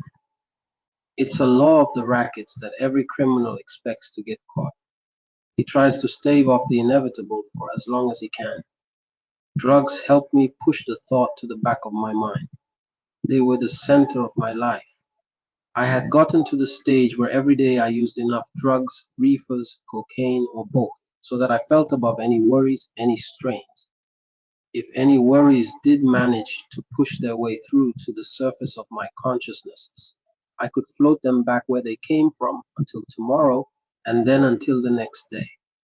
But where always before I had been able to smoke the reefers and to sniff the snow and rarely show it very much, by now it was not that easy.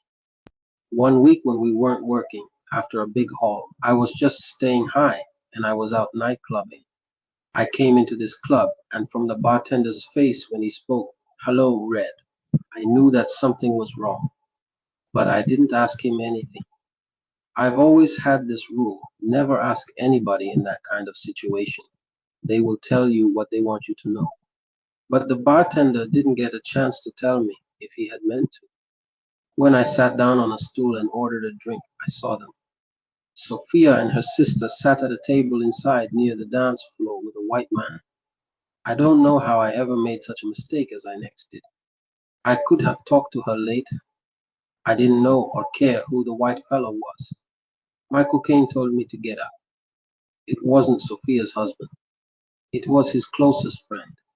They had served in the war together. With her husband out of town, he had asked Sophia and her sister out to dinner, and they went. But then later, after dinner driving around, he had suddenly suggested going over to the black ghetto. Every Negro who lives in a city has seen the type 1,000 times, the northern cracker who will go to visit Nigger Town to be amused at, the coons. The girls so well known in the Negro places in Roxbury had tried to change his mind, but he had insisted. So they had just held their breaths coming into this club where they had been 100 times.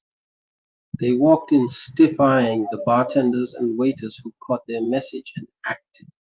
as though they never had seen them before, and they were sitting there with drinks before them, praying that no Negro who knew them would barge up to their table. Then up I came. I know I called them baby. They were chalky white, he was beet red. That same night, back at the Harvard Square place, I really got sick. It was less of a physical sickness than it was all of the last 5 years catching up. I was in my pajamas in bed, half asleep, when I heard someone knock. I knew that something was wrong. We all had keys. No one ever knocked at the door. I rolled off and under the bed. I was so groggy it didn't cross my mind to grab for my gun on the dresser. Under the bed I heard the key turn and I saw the shoes and pants cuffs walk in. I watched them walk around. I saw them stop. Every time they stopped, I knew what the eyes were looking at. And I knew before he did that he was going to get down and look under the bed. He did. It was Sophia's husband's friend. His face was about 2 feet from mine. It looked congealed. Ha ha ha, I fooled you, didn't I? Said. It wasn't at all funny. I got out from under the bed, still fake laughing. He didn't run, I'll say that for him. He stood back. He watched me as though I were a snake. I didn't try to hide what he already knew. The girls had some things in the closets and around. He had seen all of that. We even talked some. I told him the girls weren't there and he left. What shook me the most was realizing that I had trapped myself under the bed without a gun. I really was slipping. I had put a stolen watch into a jewelry shop to replace a broken crystal. It was about 2 days later when I went to pick up the watch that things fell apart. As I have said, a gun was as much a part of my dress as a necktie. I had my gun in a shoulder holster under my coat. The loser of the watch, the person from whom it had been stolen by us, I later found, had described the repair that it needed. It was a very expensive watch. That's why I had kept it for myself. And all of the jewelers in Boston had been alerted. The Jew waited until I had paid him before he laid the watch on the counter. He gave his signal, and this other fellow suddenly appeared from the back, walking toward me. One hand was in his pocket. I knew he was a cop. He said quietly, "Step into the back." Just as I started back there, an innocent Negro walked into the shop. I remember later hearing that he had just that day gotten out of the military. The detective, thinking he was me, turned to him. There I was wearing my gun and the detective talking to that Negro with his back to me. Today I believe that Allah was with me even then. I didn't try to shoot him, and that saved my life.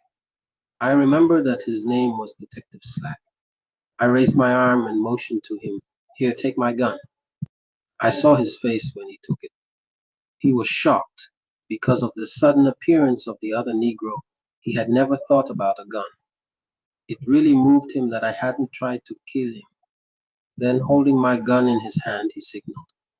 And out from where they had been concealed walked two other detectives. They'd had me covered. One false move, I'd have been dead. I was going to have a long time in prison to think about that.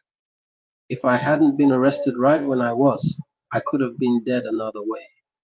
Sophia's husband's friend had told her husband about me, and the husband had arrived that morning and had gone to the apartment with a gun, looking for me. He was at the apartment just about when they took me to the precinct. The detectives grilled me. They didn't beat me. They didn't even put a finger on me. And I knew it was because I hadn't tried to kill the detective. They got my address from some papers they found on me. The girls soon were picked up. Shorty was pulled right off the bandstand that night. The girls also had implicated Rudy. To this day, I have always marveled at how Rudy somehow got the word, and I know he must have caught the first thing smoking out of Boston, and he got away. They never got him. I have thought 1,000 times, I guess, about how I so narrowly escaped death twice that day. That's why I believe that everything is written. The cops found the apartment loaded with evidence, fur coats, some jewelry, other small stuff, plus the tools of our trade. A jimmy, a lockpick, glass cutters, screwdrivers, pencil beam flashlights, false keys. and my small arsenal of guns. The girls got low bail. They were still white burglars or not. Their worst crime was their involvement with Negroes. But Shorty and I had bail set at $10,000 each, which they knew we were nowhere near able to raise.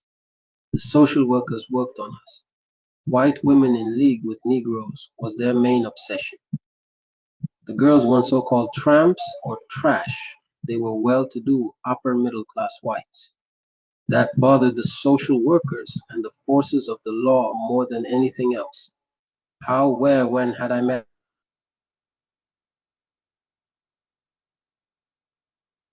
the robberies? All they could see was that we had taken the white man's women. I just looked at the social workers. Now what do you think? Even the court clerks and the bailiffs. Nice white girls, goddamn niggers. It was the same even from our court-appointed lawyers as we sat down under guard at a table as our hearing assembled. Before the judge entered, I said to one lawyer, "We seem to be getting sentenced because of those girls." He got red from the neck up and shuffled his papers. "You had no business with white girls." Later, when I had learned the full truth about the white man, I reflected many times that the average burglary sentence for a first offender, as we all were, was about 2 years. But we weren't going to get the average, not for our crime. I want to say before I go on that I have never previously told anyone my sordid past in detail. I haven't done it now to sound as though I might be proud of how evil I was.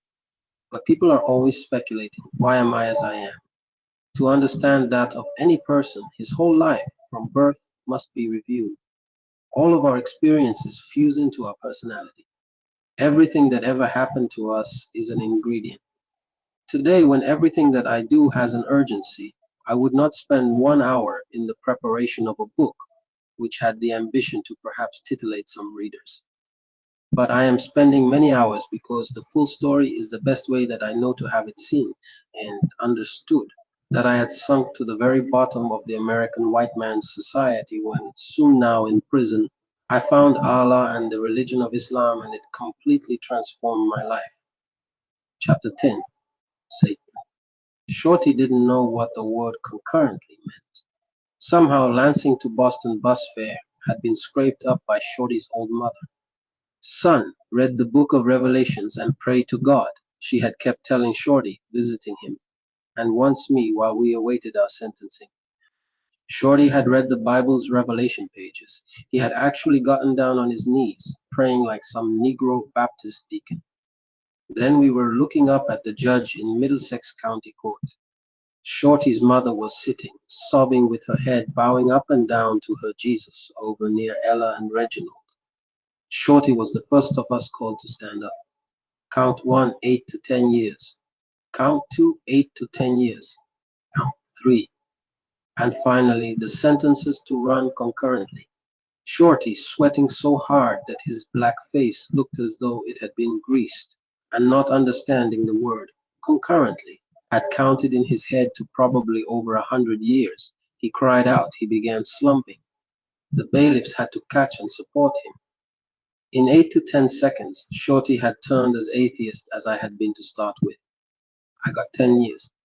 The girls got 1 to 5 years in the women's reformatory at Framingham, Massachusetts. This was in February 1946. I wasn't quite 21. I had not even started shaving.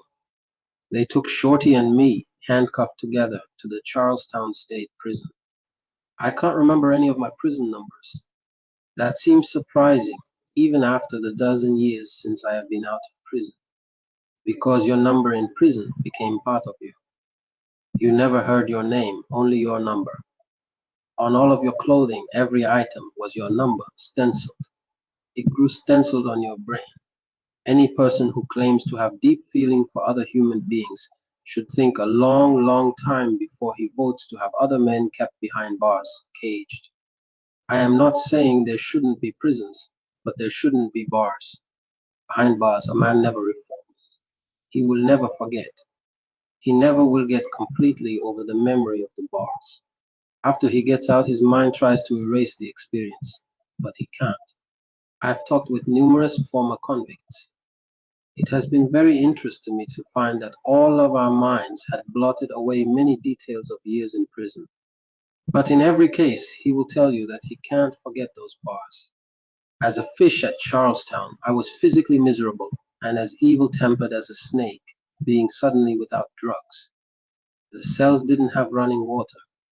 The prison had been built in 1805 in Napoleon's day and was even styled after the Bastille. In the dirty, cramped cell, I could lie on my cot and touch both walls. The toilet was a covered pail. I don't care how strong you are, you can't stand having to smell a whole cell row of defecation. The prison psychologist interviewed me, and he got called every filthy name I could think of, and the prison chaplain got called worse. My first letter, I remember, was from my religious brother Philbert in Detroit, telling me His Holiness Church was going to pray for me. I scrawled him a reply I'm ashamed to think of today. Ella was my first visitor. I remember seeing her catch herself, then try to smile at me, now in the faded dungarees stenciled with my number. Neither of us could find much to say until I wished she hadn't come at all. The guards with guns watched about 50 convicts and visitors. I have heard scores of new prisoners swearing back in their cells that when free, their first act would be to waylay those visiting room guards. Hatred often focused on them. Us got high in Charlestown on nutmeg. My cellmate was among at least 100 nutmeg men who, for money or cigarettes, bought from kitchen worker inmates penny matchboxes full of stolen nutmeg. I grabbed a box as though it were a pound of heavy drugs. Stirred into a glass of cold water, a penny matchbox full of nutmeg had the kick of 3 or 4 reefers. With some money sent by Ella, I was finally able to buy stuff for better highs from guards in the prison. I got reefers, Nimbudal, and Benzedrine. Smuggling to prisoners was the guard's sideline. Every prison's inmates know that's how guards make most of their living. I served a total of 7 years in prison. Now, when I try to separate that first year plus that I spent at Charlestown, it runs all together in a memory of nutmeg and the other semi-drugs, of cursing guards, throwing things out of my cell, balking in the lines, dropping my tray in the dining hall, refusing to answer my number, claiming I forgot it, and things like that. I preferred the solitary that this behavior brought me. I would pace for hours like a caged leopard, viciously cursing aloud to myself. And my favorite targets were the Bible and God.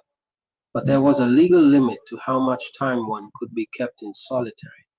Eventually, the men in the cell block had a name for me, Satan, because of my anti-religious attitude. The first man I met in prison who made any positive impression on me, whatever was a fellow inmate, Bimbi. I met him in 1947 at Charlestown. He was a light, kind of red-complexioned Negro, as I was, about my height, and he had freckles. Bimbi, an old-time burglar, had been in many prisons. In the license plate shop where our gang worked, he operated the machine that stamped out the numbers. I was along the conveyor belt where the numbers were painted. Bimbi was the first Negro convict I'd known who didn't respond to, "Whatcha know, Daddy?"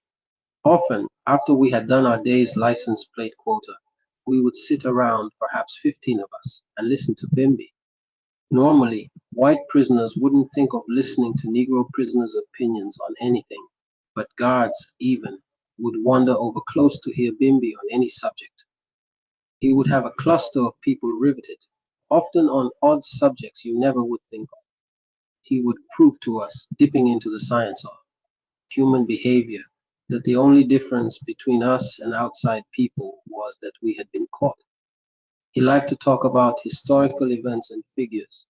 When he talked about the history of Concord, where I was to be transferred later, you would have thought he was hired by the Chamber of Commerce.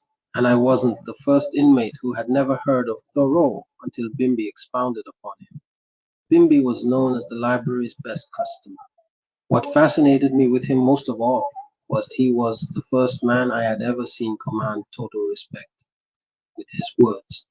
Bimbi seldom said much to me. He was gruff to individuals, but I sensed he liked me. What made me seek his friendship was when I heard him discuss religion. I considered myself beyond atheism. I was Satan. But Bimbi put the atheist philosophy in a framework, so to speak.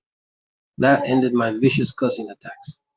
My approach sounded so weak alongside his, and he never used a foul word.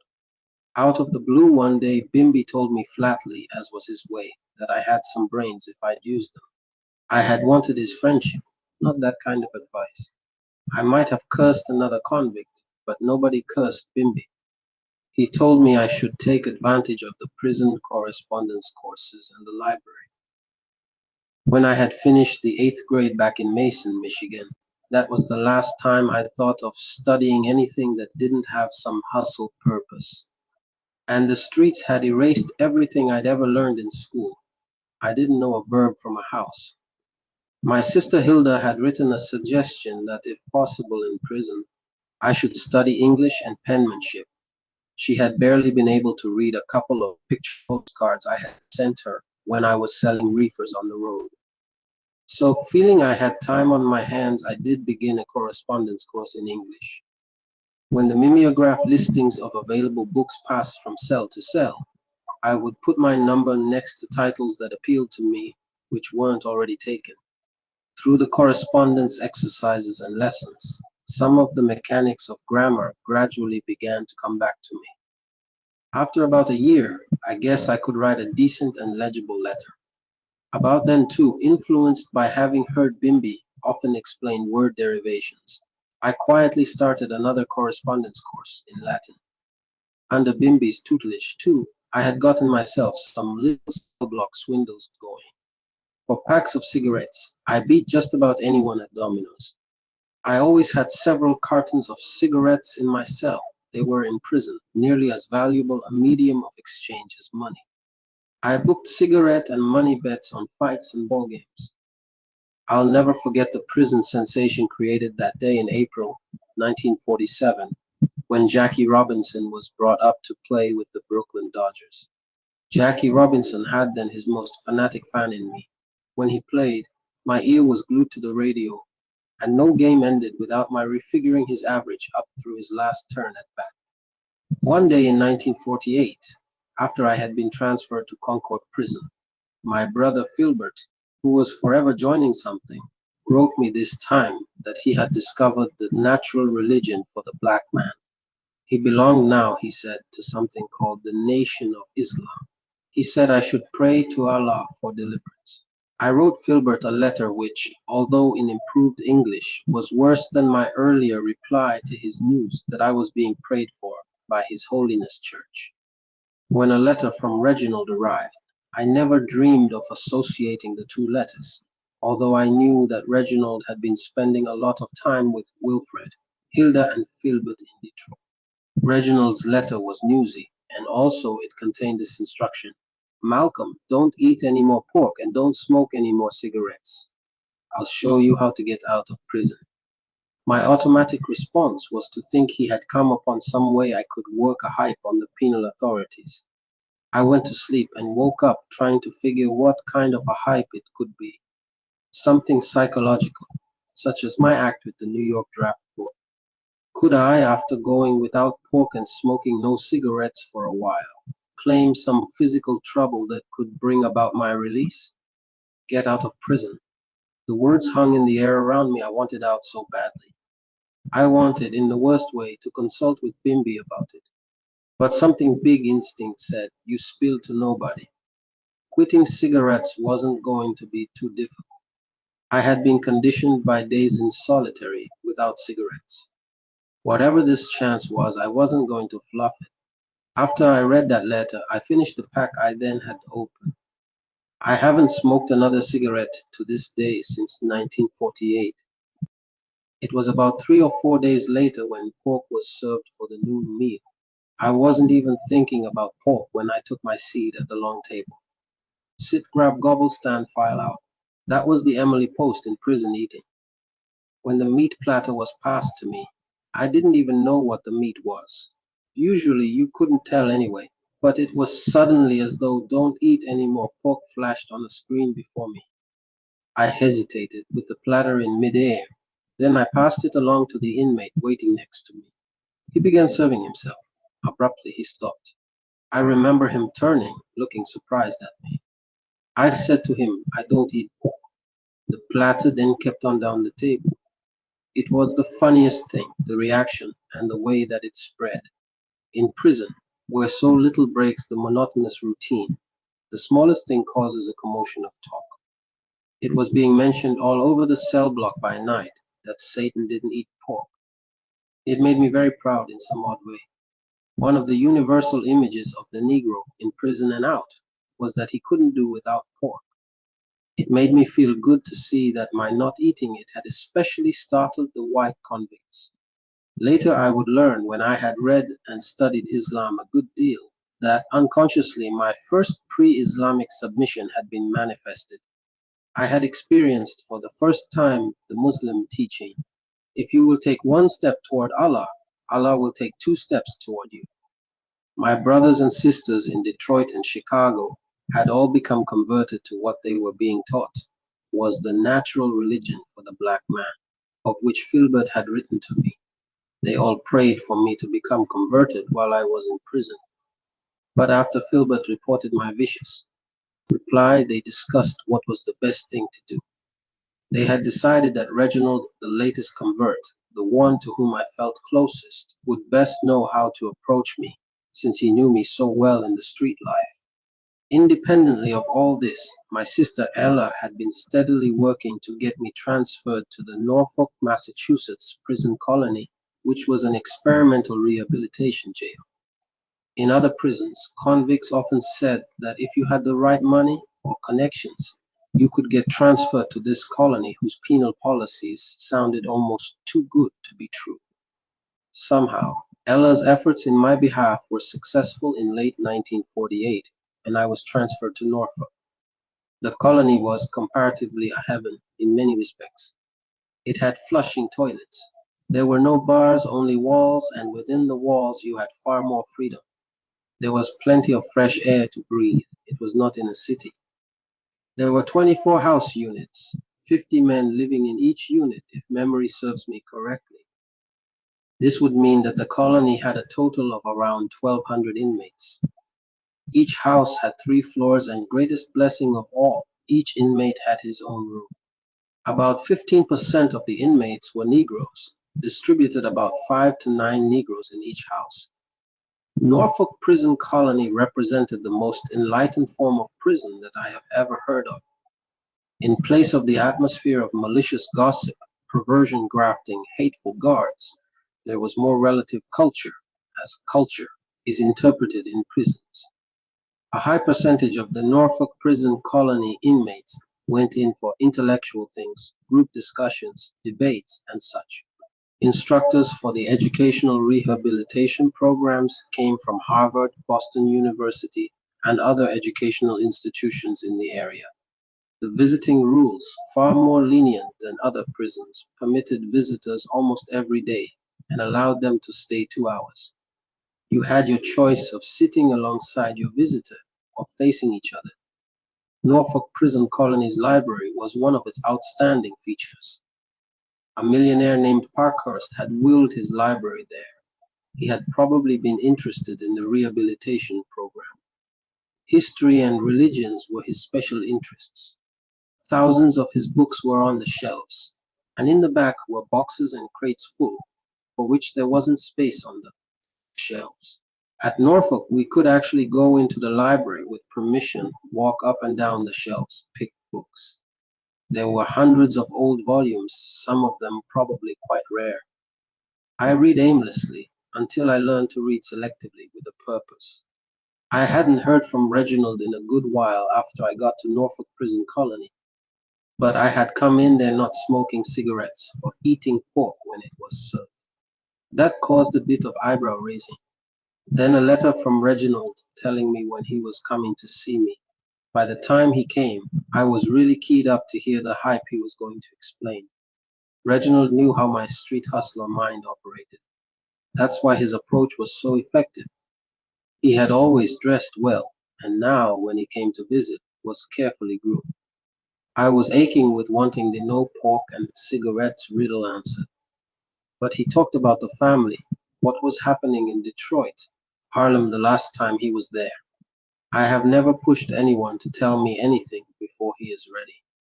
The offhand way Reginald talked and acted made me know that something big was coming. He said finally, as though it had just happened to come into his mind, "Malcolm, if a man knew every imaginable thing that there is to know, who would he be?" Back in Harlem, he had often liked to get at something through this kind of indirection. It had often irritated me, because my way had always been direct. I looked at him. Well, he would have to be some kind of a god. Reginald said, "There's a man who knows everything." I asked, "Who is that?" "God is a man," Reginald said. "His real name is Allah." Allah. That word came back to me from Filbert's letter. It was my first hint of any connection. But Reginald went on. He said that God had 360 degrees of knowledge. He said that 360 degrees represented the sum total of knowledge. To say I was confused is an understatement. I don't have to remind you of the background against which I sat hearing my brother Reginald talk like this. I just listened, knowing he was taking his time in putting me onto something. And if somebody is trying to put you onto something, you need to listen. The devil has only 33 degrees of knowledge, known as masonry, Reginald said. I can so specifically remember the exact phrases since later I was going to teach them so many times to others. The devil uses his masonry to rule other people. He told me that this God had come to America, and that he had made himself known to a man named Elijah, a black man just like us. This God had let Elijah know, Reginald said, that the devil's time was up. I didn't know what to think. I just listened. "The devil is also a man," Reginald said. "What do you mean?" With a slight movement of his head, Reginald indicated some white inmates and their visitors talking as we were across the room. "Them," he said. "The white man is the devil. He told me that all whites knew they were devils, especially Masons. I never will forget. My mind was involuntarily flashing across the entire spectrum of white people I had ever known, and for some reason it stopped upon Jaime, the Jew who had been so good to me. Reginald, a couple of times, had gone out with me to that Long Island bootlegging operation to buy and bottle up the bootleg liquor for Jaime. I said, without any exception. Without any exception. What about Jaime? What is it if I let you make $500 to let me make 10,000? After Reginald left, I thought. I couldn't make of it head or tail or middle. The white people I had known marched before my mind's eye from the start of my life. The state white people always in our house after the other whites I didn't know had killed my father. The white people who kept calling my mother crazy to her face and before me and my brothers and sisters until she finally was taken off by white people to the Kalamazoo asylum. The white judge and others who had split up the children. The Swirlins, the other whites around Mason. White youngsters I was in school there with, and the teachers, the one who told me in the 8th grade to be a carpenter because thinking of being a lawyer was foolish for a Negro. My head swam with the parading faces of white people, the ones in Boston in the white-only dances at the Roseland Ballroom where I shined their shoes, at Parker House, where I took their dirty plates back to the kitchen, the railroad crewmen and passengers, Sophia, the whites in New York City, the cops, the white criminals I dealt with, the whites who piled into the Negro speakeasies for a taste of Negro soul, the white women who wanted Negro men, the men I'd steered to the black specialty sex they wanted, the fence back in Boston and his ex-con representative, Boston cops, Sophia's husband's friend and her husband whom I'd never seen, but knew so much about, Sophia's sister, the Jew jeweler who'd helped trap me, the social workers, the Middlesex County Court people, the judge who gave me 10 years, the prisoners I'd known, the guards and the officials. A celebrity among the Norfolk prison colony inmates was a rich older fellow, a paralytic called John. He had killed his baby, one of those mercy killings. He was a proud, big shot type, always reminding everyone that he was a 33rd degree Mason and what powers Masons had. that only Masons ever had been US presidents, that Masons in distress could secretly signal to judges and other Masons in powerful positions. I kept thinking about what Reginald had said. I wanted to test it with John. He worked in a soft job in the prison school. I went over there. John, I said, how many degrees in a circle? He said, 360. I drew a square. How many degrees in that? He said, 360. I asked him, was 360 degrees then the maximum of degrees in anything? He said, yes. I said, well, why is it that Masons go only to 33 degrees? He had no satisfactory answer. But for me, the answer was that Masonry actually is only 33 degrees of the religion of Islam, which is the full projection, forever denied to Masons, although they know it exists. Reginald, when he came to visit me again in a few days, could gauge from my attitude the effect that his talking had had upon me. He seemed very pleased.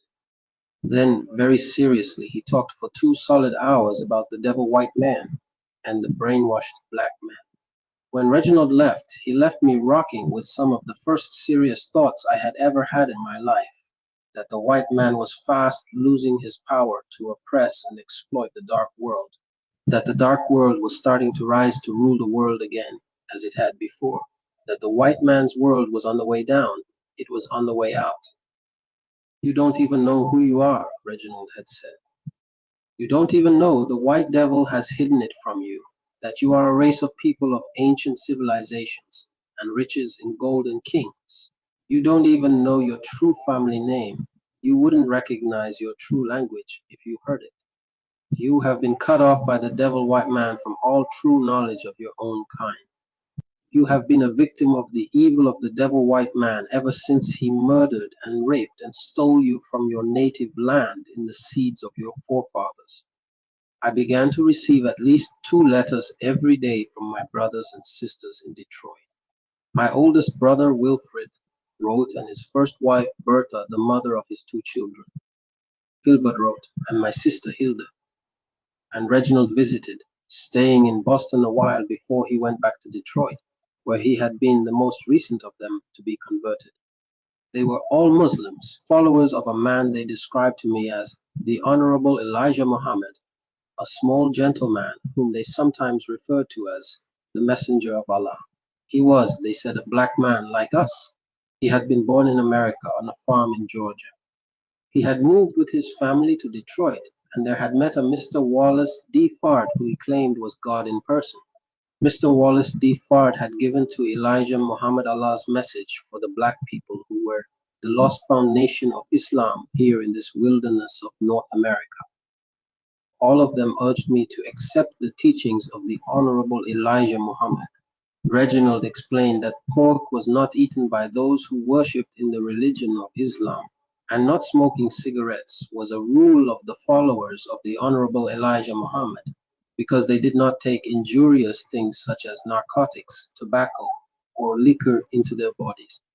Over and over I read and heard, the key to a Muslim is submission, the attunement of one toward Allah, and what they termed the true knowledge of the black man that was possessed by the followers of the Honorable Elijah Muhammad was given shape for me in their lengthy letters, sometimes containing printed literature.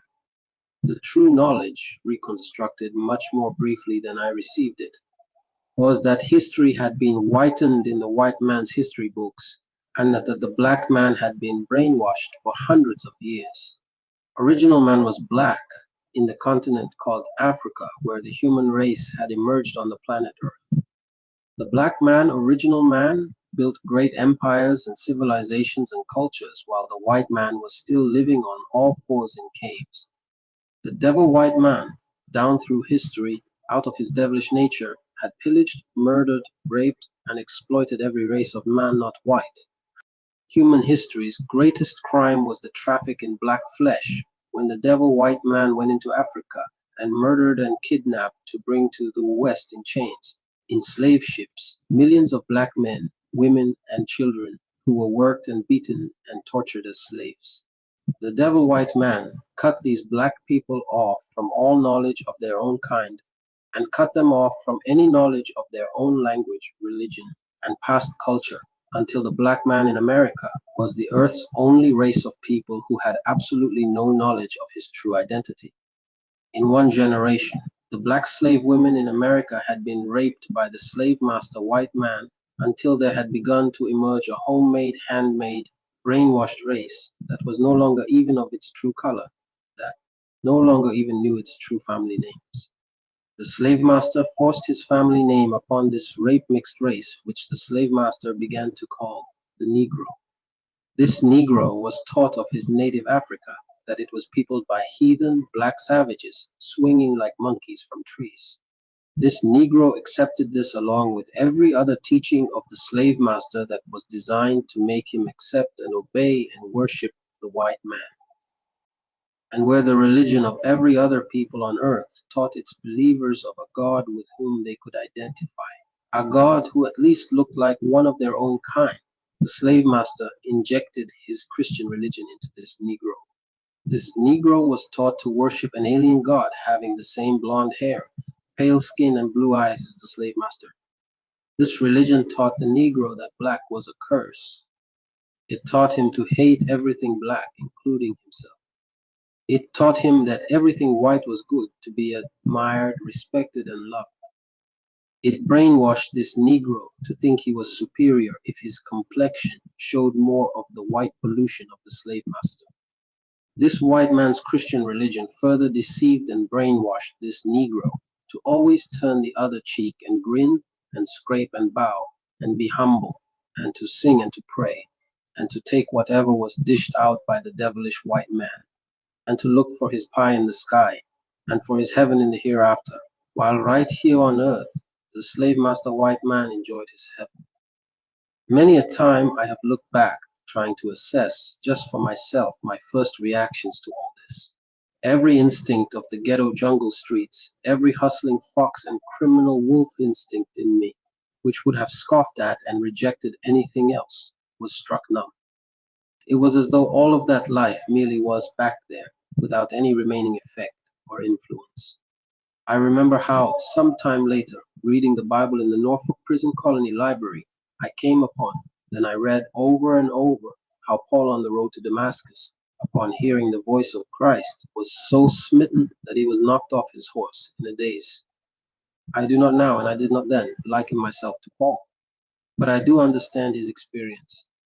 I have since learned, helping me to understand what then began to happen within me, that the truth can be quickly received, or received at all, only by the sinner who knows and admits that he is guilty of having sinned much. Stated another way, only guilt admitted accepts truth. The Bible again, the one people whom Jesus could not help were the Pharisees. They didn't feel they needed any help. The very enormity of my previous life's guilt prepared me to accept the truth.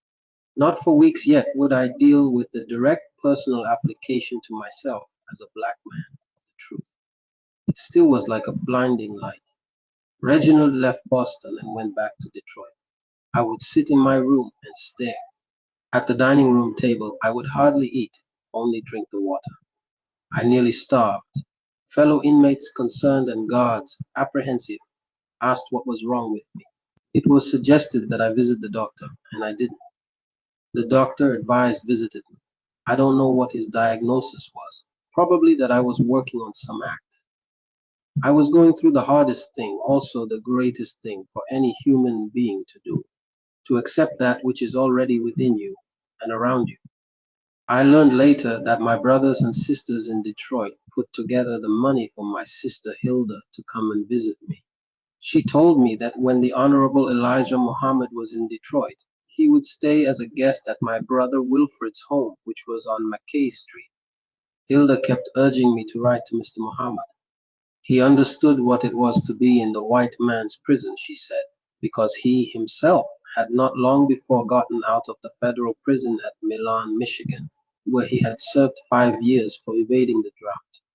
Hilda said that the Honorable Elijah Muhammad came to Detroit to reorganize his Temple Number 1, which had become disorganized during his prison time, but he lived in Chicago, where he was organizing and building his Temple Number 2. It was Hilda who said to me, "Would you like to hear how the white man came to this planet Earth?" And she told me that key lesson of Mr. Elijah Muhammad's teachings, which I later learned was the demonology that every religion has, called Yaqub's history. Elijah Muhammad teaches his followers that first the moon separated from the earth. Then the first humans, original man, were a black people. They founded the holy city Mecca.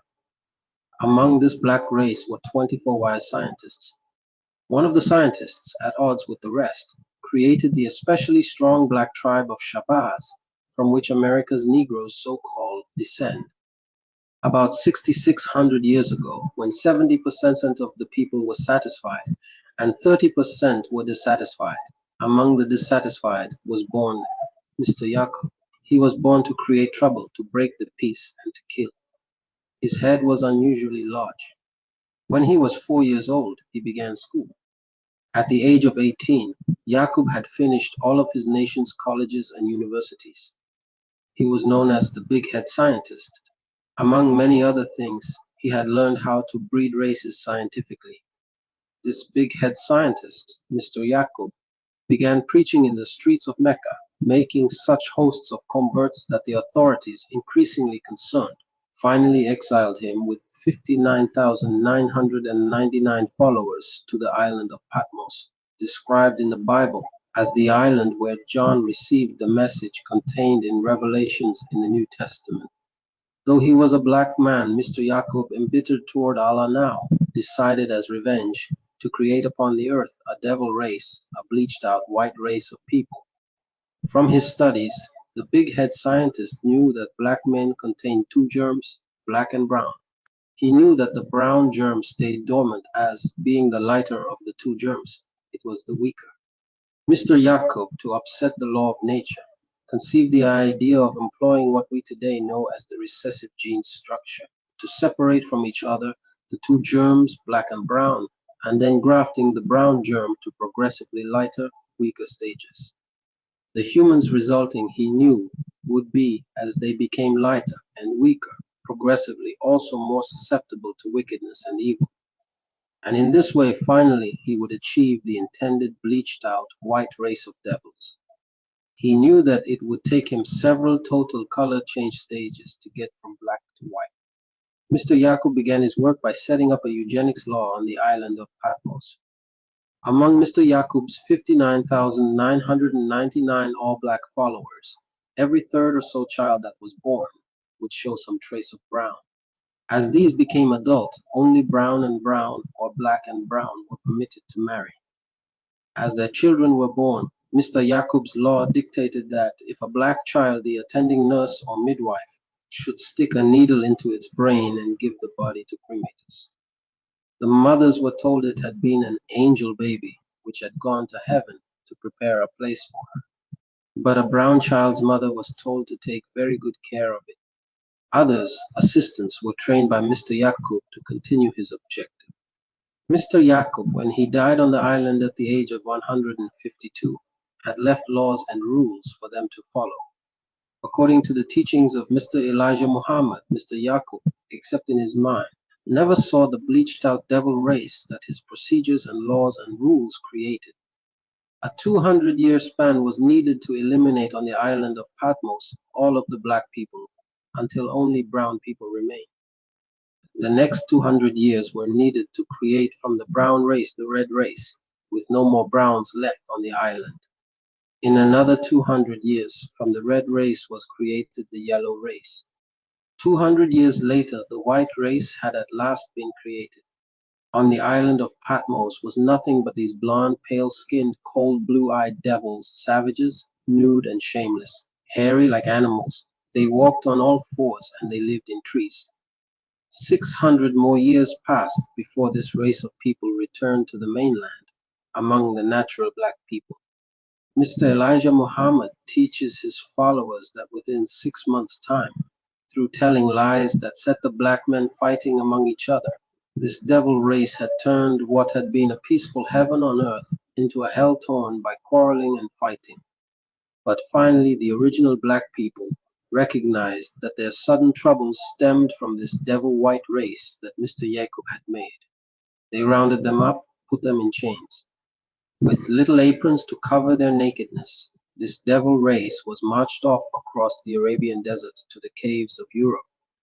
The lambskin and the cable tow used in masonry today are symbolic of how the nakedness of the white man was covered when he was chained and driven across the hot sand. Mr. Elijah Muhammad further teaches that the white devil race in Europe's caves was savage. The animals tried to kill him. He climbed trees outside his cave, made clubs, trying to protect his family from the wild beasts outside trying to get in. When this devil race had spent 2,000 years in the caves, Allah raised up Moses to civilize them and bring them out of the caves. It was written that this devil white race would rule the world for 6,000 years. The books of Moses are missing. That's why it is not known that he was in the caves. When Moses arrived, the first of these devils to accept his teachings, the first he led out, were those we call today the Jews. According to the teachings of this Jacob's history, when the Bible says Moses lifted up the serpent in the wilderness, that serpent is symbolic of the devil white race Moses lifted up out of the caves of Europe, teaching them civilization.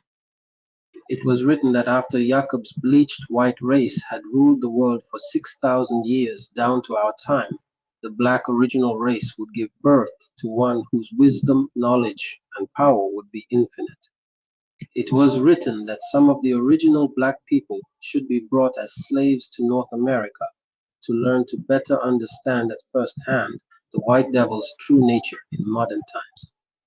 Elijah Muhammad teaches that the greatest and mightiest God who appeared on the earth was Master W.D. Farr.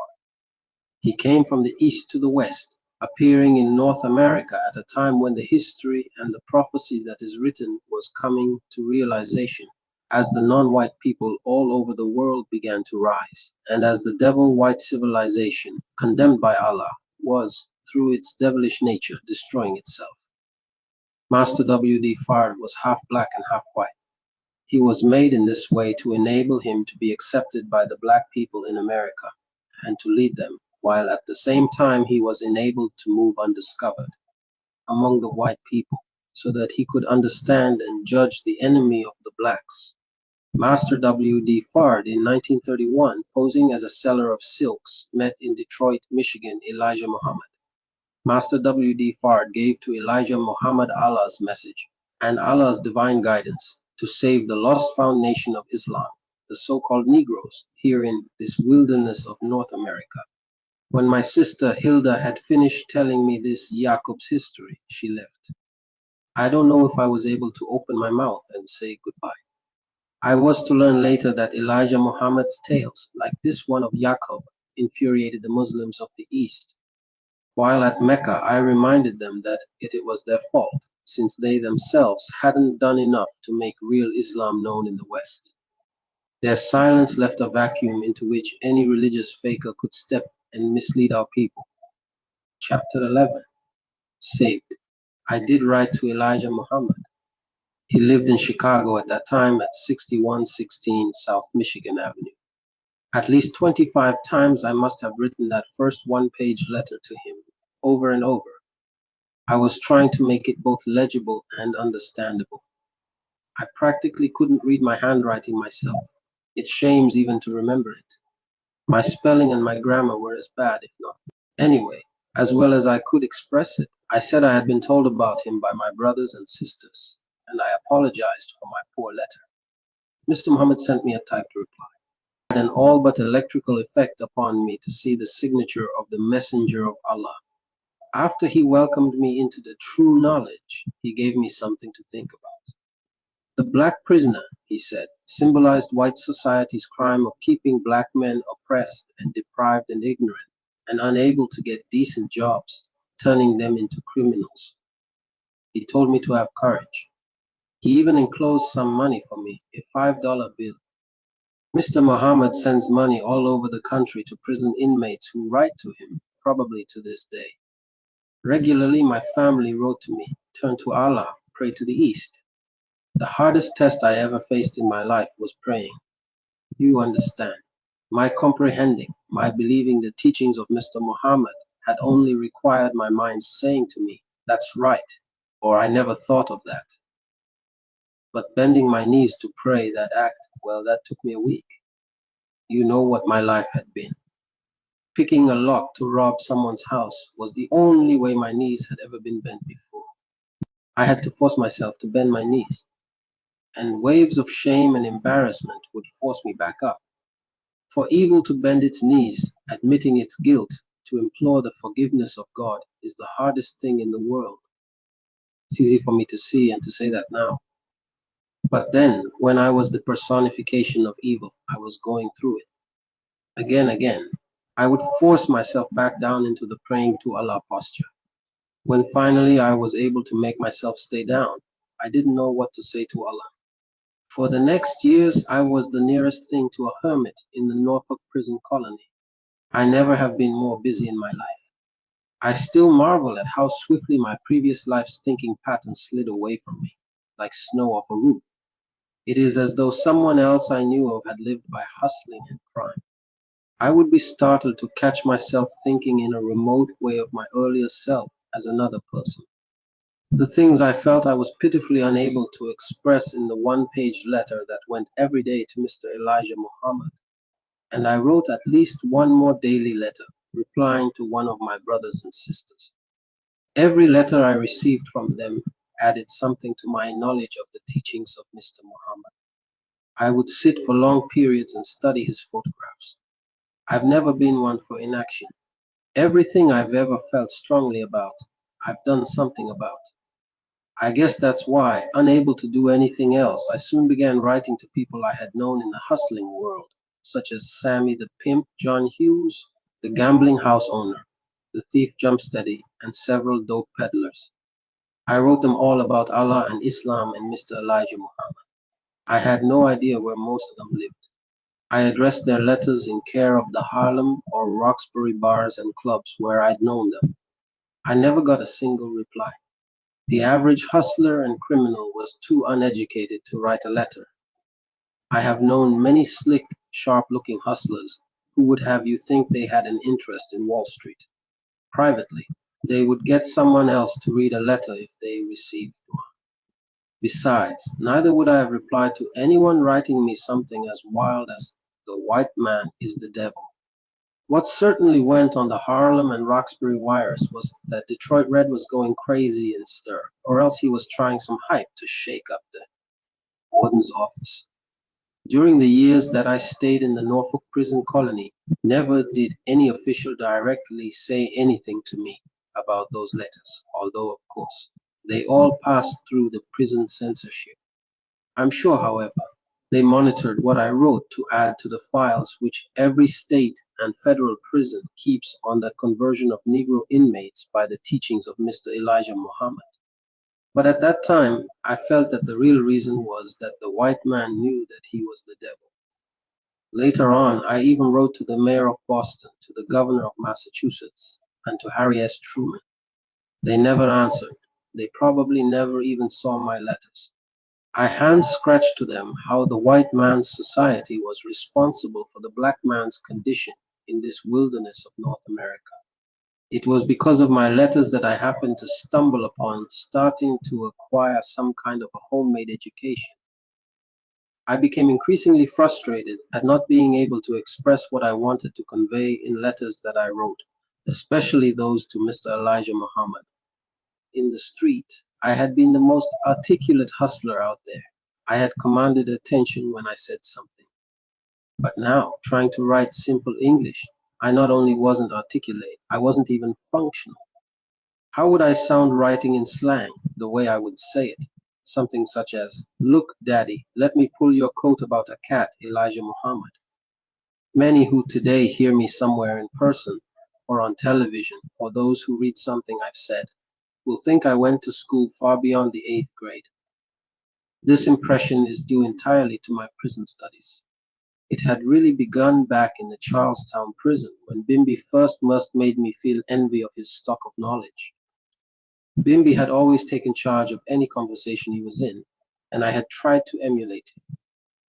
But every book I picked up had few sentences which didn't contain anywhere from one to nearly all of the words that might as well have been in Chinese.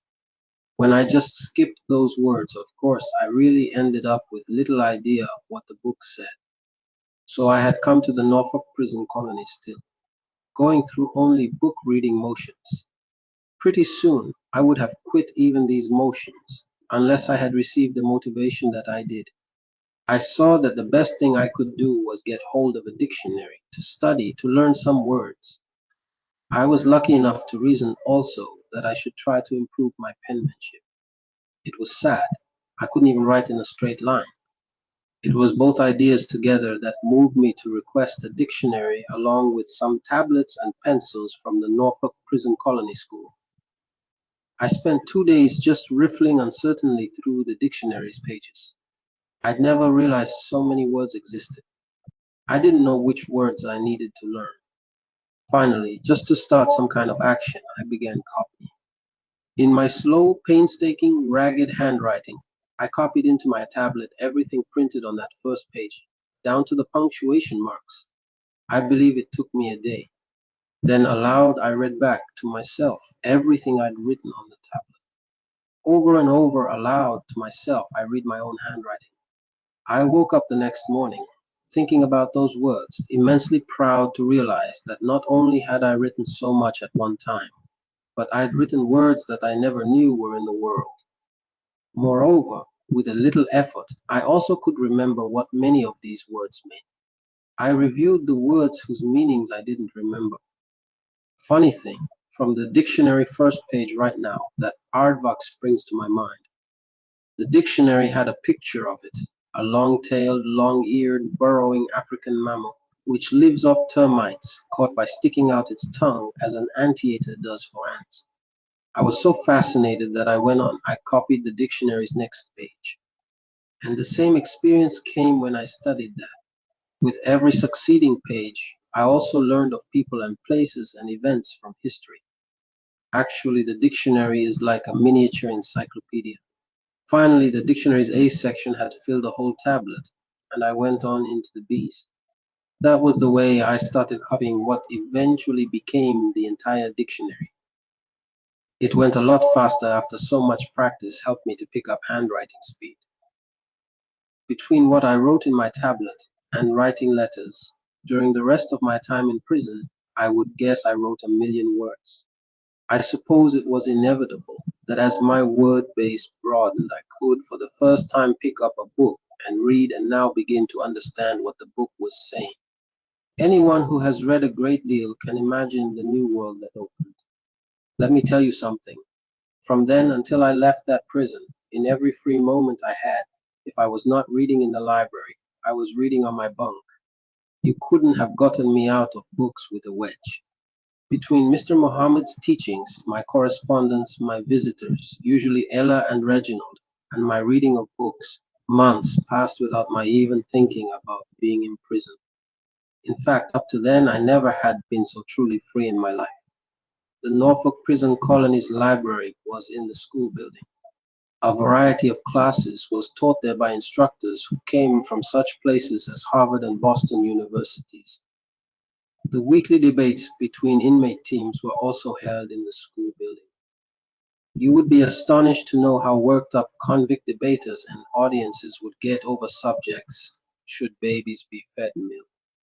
Available on the prison library's shelves were books on just about every general subject. Much of the big private collection that Parkhurst had willed to the prison was still in crates and boxes in the back of the library, thousands of old books. Some of them looked ancient, covers faded, old-time parchment-looking binding. Parkhurst, I've mentioned, seemed to have been principally interested in history and religion. He had the money and the special interest to have a lot of books that you wouldn't have in general circulation. Any college library would have been lucky to get that collection. As you can imagine, especially in a prison where there was heavy emphasis on rehabilitation, an inmate was smiled upon if he demonstrated an unusually intense interest in books. There was a sizable number of well-read inmates, especially the popular debaters. Some were said by many to be practically walking encyclopedias. They were almost celebrities. No university would ask any student to devour literature as I did when this new world opened to me of being able to read and understand. I read more in my room than in the library itself. An inmate who was known to read a lot could check out more than the permitted maximum number of books. I preferred reading in the total isolation of my own room.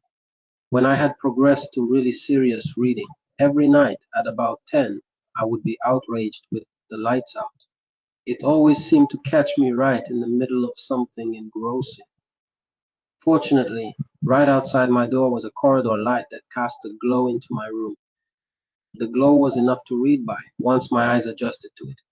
So when lights out came, I would sit on the floor where I could continue reading in that glow. At 1 hour intervals, the night guards paced past every room. Each time I heard the approaching footsteps, I jumped into bed and feigned sleep. And as soon as the guard passed, I got back out of bed onto the floor area of that light glow, where I would read for another 58 minutes until the guard approached again. That went on until 3 or 4 every morning. 3 or 4 hours of sleep a night was enough for me. Often in the years in the streets, I had slept less than that. The teachings of Mr. Muhammad stressed how history had been whitened when white men had written history books. The black man simply had been left out. Mr. Muhammad couldn't have said anything that would have struck me much harder.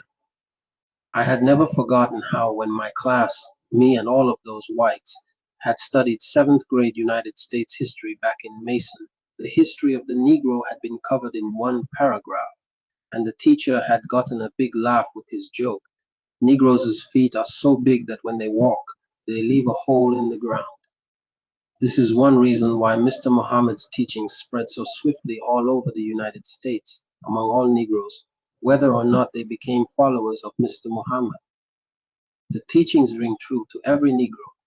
You can hardly show me a black adult in America or a white one, for that matter, who knows from the history books anything like the truth about the black man's role. In my own case, once I heard of the glorious history of the black man, I took special pains to hunt in the library for books that would inform me on details about black history. I can remember accurately the very first set of books that really impressed me. I have since bought that set of books and have it at home for my children to read as they grow up. It's called Wonders of the World. It's full of pictures of archaeological finds, statues that depict usually non-European people. I found books like Will Durant's Story of Civilization. I read H.G. Wells' Outline of History. Souls of Black Folk by W.E.B. Du Bois gave me a glimpse into the black people's history before they came to this country. Carter G. Woodson's Negro History opened my eyes about black empires before the black slave was brought to the United States and the early Negro struggles for freedom. J. Rogers' 3 volumes of Sex and Race told about race mixing before Christ's time, about Aesop being a black man who told fables, about Egypt's pharaohs, about the great Coptic Christian empires, about Ethiopia, the Earth's oldest continuous black civilization, as China is the oldest continuous civilization. Mr. Muhammad's teaching about how the white man had been created led me to Findings in Genetics by Gregor Mendel. I really studied this book by the Austrian monk. Reading it over and over, especially certain sections, helped me to understand that if you started with a black man, a white man could be produced.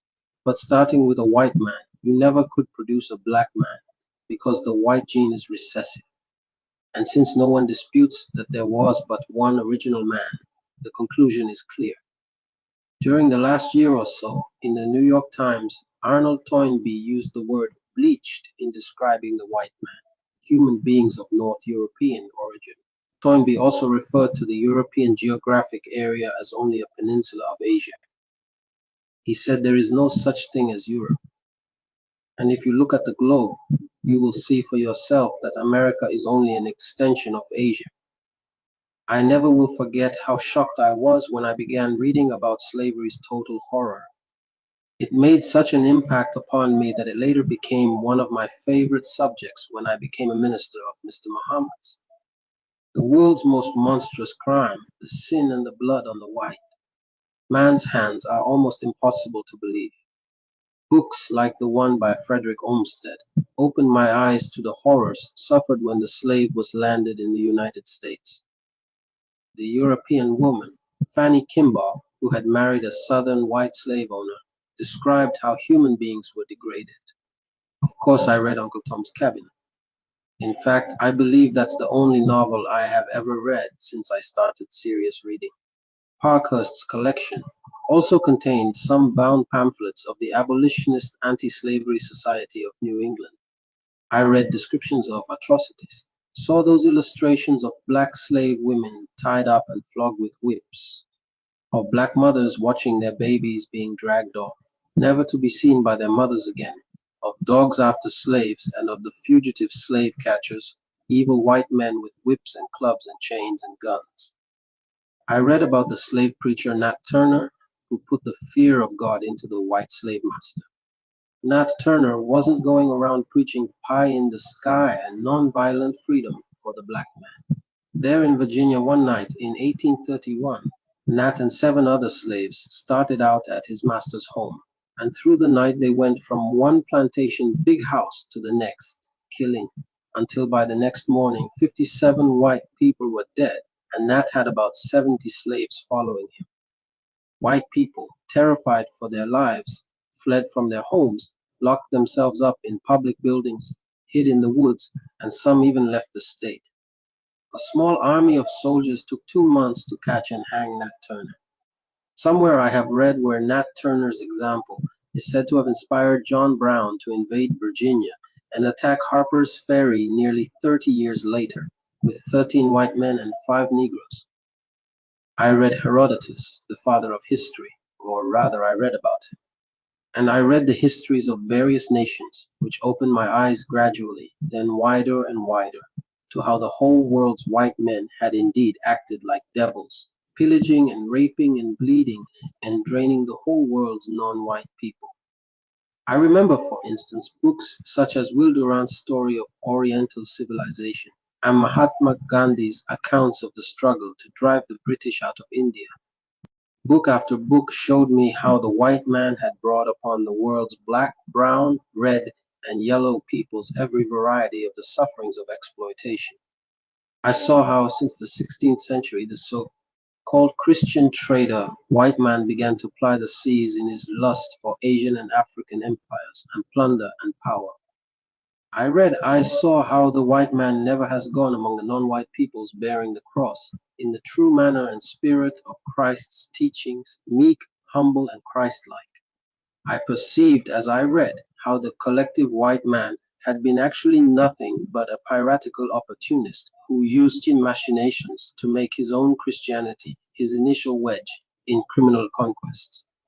First, always religiously, he branded heathen and pagan labels upon ancient non-white cultures and civilizations.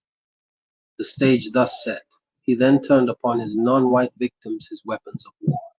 I read how, entering India 500 million deeply religious brown people, the British white man, by 1759, through promises, trickery, and manipulations, controlled much of India through Great Britain's East India Company. The parasitical British administration kept tentacling out to half of the subcontinent. In 1857, some of the desperate people of India finally mutinied, and accepting the African slave trade. Nowhere has history recorded any more unnecessary, bestial, and ruthless human carnage than the British suppression of the non-white Indian people. Over 115 million African blacks, close to the 1930s population of the United States, were murdered or enslaved during the slave trade. And I read how, when the slave market was glutted, the cannibalistic white powers of Europe next carved up, as their colonies, the richest areas of the black continent. And Europe's chancelleries for the next century played a chess game of naked exploitation and power from Cape Horn to Cairo. 10 guards and the warden couldn't have torn me out of those books. Not even Elijah Muhammad could have been more eloquent than those books were in providing indisputable proof that the collective white man had acted like a devil in virtually every contact he had with the world's collective non-white man. I listened today to the radio and watched television and read the headlines about the collective white man's fear and tension concerning China. When the white man professes ignorance about why the Chinese hate him so, my mind can't help flashing back to what I read there in prison about how the blood forebears of this same white man raped China at a time when China was trusting and helpless.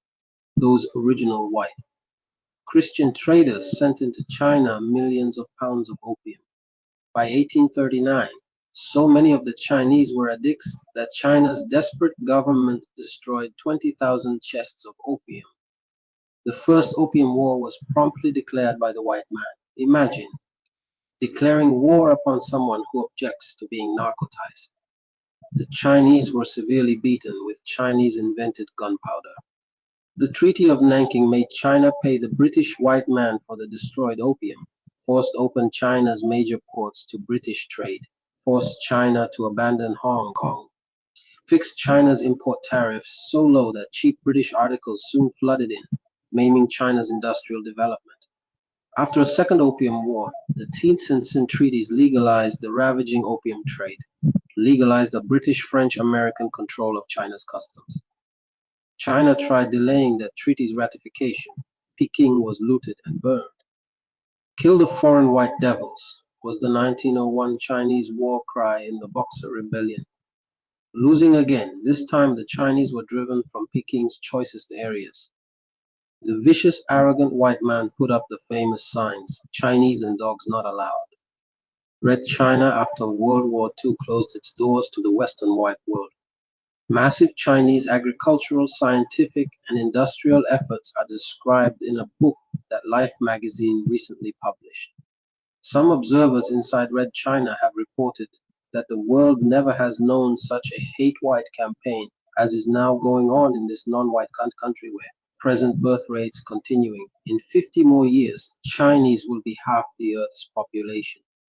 And it seems that some Chinese chickens will soon come home to roost with China's recent successful nuclear tests. Let us face reality. We can see in the United Nations a new world order being shaped along color lines, an alliance among the non-white nations. America's UN Ambassador Adlai Stevenson complained not long ago that in the United Nations a skin game was being played. He was right, he was facing reality. A skin game is being played. But Ambassador Stevenson sounded like Jesse James accusing the marshal of carrying a gun. Because who in the world's history ever has played a worse skin game than the white man? Mr. Muhammad, to whom I was writing daily, had no idea of what a new world had opened up to me through my efforts to document his teachings in books. When I discovered philosophy, I tried to touch all the landmarks of philosophical development. Gradually, I read most of the old philosophers, Occidental and Oriental. The Oriental philosophers were the ones I came to prefer. Finally, my impression was that most Occidental philosophy had largely been borrowed from the Oriental thinkers. Socrates, for instance, traveled in Egypt. Some sources even say that Socrates was initiated into some of the Egyptian mysteries. Obviously, Socrates got some of his wisdom among the East's wise men. I have often reflected upon the new vistas that reading opened to me.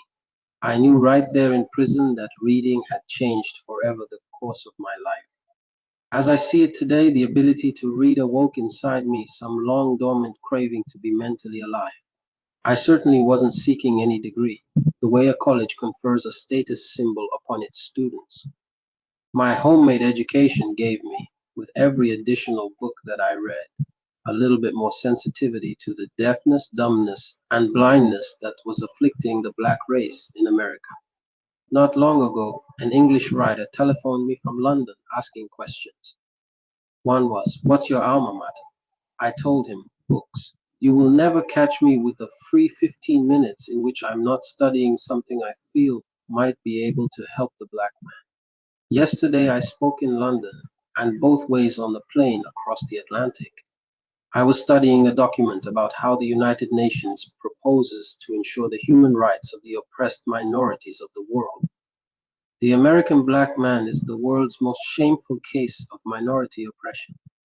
What makes the black man think of himself as only an internal United States issue is just a catchphrase, two words, civil rights. How is the black man going to get civil rights before first he wins his human rights?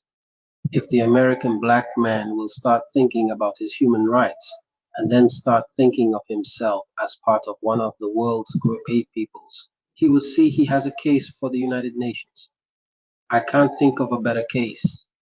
400 years of black blood and sweat invested here in America, and the white man still has the black man begging for what every immigrant fresh off the ship can take for granted the minute he walks down the gangplank. But I'm digressing.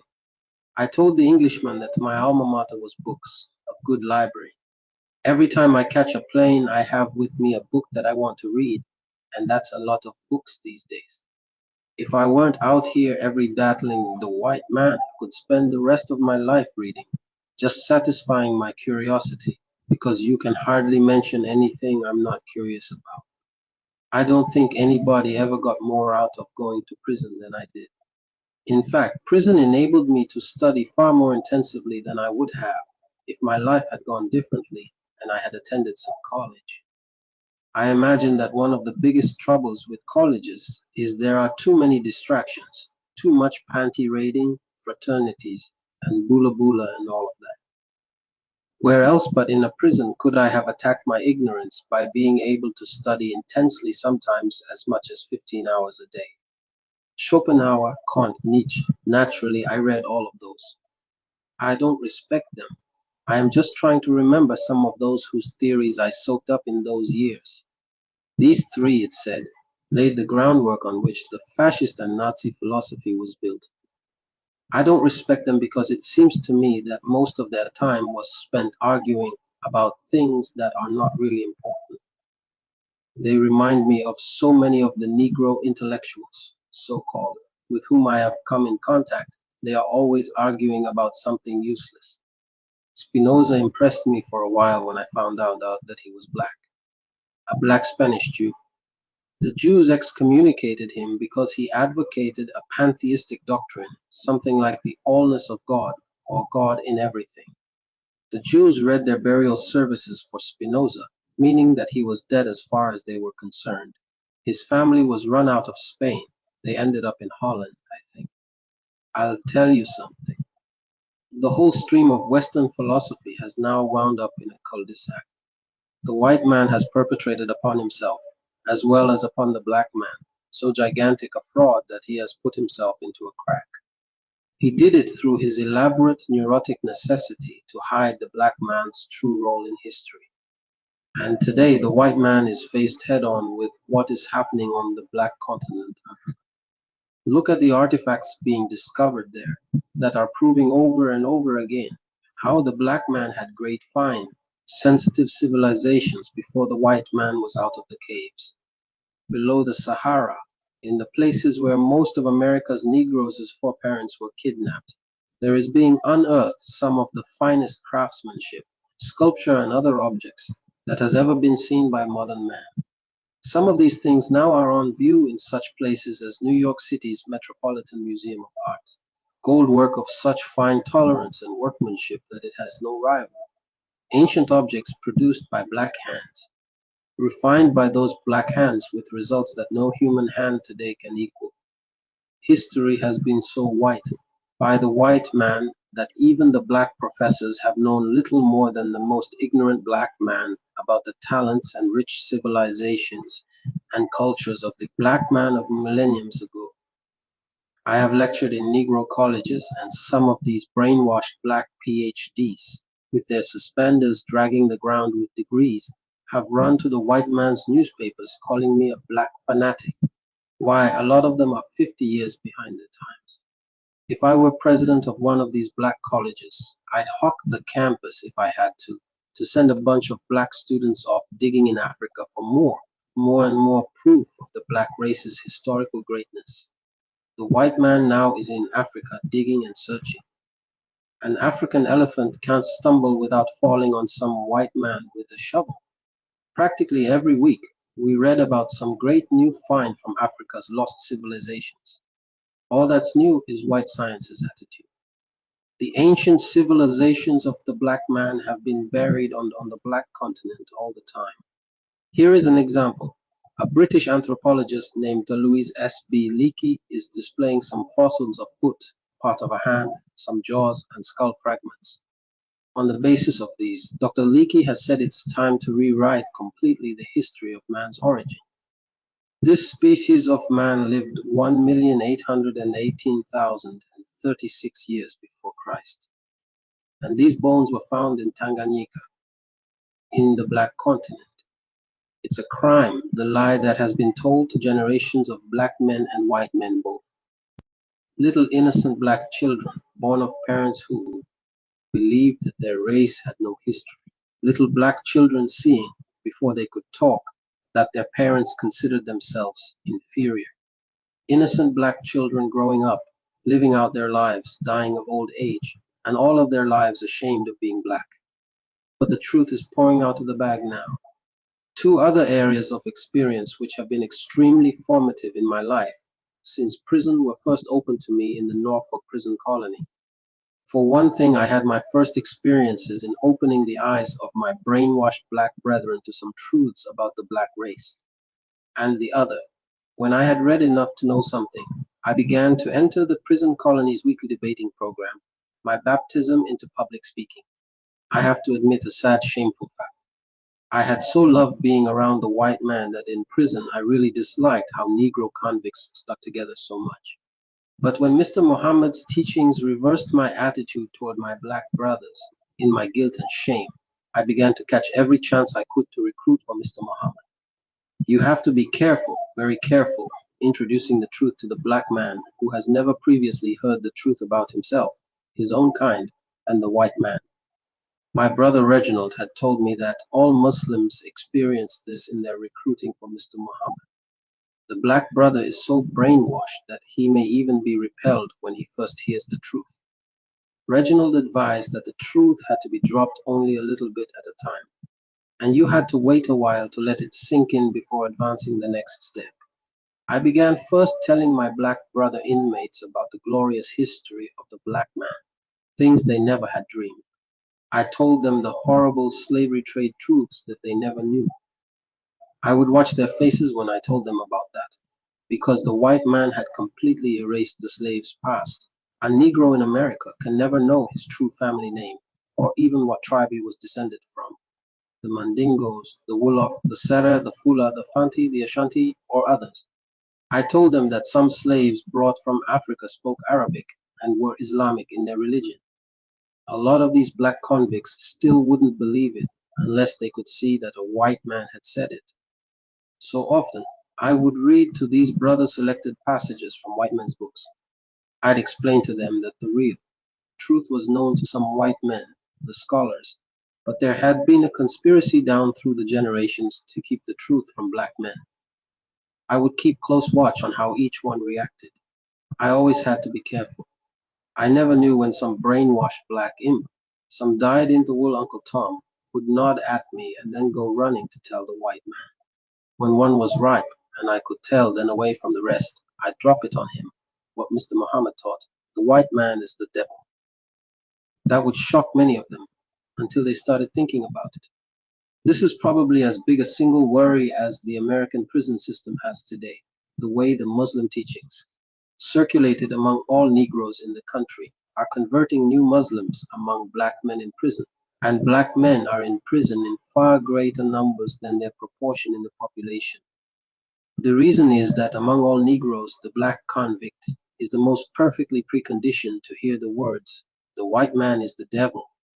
You tell that to any Negro, except for those relatively few integration mad so-called intellectuals, and those black men who are otherwise fat, happy, and deaf, dumb, and blinded with their crumbs from the white man's rich table. You have struck a nerve center in the American black man.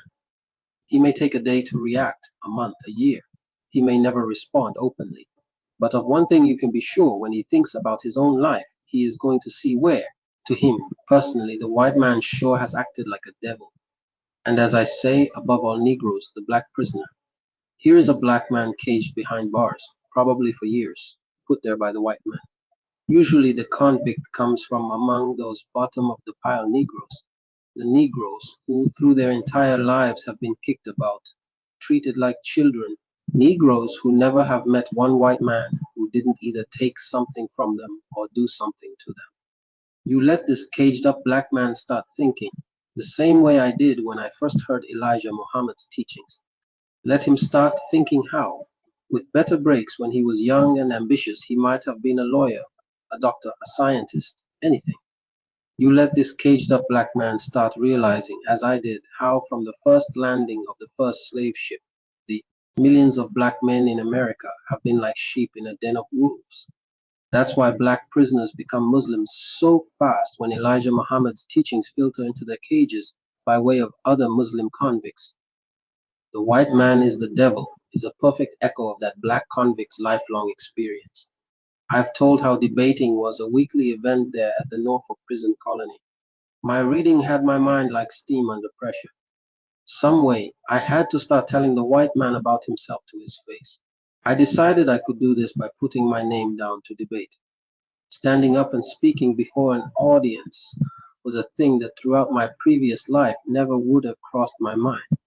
Out there in the streets, hustling, pushing dope, and robbing, I could have had the dreams from a pound of hashish, and I'd never have dreamed anything so wild as that one day I would speak in coliseums and arenas, at the greatest American universities, and on radio and television programs, not to mention speaking all over Egypt and Africa, and in England.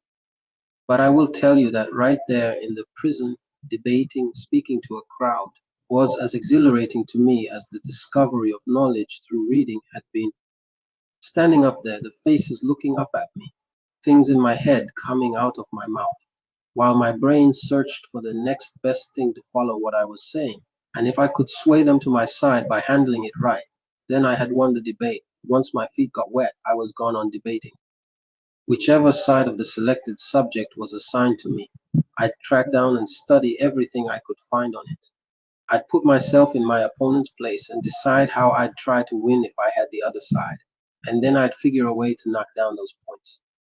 And if there was any way in the world, I'd work into my speech the devilishness of the white man. Compulsory military training or none. That's one good chance I got unexpectedly, I remember. My opponent flailed the air about the Ethiopians throwing rocks and spears at Italian airplanes, proving that compulsory military training was needed.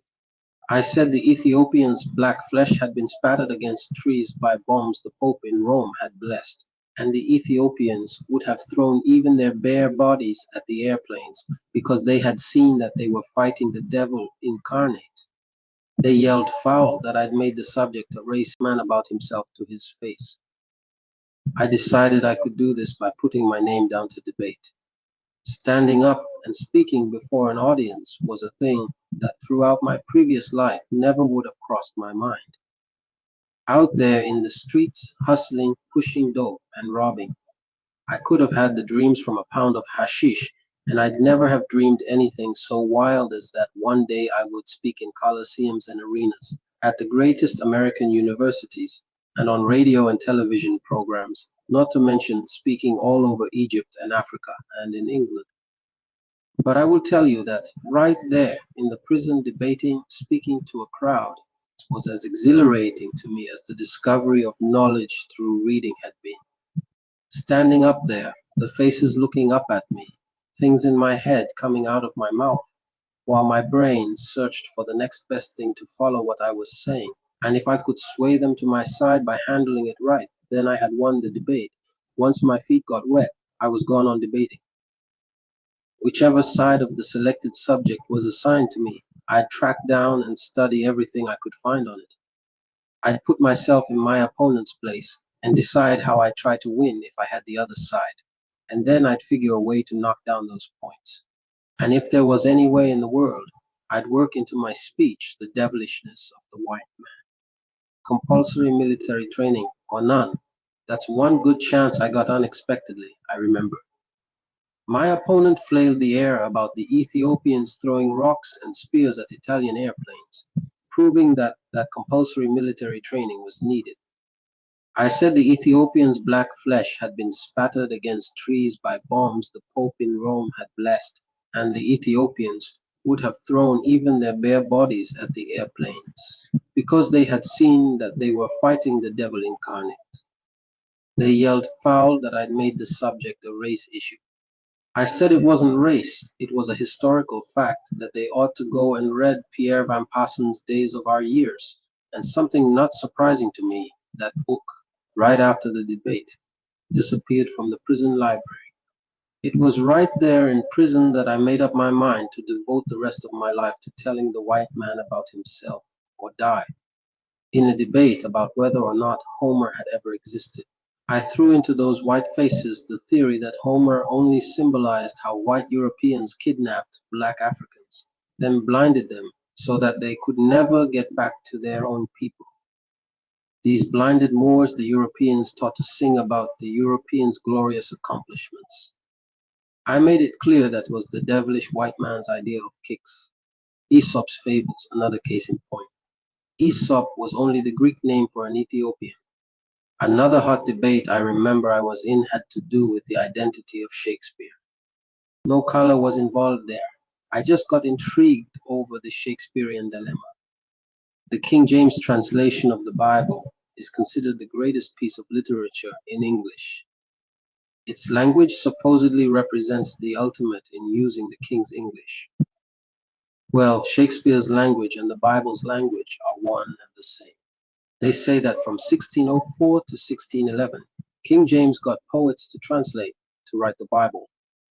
Well, if Shakespeare existed, he was then the top poet around. But Shakespeare is nowhere reported connected with the Bible. If he existed, why didn't King James use him? And if he did use him, why is it one of the world's best kept secrets? I know that many say that Francis Bacon was Shakespeare. If that is true, why would Bacon have kept it secret? Bacon wasn't royalty when royalty sometimes used the nom de plume because it was improper for royalty to be artistic or theatrical. What would Bacon have had to lose? Bacon, in fact, would have had everything to gain. In the prison debates, I argued for the theory that King James himself was the real poet who used the nom de plume Shakespeare. King James was brilliant. He was the greatest king who ever sat on the British throne.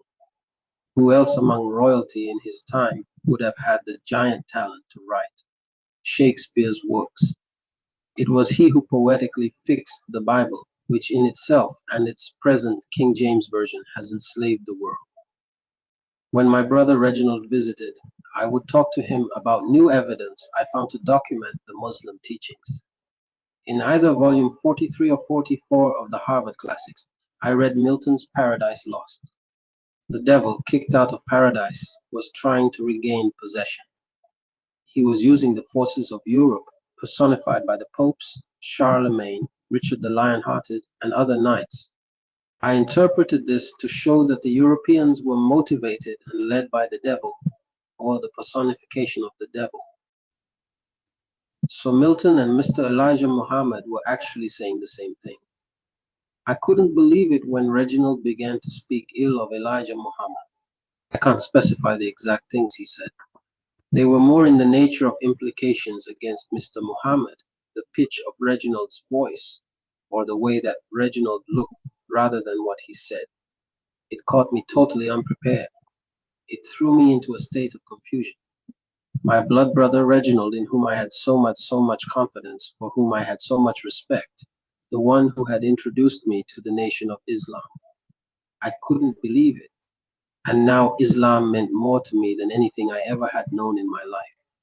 Islam and Mr. Elijah Muhammad had changed my whole world. Reginald, I learned, had been suspended from the nation of Islam by Elijah Muhammad. He had not practiced moral restraint. After he had learned the truth and had accepted the truth and the Muslim laws, Reginald was still carrying on improper relations with the then secretary of the New York Temple. Some other Muslim who learned of it had made charges against Reginald to Mr. Muhammad in Chicago, and Mr. Muhammad had suspended Reginald. When Reginald left, I was in torment. That night, finally, I wrote to Mr. Muhammad, trying to defend my brother, appealing for him. I told him what Reginald was to me, what my brother meant to me. I put the letter into the box for the prison censor. Then all the rest of that night, I prayed to Allah.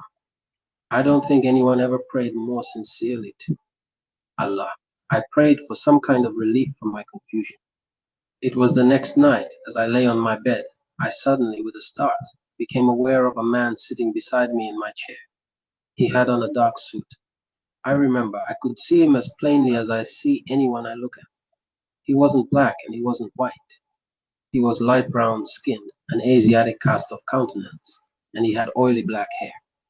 I looked right into his face. I didn't get frightened. I knew I wasn't dreaming. I couldn't move, I didn't speak, and he didn't. I couldn't place him racially. Other than that, I knew he was a non-European. I had no idea whatsoever who he was. He just sat there. Then, suddenly as he had come, he was gone. Soon Mr. Muhammad sent me a reply about Reginald. He wrote, "If you once believed in the truth, and now you are beginning to doubt the truth, you didn't believe the truth in the first place. What could make you doubt the truth other than your own weak self?" That struck me. Reginald was not leading the disciplined life of a Muslim, and I knew that Elijah Muhammad was right and my blood brother was wrong. Because right is right and wrong is wrong.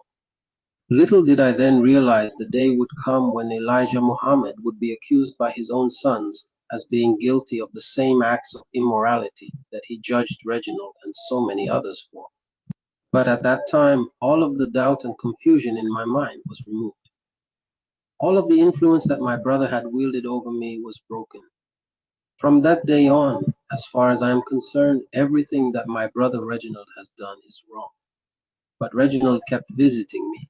When he had been a Muslim, he had been immaculate in his attire. But now he wore things like a t-shirt, shabby-looking trousers, and sneakers. I could see him on the way down. When he spoke, I heard him coldly. But I would listen. He was my blood brother. Gradually, I saw the chastisement of Allah, what Christians would call the curse, come upon Reginald. Elijah Muhammad said that Allah was chastising Reginald, and that anyone who challenged Elijah Muhammad would be chastened by Allah. In Islam, we were taught that as long as one didn't know the truth, he lived in darkness. But once the truth was accepted and recognized, he lived in light, and whoever would then go against it would be punished by Allah. Mr. Muhammad taught that the five-pointed star stands for justice, and also for the five senses of man. We were taught that Allah executes justice by working upon the five senses of those who rebel against His messenger or against His truth. We were taught that this was Allah's way of letting Muslims know His sufficiency to defend His messenger against any and all opposition, as long as the messenger himself didn't deviate from the path of truth. We were taught that Allah turned the minds of any defectors into a turmoil. I thought truly that it was Allah doing this to my brother. One letter, I think from my brother Philbert, told me that Reginald was with them in Detroit. I heard no more about Reginald until one day, weeks later, Ella visited me. She told me that Reginald was at her home in Roxbury sleeping. Ella said she had heard a knock. She had gone to the door, and there was Reginald, looking terrible. Ella said she had asked, "Where did you come from?" And Reginald had told her he came from Detroit. She said she asked him, "How did you get here?" And he had told her, "I walked." I believed he had walked. I believed in Elijah Muhammad, and he had convinced us that Allah's chastisement upon Reginald's mind had taken away Reginald's ability to gauge distance and time. There is a dimension of time with which we are not familiar here in the West. Elijah Muhammad said that under Allah's chastisement, the five senses of a man can be so deranged by those whose mental powers are greater than his, that in 5 minutes his hair can turn snow white, or he will walk 900 miles as he might walk 5 blocks. In prison, since I had become a Muslim, I had grown a beard. When Reginald visited me, he nervously moved about in his chair. He told me that each hair on my beard was a snake. Everywhere he saw snakes. He next began to believe that he was the messenger of Allah. Reginald went around in the streets of Roxbury. Ella reported to me, telling people that he had some divine power. He graduated from this to saying that he was Allah. He finally began saying he was greater than Allah. Authorities picked up Reginald and he was put into an institution. They couldn't find what was wrong. They had no way to understand Allah's chastisement. Reginald was released. Then he was picked up again and was put into another institution. Reginald is in an institution now. I know where, but I won't say. I would not want to cause him any more trouble than he has already had. I believe today that it was written, it was meant for Reginald to be used for one purpose only, as a bait, as a minnow to reach into the ocean of blackness where I was, to save me. I cannot understand it any other way. After Elijah Muhammad himself was later accused as a very immoral man, I came to believe that it wasn't a divine chastisement upon Reginald, but the pain he felt when his own family totally rejected him for Elijah Muhammad, and this hurt made Reginald turn insanely upon Elijah Muhammad. It's impossible to dream or to see or to have a vision of someone whom you never have seen before, and to see him exactly as he is.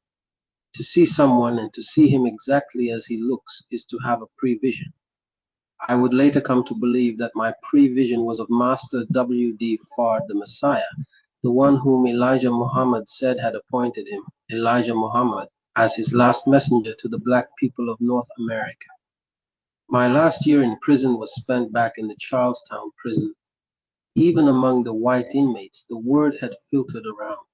Some of those brainwashed black convicts talked too much, and I know that the censors had reported on my mail.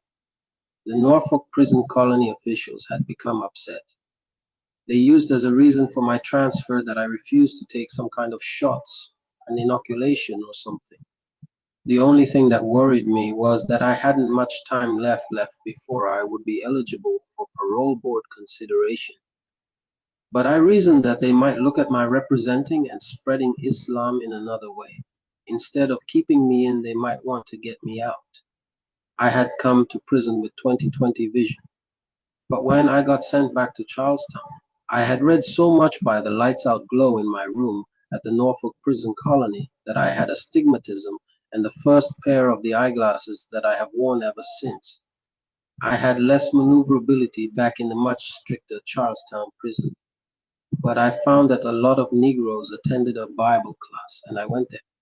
Conducting the class was a tall, blonde, blue-eyed Harvard Seminary student. He lectured, and then he started in a question and answer session. I don't know which of us had read the Bible more, he or I, but I had to give him credit. He really was heavy on his religion. I puzzled and puzzled for a way to upset him, and to give those Negroes present something to think and to talk about and circulate. Finally, I put up my hand, he nodded. He had talked about Paul.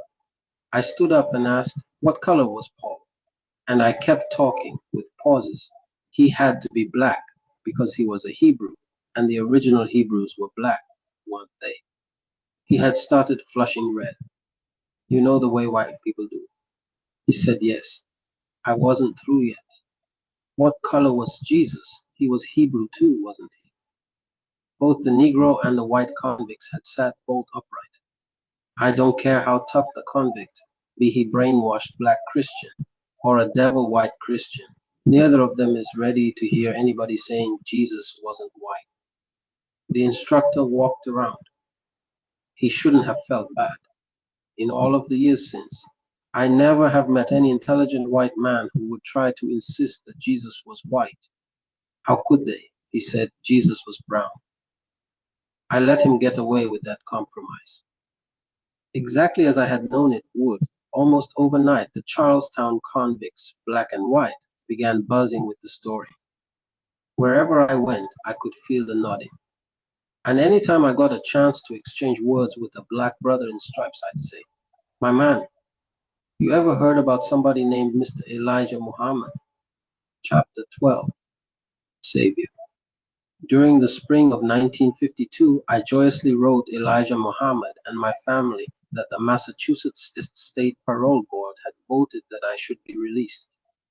But still a few months were taken up with the red tape delay of paperwork that went back and forth, arranging for my parole release in the custody of my oldest brother, Wilfred, in Detroit, who now managed a furniture store. Wilfred got the Jew who owned the store to sign a promise that upon release I would be given immediate employment. By the prison system wire, I heard that Shorty also was up for parole. But Shorty was having trouble getting some reputable person to sign for him. My going to Detroit instead of back to Harlem or Boston was influenced by my family's feeling expressed in their letters. Especially my sister Hilda had stressed to me that although I felt I understood Elijah Muhammad's teachings, I had much to learn, and I ought to come to Detroit and become a member of a temple of practicing Muslims. It was in August when they gave me a lecture, a cheap Lil Abner suit, and a small amount of money, and I walked out of the gate. I never looked back, but that doesn't make me any different from a million inmates who have left a prison behind them. The first stop I made was at a Turkish bath. I got some of that physical feeling of prison taint steamed off me. Ella, with whom I stayed only overnight, had also agreed that it would be best for me to start again in Detroit. The police in a new city wouldn't have it in for me. That was Ella's consideration, not the Muslims, for whom Ella had no use. Both Hilda and Reginald had tried to work on Ella, but Ella, with her strong will, didn't go for it at all. She told me that she felt anyone could be whatever he wanted to be, holy roller, Seventh-day Adventist, or whatever it was, but she wasn't going to become any Muslim. Hilda, the next morning, gave me some money to put in my pocket. Before I left, I went out and bought 3 things I remember well. I bought a better-looking pair of eyeglasses than the pair the prison had issued to me, and I bought a suitcase and a wristwatch. I have thought since that without fully knowing it, I was preparing for what my life was about to become. Because those are 3 things I've used more than anything else. My eyeglasses correct the astigmatism that I got from all the reading in prison. I travel so much now that my wife keeps alternate suitcases packed, so that, when necessary, I can just grab one. And you won't find anybody more time conscious than I am. I live by my watch, keeping appointments. Even when I'm using my car, I drive by my watch, not my speedometer. Time is more important to me than distance. I caught a bus to Detroit. The furniture store that my brother Wilfred managed was right in the black ghetto of Detroit. I'd better not name the store, if I'm going to tell the way they robbed Negroes. Wilfred introduced me to the Jews who owned the store, and as agreed, I was put to work as a salesman. Nothing down advertisements drew poor Negroes into that store like flypaper. It was a shame the way they paid 3 and 4 times what the furniture had cost, because they could get credit from those Jews. It was the same kind of cheap, gaudy-looking junk that you can see in any of the black ghetto furniture stores today. Fabrics were stapled on the sofas. Imitation leopard skin bedspreads, tiger skin rugs, such stuff as that. I would see clumsy, work-hardened, calloused hands scrawling and scratching signatures on the contract, agreeing to highway robbery interest rates in the fine print that never was read. I was seeing in real life the same point made in a joke that during the 1964 presidential campaign, Jet magazine reported that Senator Barry Goldwater had told somewhere. It was that a white man, a Negro, and a Jew were given one wish each. The white man asked for securities. The Negro asked for a lot of money. The Jew asked for some imitation jewelry and that colored boy's address. In all my years in the streets, I'd been looking at the exploitation that for the first time I really saw and understood. Now I watched brothers entwining themselves in the economic clutches of the white man who went home every night with another bag of the money drained out of the ghetto. I saw that the money, instead of helping the black man, was going to help enrich these white merchants who usually lived in an exclusive area where a black man had better not get caught unless he worked there for somebody white. Wilfred invited me to share his home, and gratefully I accepted. The warmth of a home and a family was a healing change from the prison cage for me. It would deeply move almost any newly freed convict, I think. But especially this Muslim home's atmosphere sent me often to my knees to praise Allah. My family's letters while I was in prison had included a description of the Muslim home routine, but to truly appreciate it, one had to be a part of the routine. Each act and the significance of that act was gently, patiently explained to me by my brother Wilfred. There was none of the morning confusion that exists in most homes. Wilfred, the father, the family protector and provider, was the first to rise. The father prepares the way for his family, he said. He, then I, performed the morning ablutions. Next came Wilfred's wife, Ruth, and then their children, so that orderliness prevailed in the use of the bathroom. In the name of Allah, I perform the ablution, the Muslim said aloud before washing first the right hand, then the left hand. The teeth were thoroughly brushed, followed by 3 rinsings of the mouth. The nostrils were also rinsed out thrice. A shower then completed the whole body's purification in readiness for prayer. Each family member, even children upon meeting each other for that new day's first time, greeted softly and pleasantly, Assalamu alaikum. Wa alaikum salam was the other's reply. Over and over again, the Muslim said in his own mind, Allahu Akbar, Allah Akbar. The prayer rug was spread by Wilfred, while the rest of the family purified themselves. It was explained to me that a Muslim family prayed with the sun near the horizon. If that time was missed, the prayer had to be deferred until the sun was beyond the horizon. Muslims are not sun worshippers. We pray facing the east to be in unity with the rest of our 725 million brothers and sisters in the entire Muslim world. All the family in robes lined up facing east. In unison, we stepped from our slippers to stand on the prayer rug. Today I say with my family in the Arabic tongue, the prayer which I first learned in English. I perform the morning prayer to Allah, the Most High. Allah is the greatest. Glory to thee, O Allah, thine is the praise, blessed is thy name, and exalted is thy majesty. I bear witness that nothing deserves to be served or worshipped besides thee. No solid food, only juice and coffee was taken for our breakfasts. Wilfred and I went off to work. There at noon and again at around 3 in the afternoon, unnoticed by others in the furniture store, we would rinse our hands, faces and mouths and softly meditate. Muslim children did likewise at school, and Muslim wives and mothers interrupted their chores to join the world's 725 million Muslims in communicating with God. Wednesdays, Fridays, and Sundays were the meeting days of the relatively small Detroit Temple Number 1. Near the temple, which actually was a storefront, were 3 hog slaughtering pens. The squealing of hogs being slaughtered filtered into our Wednesday and Friday meetings.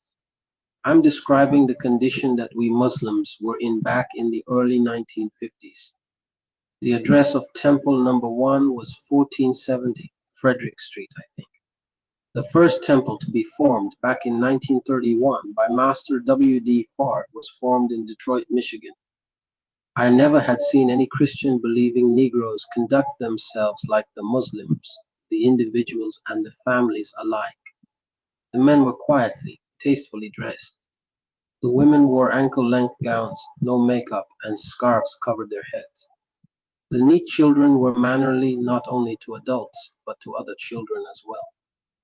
I had never dreamed of anything like that atmosphere among black people who had learned to be proud they were black, who had learned to love other black people instead of being jealous and suspicious. I thrilled to how we Muslim men used both hands to grasp a black brother's both hands, voicing and smiling our happiness to meet him again. The Muslim sisters, both married and single, were given an honor and respect that I'd never seen black men give to their women, and it felt wonderful to me. The salutations which we all exchanged were warm, filled with mutual respect and dignity. Brother, sister, ma'am, sir. Even children speaking to other children used these terms. Beautiful. Lemuel Hassan then was the minister at Temple Number 1. Assalamualaikum, he greeted us. Wassalaikum, we returned. Minister Lemuel stood before us near a blackboard. The blackboard had fixed upon it in permanent paint on one side the United States flag and under it the words slavery, suffering, and death, then the word Christianity alongside the sign of the cross. Beneath the cross was a painting of a black man hanged from a tree. On the other side was painted what we were taught was the Muslim flag, the crescent and star on a red background with the words Islam, freedom, justice, equality, and beneath that, which one will survive the war of Armageddon? For more than an hour, Minister Lemuel lectured about Elijah Muhammad's teachings. I sat raptly absorbing Minister Lemuel's every syllable and gesture. Frequently, he graphically illustrated points by chalking key words or phrases on the blackboard. I thought it was outrageous that our small temple still had some empty seats.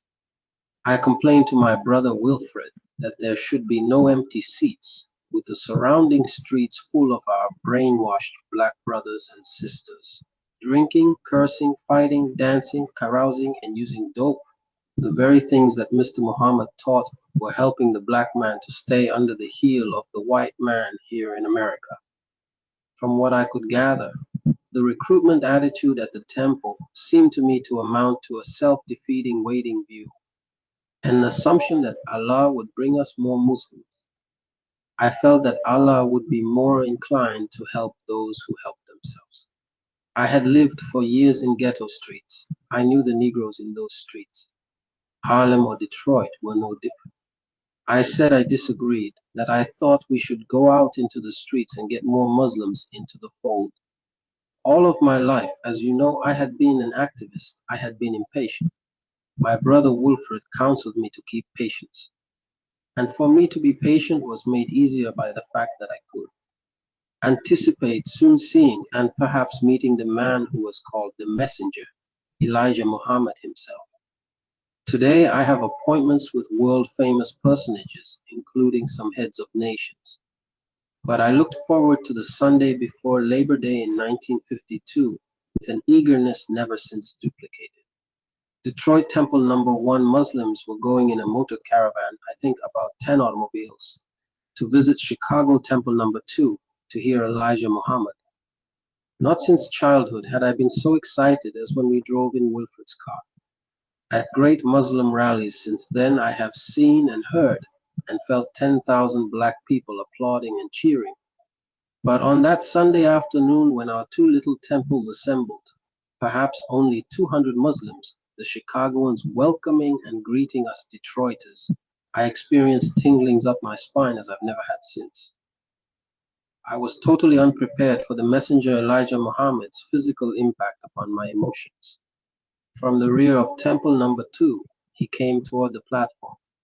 The small, sensitive, gentle brown face that I had studied in photographs until I had dreamed about it was fixed straight ahead as the messenger strode, encircled by the marching, strapping fruit of Islam gods. The messenger, compared to them, seemed fragile, almost tiny. He and the fruit of Islam were dressed in dark suits, white shirts, and bow ties. The messenger wore a gold-embroidered fez. I stared at the great man who had taken the time to write to me when I was a convict whom he knew nothing about. He was the man whom I had been told had spent years of his life in suffering and sacrifice to lead us, the black people, because he loved us so much. And then, hearing his voice, I sat leaning forward, riveted upon his words. I have not stopped one day for the past 21 years. I have been standing, preaching to you throughout those past 21 years while I was free, and even while I was in bondage. I spent 3.5 years in the federal penitentiary, and also over a year in the city jail for teaching this truth. I was also deprived of a father's love for his family for 7 long years while I was running from hypocrites and other enemies of this word and revelation of God, which will give life to you and put you on the same level with all other civilized and independent nations and peoples of this planet Earth. Elijah Muhammad spoke of how in this wilderness of North America, for centuries the blue-eyed devil white man had brainwashed the so-called Negro. He told us how, as one result, the black man in America was mentally, morally, and spiritually dead. Elijah Muhammad spoke of how the black man was original man who had been kidnapped from his homeland and stripped of his language, his culture, his family structure, his family name, until the black man in America did not even realize who he was. He told us and showed us how his teachings of the true knowledge of ourselves would lift up the black man from the bottom of the white man's society and place the black man where he had begun, at the top of civilization. Concluding, pausing for breath, he called my name. It was like an electrical shock. Not looking at me directly, he asked me to stand. He told them that I was just out of prison. He said how strong I had been while in prison. Every day, he said, for years, Brother Malcolm has written a letter from prison to me, and I have written to him as often as I could. Standing there, feeling the eyes of the 200 Muslims upon me, I heard him make a parable about when God bragged about how faithful Job was, said Elijah Muhammad. The devil said only God's hedge around Job kept Job so faithful. Remove that protective hedge, the devil told God, and I will make Job curse you to your face. The devil could claim that, hedged in prison, I had just used Islam, Mr. Muhammad said. But the devil would say that now, out of prison, I would return to my drinking, smoking, dope, and life of crime. Well now, our good brother Malcolm's hedge is removed, and we will see how he does, Mr. Muhammad said. I believe that he is going to remain faithful, and Allah blessed me to remain true, firm, and strong in my faith in Islam, despite many severe trials to my faith. And even when events produced a crisis between Elijah Muhammad and me, I told him at the beginning of the crisis, with all the sincerity I had in me, that I still believed in him more strongly than he believed in himself. Mr. Muhammad and I are not together today only because of envy and jealousy. I had more faith in Elijah Muhammad than I could ever have in any other man upon this earth. You will remember my having said that when I was in prison, Mr. Muhammad would be my brother Wilfred's house guest whenever he visited Detroit Temple Number 1. Every Muslim said that never could you do as much for Mr. Muhammad as he would do for you in return. That Sunday after the meeting, he invited our entire family group and Minister Lemuel Hassan to be his guests for dinner that evening at his new home. Mr. Muhammad said that his children and his followers had insisted that he move into this larger, better 18-room house in Chicago at 4847 Woodlawn Avenue. They had just moved in that week, I believe. When we arrived, Mr. Muhammad showed us where he had just been painting. I had to restrain my impulse to run and bring a chair for the messenger of Allah. Instead, as I had heard he would do, he was worrying about my comfort. We had hoped to hear his wisdom during the dinner, but instead he encouraged us to talk. I sat thinking of how our Detroit temple more or less just sat and awaited Allah to bring converts, and beyond that, of the millions of black people all over America who never had heard of the teachings that could stir and wake and resurrect the black man. And there at Mr. Muhammad's table, I found my tongue. I have always been one to speak my mind. During a conversational lull, I asked Mr. Muhammad how many Muslims were supposed to be in our temple number 1 in Detroit. He said, there are supposed to be thousands. Yes, sir, I said. Sir, what is your opinion of the best way of getting thousands there? Go after the young people, he said. Once you get them, the older ones will follow through shame. I made up my mind that we were going to follow that advice. Back in Detroit, I talked with my brother Wilfred. I offered my services to our temple's minister, Lemuel Hassan.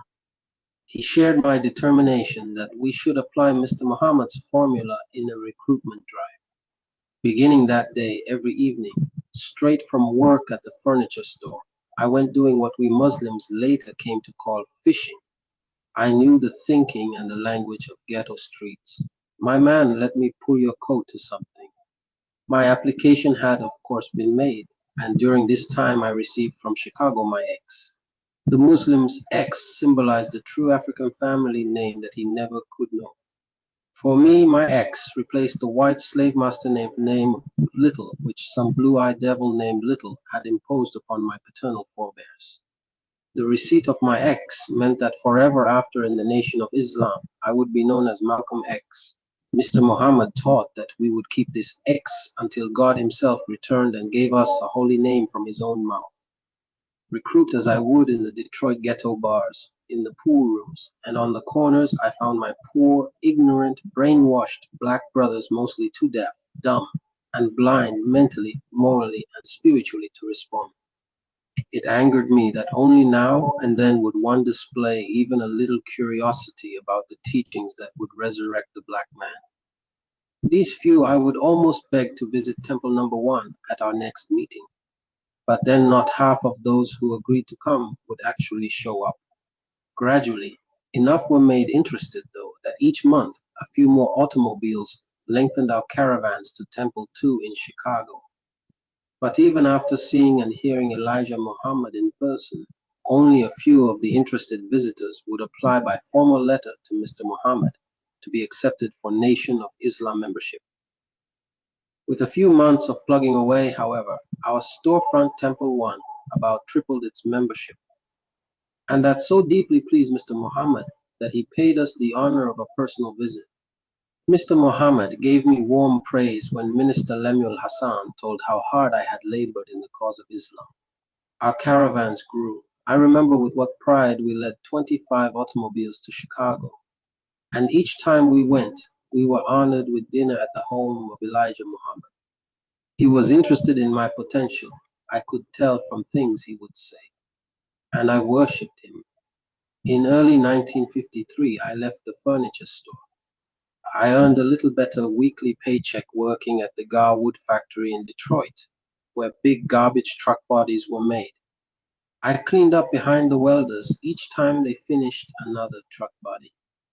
Mr. Muhammad was saying at his dining table by this time that one of his worst needs was more young men willing to work as hard as they would have to in order to bear the responsibilities of his ministers. He was saying that the teachings should be spreading further than they had, and temples needed to be established in other cities. It simply had never occurred to me that I might be a minister. I had never felt remotely qualified to directly represent Mr. Muhammad. If someone had asked me about becoming a minister, I would have been astonished and told them I was happy and willing to serve Mr. Muhammad in the lowliest capacity. I don't know if Mr. Muhammad suggested it, or if our Temple 1 minister Lemuel Hassan on his own decision encouraged me to address our assembled brothers and sisters. I know that I testified to what Mr. Muhammad's teachings had done for me. If I told you the life I have lived, you would find it hard to believe me. When I say something about the white man, I am not talking about someone I don't know. Soon after that, Minister Lemuel Hassan urged me to address the brothers and sisters with an extemporaneous lecture. I was uncertain and hesitant, but at least I had debated in prison, and I tried my best. My brothers and sisters, our white slave masters' Christian religion has taught us black people here in the wilderness of North America that we will sprout wings when we die and fly up into the sky where God will have for us a special place called heaven. This is white man's Christian religion used to brainwash us black people. We have accepted it. We have embraced it. We have believed it. We have practiced it. And while we are doing all of that for himself, this blue-eyed devil has twisted his Christianity to keep his foot on our backs, to keep our eyes fixed on the pie in the sky and heaven in the hereafter, while he enjoys his heaven right here on this life.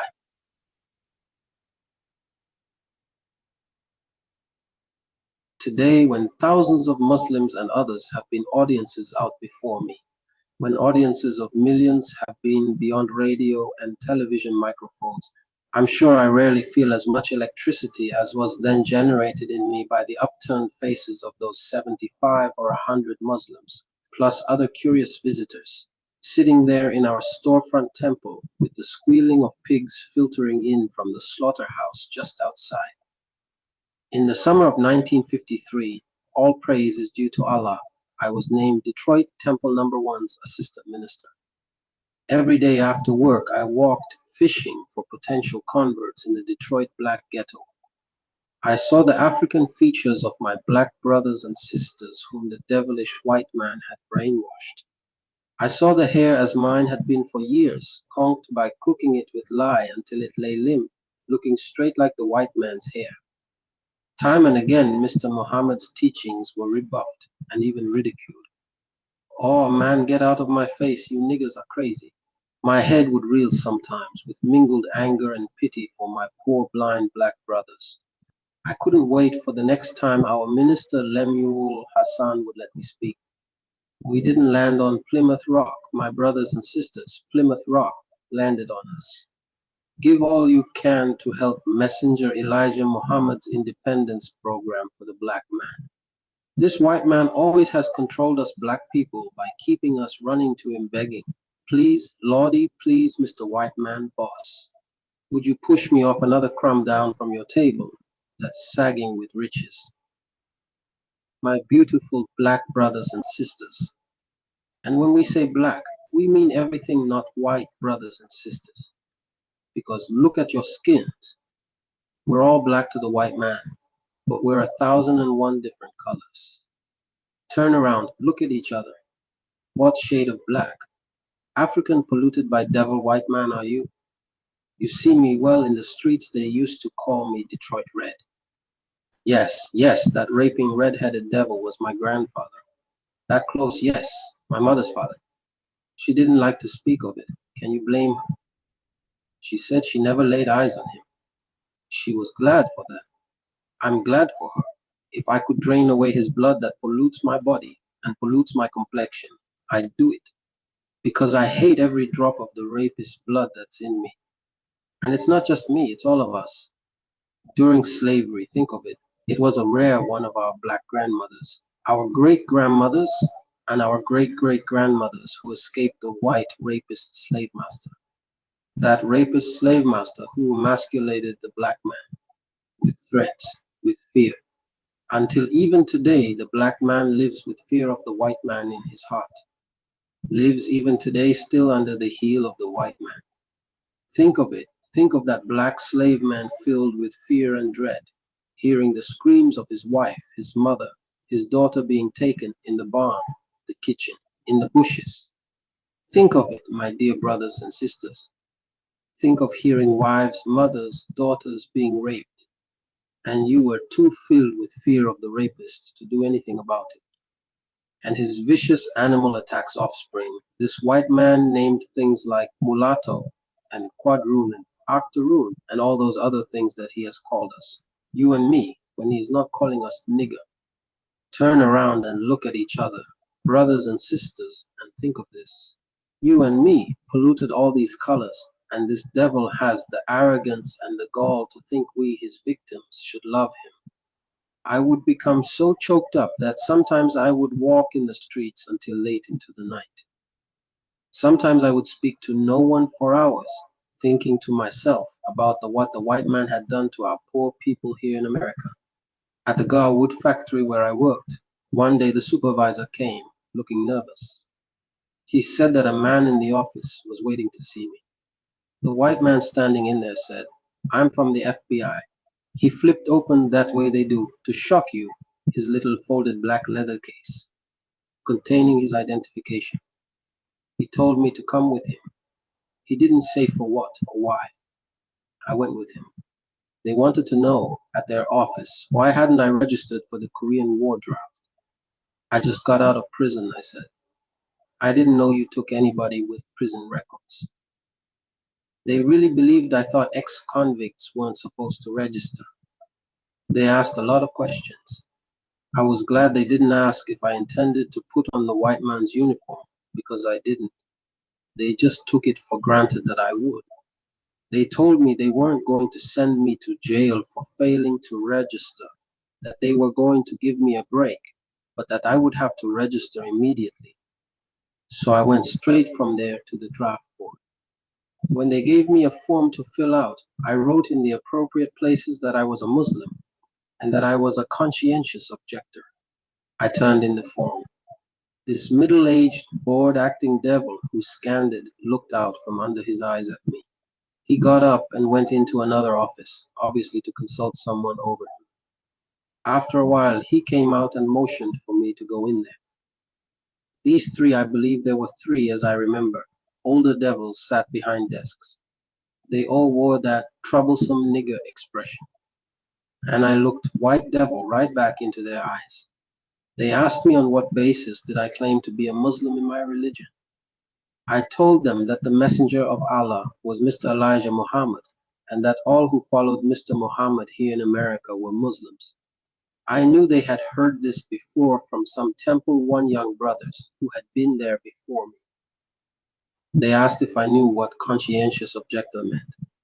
I told them that when the white man asked me to go off somewhere and fight and maybe die to preserve the way the white man treated the black man in America, then my conscience made me object. They told me that my case would be pending, but I was put through the physical anyway, and they sent me a card with some kind of classification. That was 1953. Then I heard no more for 7 years when I received another classification card in the mail. In fact, I carry it in my wallet right now. Here it's card number 2200 and 1925 1377. It's dated November 21st, 1960. It says Class 5A, whatever that means, and stamped on the card's back is Michigan Local Board number 19, Wayne County 3604, South Wayne Road, Wayne, Michigan. Every time I spoke at our Temple One, my voice would still be hoarse from the last time. My throat took a long time to get into condition. Do you know why the white man really hates you? It's because every time he sees your face, he sees a mirror of his crime, and his guilty conscience can't bear to face it. Every white man in America, when he looks into a black man's eyes, should fall to his knees and say, I'm sorry, my kind has committed history's greatest crime against your kind. Will you give me the chance to atone? But do you brothers and sisters expect any white man to do that? No, you know better. And why won't he do it? Because he can't do it. The white man has created a devil to bring chaos upon this earth. Somewhere about this time, I left the Garwood factory and I went to work for the Ford Motor Company, one of the Lincoln Mercury Division assembly lines. As a young minister, I would go to Chicago and see Mr. Elijah Muhammad every time I could get off. He encouraged me to come when I could. I was treated as if I had been one of the sons of Mr. Muhammad and his dark good wife, Sister Clara Muhammad. I saw their children only occasionally. Most of them in those years worked around Chicago in various jobs, laborers, driving taxis, and things such as that. Also living in the home was Mr. Muhammad's dear Mother Marie. I would spend almost as much time with Mother Marie as I did with Mr. Muhammad. I loved to hear her reminiscences about her son Elijah's early life when they lived in Sandersville, Georgia, where he was born in 1897. Mr. Muhammad would talk with me for hours. After eating good, healthful Muslim food, we would stay at the dinner table and talk. Or I would ride with him as he drove on his daily rounds between the few grocery stores that the Muslims then owned in Chicago. The stores were examples to help black people see what they could do for themselves by hiring their own kind and trading with their own kind and quit being exploited by the white man. In the Muslim-owned combination grocery drug store on Wentworth and 31st Street, Mr. Muhammad would sweep the floor or something like that. He would do such work himself as an example to his followers, whom he taught that idleness and laziness were among the black man's greatest sins against himself. I would want to snatch the broom from Mr. Muhammad's hand because I thought he was too valuable to be sweeping a floor. But he wouldn't let me do anything but stay with him and listen while he advised me on the best ways to spread his message. The way we were with each other, it would make me think of Socrates on the steps of the Athens marketplace, spreading his wisdom to his students. Or how one of those students, Aristotle, had his students following behind him, walking through the Lyceum. One day I remember a dirty glass of water was on a counter and Mr. Muhammad put a clean glass of water beside it. You want to know how to spread my teachings? He said, and he pointed to the glasses of water. Don't condemn if you see a person has a dirty glass of water, he said. Just show them the clean glass of water that you have. When they inspect it, you won't have to say that yours is better. Of all the things that Mr. Muhammad ever was to teach me, I don't know why that still stands out in my mind, although I haven't always practiced it. I love too much to battle. I'm inclined to tell somebody if his glass of water is dirty. Mother Marie, when Mr. Muhammad was busy, would tell me about her son's boyhood and of his growing up in Georgia to young manhood. Mother Marie's account of her son began when she was herself but 7 years old. She told me that then she had a vision that one day she would be the mother of a very great man. She married a Baptist minister, Reverend Poole, who worked around Sandersville on the farms and in the sawmills. Among their 13 children, said Mother Marie, little Elijah was very different, almost from when he could walk and talk. The small, frail boy usually settled his older brothers and sisters' disputes, Mother Marie said. And young as he was, he became regarded by them as their leader. And Elijah, about the time he entered school, began displaying a strong race consciousness. After the fourth grade, because the family was so poor, Elijah had to quit school and begin full-time working. An older sister taught Elijah as much as she was able at night. Mother Marie said that Elijah spent hours poring through the Bible, with tears shining in his eyes. Elijah grew up into a still frail teenager who displayed a most uncommonly strong love for his race. And Mother Marie said, instead of condemning Negroes' faults, young Elijah always would speak of reasons for those faults. Mother Marie has since died. I believe that she had as large a funeral as Chicago has seen. Not only Muslims, but others knew of the deep bond that Messenger Elijah had with his mother. I am not ashamed to say how little learning I have had, Mr. Muhammad told me. My going to school no further than the fourth grade proves that I can know nothing except the truth I have been taught by Allah.